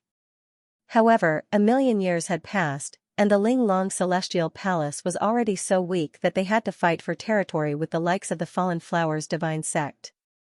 As for the Ascension sect, they were showing signs of rising. The fact that they were able to gather so many people in this Immortal Realm conference without the participation of the Celestial Court and the Underworld was enough to prove that they were not simple. Ji Mengqing knew that a large part of the reason was due to the rude and overbearing summoning order issued by the Celestial Court. However, she was still envious of them. The Ascension sect has Xianxia. As for my Linglong Celestial Palace, after I die, who else will it have? Ji Mengqing shot a glance at Xianxia and the other female disciples behind her. She felt bitter. Even though she had been humiliated in the Mystic Lady Palace, she knew that what the Tyrant said was reasonable. She had indeed thought too highly of herself. Linglong Celestial Palace clearly needed the support of the Celestial Court in their current situation. However, she had still assumed a high and mighty attitude. She had only wanted to fight for benefits. However, she had not expected to be ridiculed by the Tyrant. This matter had even become a joke among the Immortal Realm's great factions. Master, the Ascension sect has taken the lead in holding this conference to target the Celestial Court, right? What should we do then? Are we really going to oppose the Celestial Court together with the Ascension sect? The Linglong Celestial Palace's disciples were all uneasy about this conference. Seeing that they were about to reach the venue of the conference, Xianxia, encouraged by her fellow disciples, couldn't help but ask. Ji Mengqing was pulled back to reality. She forced a smile on her face. Let's see what the Ascension sect is planning. Our Ling Long Celestial Palace isn't any worse than them. We don't need to follow behind them. We will only do things that are beneficial to us. Ji Mingqing's answer was ambiguous. It showed that she was not confident enough. However, even though the female disciples could tell, they did not dare to ask any more questions. They were afraid that they would annoy their master. After a while, the Jade Palace landed on an island. The Ascension sect's disciples immediately went forward to welcome the guests. These disciples were all wearing the Ascension sect's white feathered robes. They gave off the air of immortals. Their strength was also quite impressive. It showed how powerful the Ascension sect was. Many Immortal Realm sects and lost clans had already gathered on the island. Those who were familiar with each other were chatting with each other. Where is Sect Master Yen? Ji Mengqing looked around and did not see the Ascension sect's Sect Master Yen Nantian. She could not help but ask the disciple leading the way. She wanted to have a chat with him before the conference started. She wanted to know the Ascension sect's stance on the Celestial Court. It would be best if they could reach a consensus with the Ascension sect first. The old sect master abdicated a day ago. The one in charge of today's conference is Sect Master Xianxia. He actually abdicated. Ji Mengqing was greatly shocked upon hearing that. She looked at the distant man with a complicated expression. That man had a dignified appearance. He had short silver hair and long and narrow eyes. He was talking to someone in a cheerful manner, as if he was harmless. However, Ji Mengqing knew very well that the man who could make Yen Nantian abdicate the day before the Immortal World Conference was so outstanding that he could not be picky. Intense jealousy welled up in Ji Mengqing's heart. The Heavenly Court had an overlord, and the Ascension sect also had Xianxia. It was only her Ling Long Celestial Palace that didn't have a genius who could turn the situation around. Thinking of this, Ji Mengqing suddenly gave up on the idea of having a chat with the Ascension sect's sect master. She had met Xianxia once. Compared to Yen Nantian, he was truly unfathomable. Rather than trying to get information from him, it would be better to catch up with a few of her old friends. Perhaps she might be able to obtain their support. More and more people gathered on the island. From time to time, the Immortal Realm's remnant that had not appeared in the world for a long time would appear, causing all the cultivators to exclaim in admiration. Due to the rumor that the Immortal Realm's remnant was about to reappear, even some of the Immortal Realm's big shots came to the Jade Spring Starfield. As the Celestial Court's summons had caused quite a commotion, some of the big shots decided to come and take a look. After all, they would not suffer any losses. Thus, all of them came. It could be said that apart from the people from the Heavenly Court and the Underworld, this was the first time since the collapse of the Immortal World that the descendants of the later generations had arrived. TSK, I didn't expect so many people to come. The strength of the Ninth Realm's Immortal Realm is a bit beyond our imagination. At a corner of the island, over 100 cultivators were gathered together. Among them, the person leading them said with a smile. The one who spoke was the Cosmos Sword Xiaoxing. Beside him were 5 other young supreme beings. Fangwen was also among them, all of them disguised. There were also over 40 geniuses, Gu Chen and the other attendants. They were all disguised and following behind them. At this moment, there was an endless stream of people on the island. It gave off a feeling of a gathering of 10,000 immortals. Not only were the geniuses from the Outer Realm surprised, even Gu Chen did not expect the Immortal Realm's powers to be this gathered. He could sense that there were 6 or 7 quasi-emperors whose identities and names he could not identify. None of them were in the records of the Celestial Court. These people had either just advanced to quasi-emperor not long ago or had not moved about in the outside world for hundreds of thousands of years. Their clans were also no longer famous, so Xiaoqin could not make out their backgrounds. Isn't it better to have more people? Only then will they be able to serve us better. The thousand-eyed devil revealed a sinister smile and the other Outer Realm geniuses all smiled. So what if the strength of the Immortal World's forces exceeded their imagination? This time, the geniuses of the Outer Realm had gathered, and with the help of the army of the Divine Realm, they had 10 times the battle power of the Celestial Realm. Controlling the entire Celestial Realm would be easy. That's Xianxia, right? Rumor has it that this person possesses the great development immortal physique and his strength is comparable to ours. I wonder if his reputation is exaggerated. The geniuses of the outer realm discussed and looked at Xianxia, who was like a moon surrounded by stars. Out of everyone, Feng Wen was the only one who kept in contact with Xianxia. As for the others, they did not interact much with him. In fact, this was their first time meeting him. Whether he's strong or not, we'll know after asking Brother Mo, Feng Wen said with a smile. Everyone looked at the thousand-eyed devil. Xianxia became famous after his battle with the thousand-eyed devil. It was said that the thousand-eyed devil had tried to encroach on the Ascension sect, but was beaten back by Xianxia. Many of his eyes were even crippled. His strength is indeed not bad. I can't do anything to him, said the thousand-eyed devil with a gloomy expression. Your eye technique is ever-changing. Is that great development immortal physique really that powerful that even you can't do anything to him? The supreme beings were all surprised. The thousand-eyed devil's strength was above average. Those weaker than him did not believe that there was someone in the ninth realm that could defeat them. I can only say that his strength is not inferior to mine, said the thousand-eyed devil concisely.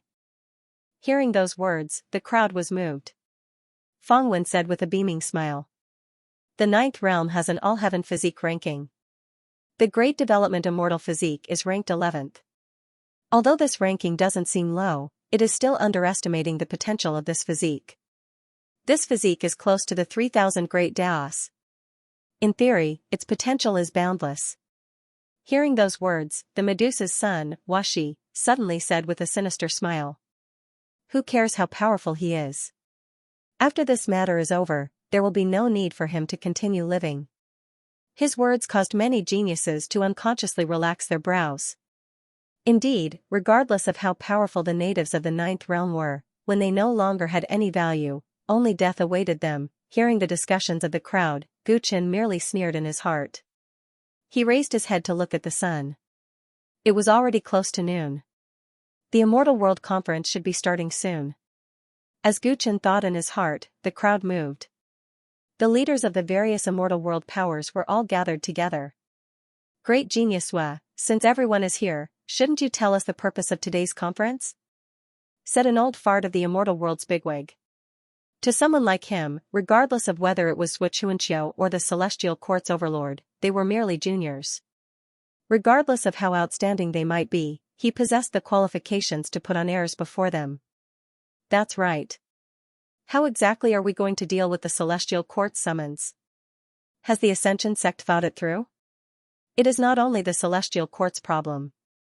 The Immortal World Remnant is about to appear. It is a fortune that belongs to us. I hope that the Ascension sect can take the lead and uphold justice for us. The cultivators from the various powers spoke one after another. A portion of them had come because of the summons, while a portion of them had come because they hoped that there would be benefits to be gained. Xianxia slowly walked onto the stage. He looked at the several tens of thousands of cultivators gathered on the island with a calm smile on his face. Several tens of thousands of cultivators represented practically all of the Immortal World's battle power apart from the Celestial Court and the Underworld. Of course, the number of people from these powers was far greater than that. However, it was inadvisable for them to participate in this conference. Thus, only the more important cultivators from their respective powers had come. Thinking of this, the power behind several tens of thousands of people was extremely frightening. Their powers had permeated the ninth realm's 12 star fields. Some of them even possessed ancient and powerful orthodoxies. The problem that everyone has raised is exactly what I am thinking in my heart. The reason why I have convened this conference is mainly to discuss with everyone how to unite against external threats in a friendly and cooperative manner. Xianxia said with a beaming smile. His long and narrow eyes swept over the various cultivators on the island as his voice resounded clearly. Everyone knows that the Celestial Court's overlord Guchen is rude and unreasonable. He actually wants all of us to submit to him with a single summons. He is simply too arrogant, conceited, and delusional. Xianxia was the first to scold Guchen. His words caused the various cultivators on the island to cheer in succession. Hearing those words, the corner of Guchen's mouth twitched slightly. However, he pretended to be extremely calm on the surface. As for this overlord Gu Chen, I have also conducted a serious investigation. It is said that this person has always been this overbearing and rude when he was young. He does things his own way and considers everyone beneath his notice. He is simply trash. The corner of Gu Chen's mouth twitched even more intensely as he muttered. Is there no end to this? As the saying goes, don't go too far in life, or you'll get along well in the future. But the Tyrant doesn't understand this. He humiliated Palace Mistress Ji of Ling Long Celestial Palace in public. His actions are too numerous to be listed, Xianxia spoke frankly with fervor and assurance. He did not seem to be getting into the main topic, and only continued to criticize Gu Chen. What is Xianxia doing? Hearing Xianxia use her as an example, Ji Mengchen's face turned gloomy. Even though everyone knew what she had done, it was still embarrassing to say it in front of so many people. Xianxia was not being straightforward. He could just say what the Ascension sect wanted to do. Xianxia kept criticizing Gu Chen on the high platform, and the cultivators below gradually became uncomfortable with his words. If he were to continue, when would he get to the main topic? Why is this guy talking so much nonsense? The geniuses from the outer realm were speechless. Great genius Sua, we all know that the overlord is not to be trusted or befriended. Please, get to the main topic. Great genius Sua, we are willing to follow you. Please act as the alliance master of all the immortal realm's powers and negotiate with the celestial court. Do not let that overlord continue to look down on us. Some of Xianxia's followers spoke. They wanted to push Xianxia to the top. In fact, many people thought that the Ascension sect held this meeting to replace the celestial court and become the leader of the immortal realm. The abdication of the Ascension sect's old sect master was paving the way for Xianxia to become the alliance master. Hearing the flattery from the crowd, Xianxia smiled. He did not directly respond. Speaking of that overlord Gu Chen, he is truly despicable. He continued to criticize Gu Chen, as if he could continue for 3 days and 3 nights as long as no one asked him to stop. Enough with the nonsense, let's get to the main topic. Suddenly, over 100 cultivators walked out from a corner of the island. The person leading them sneered. Who are you? Do you have the right to speak here? Even though Xianxia was indeed talking nonsense, it was very rude to be interrupted like this. Many of the immortal realm's cultivators looked at them with ill intent. Instead of submitting to him, it's wiser for you to submit to us. The leader sneered, and in the next moment, he revealed his true appearance. It was the universe sword, Xiaosheng. At almost the same time, the other outer realm geniuses all recovered their true appearances. Void roaming sword, Mu Qingfeng. Thousand-eyed demon. Lava Poro. The 10 young paragons of the outer realm had already become famous in the 9th realm. They were immediately recognized by many cultivators of the celestial world, and they all gasped. Immediately after, many cultivators felt chills run down their spines and took a few steps back instinctively. A total of 6 of the outer realm's 10 young sovereigns had come, and there were 50 famous outer realm geniuses. This should be the entire outer realm's combat power, right? With so many of them gathered here, they were definitely up to no good. The huge island fell into a strange silence. After a while, Xianxia broke the silence on the high platform. Fellow Daoist Feng, isn't this different from what we agreed on? He stared at Feng Wen with an ugly expression on his face, as if he could not believe what he was seeing. When Feng Wen heard this, he only smiled faintly. Dao friend Sua, thank you for putting in all your effort to make today's situation happen. However, your task has been completed. Leave the rest to us. Whoa, the entire island burst into an uproar. A large number of celestial world cultivators looked at Xianxia in disbelief. They never expected that their gathering here to discuss how to deal with the celestial court would be used by someone else. Damned Ascension sect, they actually betrayed us. You all actually sided with the people of the outer realm. This is simply an insult to Emperor Yu Hua's prestige. The various celestial world cultivators were filled with indignation and loudly questioned. As for Ji Mengchen and the other leaders of the various powers, their hearts sank to the bottom. Today's meeting was a trap set up by someone else. If they did not achieve their goal, they would not be willing to leave the matter at that. In order to ensure success, the number of enemies was definitely not limited to the few that appeared on the surface. All of you, shut up. The lava giant loudly roared. A frightening might spread out, causing a large number of cultivators on the island to tremble with fear. They subconsciously obeyed and shut their mouths. Today, you all only have two choices. First, side with us. Second, die. The thousand-eyed demon said coldly. The dark light emitted from his thousand eyes seemed to be able to devour one's heart. What if we do not choose either of them? An old bastard from the celestial world said with flickering eyes. If the enemy only had this many people, with his strength, he was confident that he could escape. You all do not have a third choice. Watch carefully. The Outer Realm geniuses burst into loud laughter. Once their words landed, the sea surrounding the island suddenly surged with enormous waves. From all directions, countless cultivators broke through the surface of the sea. Their numbers were densely packed, over 10 times the number of cultivators on the island. Giant Demon Clan, E-Clan, Luo Denomination, Fallen Flowers Divine Sect, 10,000 Swords Divine Sect, Star Ocean Sand Clan and True Spirit Clan have also come? The celestial world cultivators on the island recognized the origin of the surrounding cultivators. Their complexions all turned pale. The people surrounding them were actually the elites of the various powers of the divine realm. In terms of numbers, they were completely suppressing them. We're done for. The bodies of the celestial world cultivators turned ice cold. At that moment, they were in complete despair. If it was only those outer realm geniuses, no matter how powerful they were individually, they would not be able to kill all of them. There would definitely be a majority of them who would be able to escape. However, the enemy had clearly set up an inescapable net. The entire island was surrounded. They simply had nowhere to run. Kneel down and submit to us. Or, die. The thousand-eyed demon spoke with an arrogant expression. The Outer Realm Supremes all had the same expression. Feng Wen, on the other hand, was very calm. It was as if he was an outsider. He did not feel the slightest sense of accomplishment from the success of his plan. Looking at the sea of enemies surrounding them, the legs of some of the celestial world cultivators turned soft. They had the urge to kneel down and surrender. At this moment, no one was paying attention to Xianxia, the instigator of all of this. Everyone was thinking whether their dignity was more important or whether their lives were more important.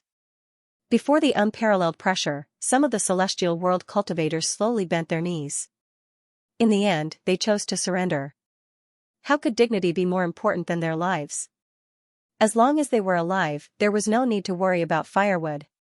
However, there was also a portion of the celestial world cultivators that clenched their teeth and stood in place without moving. Among them were the female cultivators of Ling Long Celestial Palace and the disciples of the Ascension sect. If we kneel, how could we face our ancestor, immortal Empress Ling Long? Ji Mingchen muttered. Her eyes were red. She had always been a proud peacock. When she was in the Mystic Lady Palace, she refused to submit to the Overlord. Now, for the sake of survival, wouldn't she become a laughingstock? She looked toward a corner of the Divine Realm's army. There were cultivators of the Fallen Flowers Divine Sect there. The Fallen Flowers Divine Sect Master, Xianxia, was also among them. She was looking at her indifferently. The corner of Ji Mingchen's mouth was bleeding. Her beautiful face looked like it belonged to a goddess. Those who were still standing, do you want to die? The geniuses from the outer realm urged with a cold smile. They sounded as if they were saying their patience had reached its limit. Some of the practitioners knelt down. The others didn't feel embarrassed anymore. More people knelt down. We can't kneel. Ji Mingchen shouted suddenly. She looked at the practitioners from the realm of immortals. We immortals pursue freedom. We fought against the divine realm for 1,000,000 years. If we kneel now, what's the difference between us and the practitioners from the divine realm? They'll only put a new slave seal on us. We'll never be able to rise again. Ji Mingchen shouted at the top of her voice. The practitioners from the realm of immortals were shocked. Many of them, who had been hesitant, gritted their teeth and moved closer to the people from Ling Long Celestial Palace. After the collapse of the realm of immortals, many of the forces here were recruited by the divine realm. Their ancestors didn't kneel then. Now it was their turn. How could they be so shameless? Ji Mingchen's words woke them up. They were proud and unyielding. Looks like you're going to fight with us? The geniuses from the outer realm looked at the practitioners who were still standing. Their voices became colder. The practitioners from the realm of immortals have never yielded for 1,000,000 years. Today will be no exception. Ji Mingchen raised her head stubbornly. She looked at Zhao Jianjia, who was in the army of the divine realm. She wasn't afraid of death. She was hesitating for the sake of her apprentices and her faction. However, when the realm of immortals collapsed, Ling Long's celestial palace didn't yield. Weren't their ancestors afraid that their inheritance would be interrupted? No, they were afraid too. But for them, faith was more important. Ji Mingchen didn't care about anything else after she realized that. Since her apprentices had joined Ling Long's celestial palace, they should be prepared to die for their faction. Master, we'll live and die with you. Shang Wenjie and other apprentices of Ling Long's celestial palace gathered around their master. They had been afraid, but they gradually calmed down. They looked as if they were ready to die. Not everyone was afraid of death. There were always some things that were more important than benefits and lives. It really isn't that easy to subdue them all. Suochuanqiu, do you have the same attitude? Are you unwilling to kneel? The thousand-eyed demon swept the practitioners of Ling Long's celestial palace with a disdainful glance, then looked at Suochuanqiu. For them, Ling Long's celestial palace's fighting prowess wasn't worth worrying about. The most thorny thing was the Ascension sect led by Suochuanqiu. Why should I kneel? Suochuanqiu stood on the stage with a smile. The panic from being plotted against by the outer realm geniuses had disappeared. Fellow Daoists, considering the fact that you've cooperated with us before, as long as you're willing to surrender, your treatment will definitely be different from the others. At this moment, Fang Wen spoke up, looking as though he had good intentions. The geniuses of the outer realm laughed in their hearts. Fang Wen was indeed sinister. They already had the upper hand, but he still wanted to deceive Suochuanqiu, making it impossible for him to even struggle.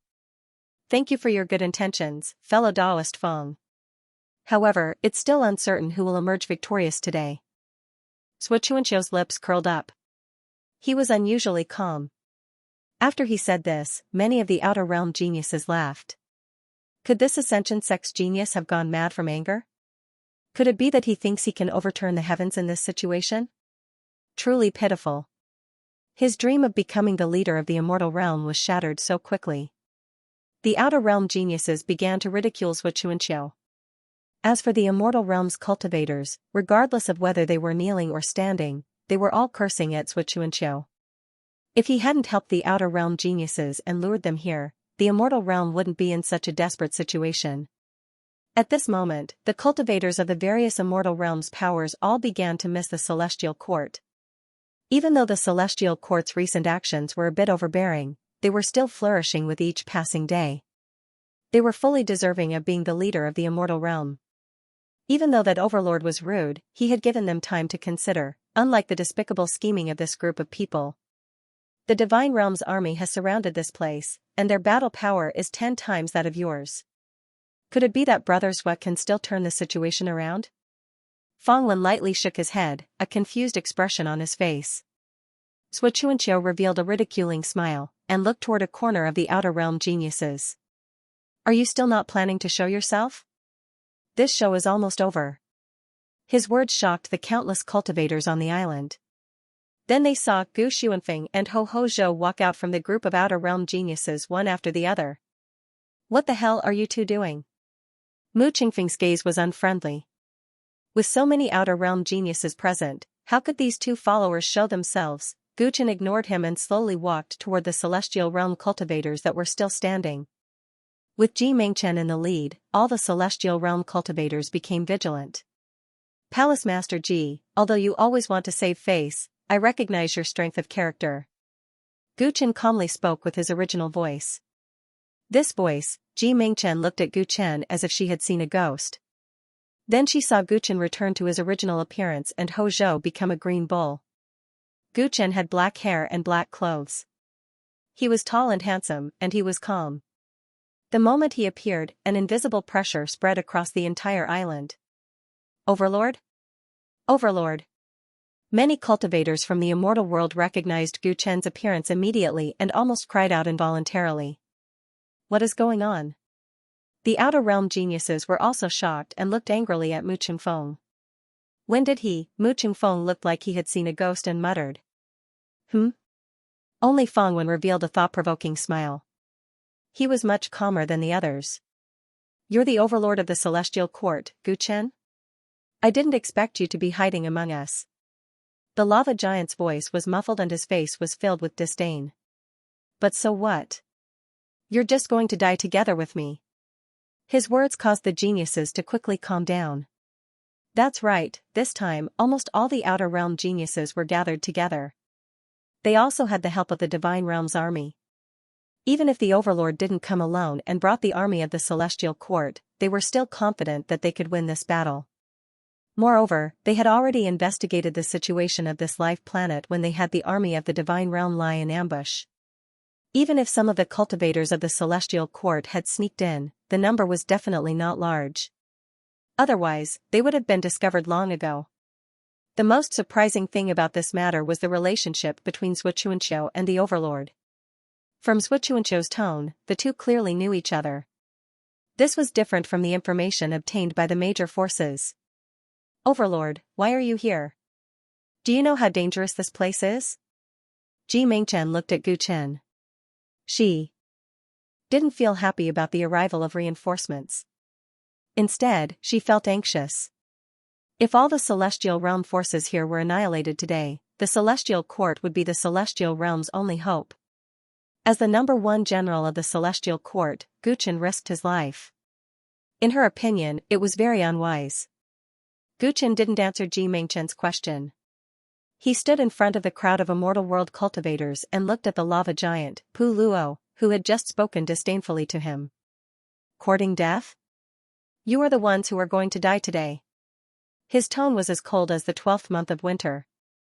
As soon as he finished speaking, there was a sudden change in the army of the Divine Realm. The giant demon clan will fight for the Overlord today. The giant demons suddenly turned around and pointed their weapons at their companions not far away. The Star Ocean Sand tribe is fighting for the Tyrant today. The Sorcerer tribe is fighting for the Overlord today. The Luo sect is fighting for the Overlord today. The forces of the Divine Realm suddenly changed their banners and pointed the butcher's knife in their hands at their companions. What happened? More than half of the Divine Realm's army surrounding the island had changed sides. The geniuses from the Outer Realm were all dumbfounded. The Celestial Realm cultivators on the island were all dumbfounded. The Fallen Heroes Divine Sect will fight for the Overlord today. Zhao Jianjia from the Luoying Divine Sect said. When Ji Mingchen heard her words, she was completely dumbfounded. How did you do it? Ji Mingchen said with a trembling voice. She wondered if she was dreaming. What are you doing? Are you trying to rebel? Damn it, we've been plotted against. There are actually so many powers rebelling. Why didn't we notice it? The Outer Realm geniuses were furious and felt like they had been completely fooled at this moment. The young sovereign from the Outer Realm, Tile Snake, suddenly let out a miserable scream because Wan Jianming of the 10,000 Swords Divine Sect had taken advantage of his shock to stab his eyes. The Divine Sect of 10,000 Swords has also rebelled? Wan Jianming and his men had succeeded in their sneak attack and immediately distanced themselves. The geniuses from the Outer Realm didn't dare to make a move because they didn't know how many forces wanted to rebel or had already betrayed them. The Divine Sect of 10,000 Swords and the Celestial Court shall uphold the principle of friendship and mutual assistance. Today, we fight for the Tyrant. Wan Jianming said coldly as he held the sword that was still dripping with blood. Around him, the disciples of the Divine Sect of 10,000 Swords immediately set up a sword formation. Damn you, Mu Qingfeng. So many forces have rebelled. Did your nether realm not find the slightest clue? Universe Sword Xiaoxing's complexion looked as if he had eaten a fly as he angrily questioned Mu Qingfeng. At this moment, the nether realm has always been loyal to the Overlord. Gu Chen, Lord Gu is the leader we follow. Saint Shifei shouted from among the people of the nether realm. Several nether kings were on her side. The nether realm cultivators who didn't know the truth hurriedly came back to their senses. long live the Overlord, unify the immortal and divine realms. They shouted, afraid that their new leader would be displeased with them. When Mu Qingfeng heard this, he was dumbfounded. The outer realm geniuses were also dumbfounded. The corner of Gu Chen's mouth twitched, while Zhuo Chuanqiu burst into laughter. You're so impressive, Gu Chen, he teased. Shut up. Gu Chen coldly said as he stepped onto the high platform. Zhuo Chuanqiu smiled and left. Looking at the confused celestial realm cultivators who had already knelt before the outer realm geniuses, Gu Chen's voice spread out. All of you, stand up. Don't lose the prestige of my celestial realm. His voice was filled with unquestionable majesty. The celestial realm cultivators' bodies trembled. Their eyes were filled with tears as they all stood up. Once these people stood up, the power structure was very clear: half of the divine realm army had defected. Adding on the celestial realm forces, seeing that there was hope for victory, their eyes burned with fighting spirit. There is no need to be afraid of him. Even so, we still have a chance of winning. Thousand-Eyed Demon said gloomily, pretending to be calm. It was unknown how the celestial court had instigated so many forces of the divine realm, but there were still half of the forces on their side, such as the True Spirit clan and the Yi clan. It was enough to help them block those traitors. Although they had fewer people, they all had powerful cultivations.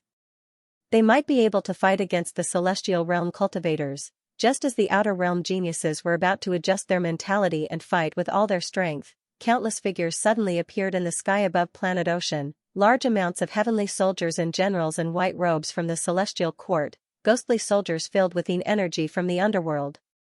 Warriors from the Heart Ape clans Dozhan and Diamond clan. There was also Kunlun's Dragon Knight army. Planet Ocean was surrounded by countless figures of soldiers. They were like raging waves, and it was impossible to see the end.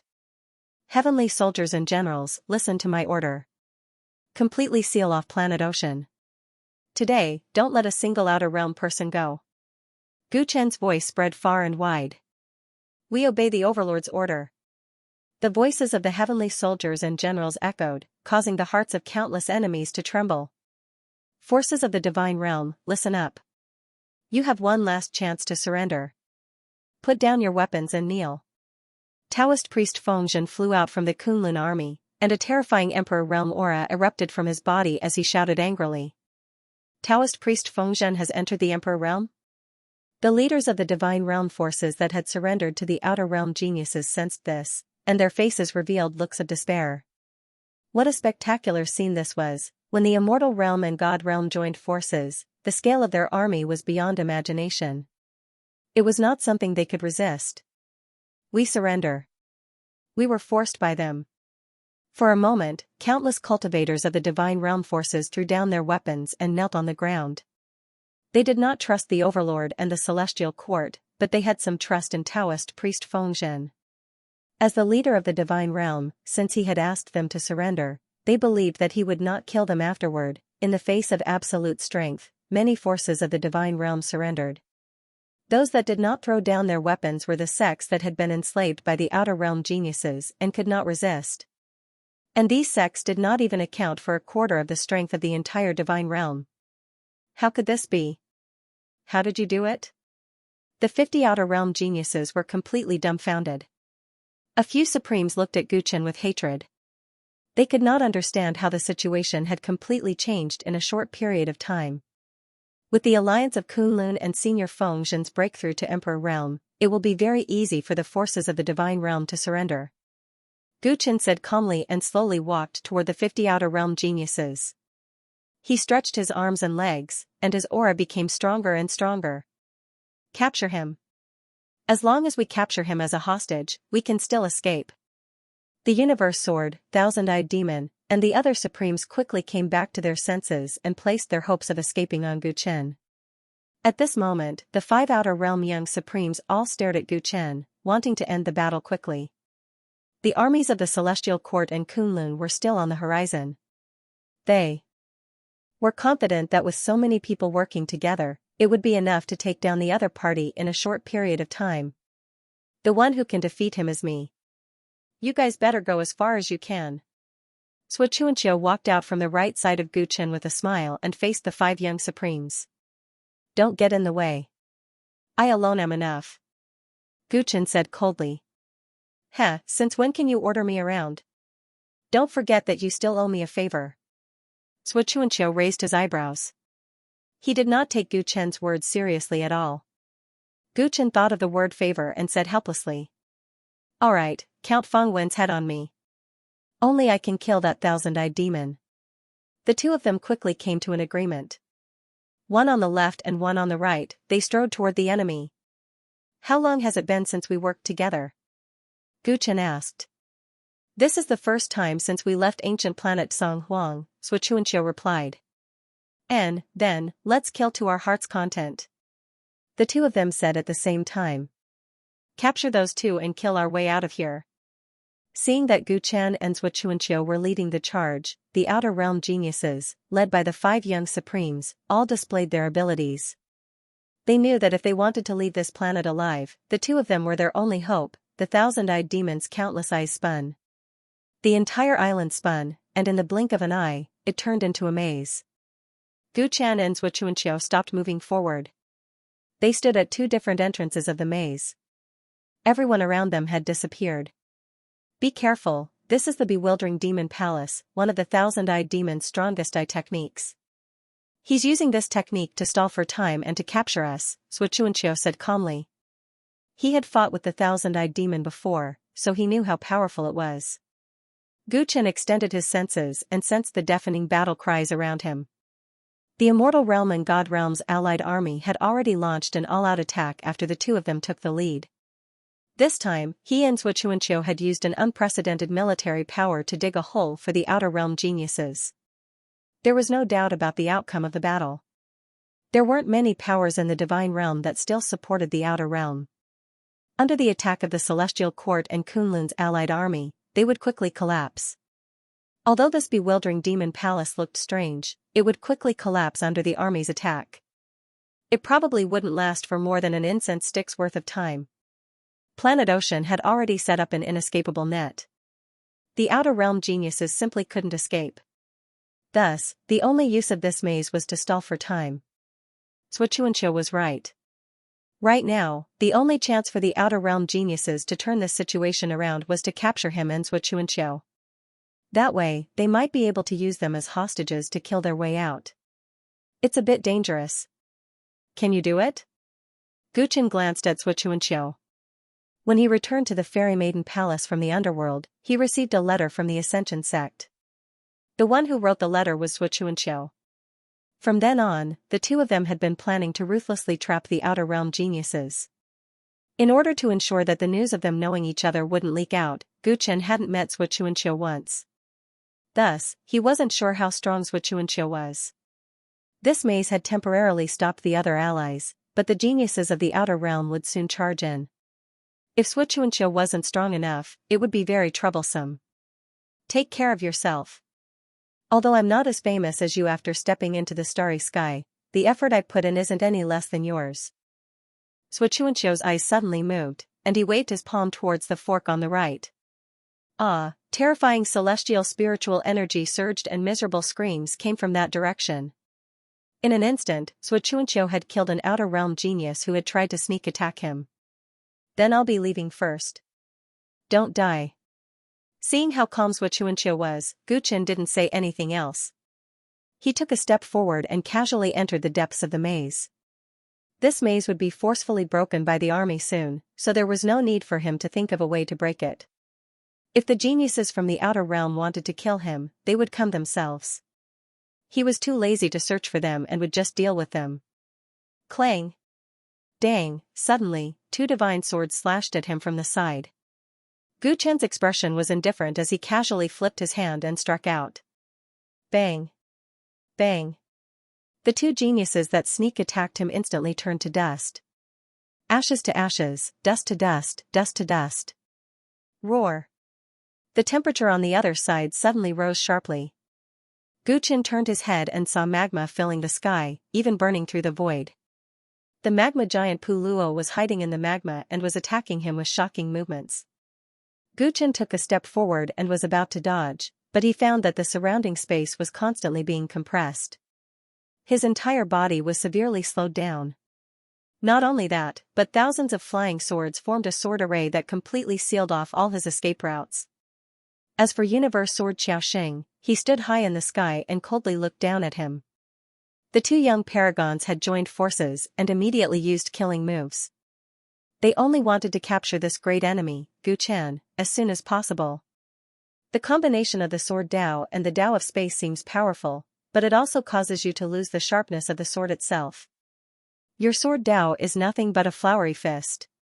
Gu Chen calmly looked at the mighty sword array. As his black hair fluttered in the wind, he casually punched out, ding. This punch actually caused ripples to appear in the void. All the flying swords in the sword array that was originally surging with momentum suddenly fell to the ground. They lost all their power and did not pose much of a threat to Gu Chen. You also cultivate the Dao of space? Universe Sword's expression immediately changed. His sword array was created by him, and after constant improvement, it could be said to be perfect. It was very difficult to be broken by force. However, this sword array actually had a weakness. Because all the changes in his sword array were based on the Dao of space, as long as one was well versed in the Dao of space, it would be much easier for them to break it than others. He did not expect that Gu Chen was actually an expert in this aspect. Moreover, his eyes were so sharp that he could see the flaw with a single glance. This kind of combat talent was really too terrifying. The flying swords fluttered in the sky, all of their power lost. At this time, the magma giant had already approached Gu Chen, and the magma that filled the sky directly swallowed him. However, the next moment, Gu Chen drilled out of the sea of magma, his whole body soaking in it, a look of satisfaction on his face. This hot spring is quite comfortable to soak in, he teased. These words caused the universe sword in the distance to tremble. Pu Luo is born with a body of magma. Under that extreme heat, only a few of my outer world 100 children, such as Xianxia, whose physical body can compete with emperors, can withstand it. This guy can also do it? Looking at him, I'm afraid Xianxia's physical body is not as strong as his. No wonder he was killed by him. Pu Luo, change the way you fight. Don't directly rush up. Universe Sword originally wanted to end the battle quickly, but after realizing how strong Gu Chen's physical body was, he immediately reminded him. However, Gu Chen's description of the lava giant's prideful attack as a hot spring had infuriated him. Pu Luo, who had transformed into a giant that was thousands of feet tall, ignored Xiaoxing's warning, and directly pounced on him. Stinking brat, hand over your life. Pu Luo's personality had always been impulsive. He was like a flame that would ignite at the slightest spark. Heh, good timing. Gu Chen flew out of the magma and swept his leg in the air, directly hitting Pu Luo's shoulder. Gurgle, Pu Luo had a body of magma, so this kick did not injure his body at all. Flames and black smoke came out of his shoulder, and instead, Gu Chen sank in. Die. He waved his mountain-sized fist. The fist was like a rapidly descending meteorite, and its momentum was extremely shocking. Bang, Gu Chen was sent flying, and his body was covered in extremely hot flames. Only SOSO. The magma giant thumped his chest and loudly roared. Xiaoxing originally felt that Pu Luo was too rash, but seeing this, he let out a sigh of relief. Good job. He stabilized the space once more and waved his hand. Countless flying swords slashed at the flaming Gu Chen like a net. Hee hee, you dare to play with fire in front of me? You must be tired of living. Gu Chen realized that he had been careless just now. He suddenly opened his mouth and sucked. Whoosh whoosh whoosh, he swallowed all the flames on his body in one gulp, and then burped. Clang clang clang clang, the flying swords rained down like rain on a banana leaf. Gu Chen's stick's battle robe glowed with black light and easily blocked all the attacks. Just what is the structure of your body? The lava giant couldn't help but roar. He had always been proud of his live true fire, but not only was his opponent not afraid of fire, he even dared to swallow it. One had to know that the internal organs of a human were much weaker than the external body. How could he know that Gu Chen had used the heaven-void cauldron to draw countless divine flames from the ninth realm to temper his body? Even if this immortal body only had half of its strength, it still had an extremely strong immunity to fire. Because of this, Gu Chen felt that soaking in the lava was as comfortable as soaking in a hot spring. Boom, Gu Chen swallowed the flames and immediately performed the battle saint technique with both his hands, smashing the lava giant into pieces. It's useless. You can't kill me. The lava giant's body turned into countless pieces, but they emitted surging flames that flowed like lava and gathered together. The next moment, he turned back into his original giant, as if he had an undying body. As expected, purple and azure light lingered in Gu Chen's eyes. He clearly saw the opponent's body of lava. The reason why he failed to kick the other party was because the magma body's mobility was too strong. It was a special undying body. Relying on this undying body, it was extremely difficult to kill Pu Luo. As expected, none of the sovereigns from the outer realm were easy to deal with. Although it's an undying body, I'll absorb all of your fire origin energy, so I'll naturally break it.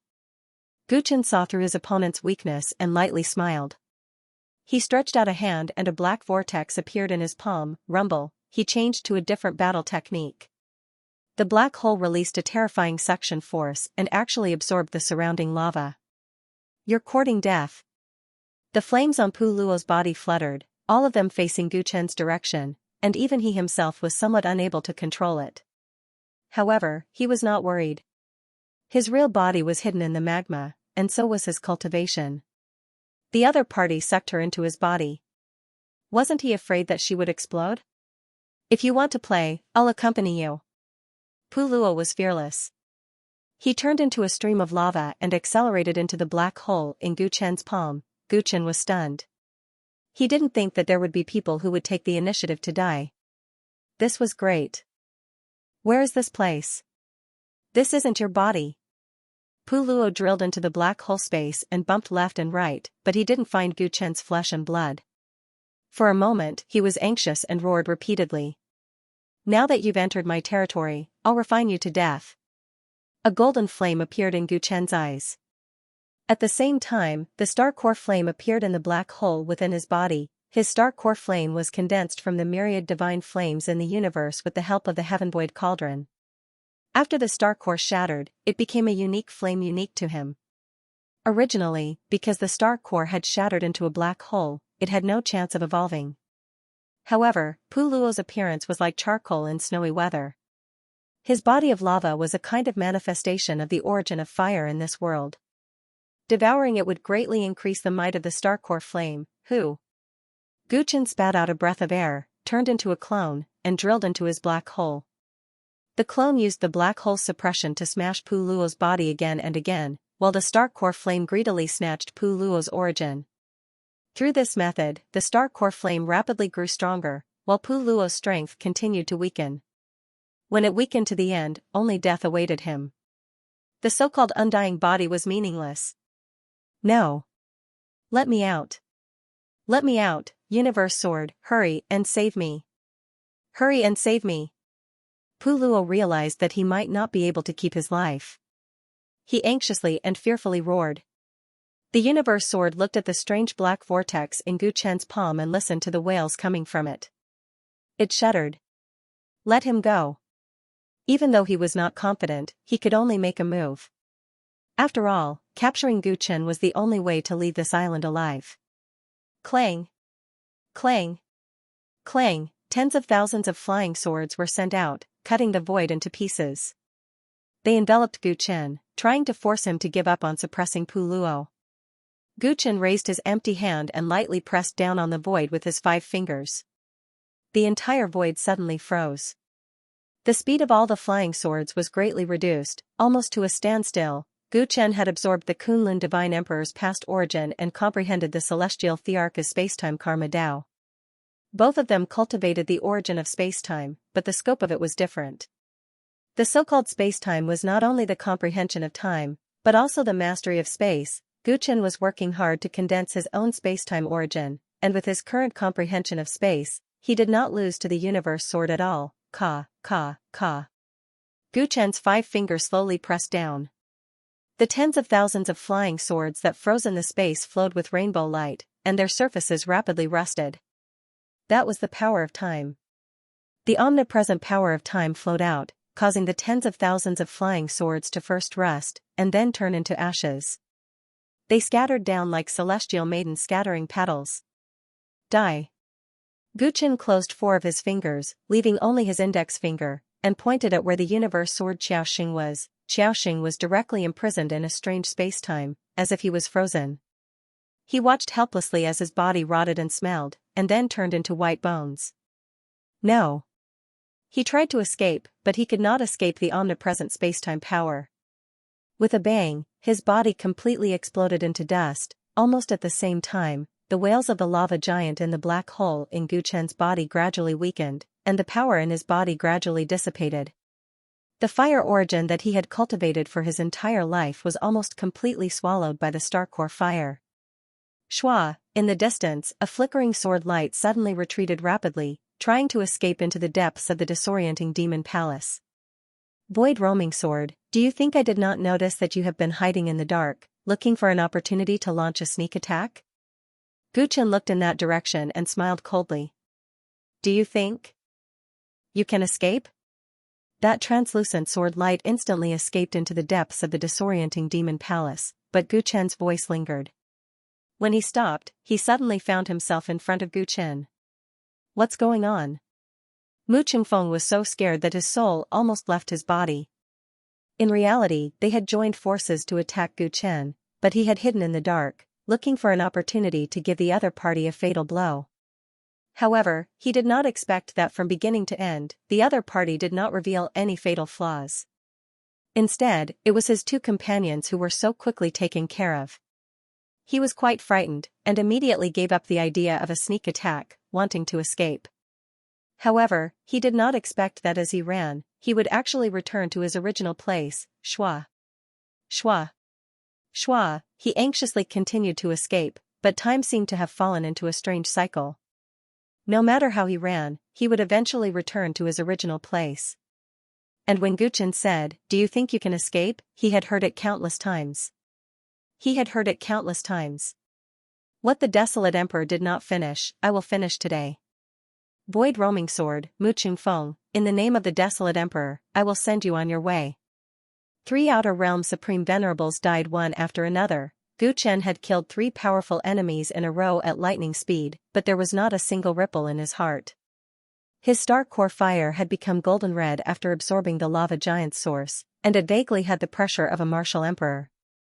Guchen did not stop after collecting the 3 people's belongings. He continued to walk in the disorienting demon palace. What happened next was just a one-sided massacre. 3 of the 5 young supreme venerables died, and only the thousand-eyed demon and the tile snake were left. The tile snake had been plotted against by Wan Jianming, and he was probably dead. There was no suspense about the outcome of this battle. Even though there were still more than 40 geniuses from the outer realm, they were no match for the mighty allied army of the realm of celestial and divine. Clang, Guchen pointed casually, and the wall of the demon palace was penetrated, killing 2 geniuses from the outer realm who were trying to escape.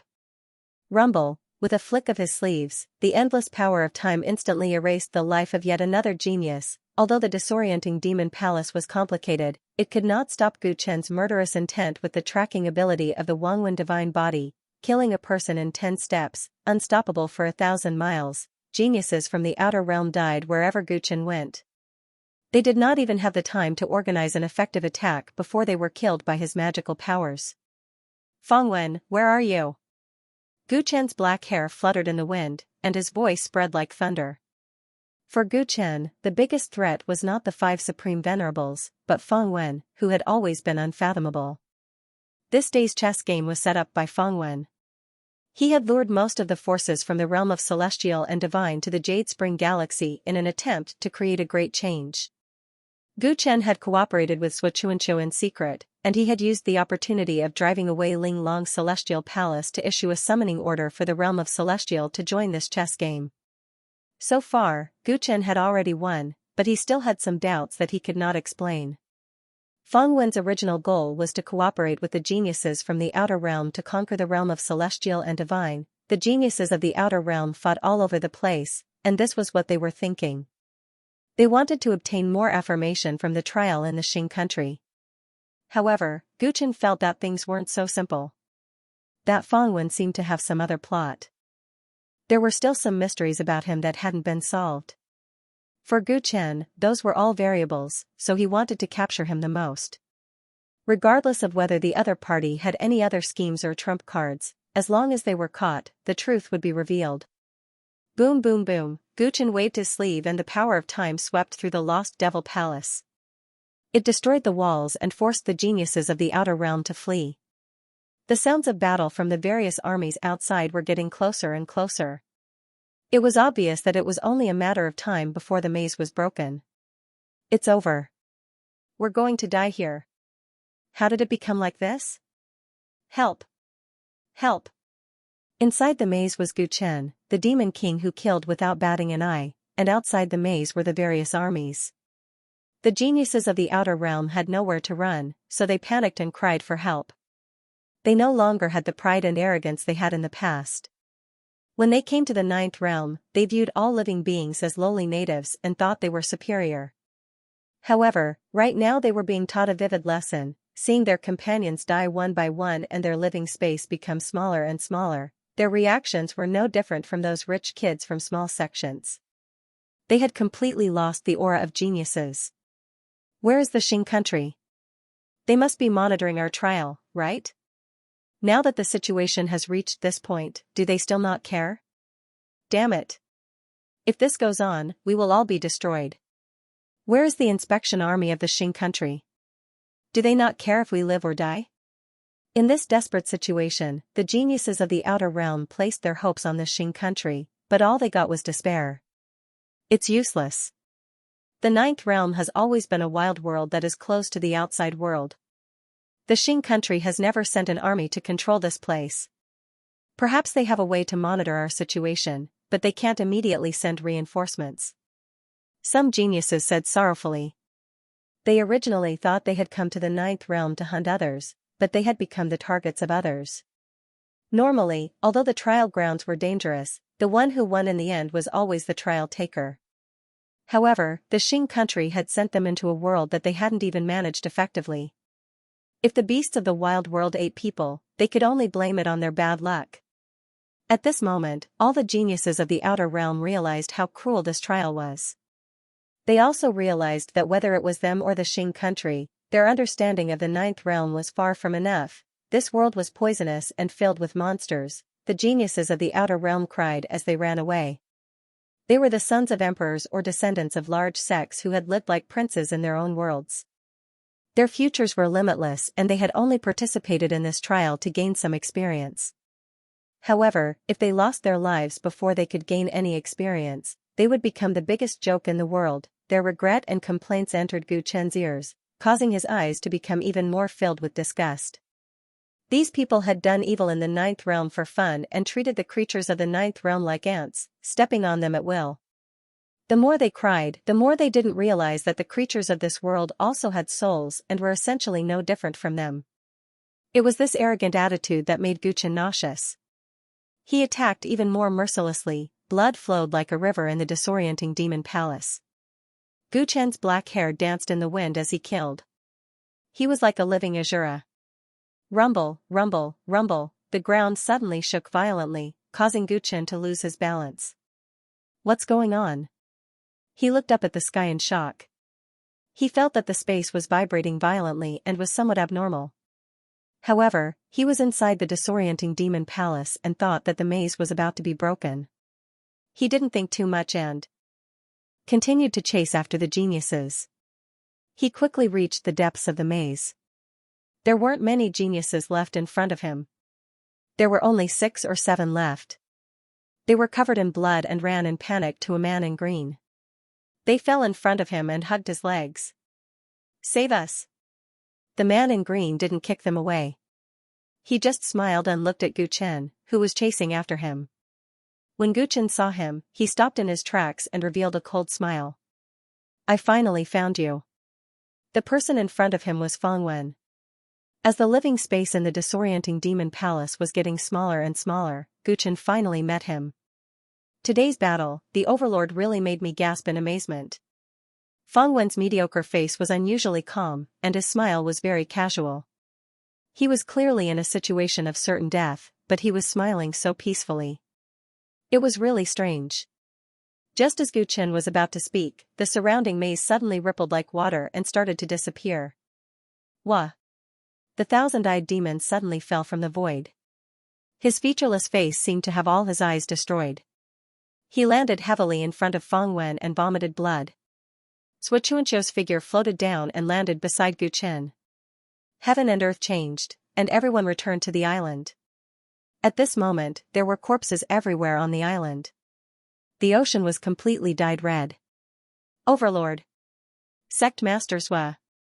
With Ling Long Celestial Palace and Ascension Sect at the lead, the immortal realm powers on the island immediately gathered behind Gu Chen. The Celestial Court's army was led by Tang Ning. Kunlun's army was led by Taoist priest Feng Zhen. The various allied armies had completely sealed off the horizon. Although there was still smoke from the various battlefields, the general situation could be seen. The allied armies of the immortals and gods had achieved a great victory. The opposing forces were almost all eliminated. As for the instigators, only a small number of the geniuses from the outer realm remained. They were surrounded. It seems like the outcome has been decided. Gu Chen coldly glanced at Feng Wen. He took Feng Wen very seriously, so he never dared to underestimate Feng Wen during the entire game. At this point, even if Feng Wen had any other tricks up his sleeves, he would not be able to reverse the situation. Feng Wen, it is all because of you that we ended up in this situation. The blind tile snake did not die in the maze. He stood next to Feng Wen and spoke with hatred. The plan to use the Ascension Sect to gather the powers of the immortal realm was proposed by Feng Wen. The plan to use the powers of the divine realm to conquer the immortal realm was also Feng Wen's idea. Even though the plan succeeded, they were not the ones who succeeded. They did not manage to unite the immortal realm and divine realm.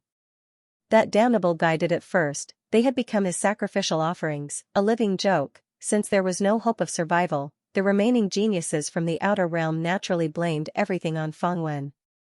This is completely different from the original situation you had planned for. What kind of fate Dao do you cultivate? You have truly tricked me to death. The thousand-eyed demon also complained. His 1,000 eyes were all blinded by Xianxia's attacks. He was in an even more miserable state than the tile snake. Feng Wen endured the hostility of his companions and the various armies, but he suddenly burst into loud laughter. He laughed for a long time. His laughter was so strange that it caused others to panic. What are you laughing at? Tang Ning stepped out from the crowd and frowned. Tang Ning, you've fought with me so many times. Don't you understand me? Feng Wen's smile gradually faded as he said meaningfully. Tang Ning felt an indescribable sense of unease. He thought about how he had failed to find any leads on Feng Wen during this period of time. As far as he knew, Feng Wen had never suffered a loss when it came to scheming against others. Looks like you still have a backup plan. Gu Chen looked at him calmly, inexplicably looking forward to it. This was a terrifying fellow who was able to deduce that he was trying to ambush him and deduce his identity without even seeing him. If he was dealt with just like that, wouldn't it be too disappointing? Overlord, you have indeed won this game. Unfortunately, I am not in the game. Feng Wen chuckled. What are you talking about? The thousand-eyed demon and snake tile said venomously. They had fallen into such a miserable state because of Feng Wen's miscalculation, yet he said such sarcastic words.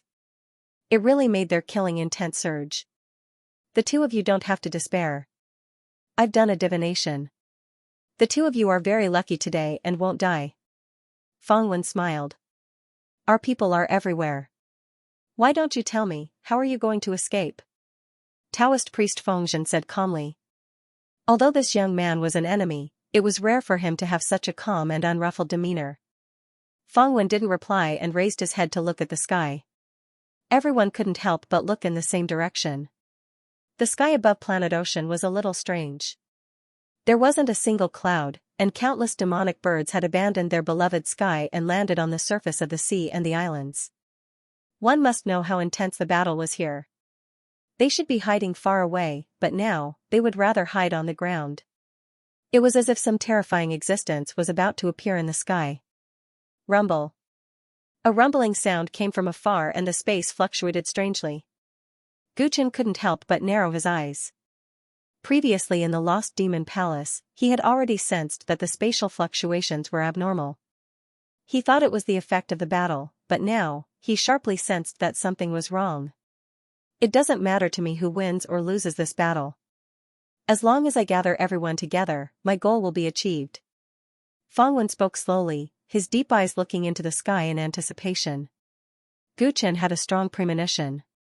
The spatial fluctuations were too abnormal, and he didn't know what would happen next. Didn't you ask me when and where the celestial world relic would appear? Fangwen suddenly looked at the bewildered thousand-eyed demon and tile snake and said with a smile. Could it be? The thousand-eyed demon and snake tile felt the intense spatial fluctuations, and their pupils constricted. That's right, the celestial world relic will appear today, and planet Ocean will be the main entrance. Fangwen spoke with certainty. In the next instant, exclamations of bewilderment rang out from the various armies. Look at the sky. What's going on over there? In the originally cloudless blue sky, many reflections appeared. The world in the reflections was magnificent, and one could see majestic immortal traces everywhere. It was manifesting at a shocking speed, as though an entire world was being projected out, and was about to crush the heavens. The primordial immortal world, which has been lost for millions of years, will return in its entirety today. It was once the most glorious existence in this world. You are lucky to participate. Even if you die, you will have no regrets. Fangwen muttered to himself. He looked into the sky with a strange burning gaze. You have long calculated when the primordial immortal world relic will appear, and even accurately predicted the location? The thousand-eyed demon and snake tile looked at Fangwen in disbelief. Didn't you say that in order to do this, you would have to at least enter the Dao Quarrying Realm? Could it be that you have already? Before they could finish speaking, Fangwen's body emanated an extremely mysterious aura of the Dao of Destiny. It was even accompanied by a terrifying pressure of the Emperor realm. He has already become an emperor. The Taoist priest Feng Zhen subconsciously took a deep breath. He couldn't conceal the shock in his heart. A young supreme being that had become an emperor would possess strength that far surpassed that of an ordinary emperor. I see. You have gone through so much trouble just for the immortal world relic. Is there something you want inside? Gu Chen's expression turned solemn. Based on the momentum of the immortal world relic's descent, it was likely that no one from the immortal and celestial realms' allied army would be able to escape this calamity. Everyone would be swept into it. He didn't know what Fangwen's goal was. It seemed like he needed so many people to enter the relic at the same time to satisfy his needs. Overlord, I will wait for you in the immortal world. This game has just begun. Fangwen flicked his sleeves, and a wave of white light lifted all the geniuses from the outer realm. He brought them to the immortal world that was manifesting. Where do you think you are going? Without Guchen making a move, all the powerful beings acted at the first instant. Boundless energy engulfed them. A life for a life. Fangwen's indifferent voice rang out. Their bodies turned transparent, and all the attacks passed through them. However, they didn't leave any injuries. On the island, many cultivators let out inexplicable cries. Their bodies exploded into a mist of blood. Fangwen and his entourage disappeared into the sky, their whereabouts unknown. Guchen only looked in the direction in which they had disappeared. He did not stop them, because the reflection in the sky was becoming more and more solid. The primordial immortal world had really descended. Its momentum was earth-shattering, and it was different from any relic that had appeared in the ninth realm in the past. It had originally emerged from the void like a mirage, but during its descent, it gradually overturned reality and illusion. The land of Ocean Star that everyone was standing on became illusory, and the immortal world continued to solidify. It became infinitely huge, until it enveloped everything. Be it the forces of the immortal world or the divine realm, all the cultivators felt the world spin, and they involuntarily closed their eyes because of the bright light. When they opened their eyes again, everything in front of them had changed drastically. Ocean Star had disappeared, and there were no islands, blue skies, or seas. Countless cultivators appeared in a broken landscape. Many majestic mountains had been severed in the middle, many gushing rivers had been shattered, and many Dao palaces and immortal palaces had been destroyed beyond recognition. However, just by looking at the majesty that was vaguely revealed in the ruins, one could imagine how magnificent the landscape was when it was intact. Is this the primordial immortal world? Countless cultivators looked around, puzzled and excited. Many of the major forces had originally come to the Jade Spring Galaxy for the immortal world relic. Although the current development was different from what they had imagined, they could not suppress their excitement. The primordial immortal world, the world that was rumored to have been created by the various immortal emperors, had disappeared for millions of years. They did not expect to be fortunate enough to see it with their own eyes. This is indeed the immortal world. Li Xuanyu walked out from the army of the celestial court. He looked at the familiar world in a daze. After a while, his eyes unconsciously turned red. This was the place where he had lived when he was young, and he had dreamed about it for millions of years. He had thought that he would never be able to return to this place again. The immortal world. Patriarch, we did not let you down. We have finally returned to our ancestral land. Some of the old undying existences among the forces of the immortal world were moved to tears. Their feelings for the immortal world were no less than Li Xuanyu's. Gu Chen looked around curiously and noticed that there were strange rays of rainbow light swimming in the distance. They were like ghosts, and they looked especially strange in this magnificent landscape. His eyes narrowed slightly, and his voice spread in all directions. Everyone, don't move. Gather together. His words brought the leaders of the major forces back to their senses, and they hurriedly ordered their men to follow his instructions. Although there were opportunities everywhere in the ruins, they were also accompanied by high risks. The primeval immortal world had already disappeared for millions of years. Who knew what terrifying existences had been nurtured within it? Moreover, they had entered this place because of Feng Wen's schemes. Only the heavens knew what he was plotting. Under Gu Chen's command, the allied forces of the immortal realm and god realm quickly gathered their troops and gathered in front of a dilapidated immortal palace. Once everyone was gathered, it was easy to see the results of the battle on planet Ocean. With meticulous planning, the immortal realm and god realm's battle against the outer realm geniuses could be said to be a great victory. Their casualties were less than 20%, which could be called a miracle. The powers that had stubbornly followed the outer realm geniuses were all exterminated. As for the powers that had chosen to surrender, they were all tied up and awaiting their next step. Taoist priest Feng Zhen, Li Xuanyu, Tang Ning, the Ghost Emperor, the Battle Master Immortal and the other leaders of the allied forces arrived before Gu Chen to discuss what to do next. Although they had won the battle, they were trapped in the immortal realm remnant, and could not find a way to leave for the time being. Furthermore, the immortal realm remnant was simply too attractive to the cultivators.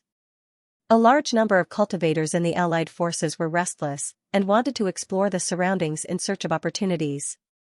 This immortal realm remnant is much larger than I imagined. Compared to it, my Ascension Sect's Ascension Immortal Pavilion is not even worth mentioning. The Ascension Sect's old sect master, Yan Nantian, sighed. Although he had handed the position of sect master to Xianxia, he had personally participated in the operation against the outer realm geniuses. Xianxia was in the light, and he was in the dark, in charge of contacting the celestial court. Back then, when the immemorial immortal realm collapsed, it was said to have turned into countless fragments. Who would have thought that such a complete piece would be preserved? Judging from the scale of this place, the area that the immemorial immortal realm descended on this time around is definitely not as simple as planet Oceanus. Li Xuanyu said. The crowd nodded their heads. With their cultivation, the area that their consciousness could cover was already extremely large. However, they were unable to cover the entire immortal realm remnant. In fact, they could not even see the end of it. From this, it could be seen how vast it was. Friendly, are you able to determine where this place once belonged to the immortal realm? Asked Tang Ning. Li Xuanyu shook his head. The immortal realm is enormous to begin with. After experiencing the calamity of the immemorial era, the surface of this place has changed beyond recognition. Forgive this old man for being incompetent, but I am unable to recognize it. Hearing those words, Tang Ning sighed. If that's the case, we are in deep trouble. What do you mean by that? Asked the crowd in astonishment. Tang Ning's expression turned solemn. That Feng Wen deliberately sent so many of us into the immortal realm remnant. He must be plotting something big. We can only leave the immortal realm remnant as soon as possible to avoid being trapped. Tang Ning, you are too cowardly. Even if that Feng Wen has already become a martial emperor, do you think he can take down so many of us? Wu Huang said with a frown. Many people agreed with him. That's right. Feng Wen becoming a martial emperor is indeed shocking. However, we have the overlord. Daoist Fengzhen has also become a martial emperor. In addition to the many quasi-emperors, it will not be difficult to take him down. No matter what he is plotting, this immortal realm belongs to all of us. Even if we find the exit, there is no reason for us to leave. Hearing those words, Tang Ning shook his head and smiled bitterly. You guys are underestimating that Feng Wen. Most of the people did not think much of it. They only thought that Tang Ning had become overly cautious after fighting with Feng Wen for so many times. Guchen knew that Feng Wen was not a simple person. He agreed with Tang Ning's thoughts and said, the situation in the immortal realm is still unclear. Right now, the situation in the immortal world is still unclear. The army should not move for now. Everyone, come with me to investigate the surrounding situation. Gu Chen had already established his prestige among the crowd. His words were reasonable, so everyone nodded.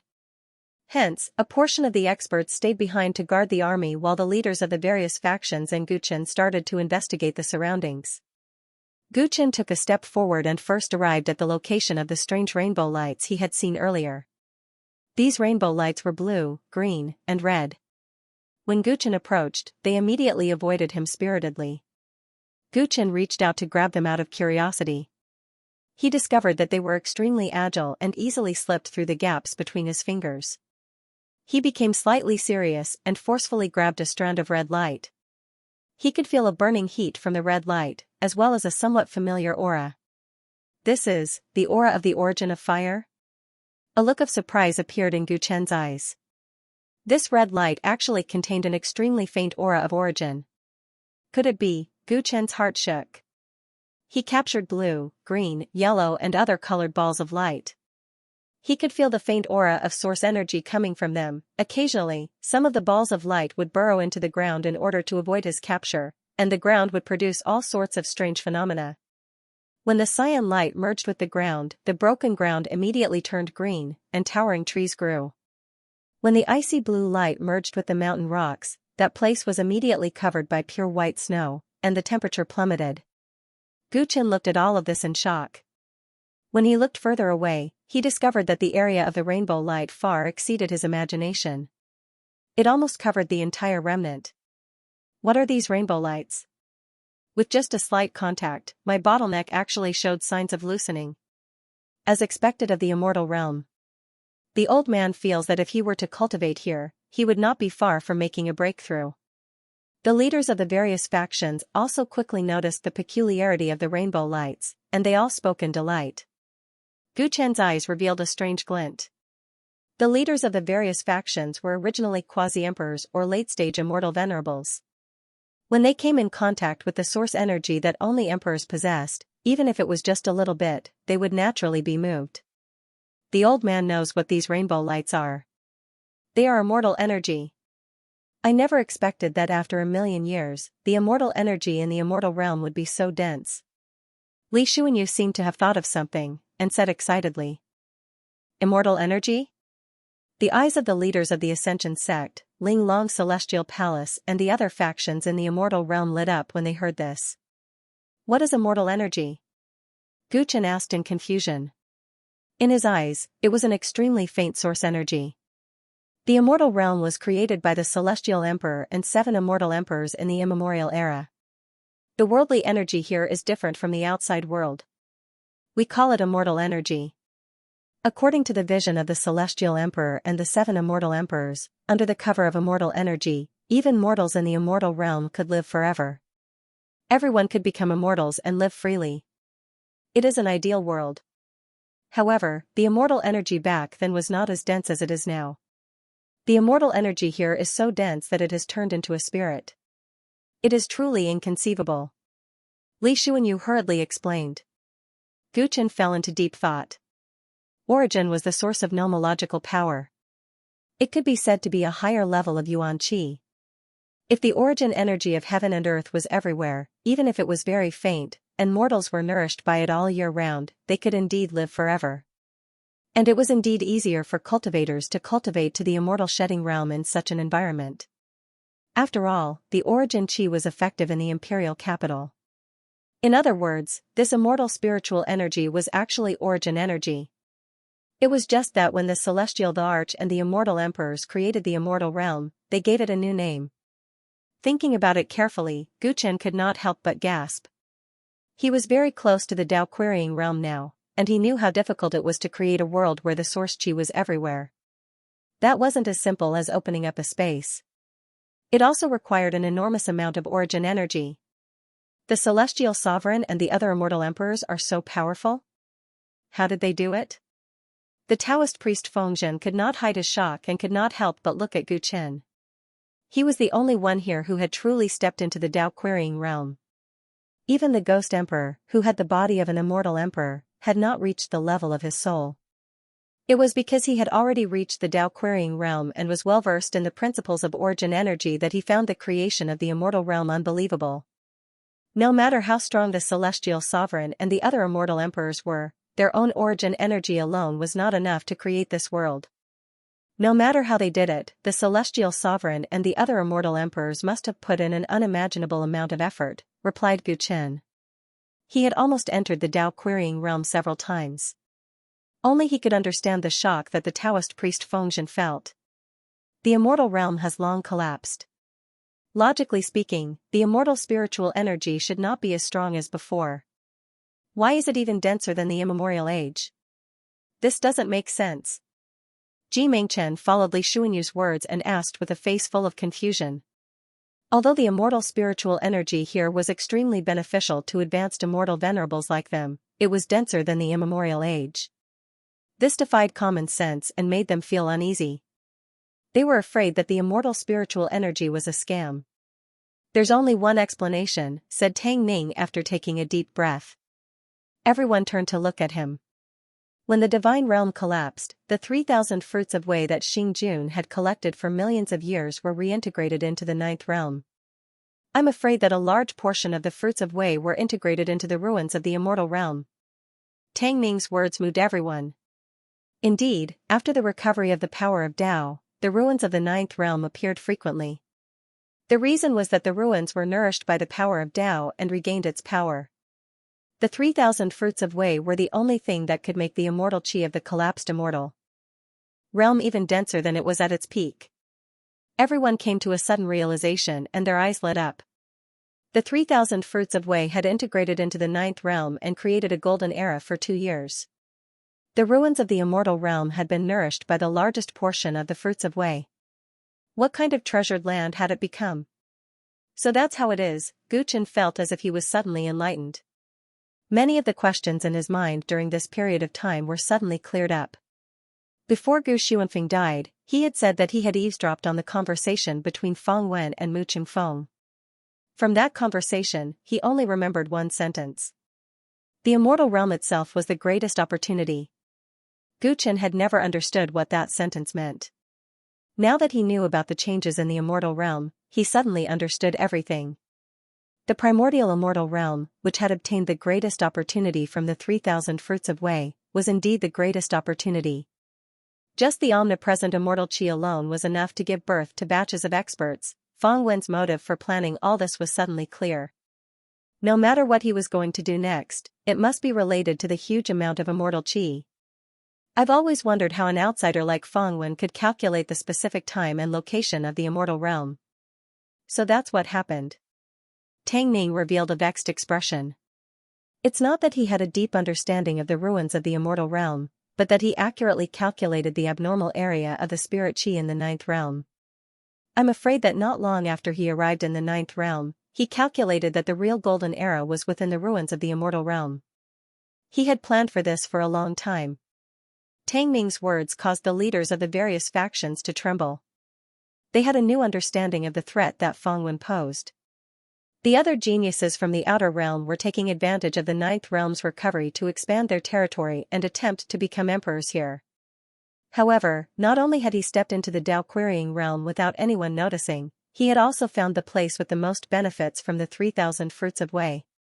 In order to enter this place, he had played all the geniuses from the immortal realm, God realm, and outer realm.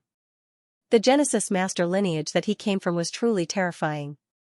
He had even accurately calculated where the 3,000 fruits of Wei had gone. With a flip of his hand, Gu Chen took out a few immortal treasures with pure nature attribute that he had obtained from Mu Qingfeng.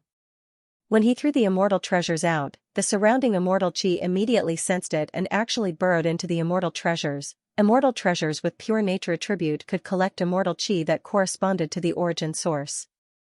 This further proved the original plan of the geniuses from the outer realm.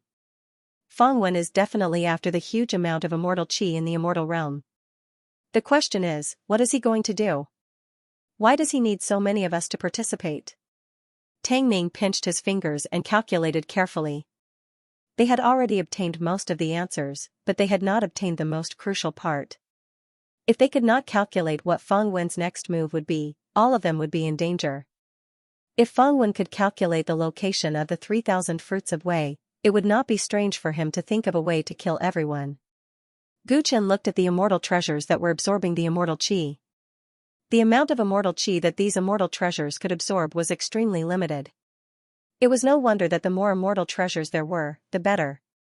Given Feng Wen's boldness, he definitely wanted to take down the entire immortal realm. However, the question was, what exactly was he going to do? Gu Chen, that life and death sculpture. Gu Chen's eyes turned cold.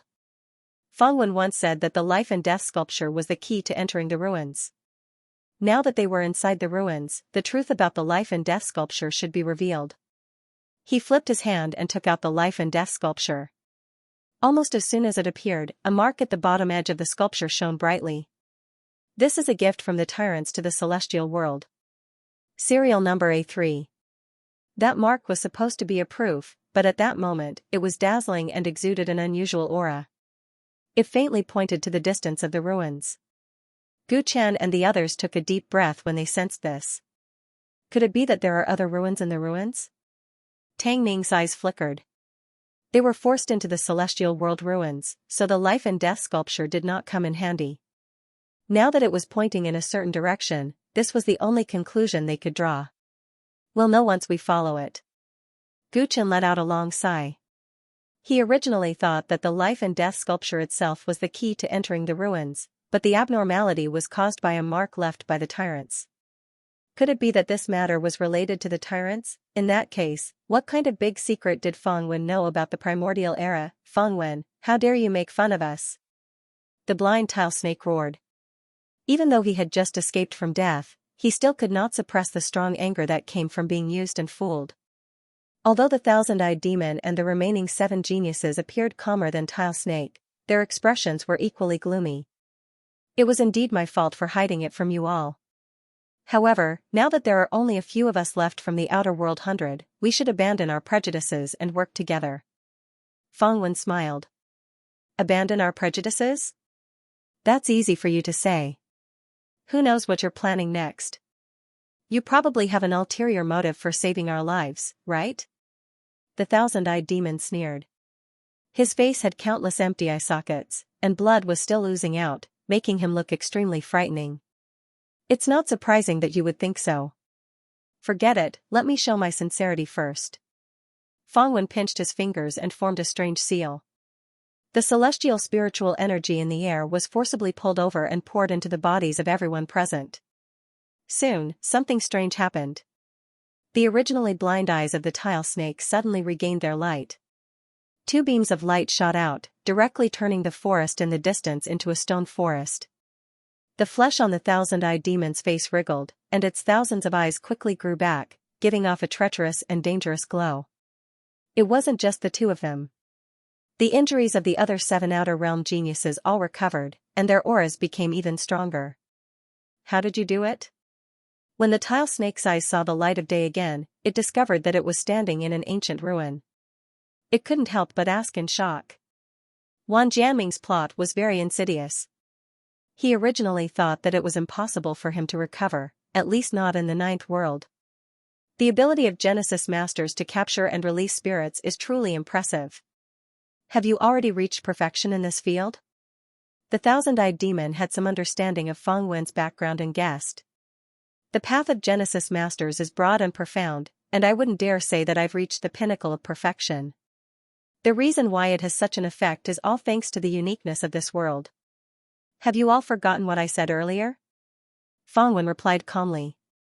With his reminder, the other geniuses finally had the mood to look at their surroundings.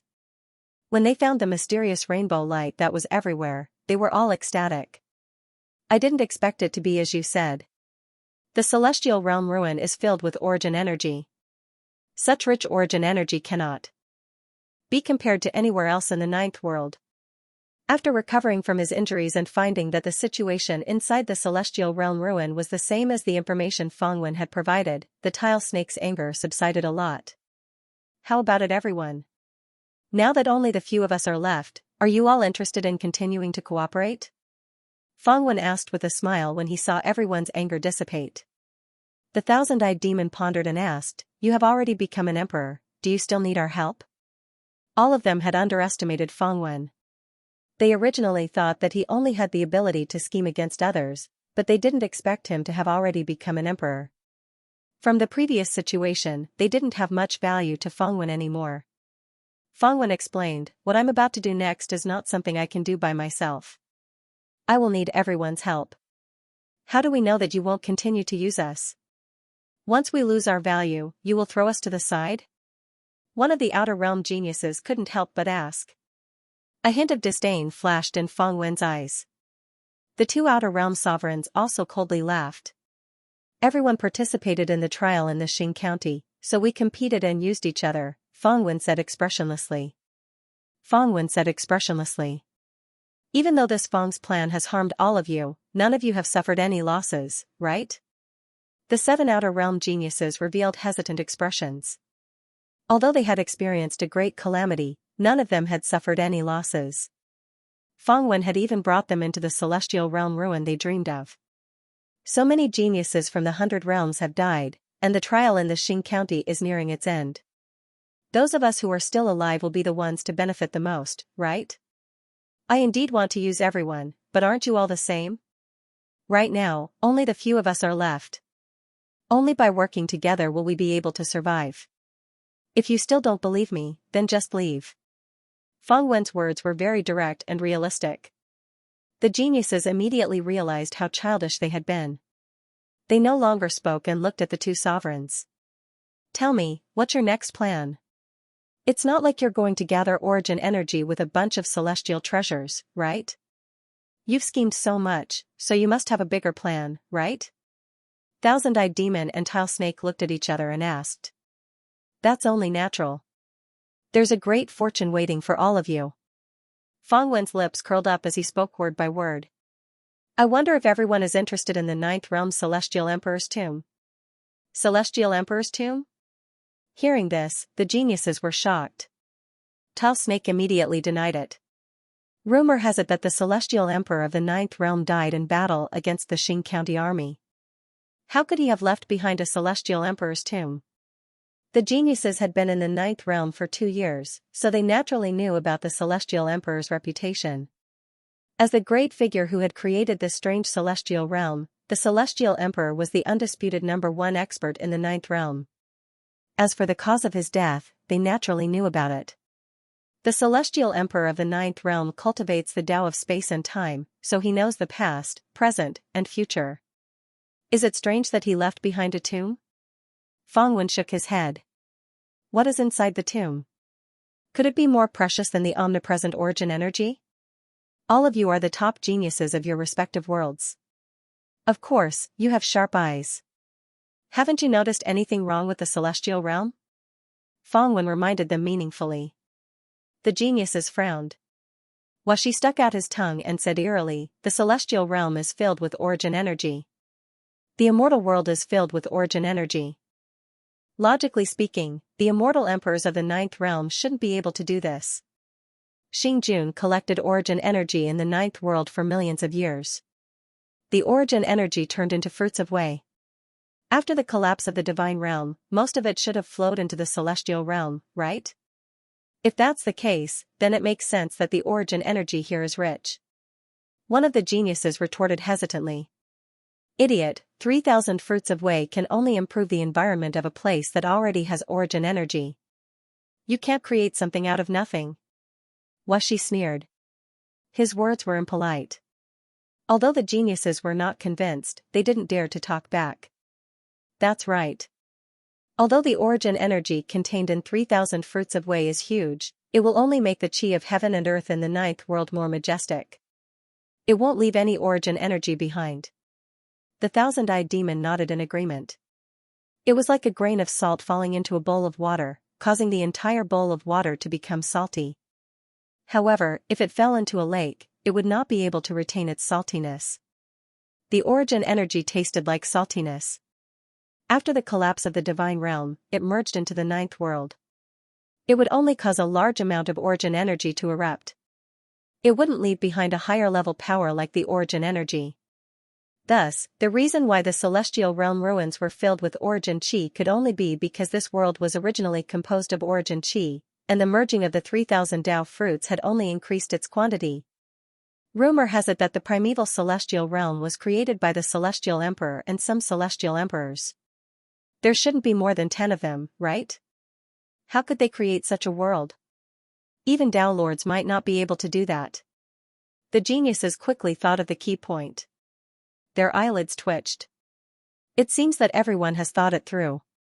I can tell you directly that the reason this celestial realm was born was because its foundation was a chaotic source stone. Fang Wen said calmly. Chaotic source stone? The geniuses inhaled deeply, unable to conceal the shock on their faces. That's right, it wouldn't be surprising if the celestial emperors of the ninth world used the chaotic origin stones as the foundation. Because of this, most of the 3,000 Tao fruits flowed into these ruins, the thousand-eyed demon muttered to himself and suddenly said. Does Xing County know about this? Why haven't they made a move in the past million years? Who knows what Xing County is thinking? Back then, when they conquered the ninth realm, they didn't directly bring it under their banner like they did with our world. Instead, they chose to isolate it from the rest of the world. This is very strange. Fang Wen shook his head, then added. I only know that this is a once-in-a-lifetime opportunity for us. There's no need to mention the value of the primal chaos origin stone. Other than it, there are probably other treasures hidden in the tomb of the heavenly emperor. The eyes of all the geniuses lit up as they urged. What else is in the tomb? What else do you know? With his hands behind his back, Fang Wen began to talk about the secret history of the primordial era. When the Xing County attacked the ninth world, the immortal world already knew about it and received help from the Tyrant clan. The Tyrant clan? Are you talking about the Tyrant clan? One of the geniuses from the outer realm asked confusedly. The Tyrant clan is a big secret of the Xing County. Ordinary people might not know about it, but you too should know something about it, right? Fang Wen looked at the thousand-eyed demon and the snake tile. I only know that the Lord of the Tao in the Xing County doesn't like the Tyrant clan. In order to exterminate the Tyrant clan, he created the Gold clan. As for the origin of the Gold clan, I'm not sure. The thousand-eyed demon said thoughtfully. My mother once told me that the Tyrant clan once had an extremely glorious history, but it has been declining for a long time. The Xing County discovered the ninth realm by chance when they were chasing after the Tyrant clan, the snake tile said. As the most beloved son of the famous Medusa, he often heard a lot of secrets that were not known to others. An extremely glorious history?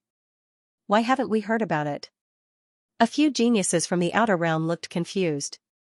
Although they were not as noble as the two supreme martial artists, they thought they were knowledgeable. They knew many things about the hundreds of worlds under the control of the Xing County like the back of their hands.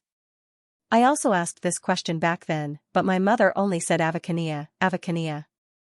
Then, she looked up at the sky, the snake tile replied. It was rare that he did not mock the other geniuses. Looked up at the sky? The geniuses took a deep breath and thought of a possibility. We're getting sidetracked. The origin of the Tyrant clan is not important. All you need to know is that with the help of the Tyrant clan, the celestial realm secretly made preparations to deal with the Xing County. At the same time, to ensure the continuation of the orthodoxy, they left behind some backup plans. And these backup plans are in the tomb of the celestial emperor. No matter what they are, it sounds very tempting, right? Fangwen was full of smiles. His words had already hooked the genius's appetites. How can we enter the tomb of the Celestial Emperor? The geniuses did not hide the greed in their eyes. Just the chaotic origin stone alone was worth it, let alone the other treasures. No matter what else was in the tomb of the Celestial Emperor, since it was related to the survival and reproduction of the entire realm, and there might even be something that could go against the Xing County, it must be priceless. The Tyrant clan helped to build the tomb of the Celestial Emperor, and the keys to enter the ruins were given to the 7 Celestial Emperors as gifts. Since too much time has passed, it's difficult to trace the specific whereabouts of the keys. I only managed to find a few of them. One of the keys is in the underworld, and it's the life and death sculpture of the Yellow Spring Celestial Emperor. It's a pity that the serene bird was too useless and died in the hands of the Tyrant King. It couldn't bring the key to me. What about the other key? The geniuses were anxious when they heard this. If they lost the key in the end, they could only look at the treasure vault helplessly. I found the other key myself, the life ruler of immortal Emperor Wanyu. Fangwen flipped his hand, and a ruler with a misty green light floated in midair. There was a mark of the Tyrant clan on the edge of the ruler, and a piece of information was imprinted on it, item given to the Celestial Realm by the Tyrant clan, serial number A7. With the life ruler, it won't be a problem for us to enter the tomb of the Celestial Emperor. In fact, we're already at the entrance. I've already calculated that the Celestial Emperor left a trial in the tomb, and it's impossible for us to pass it alone. Therefore, from now on, I need everyone to work together with me. In the sky above the towering mountains, Gu Chen, Xianxia, Tang Ning, Ghost Emperor, and Li Xuanyu were flying at top speed in the direction indicated by the life and death sculpture. The movement of the sculpture was too unusual, and it was necessary to figure out the ins and outs. However, everyone was worried that this was a trap set by Fangwen. In order to be safe, coupled with the fact that the Immortal God Coalition army was too large, they decided to only send a small number of elites to investigate. After some discussion, the 5-man team was formed, while the rest of the army was led by Taoist priest Fengzhen. On one hand, they were to investigate the situation of the Immortal World ruins, and on the other hand, they were to look for an exit. After Gu Chen and the other 4 had figured out the situation, they informed the army to go over to ensure that nothing went wrong. Although there were only 5 of them, Gu Chen, Xianxia, and Ghost Emperor were strong enough to fight a young supreme martial artist. Even if they were to face Fangwen and the other half-crippled geniuses, they would not feel much pressure. Coupled with Tang Ning's assistance and Li Xuanyu's help, the person who understood the immortal realm the most, the 5 of them had made thorough preparations for their expedition. Gu Chen, who had been traveling as fast as lightning with the life and death sculpture in his hand, suddenly flew toward the mountains below and landed in an ancient ruin. "It's here," he said. After the life and death sculpture reached this place, the Tyrant's imprint became unusually bright. There was even a colorful light flowing in the ruins ahead, as if it led to an unknown place. It seems like our guess was right. There are other ruins here. Tang Ning took a deep breath as he looked into the depths of the ruins. Are there any traces of Fangwen and the others coming here? Li Xuanyu looked around. They didn't come here. Apart from Fangwen, all of them were injured. If they came here, there would definitely be traces of their aura. Xianxia smiled and shook his head. Since the life and death sculpture is the key to entering the ruins, they might be a step behind us if they don't have it, Ghost Emperor said after some consideration. I'm afraid things are not as good as we think. There might not be only one entrance to the ruins, and the life and death sculpture might not be the only key. Gu Chen shook his head and led the way into the depths of the ruins. Regardless of whether Fangwen and the others had arrived or not, the thing he wanted was inside. It was always right to act first. As the 5 of them entered the depths of the ruins, the light released by the statue of life and death grew increasingly intense. In the end, it connected with the surrounding space, forming a spatial passageway. Everyone continued forward without a change in expression. Just as they were about to reach the end of the passageway, a grand and solemn voice rang out in the void. If you take another step, you won't be able to turn back. Do you want to continue forward? The sudden voice startled everyone. Gu Chen quickly regained his composure and asked. I wonder what lies ahead. Up ahead is the tomb of the Celestial Emperor. Those who enter will most likely die. If you pass the trial, you will be able to obtain the Celestial Emperor's inheritance. The majestic voice replied, and the words it said caused everyone's hearts to tremble. Tomb of the Celestial Emperor? Back then, Sky Emperor died on the battlefield. When did he leave behind a tomb? Li Xuanyu asked in surprise. The others were also puzzled. Should we continue forward or leave? That dignified voice did not answer Li Xuanyu's question, as if it was business as usual. Everyone sucked in a breath of cold air, feeling a little uncertain. Logically speaking, Sky Emperor died on the battlefield, so it was impossible for him to leave behind a tomb. The path ahead was filled with unfathomable danger, so they shouldn't take the risk to venture deeper. But if what the voice said was true, then it would explain why Fengwen was plotting this place. Sky Emperor's tomb definitely contained precious treasures. It might even be a supreme treasure that could affect the entire immortal world. I would like to ask, what is Sky Emperor's inheritance? Guchen casually probed.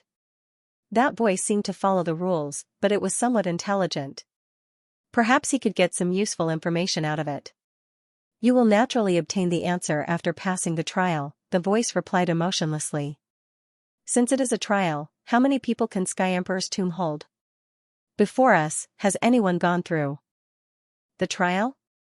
Guchen asked again. If you want to enter Sky Emperor's tomb, you must have one of the 7 great tokens.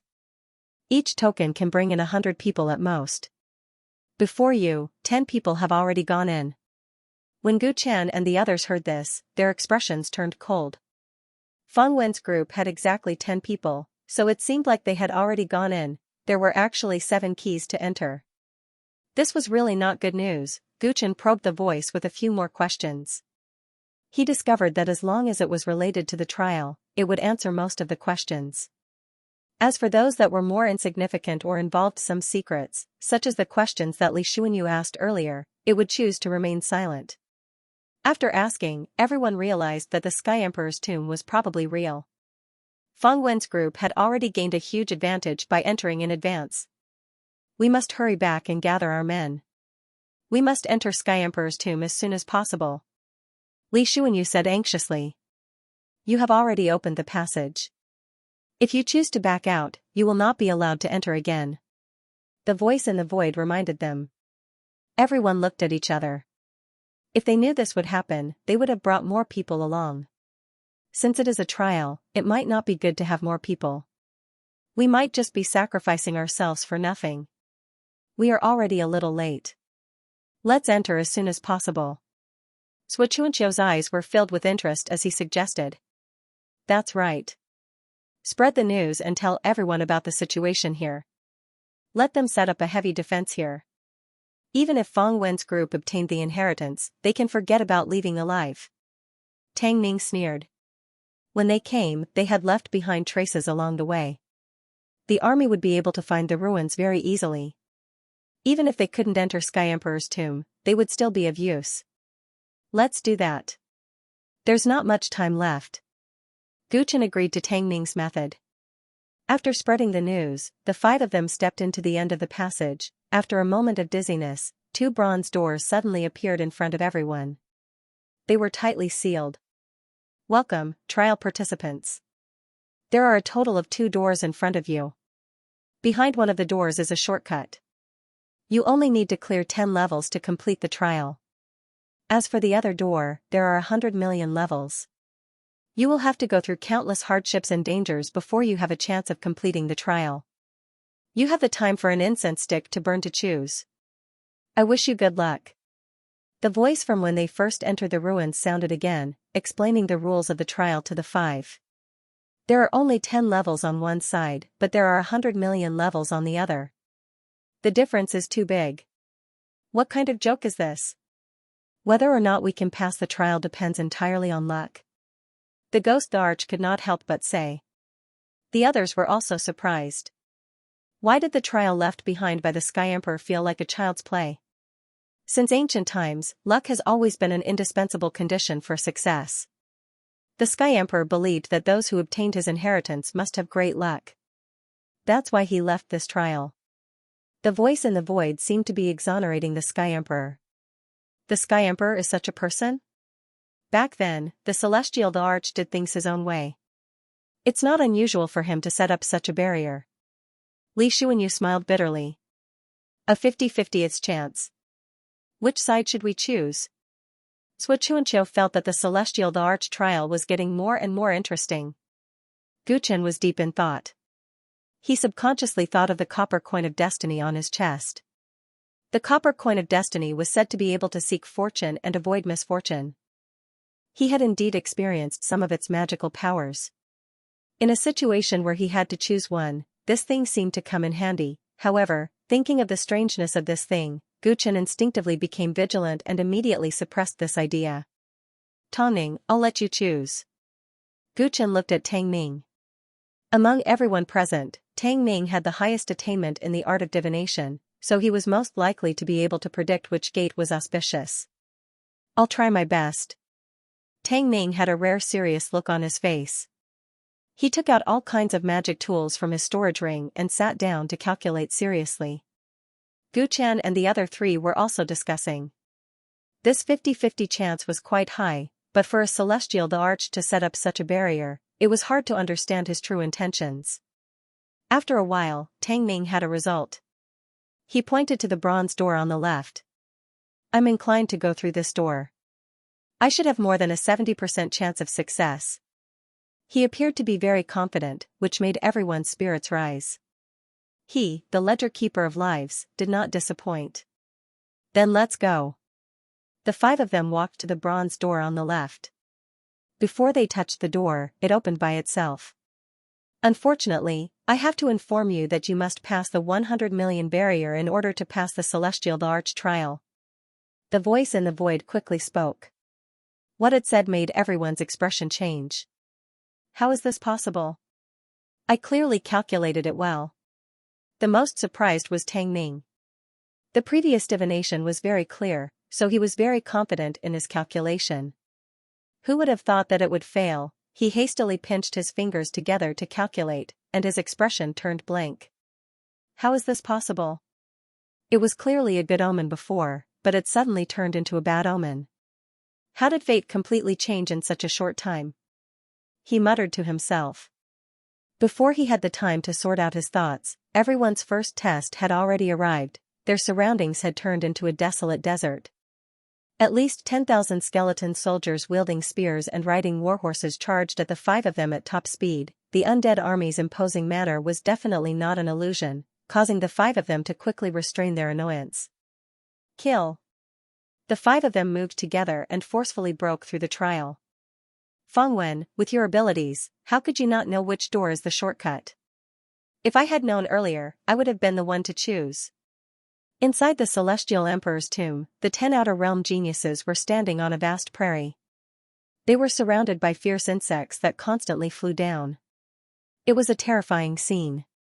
The tile snake transformed back into its snake form and spat out a poisonous mist to kill a large number of fierce insects.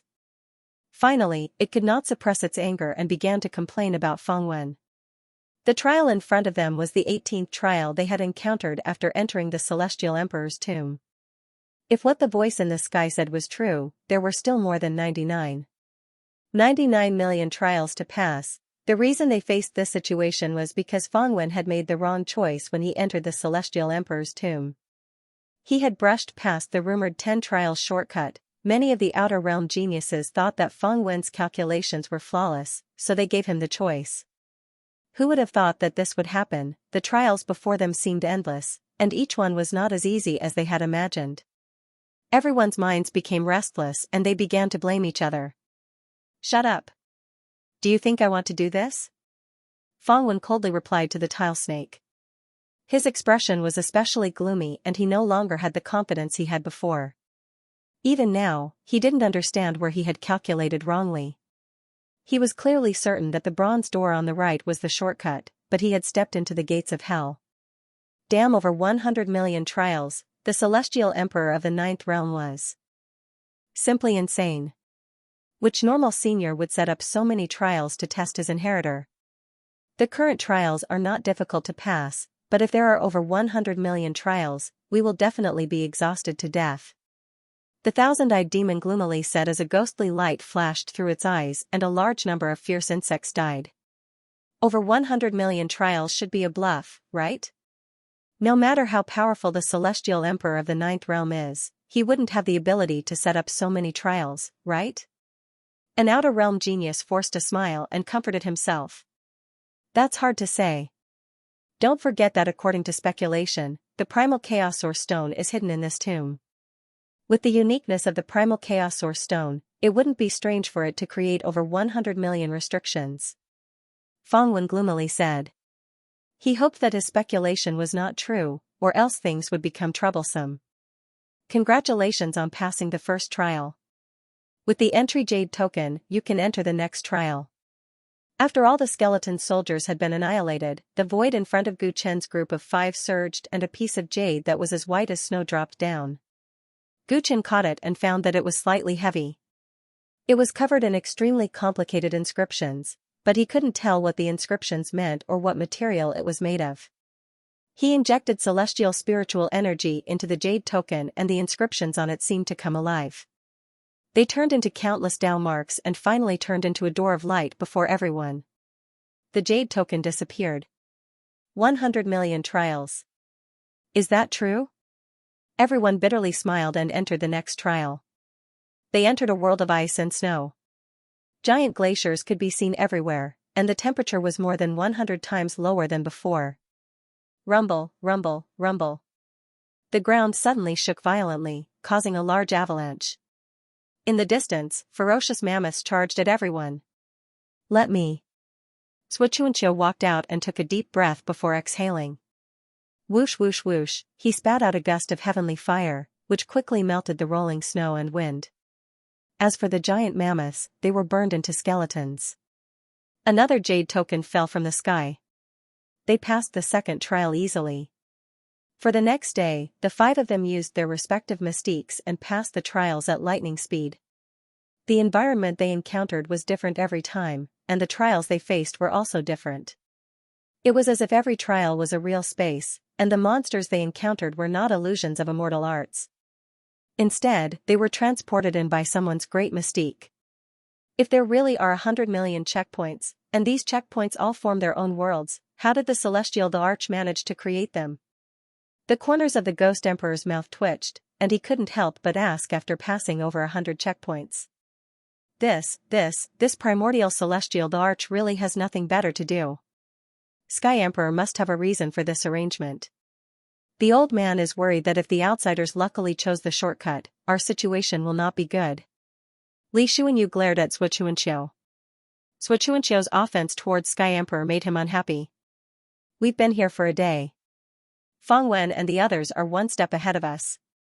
If they chose the shortcut with only 10 levels, the Sky Emperor trial might have already ended. Now that we're still here, it means that their situation isn't any better than ours. Although the 100 million level is difficult, it's also because of this that their advantage over us is negligible.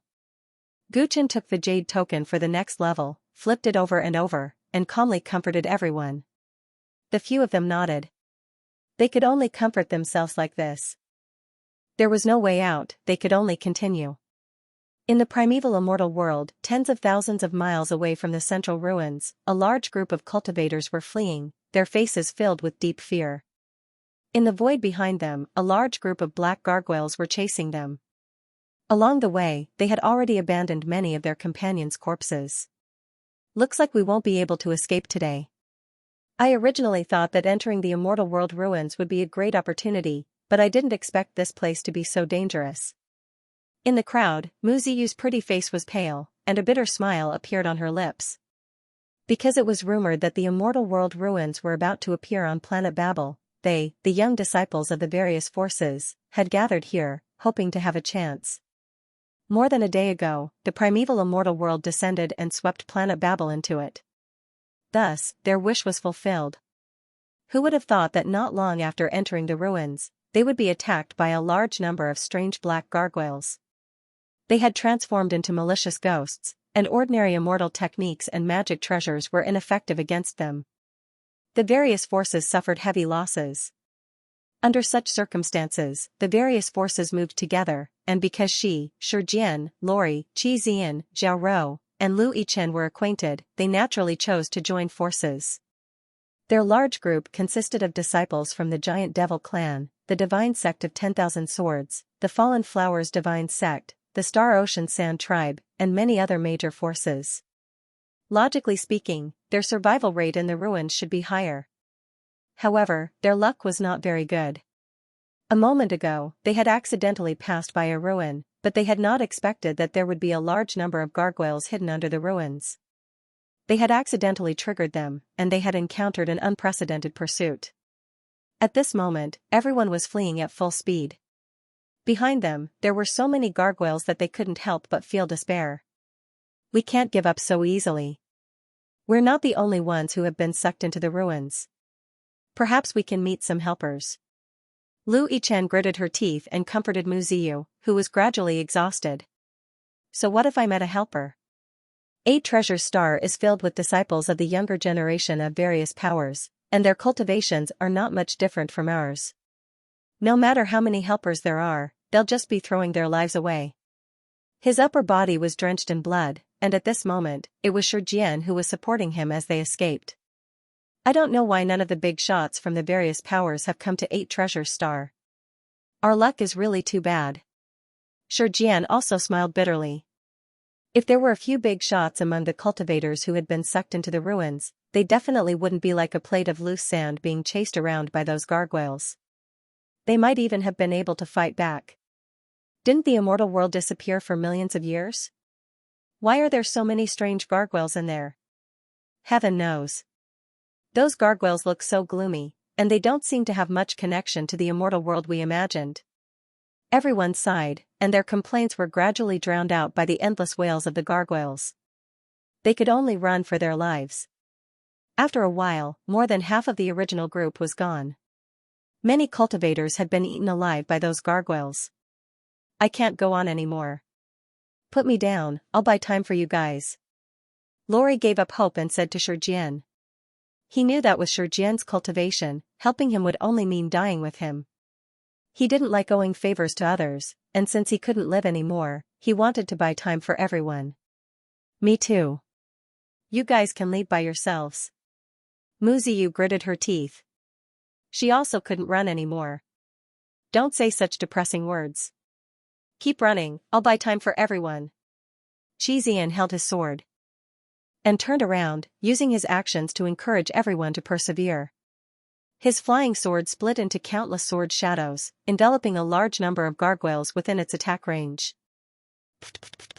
A large number of gargoyles were torn apart by the sword chi, but strangely, fresh blood seeped out of their stone bodies, and they quickly reformed. Qi Zian's attack had angered them, and at least 1,000 gargoyles flew toward him at the same time. Brother Qi, let's die together. How could they let Qi Zian sacrifice himself? One had to know that with his imperial sword technique, it would be much safer for him to escape alone. Everyone simply gave up on running and started to fight with the gargoyles that filled the sky. For a moment, demons danced in the sky, and killing intent soared into the sky. It was as if doomsday had arrived.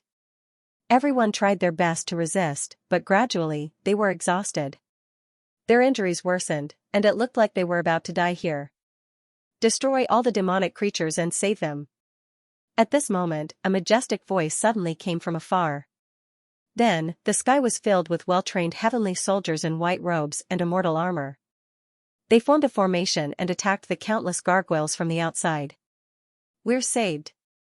Shi Jian, Qi Zian, and the others were excited. They couldn't care less about who it was. They gritted their teeth and held on, attacking from both sides with the heavenly soldiers. At this moment, outside the gargoyles that filled the sky, Su Yan and Chu Wang, the 2 commanders of the heavenly army, stood side by side, their expressions indescribably solemn. How many waves of gargoyles have we encountered? Strange, I've read many books about the celestial world, but I've never heard of such demonic creatures in the celestial world. Commander Chu, do you have any idea about this matter? Su Yan asked with a headache. They don't come from the celestial world. Chu Wang looked at the sky full of gargoyles and subconsciously murmured to himself. His eyes were very solemn. What? The wails of the gargoyles were too loud, and Su Yan couldn't hear them clearly. Nothing. Chu Wang quickly came back to his senses and smiled. It's more important to save these people first. After saying that, he took the initiative and casually waved his spear. His moves looked simple, but they were very effective. A large number of gargoyles died in his hands, and the strange thing was that it was very difficult for the gargoyles he destroyed to regenerate. Commander Chu really hit his strength well. Su Yan looked at this scene and thought to himself. His cultivation had already broken through to the immortal supremacy realm, and he thought that he was very strong among the many commanders.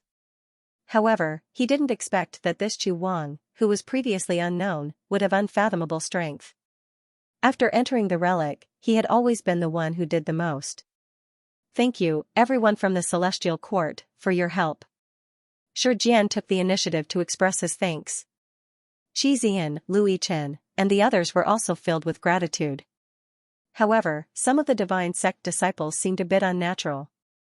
After all, the Celestial Court usually didn't have a good relationship with the various Divine Realm factions. No need for thanks. We didn't save you without asking for something in return. The situation within the ruins is unknown. You've all seen the number of gargoyles. I can tell you that we've already seen several batches of gargoyles like the one just now. We're not sure if there are more. Su Yan couldn't be bothered to feign civility and said directly. Ever since the collapse of the Divine Realm, the relationship between the Celestial Court and the various Divine Realm factions wasn't as hostile as before. However, they weren't exactly friends either. The reason why they helped was to better survive in the unknown ruins. Su Yan's words made many cultivators nervous. Qi Zian said calmly. What suggestions do you have? It's very simple. Before we reach the safe zone, we'll work together to ensure our safety. Then, we'll talk about the fight between immortals and gods. Su Yan said. At the same time, he glanced at the divine cultivators who had unnatural expressions. This suggestion was very beneficial to the disciples of the various factions. They had personally witnessed how well-trained the heavenly soldiers were. Alright, we're willing to work together with everyone from the Celestial Court. But where should we go? Shi Jian and the others quickly agreed to the conditions. However, they were at a loss as to where to go to reach the safe zone in this seemingly vast ruins. In the end, they were swept into the immortal world ruins too suddenly. All the information was lagging behind. Let's go that way. Chu Wang pointed into the distance.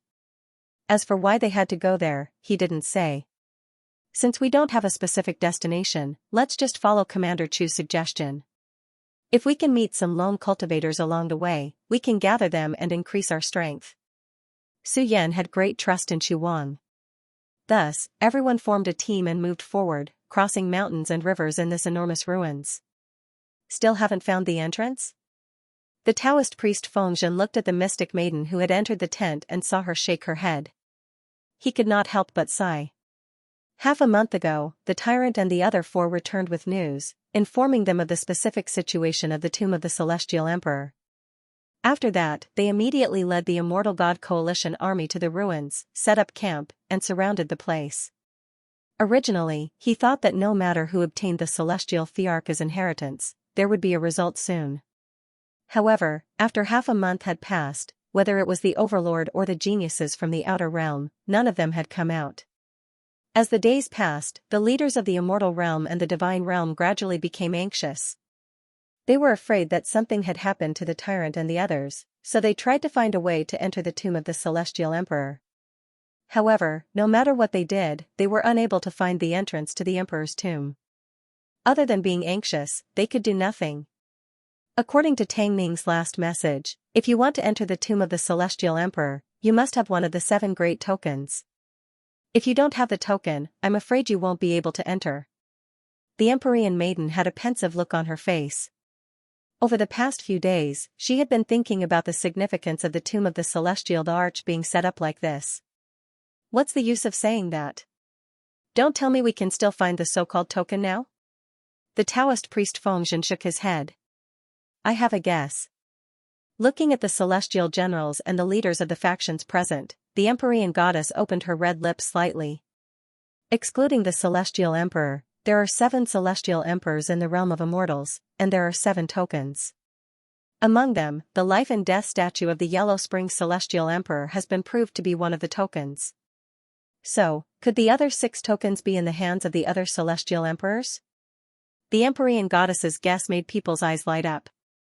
The tomb of the celestial emperor would not be set up without a reason. The Empyrean goddess's guess was not impossible. Palace Mistress Ji, Lord Yen Lao, and the others, please think carefully. Does your faction have a treasure suspected to be the token of the celestial emperor? The Empyrean goddess said to Ji Mengchen, Yen Nantian, and the others sincerely. The factions of the former 7 celestial emperors' inheritances were gathered here, as well as some old practitioners of the realm of immortals. There were so many people. Maybe one person had a token without knowing it. The Ling Long Celestial Palace will try our best. Ji Mengchen nodded solemnly and said. She called some senior elders in the faction to discuss it immediately. She was not interested in the inheritance in the tomb of the celestial emperor, but she realized the overlord had to stay alive no matter what when she saw how domineering the outsiders were, and how the overlord united the realm of immortals and the realm of immortals and the realm of immortals.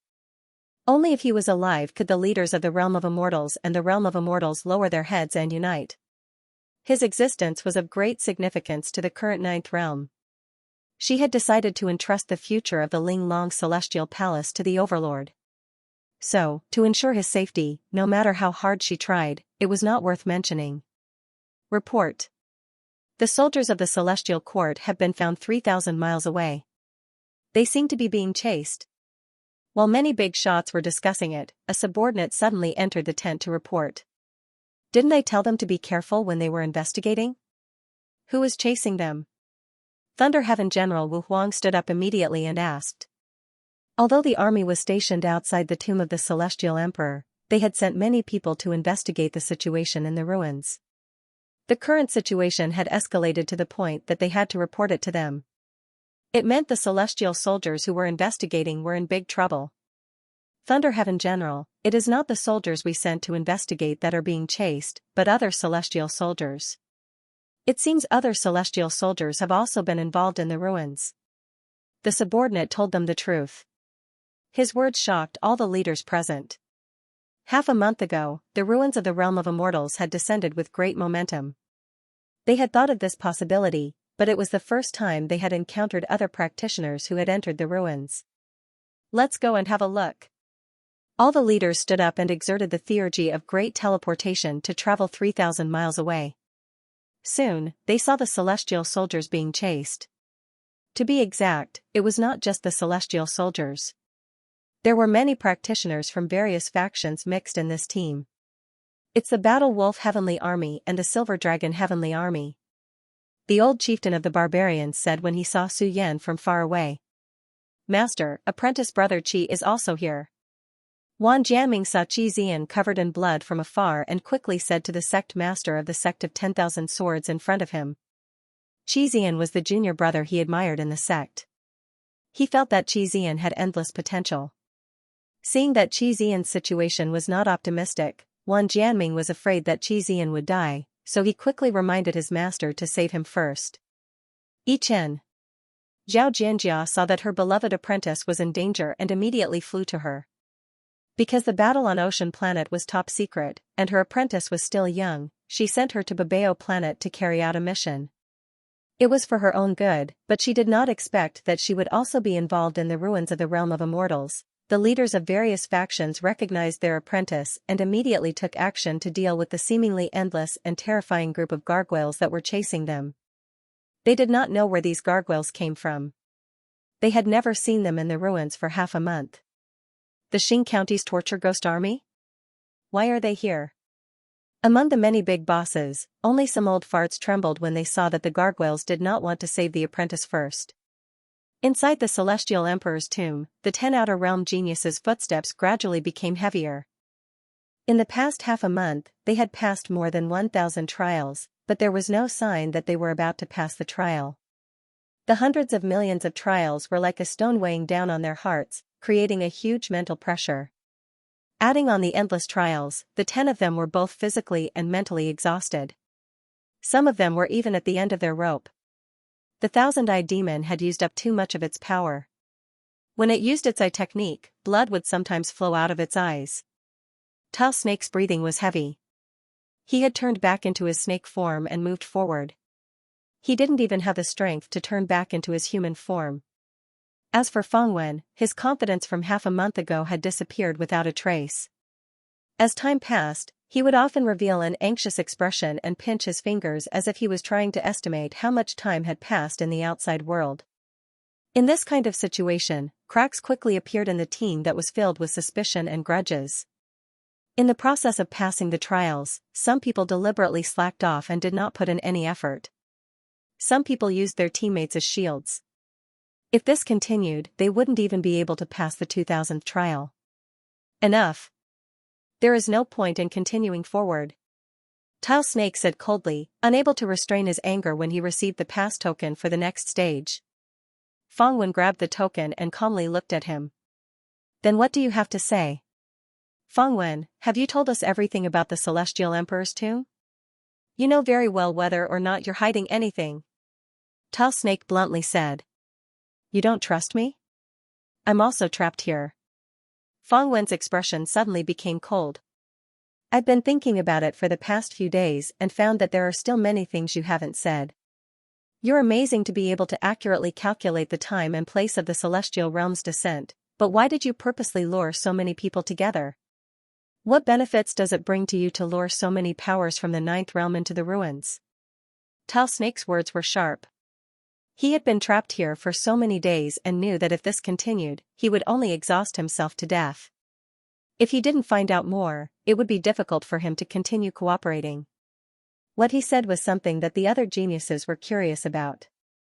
They all stood together and looked at Fangwen. I saved your lives and wanted to give you all a good fortune. I didn't expect you all to not believe me.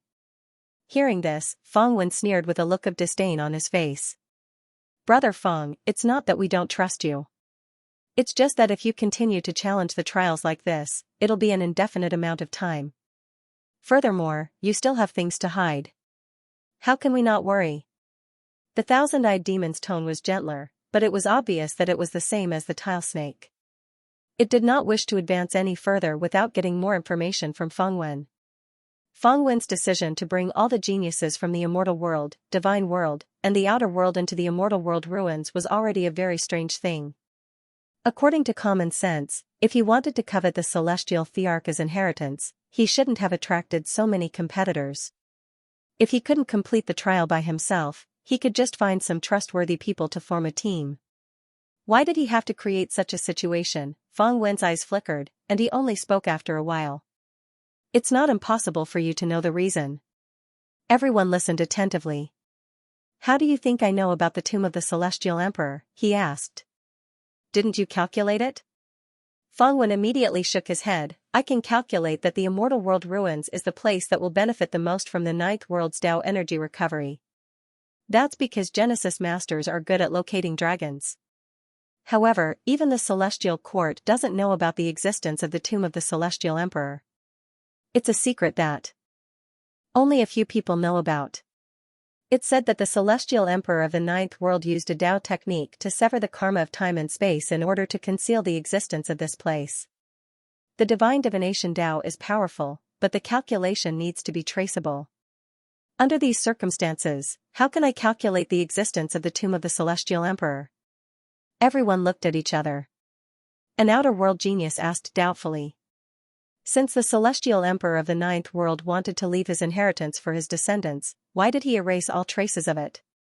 Wouldn't his hard work be in vain? The Celestial Emperor hasn't died yet, so why did he set up a tomb in advance? Of course, he considered the worst-case scenario. The tomb of the Celestial Emperor can only be used if the Celestial Emperor accidentally dies. However, think about it, if the strongest Celestial Emperor of the Celestial world died, would the inheritance he left behind be safely passed to his descendants? Everyone came to a sudden realization. The thousand-eyed demon pondered. This was to prevent the Xing County from discovering the tomb? Fangwen nodded. That's right. If the Celestial Emperor's tomb was discovered by the Xing County, the backup plan that the Celestial Emperor left behind would be meaningless. Hence, the Celestial Emperor overcame all difficulties and borrowed the power of the Tyrants to hide the tomb completely. Since the Xing County couldn't discover the existence of the tomb of the Celestial Emperor, how did you discover it after 1,000,000 years? Washi asked in confusion.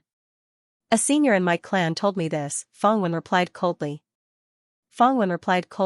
I don't know where he got this information from. Perhaps he calculated it himself. In any case, after I came to the 9th realm, everything developed according to what he said. Because of this, I firmly believe in his judgment. Gathering everyone at the place where the ruins will appear was also his suggestion. As for why he wanted to do this, I don't know. I'm sure he has his reasons for doing this. Everyone was in disbelief after Fangwen finished speaking. They had already experienced Fangwen's flawless calculations. However, they never expected that there would be another person behind him. How powerful was the senior in the Fang family? He had never been to the 9th world, yet he could predict the various changes in the 9th world. This sounded too unbelievable. Fangwen seemed to have answered them, but it only deepened the confusion in everyone's hearts. It was hard to confirm whether what he said was true or not. It was even harder to tell if he was hiding any secrets. Everyone, don't be so suspicious. Doing this will not help us pass the trial.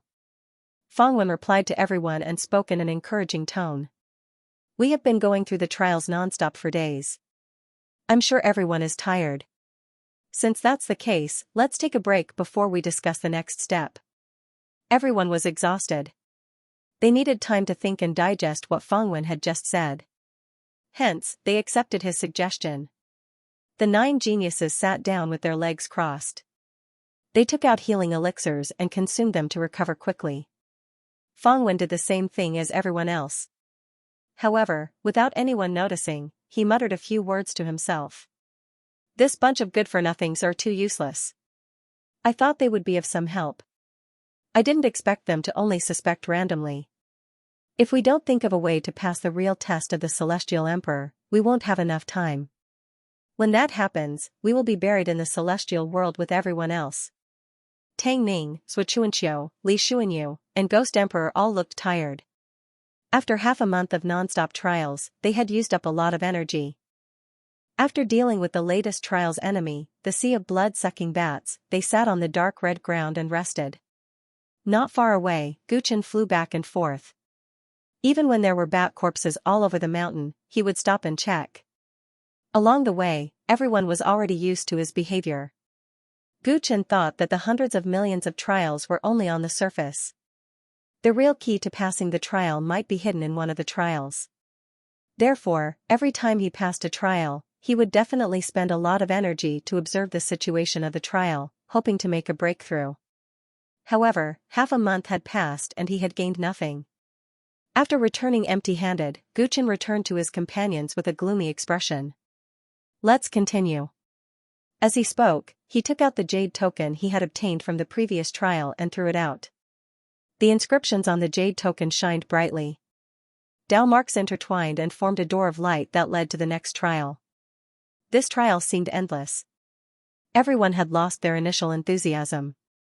They silently stood up and walked into the door of light. If this continued, the situation would not be good. The 5 of them knew this very well. However, there was no point in complaining. The 5 of them had a tacit understanding and could only work hard. The situation changed. After entering this trial, the situation became different. What appeared in front of them was no longer the strange demonic beasts in the various spaces. Instead, it was a group of people that they knew. Fangwen and the other geniuses from the outer realm were resting in this trial when they unexpectedly met them. We finally made it. The eyes of Guchen's group shone brightly. In the past half a month, they had been passing the trials non-stop.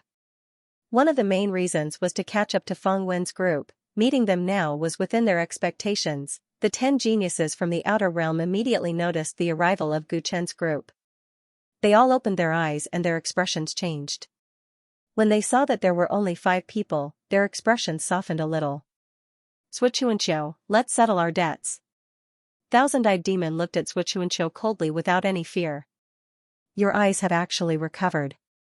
When Xianxia saw that the thousand-eyed demon's injuries had all disappeared, he was slightly surprised, but he did not panic. 10-5, looks like we have a higher chance of winning. The tile snake stuck out its forked tongue, its eyes revealing a fierce glint. Previously on the island, he had been ambushed by Wan Jianming and could not even use half of his strength. Therefore, he was very unwilling to accept his defeat. From his point of view, the only threats on the other side were the Tyrant King and Xianxia. On their side, Fang Wen had already stepped into the Emperor realm. As long as he went all out, they would have a huge advantage. Gu Chen noticed that all the Outer Realm geniuses' injuries had disappeared, and he became more vigilant. There were endless checkpoints in the tomb of the Sky Emperor. Their injuries were clearly not healed here. The only explanation was that Fang Wen had helped them. She did not know what kind of remarkable ability Fang Wen had to be able to heal so many people's serious injuries. I was wondering how fast you guys were. So you guys are trapped here. Gu Chen looked at Fang Wen and spoke in a teasing tone. He was probing Fang Wen. Currently, he was at his wit's end and hoped to obtain some information from Fang Wen. Hundreds of millions of checkpoints are not so easy to pass, right? Fang Wen looked at Gu Chen with a smile, as if he knew what he was thinking. Looks like we are all trapped here. Gu Chen did not conceal it and said calmly.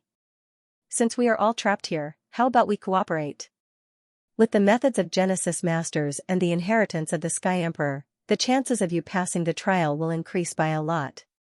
Fang Wen actually suggested to Gu Chen as if they were very close. Cooperate with them? Fang Wen, are you crazy? The thousand-eyed demon, Tile Snake and the other Outer Realm geniuses did not expect Fang Wen to say such a thing. Xianxia, Tang Ning and the rest were also very surprised. Was Fang Wen joking? I am indeed at my wit's end in this situation. However, I have never been interested in cooperating with enemies. Gu Chen coldly replied. He did not know what Fang Wen was thinking, to actually make such a request. There are no eternal friends in this world, only eternal benefits. With Overlord's experience, you should be able to understand this point. Fang Wen revealed a friendly smile. In addition to his mediocre face, if one did not know what he had done in the past, they would not be able to imagine how great of a threat he was. I will definitely not cooperate with them. Fang Wen, you do not have the right to make a decision on this matter. Tile Snake retorted mercilessly. I have already tolerated you for a long time. Don't you find it annoying? Fang Wen suddenly looked at Tile Snake, his eyes cold. He no longer had the patience from before. What did you say? Tile Snake's expression darkened. Was Fang Wen going to fall out with him in front of outsiders? You all relied on me to survive. Not only did you not have any use, you even dared to question me again and again. Do you really think you are something? Fang Wen coldly laughed, his tone filled with disdain. These words were not only directed at Tile Snake, the expressions of the thousand-eyed demon and the other geniuses also became ugly. Why don't you guys fight first, then come and talk to me after? Gu Chen mocked from the side. What was this group of people playing at? Did they want him to lower his guard by having an internal conflict in front of him? Fight? There is no need, they are already dead.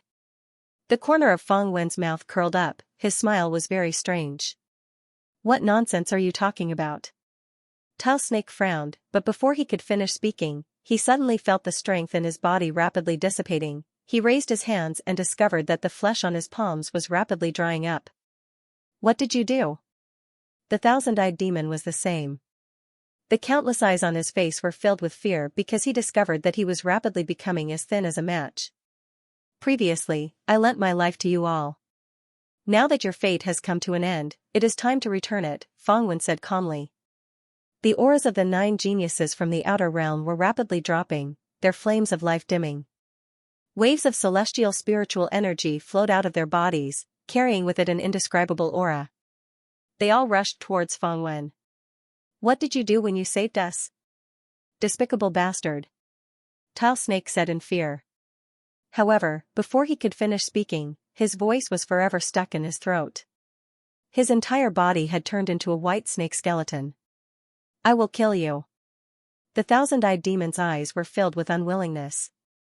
He desperately wanted to charge towards Fang Wen, but before he could even take a step, the eyeballs in his thousands of eye sockets all fell to the ground, and he completely lost consciousness.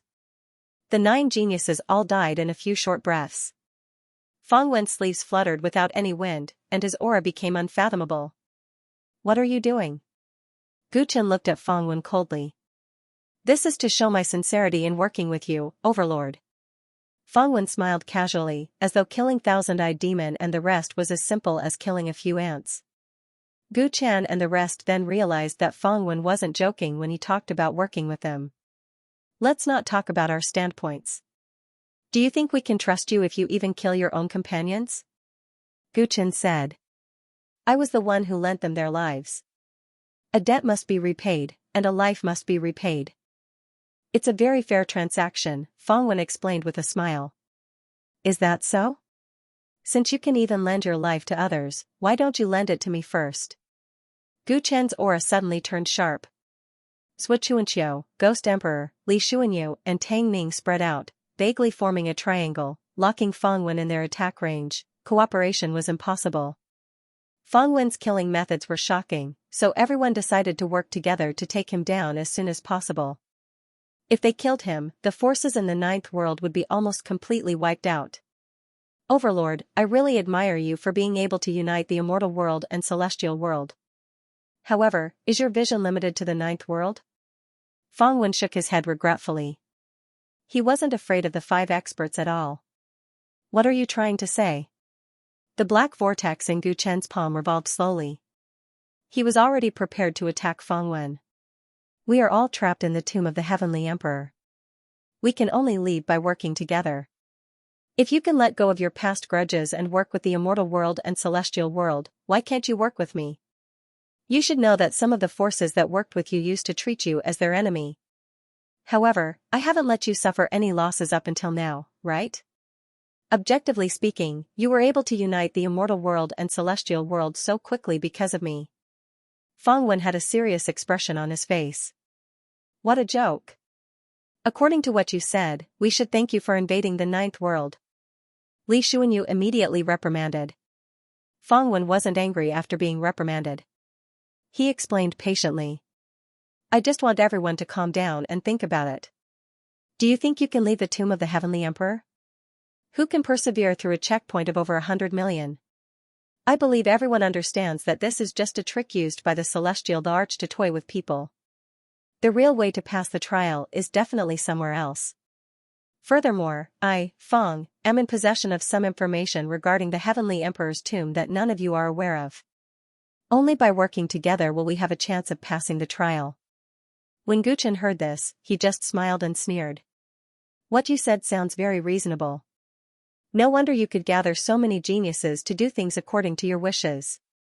Unfortunately, with those outer realm geniuses as an example, I won't be stupid enough to cooperate with you.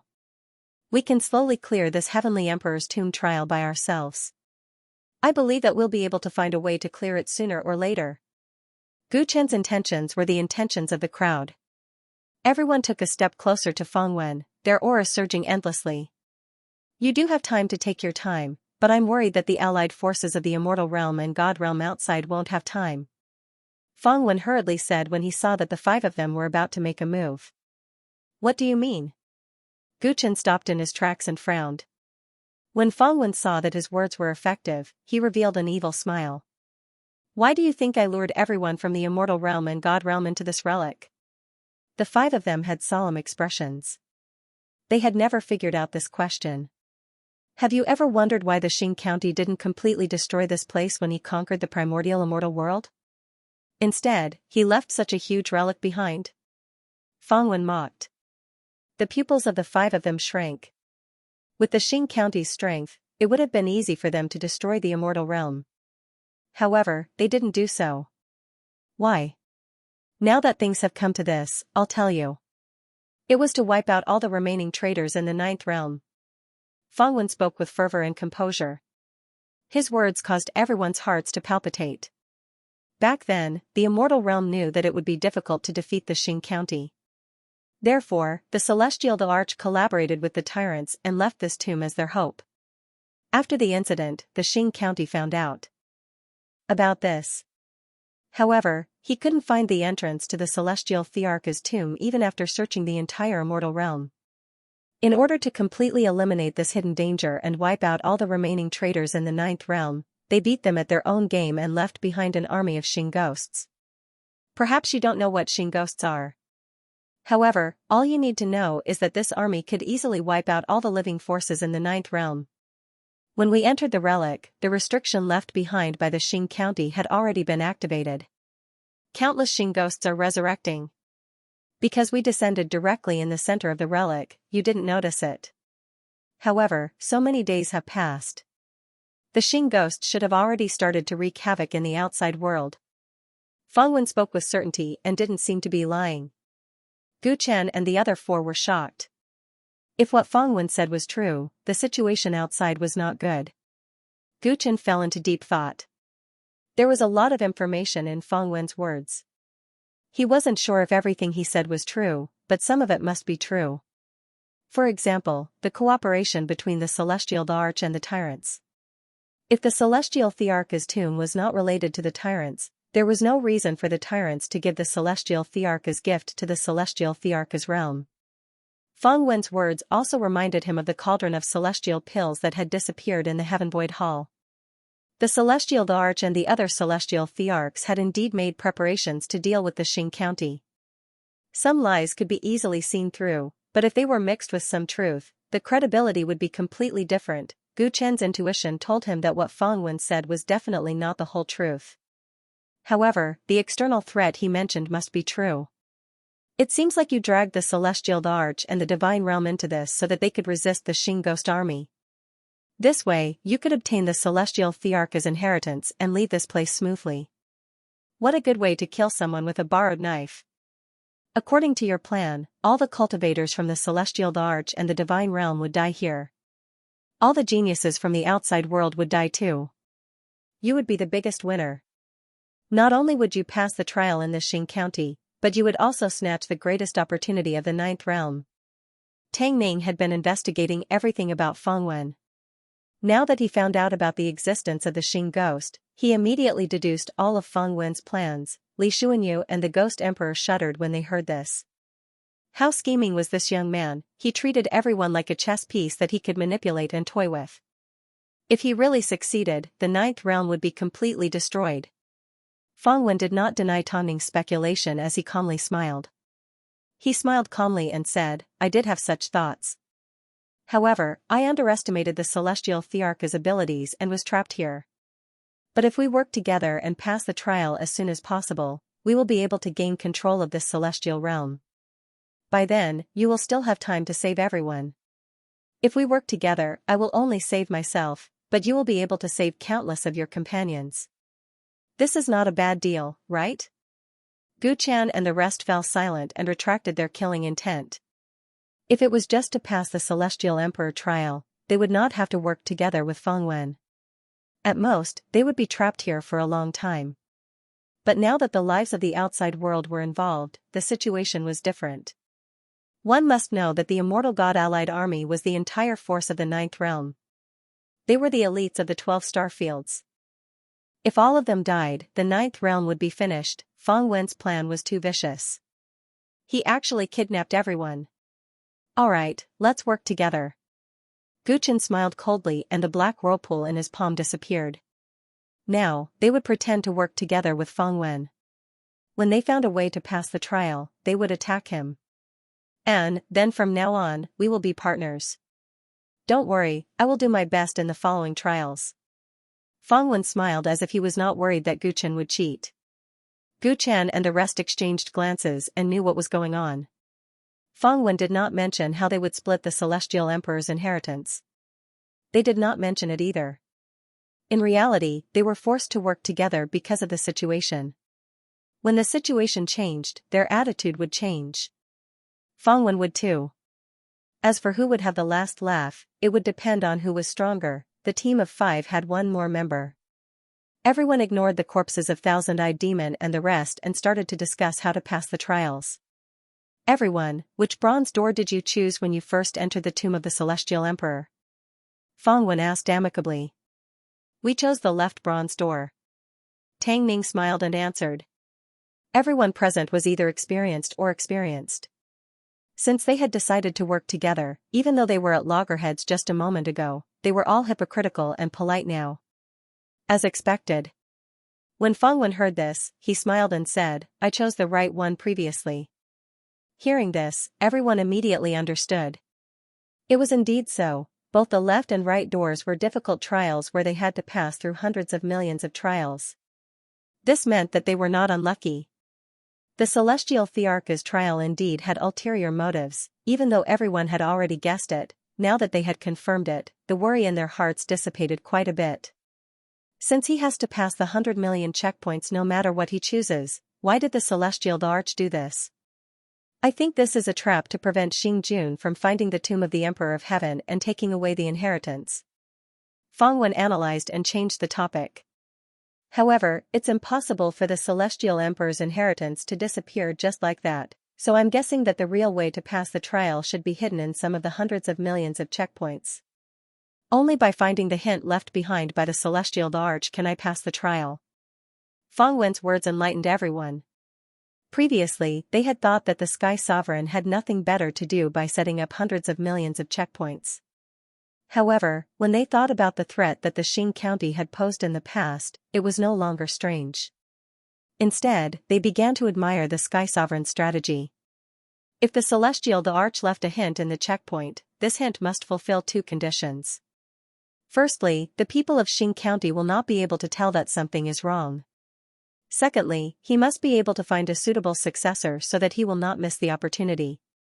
As long as these two conditions are met, he will be able to find a suitable successor to pass on his teachings. Feng Wen narrowed down the area that everyone needed to focus on and spoke in anticipation. Now, please think about it. Did such a hint appear in the previous 1,000 or so checkpoints?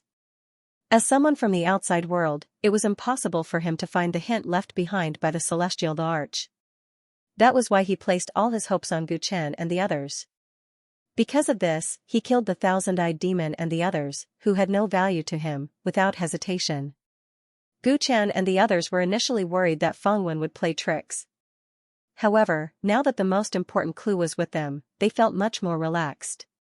Everyone thought back to the previous checkpoints in detail, trying to find a hint similar to the celestial Thearcha's. In fact, Gu Chen had been thinking about this for a long time.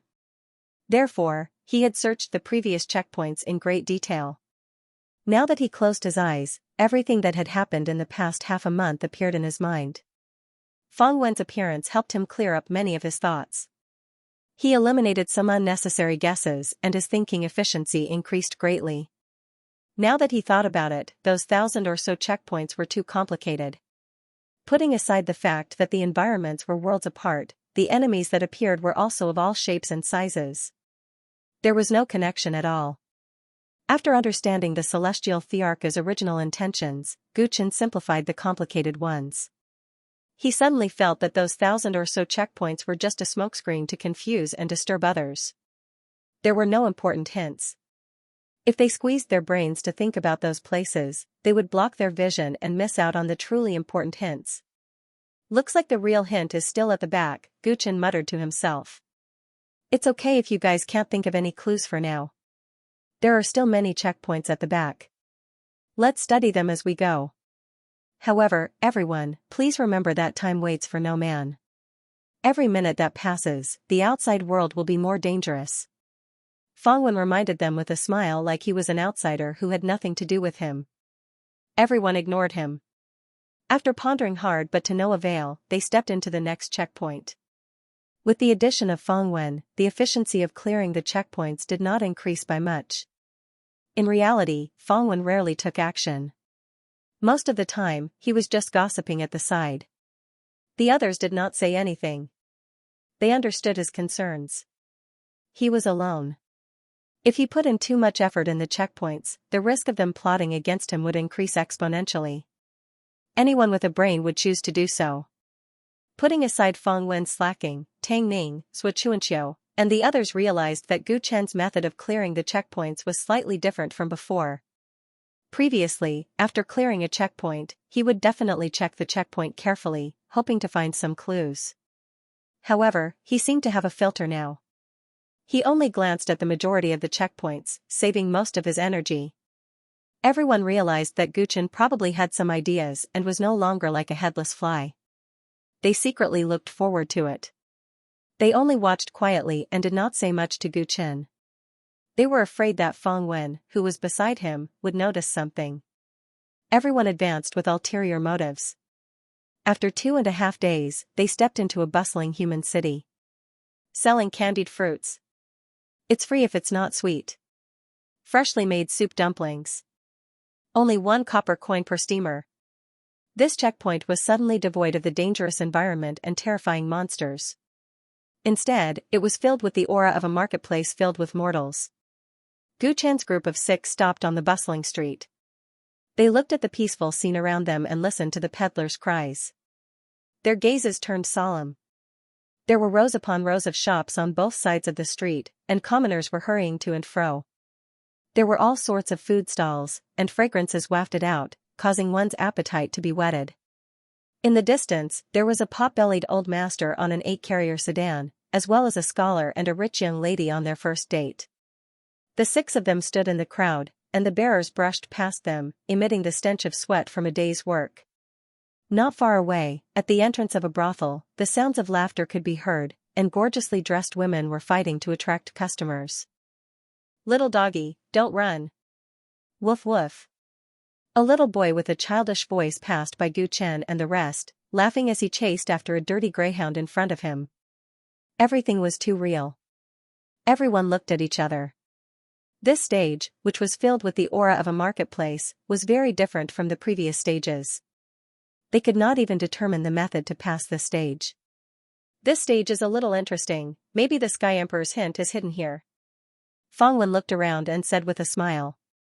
Guchen and the rest did not reply, but they were thinking the same thing in their hearts. This stage was too different from the previous stages, and they could not help but look forward to it. Blind bastards, my old master is on a journey, how dare you block his way? Just as everyone was looking around, the old master on an 8-carrier sedan arrived in front of them, and the fawning butler loudly reprimanded Guchen and the rest. Everyone quietly made way, and did not go over to teach this group of people a lesson. The test of this stage was not clear, and the best choice was to wait and see. Seeing the 6 of them making way, the butler laughed coldly, and ordered the servants to carry the sedan forward. Hee hee, don't run. Don't run. Aya. The little boy who was chasing after the little dog ran over, and accidentally fell in front of the sedan. You little beggar who was born without a father to raise you, get out of my way. The butler was instantly dissatisfied, and took out a whip, and lashed out. The little boy was whipped until his flesh was lacerated. The little gray dog immediately stopped and bared its teeth at the housekeeper, barking nonstop. Yo, where did this wild dog come from? Beat it to death. The housekeeper was startled by the little greyhound. He felt that he had lost face and ordered the servants. A few servants were about to act when a young scholar stood up with a strong sense of righteousness. Stop.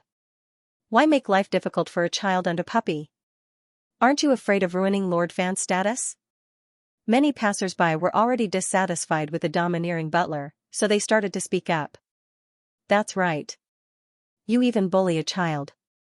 How unbecoming. The road doesn't belong to you. What right do you have to bully us like this? Seeing that many people were criticizing him, the housekeeper's face immediately turned red, and he forcefully explained, who doesn't know that more than half of the shops on this street belong to my master? Do you have any objections? Housekeeper Liu, that's enough. Don't be calculated with a child. At this moment, the old master on the palanquin spoke. His expression was somewhat gloomy. He was taking a nap when he was woken up by the movements around him. He didn't feel that there was anything wrong with housekeeper Liu's actions, but the scholar's words put him in a difficult position. Indeed, wasn't it shameful for Fan Jin to argue with a little beggar and a stray dog? Yes, Lord. This lowly one understands. Housekeeper Liu had a servile expression on his face as he hurriedly agreed and let the puppy and the little boy off. Poor scholar, just you wait. Before he left, he glared fiercely at the scholar who spoke up for him. Clearly, the enmity between them had been formed. The crowd on the street quickly dispersed. Everyone had to work hard to make a living. What happened just now was just a very common interlude in this ordinary little city. Did anyone manage to see anything? The 6 of them had witnessed the entire incident. Fang Wen asked with a smile. The 5 of them shook their heads. Just now, they had all used their heaven's eyes and other similar techniques in an attempt to pry into the mysteries of this stage. The result was that everything in this small city was too normal. The only thing that caught their attention was the conflict between the scholar and the old master. However, such a small conflict between mortals shouldn't be the key to passing this stage, right? What about you? Did you discover anything? Gu Chen looked at Fang Wen. From the looks of it, there is nothing special here, Fang Wen replied. Clearly, he had not discovered anything either. Since no one has discovered anything, let's move around and understand the situation in this world. Perhaps we can find some ideas to pass this stage, Gu Chen suggested. Everyone, pay close attention to the situation of the old master and the scholar. These 2 people coincidentally appeared in front of us and started a conflict. They might be the key to passing this stage, Fang Wen muttered. No one had any objections to this. Very quickly, they spread out and moved around this small city. After half a day, everyone had a rough understanding of this small city. This city was called Peach Blossom City. The richest person in the city was the old master they had met before, Fan Jin. As for the scholar, he was a depressed and unsuccessful scholar. Rumor had it that the scholar was in love with the daughter of the Wang clan. He wanted to wait until he passed the imperial examinations before marrying her.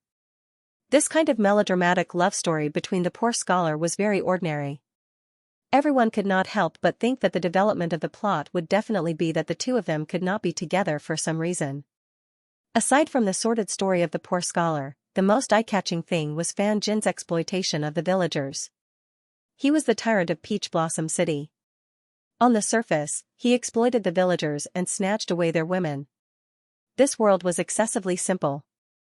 The struggle between immortals and gods had nothing to do with it.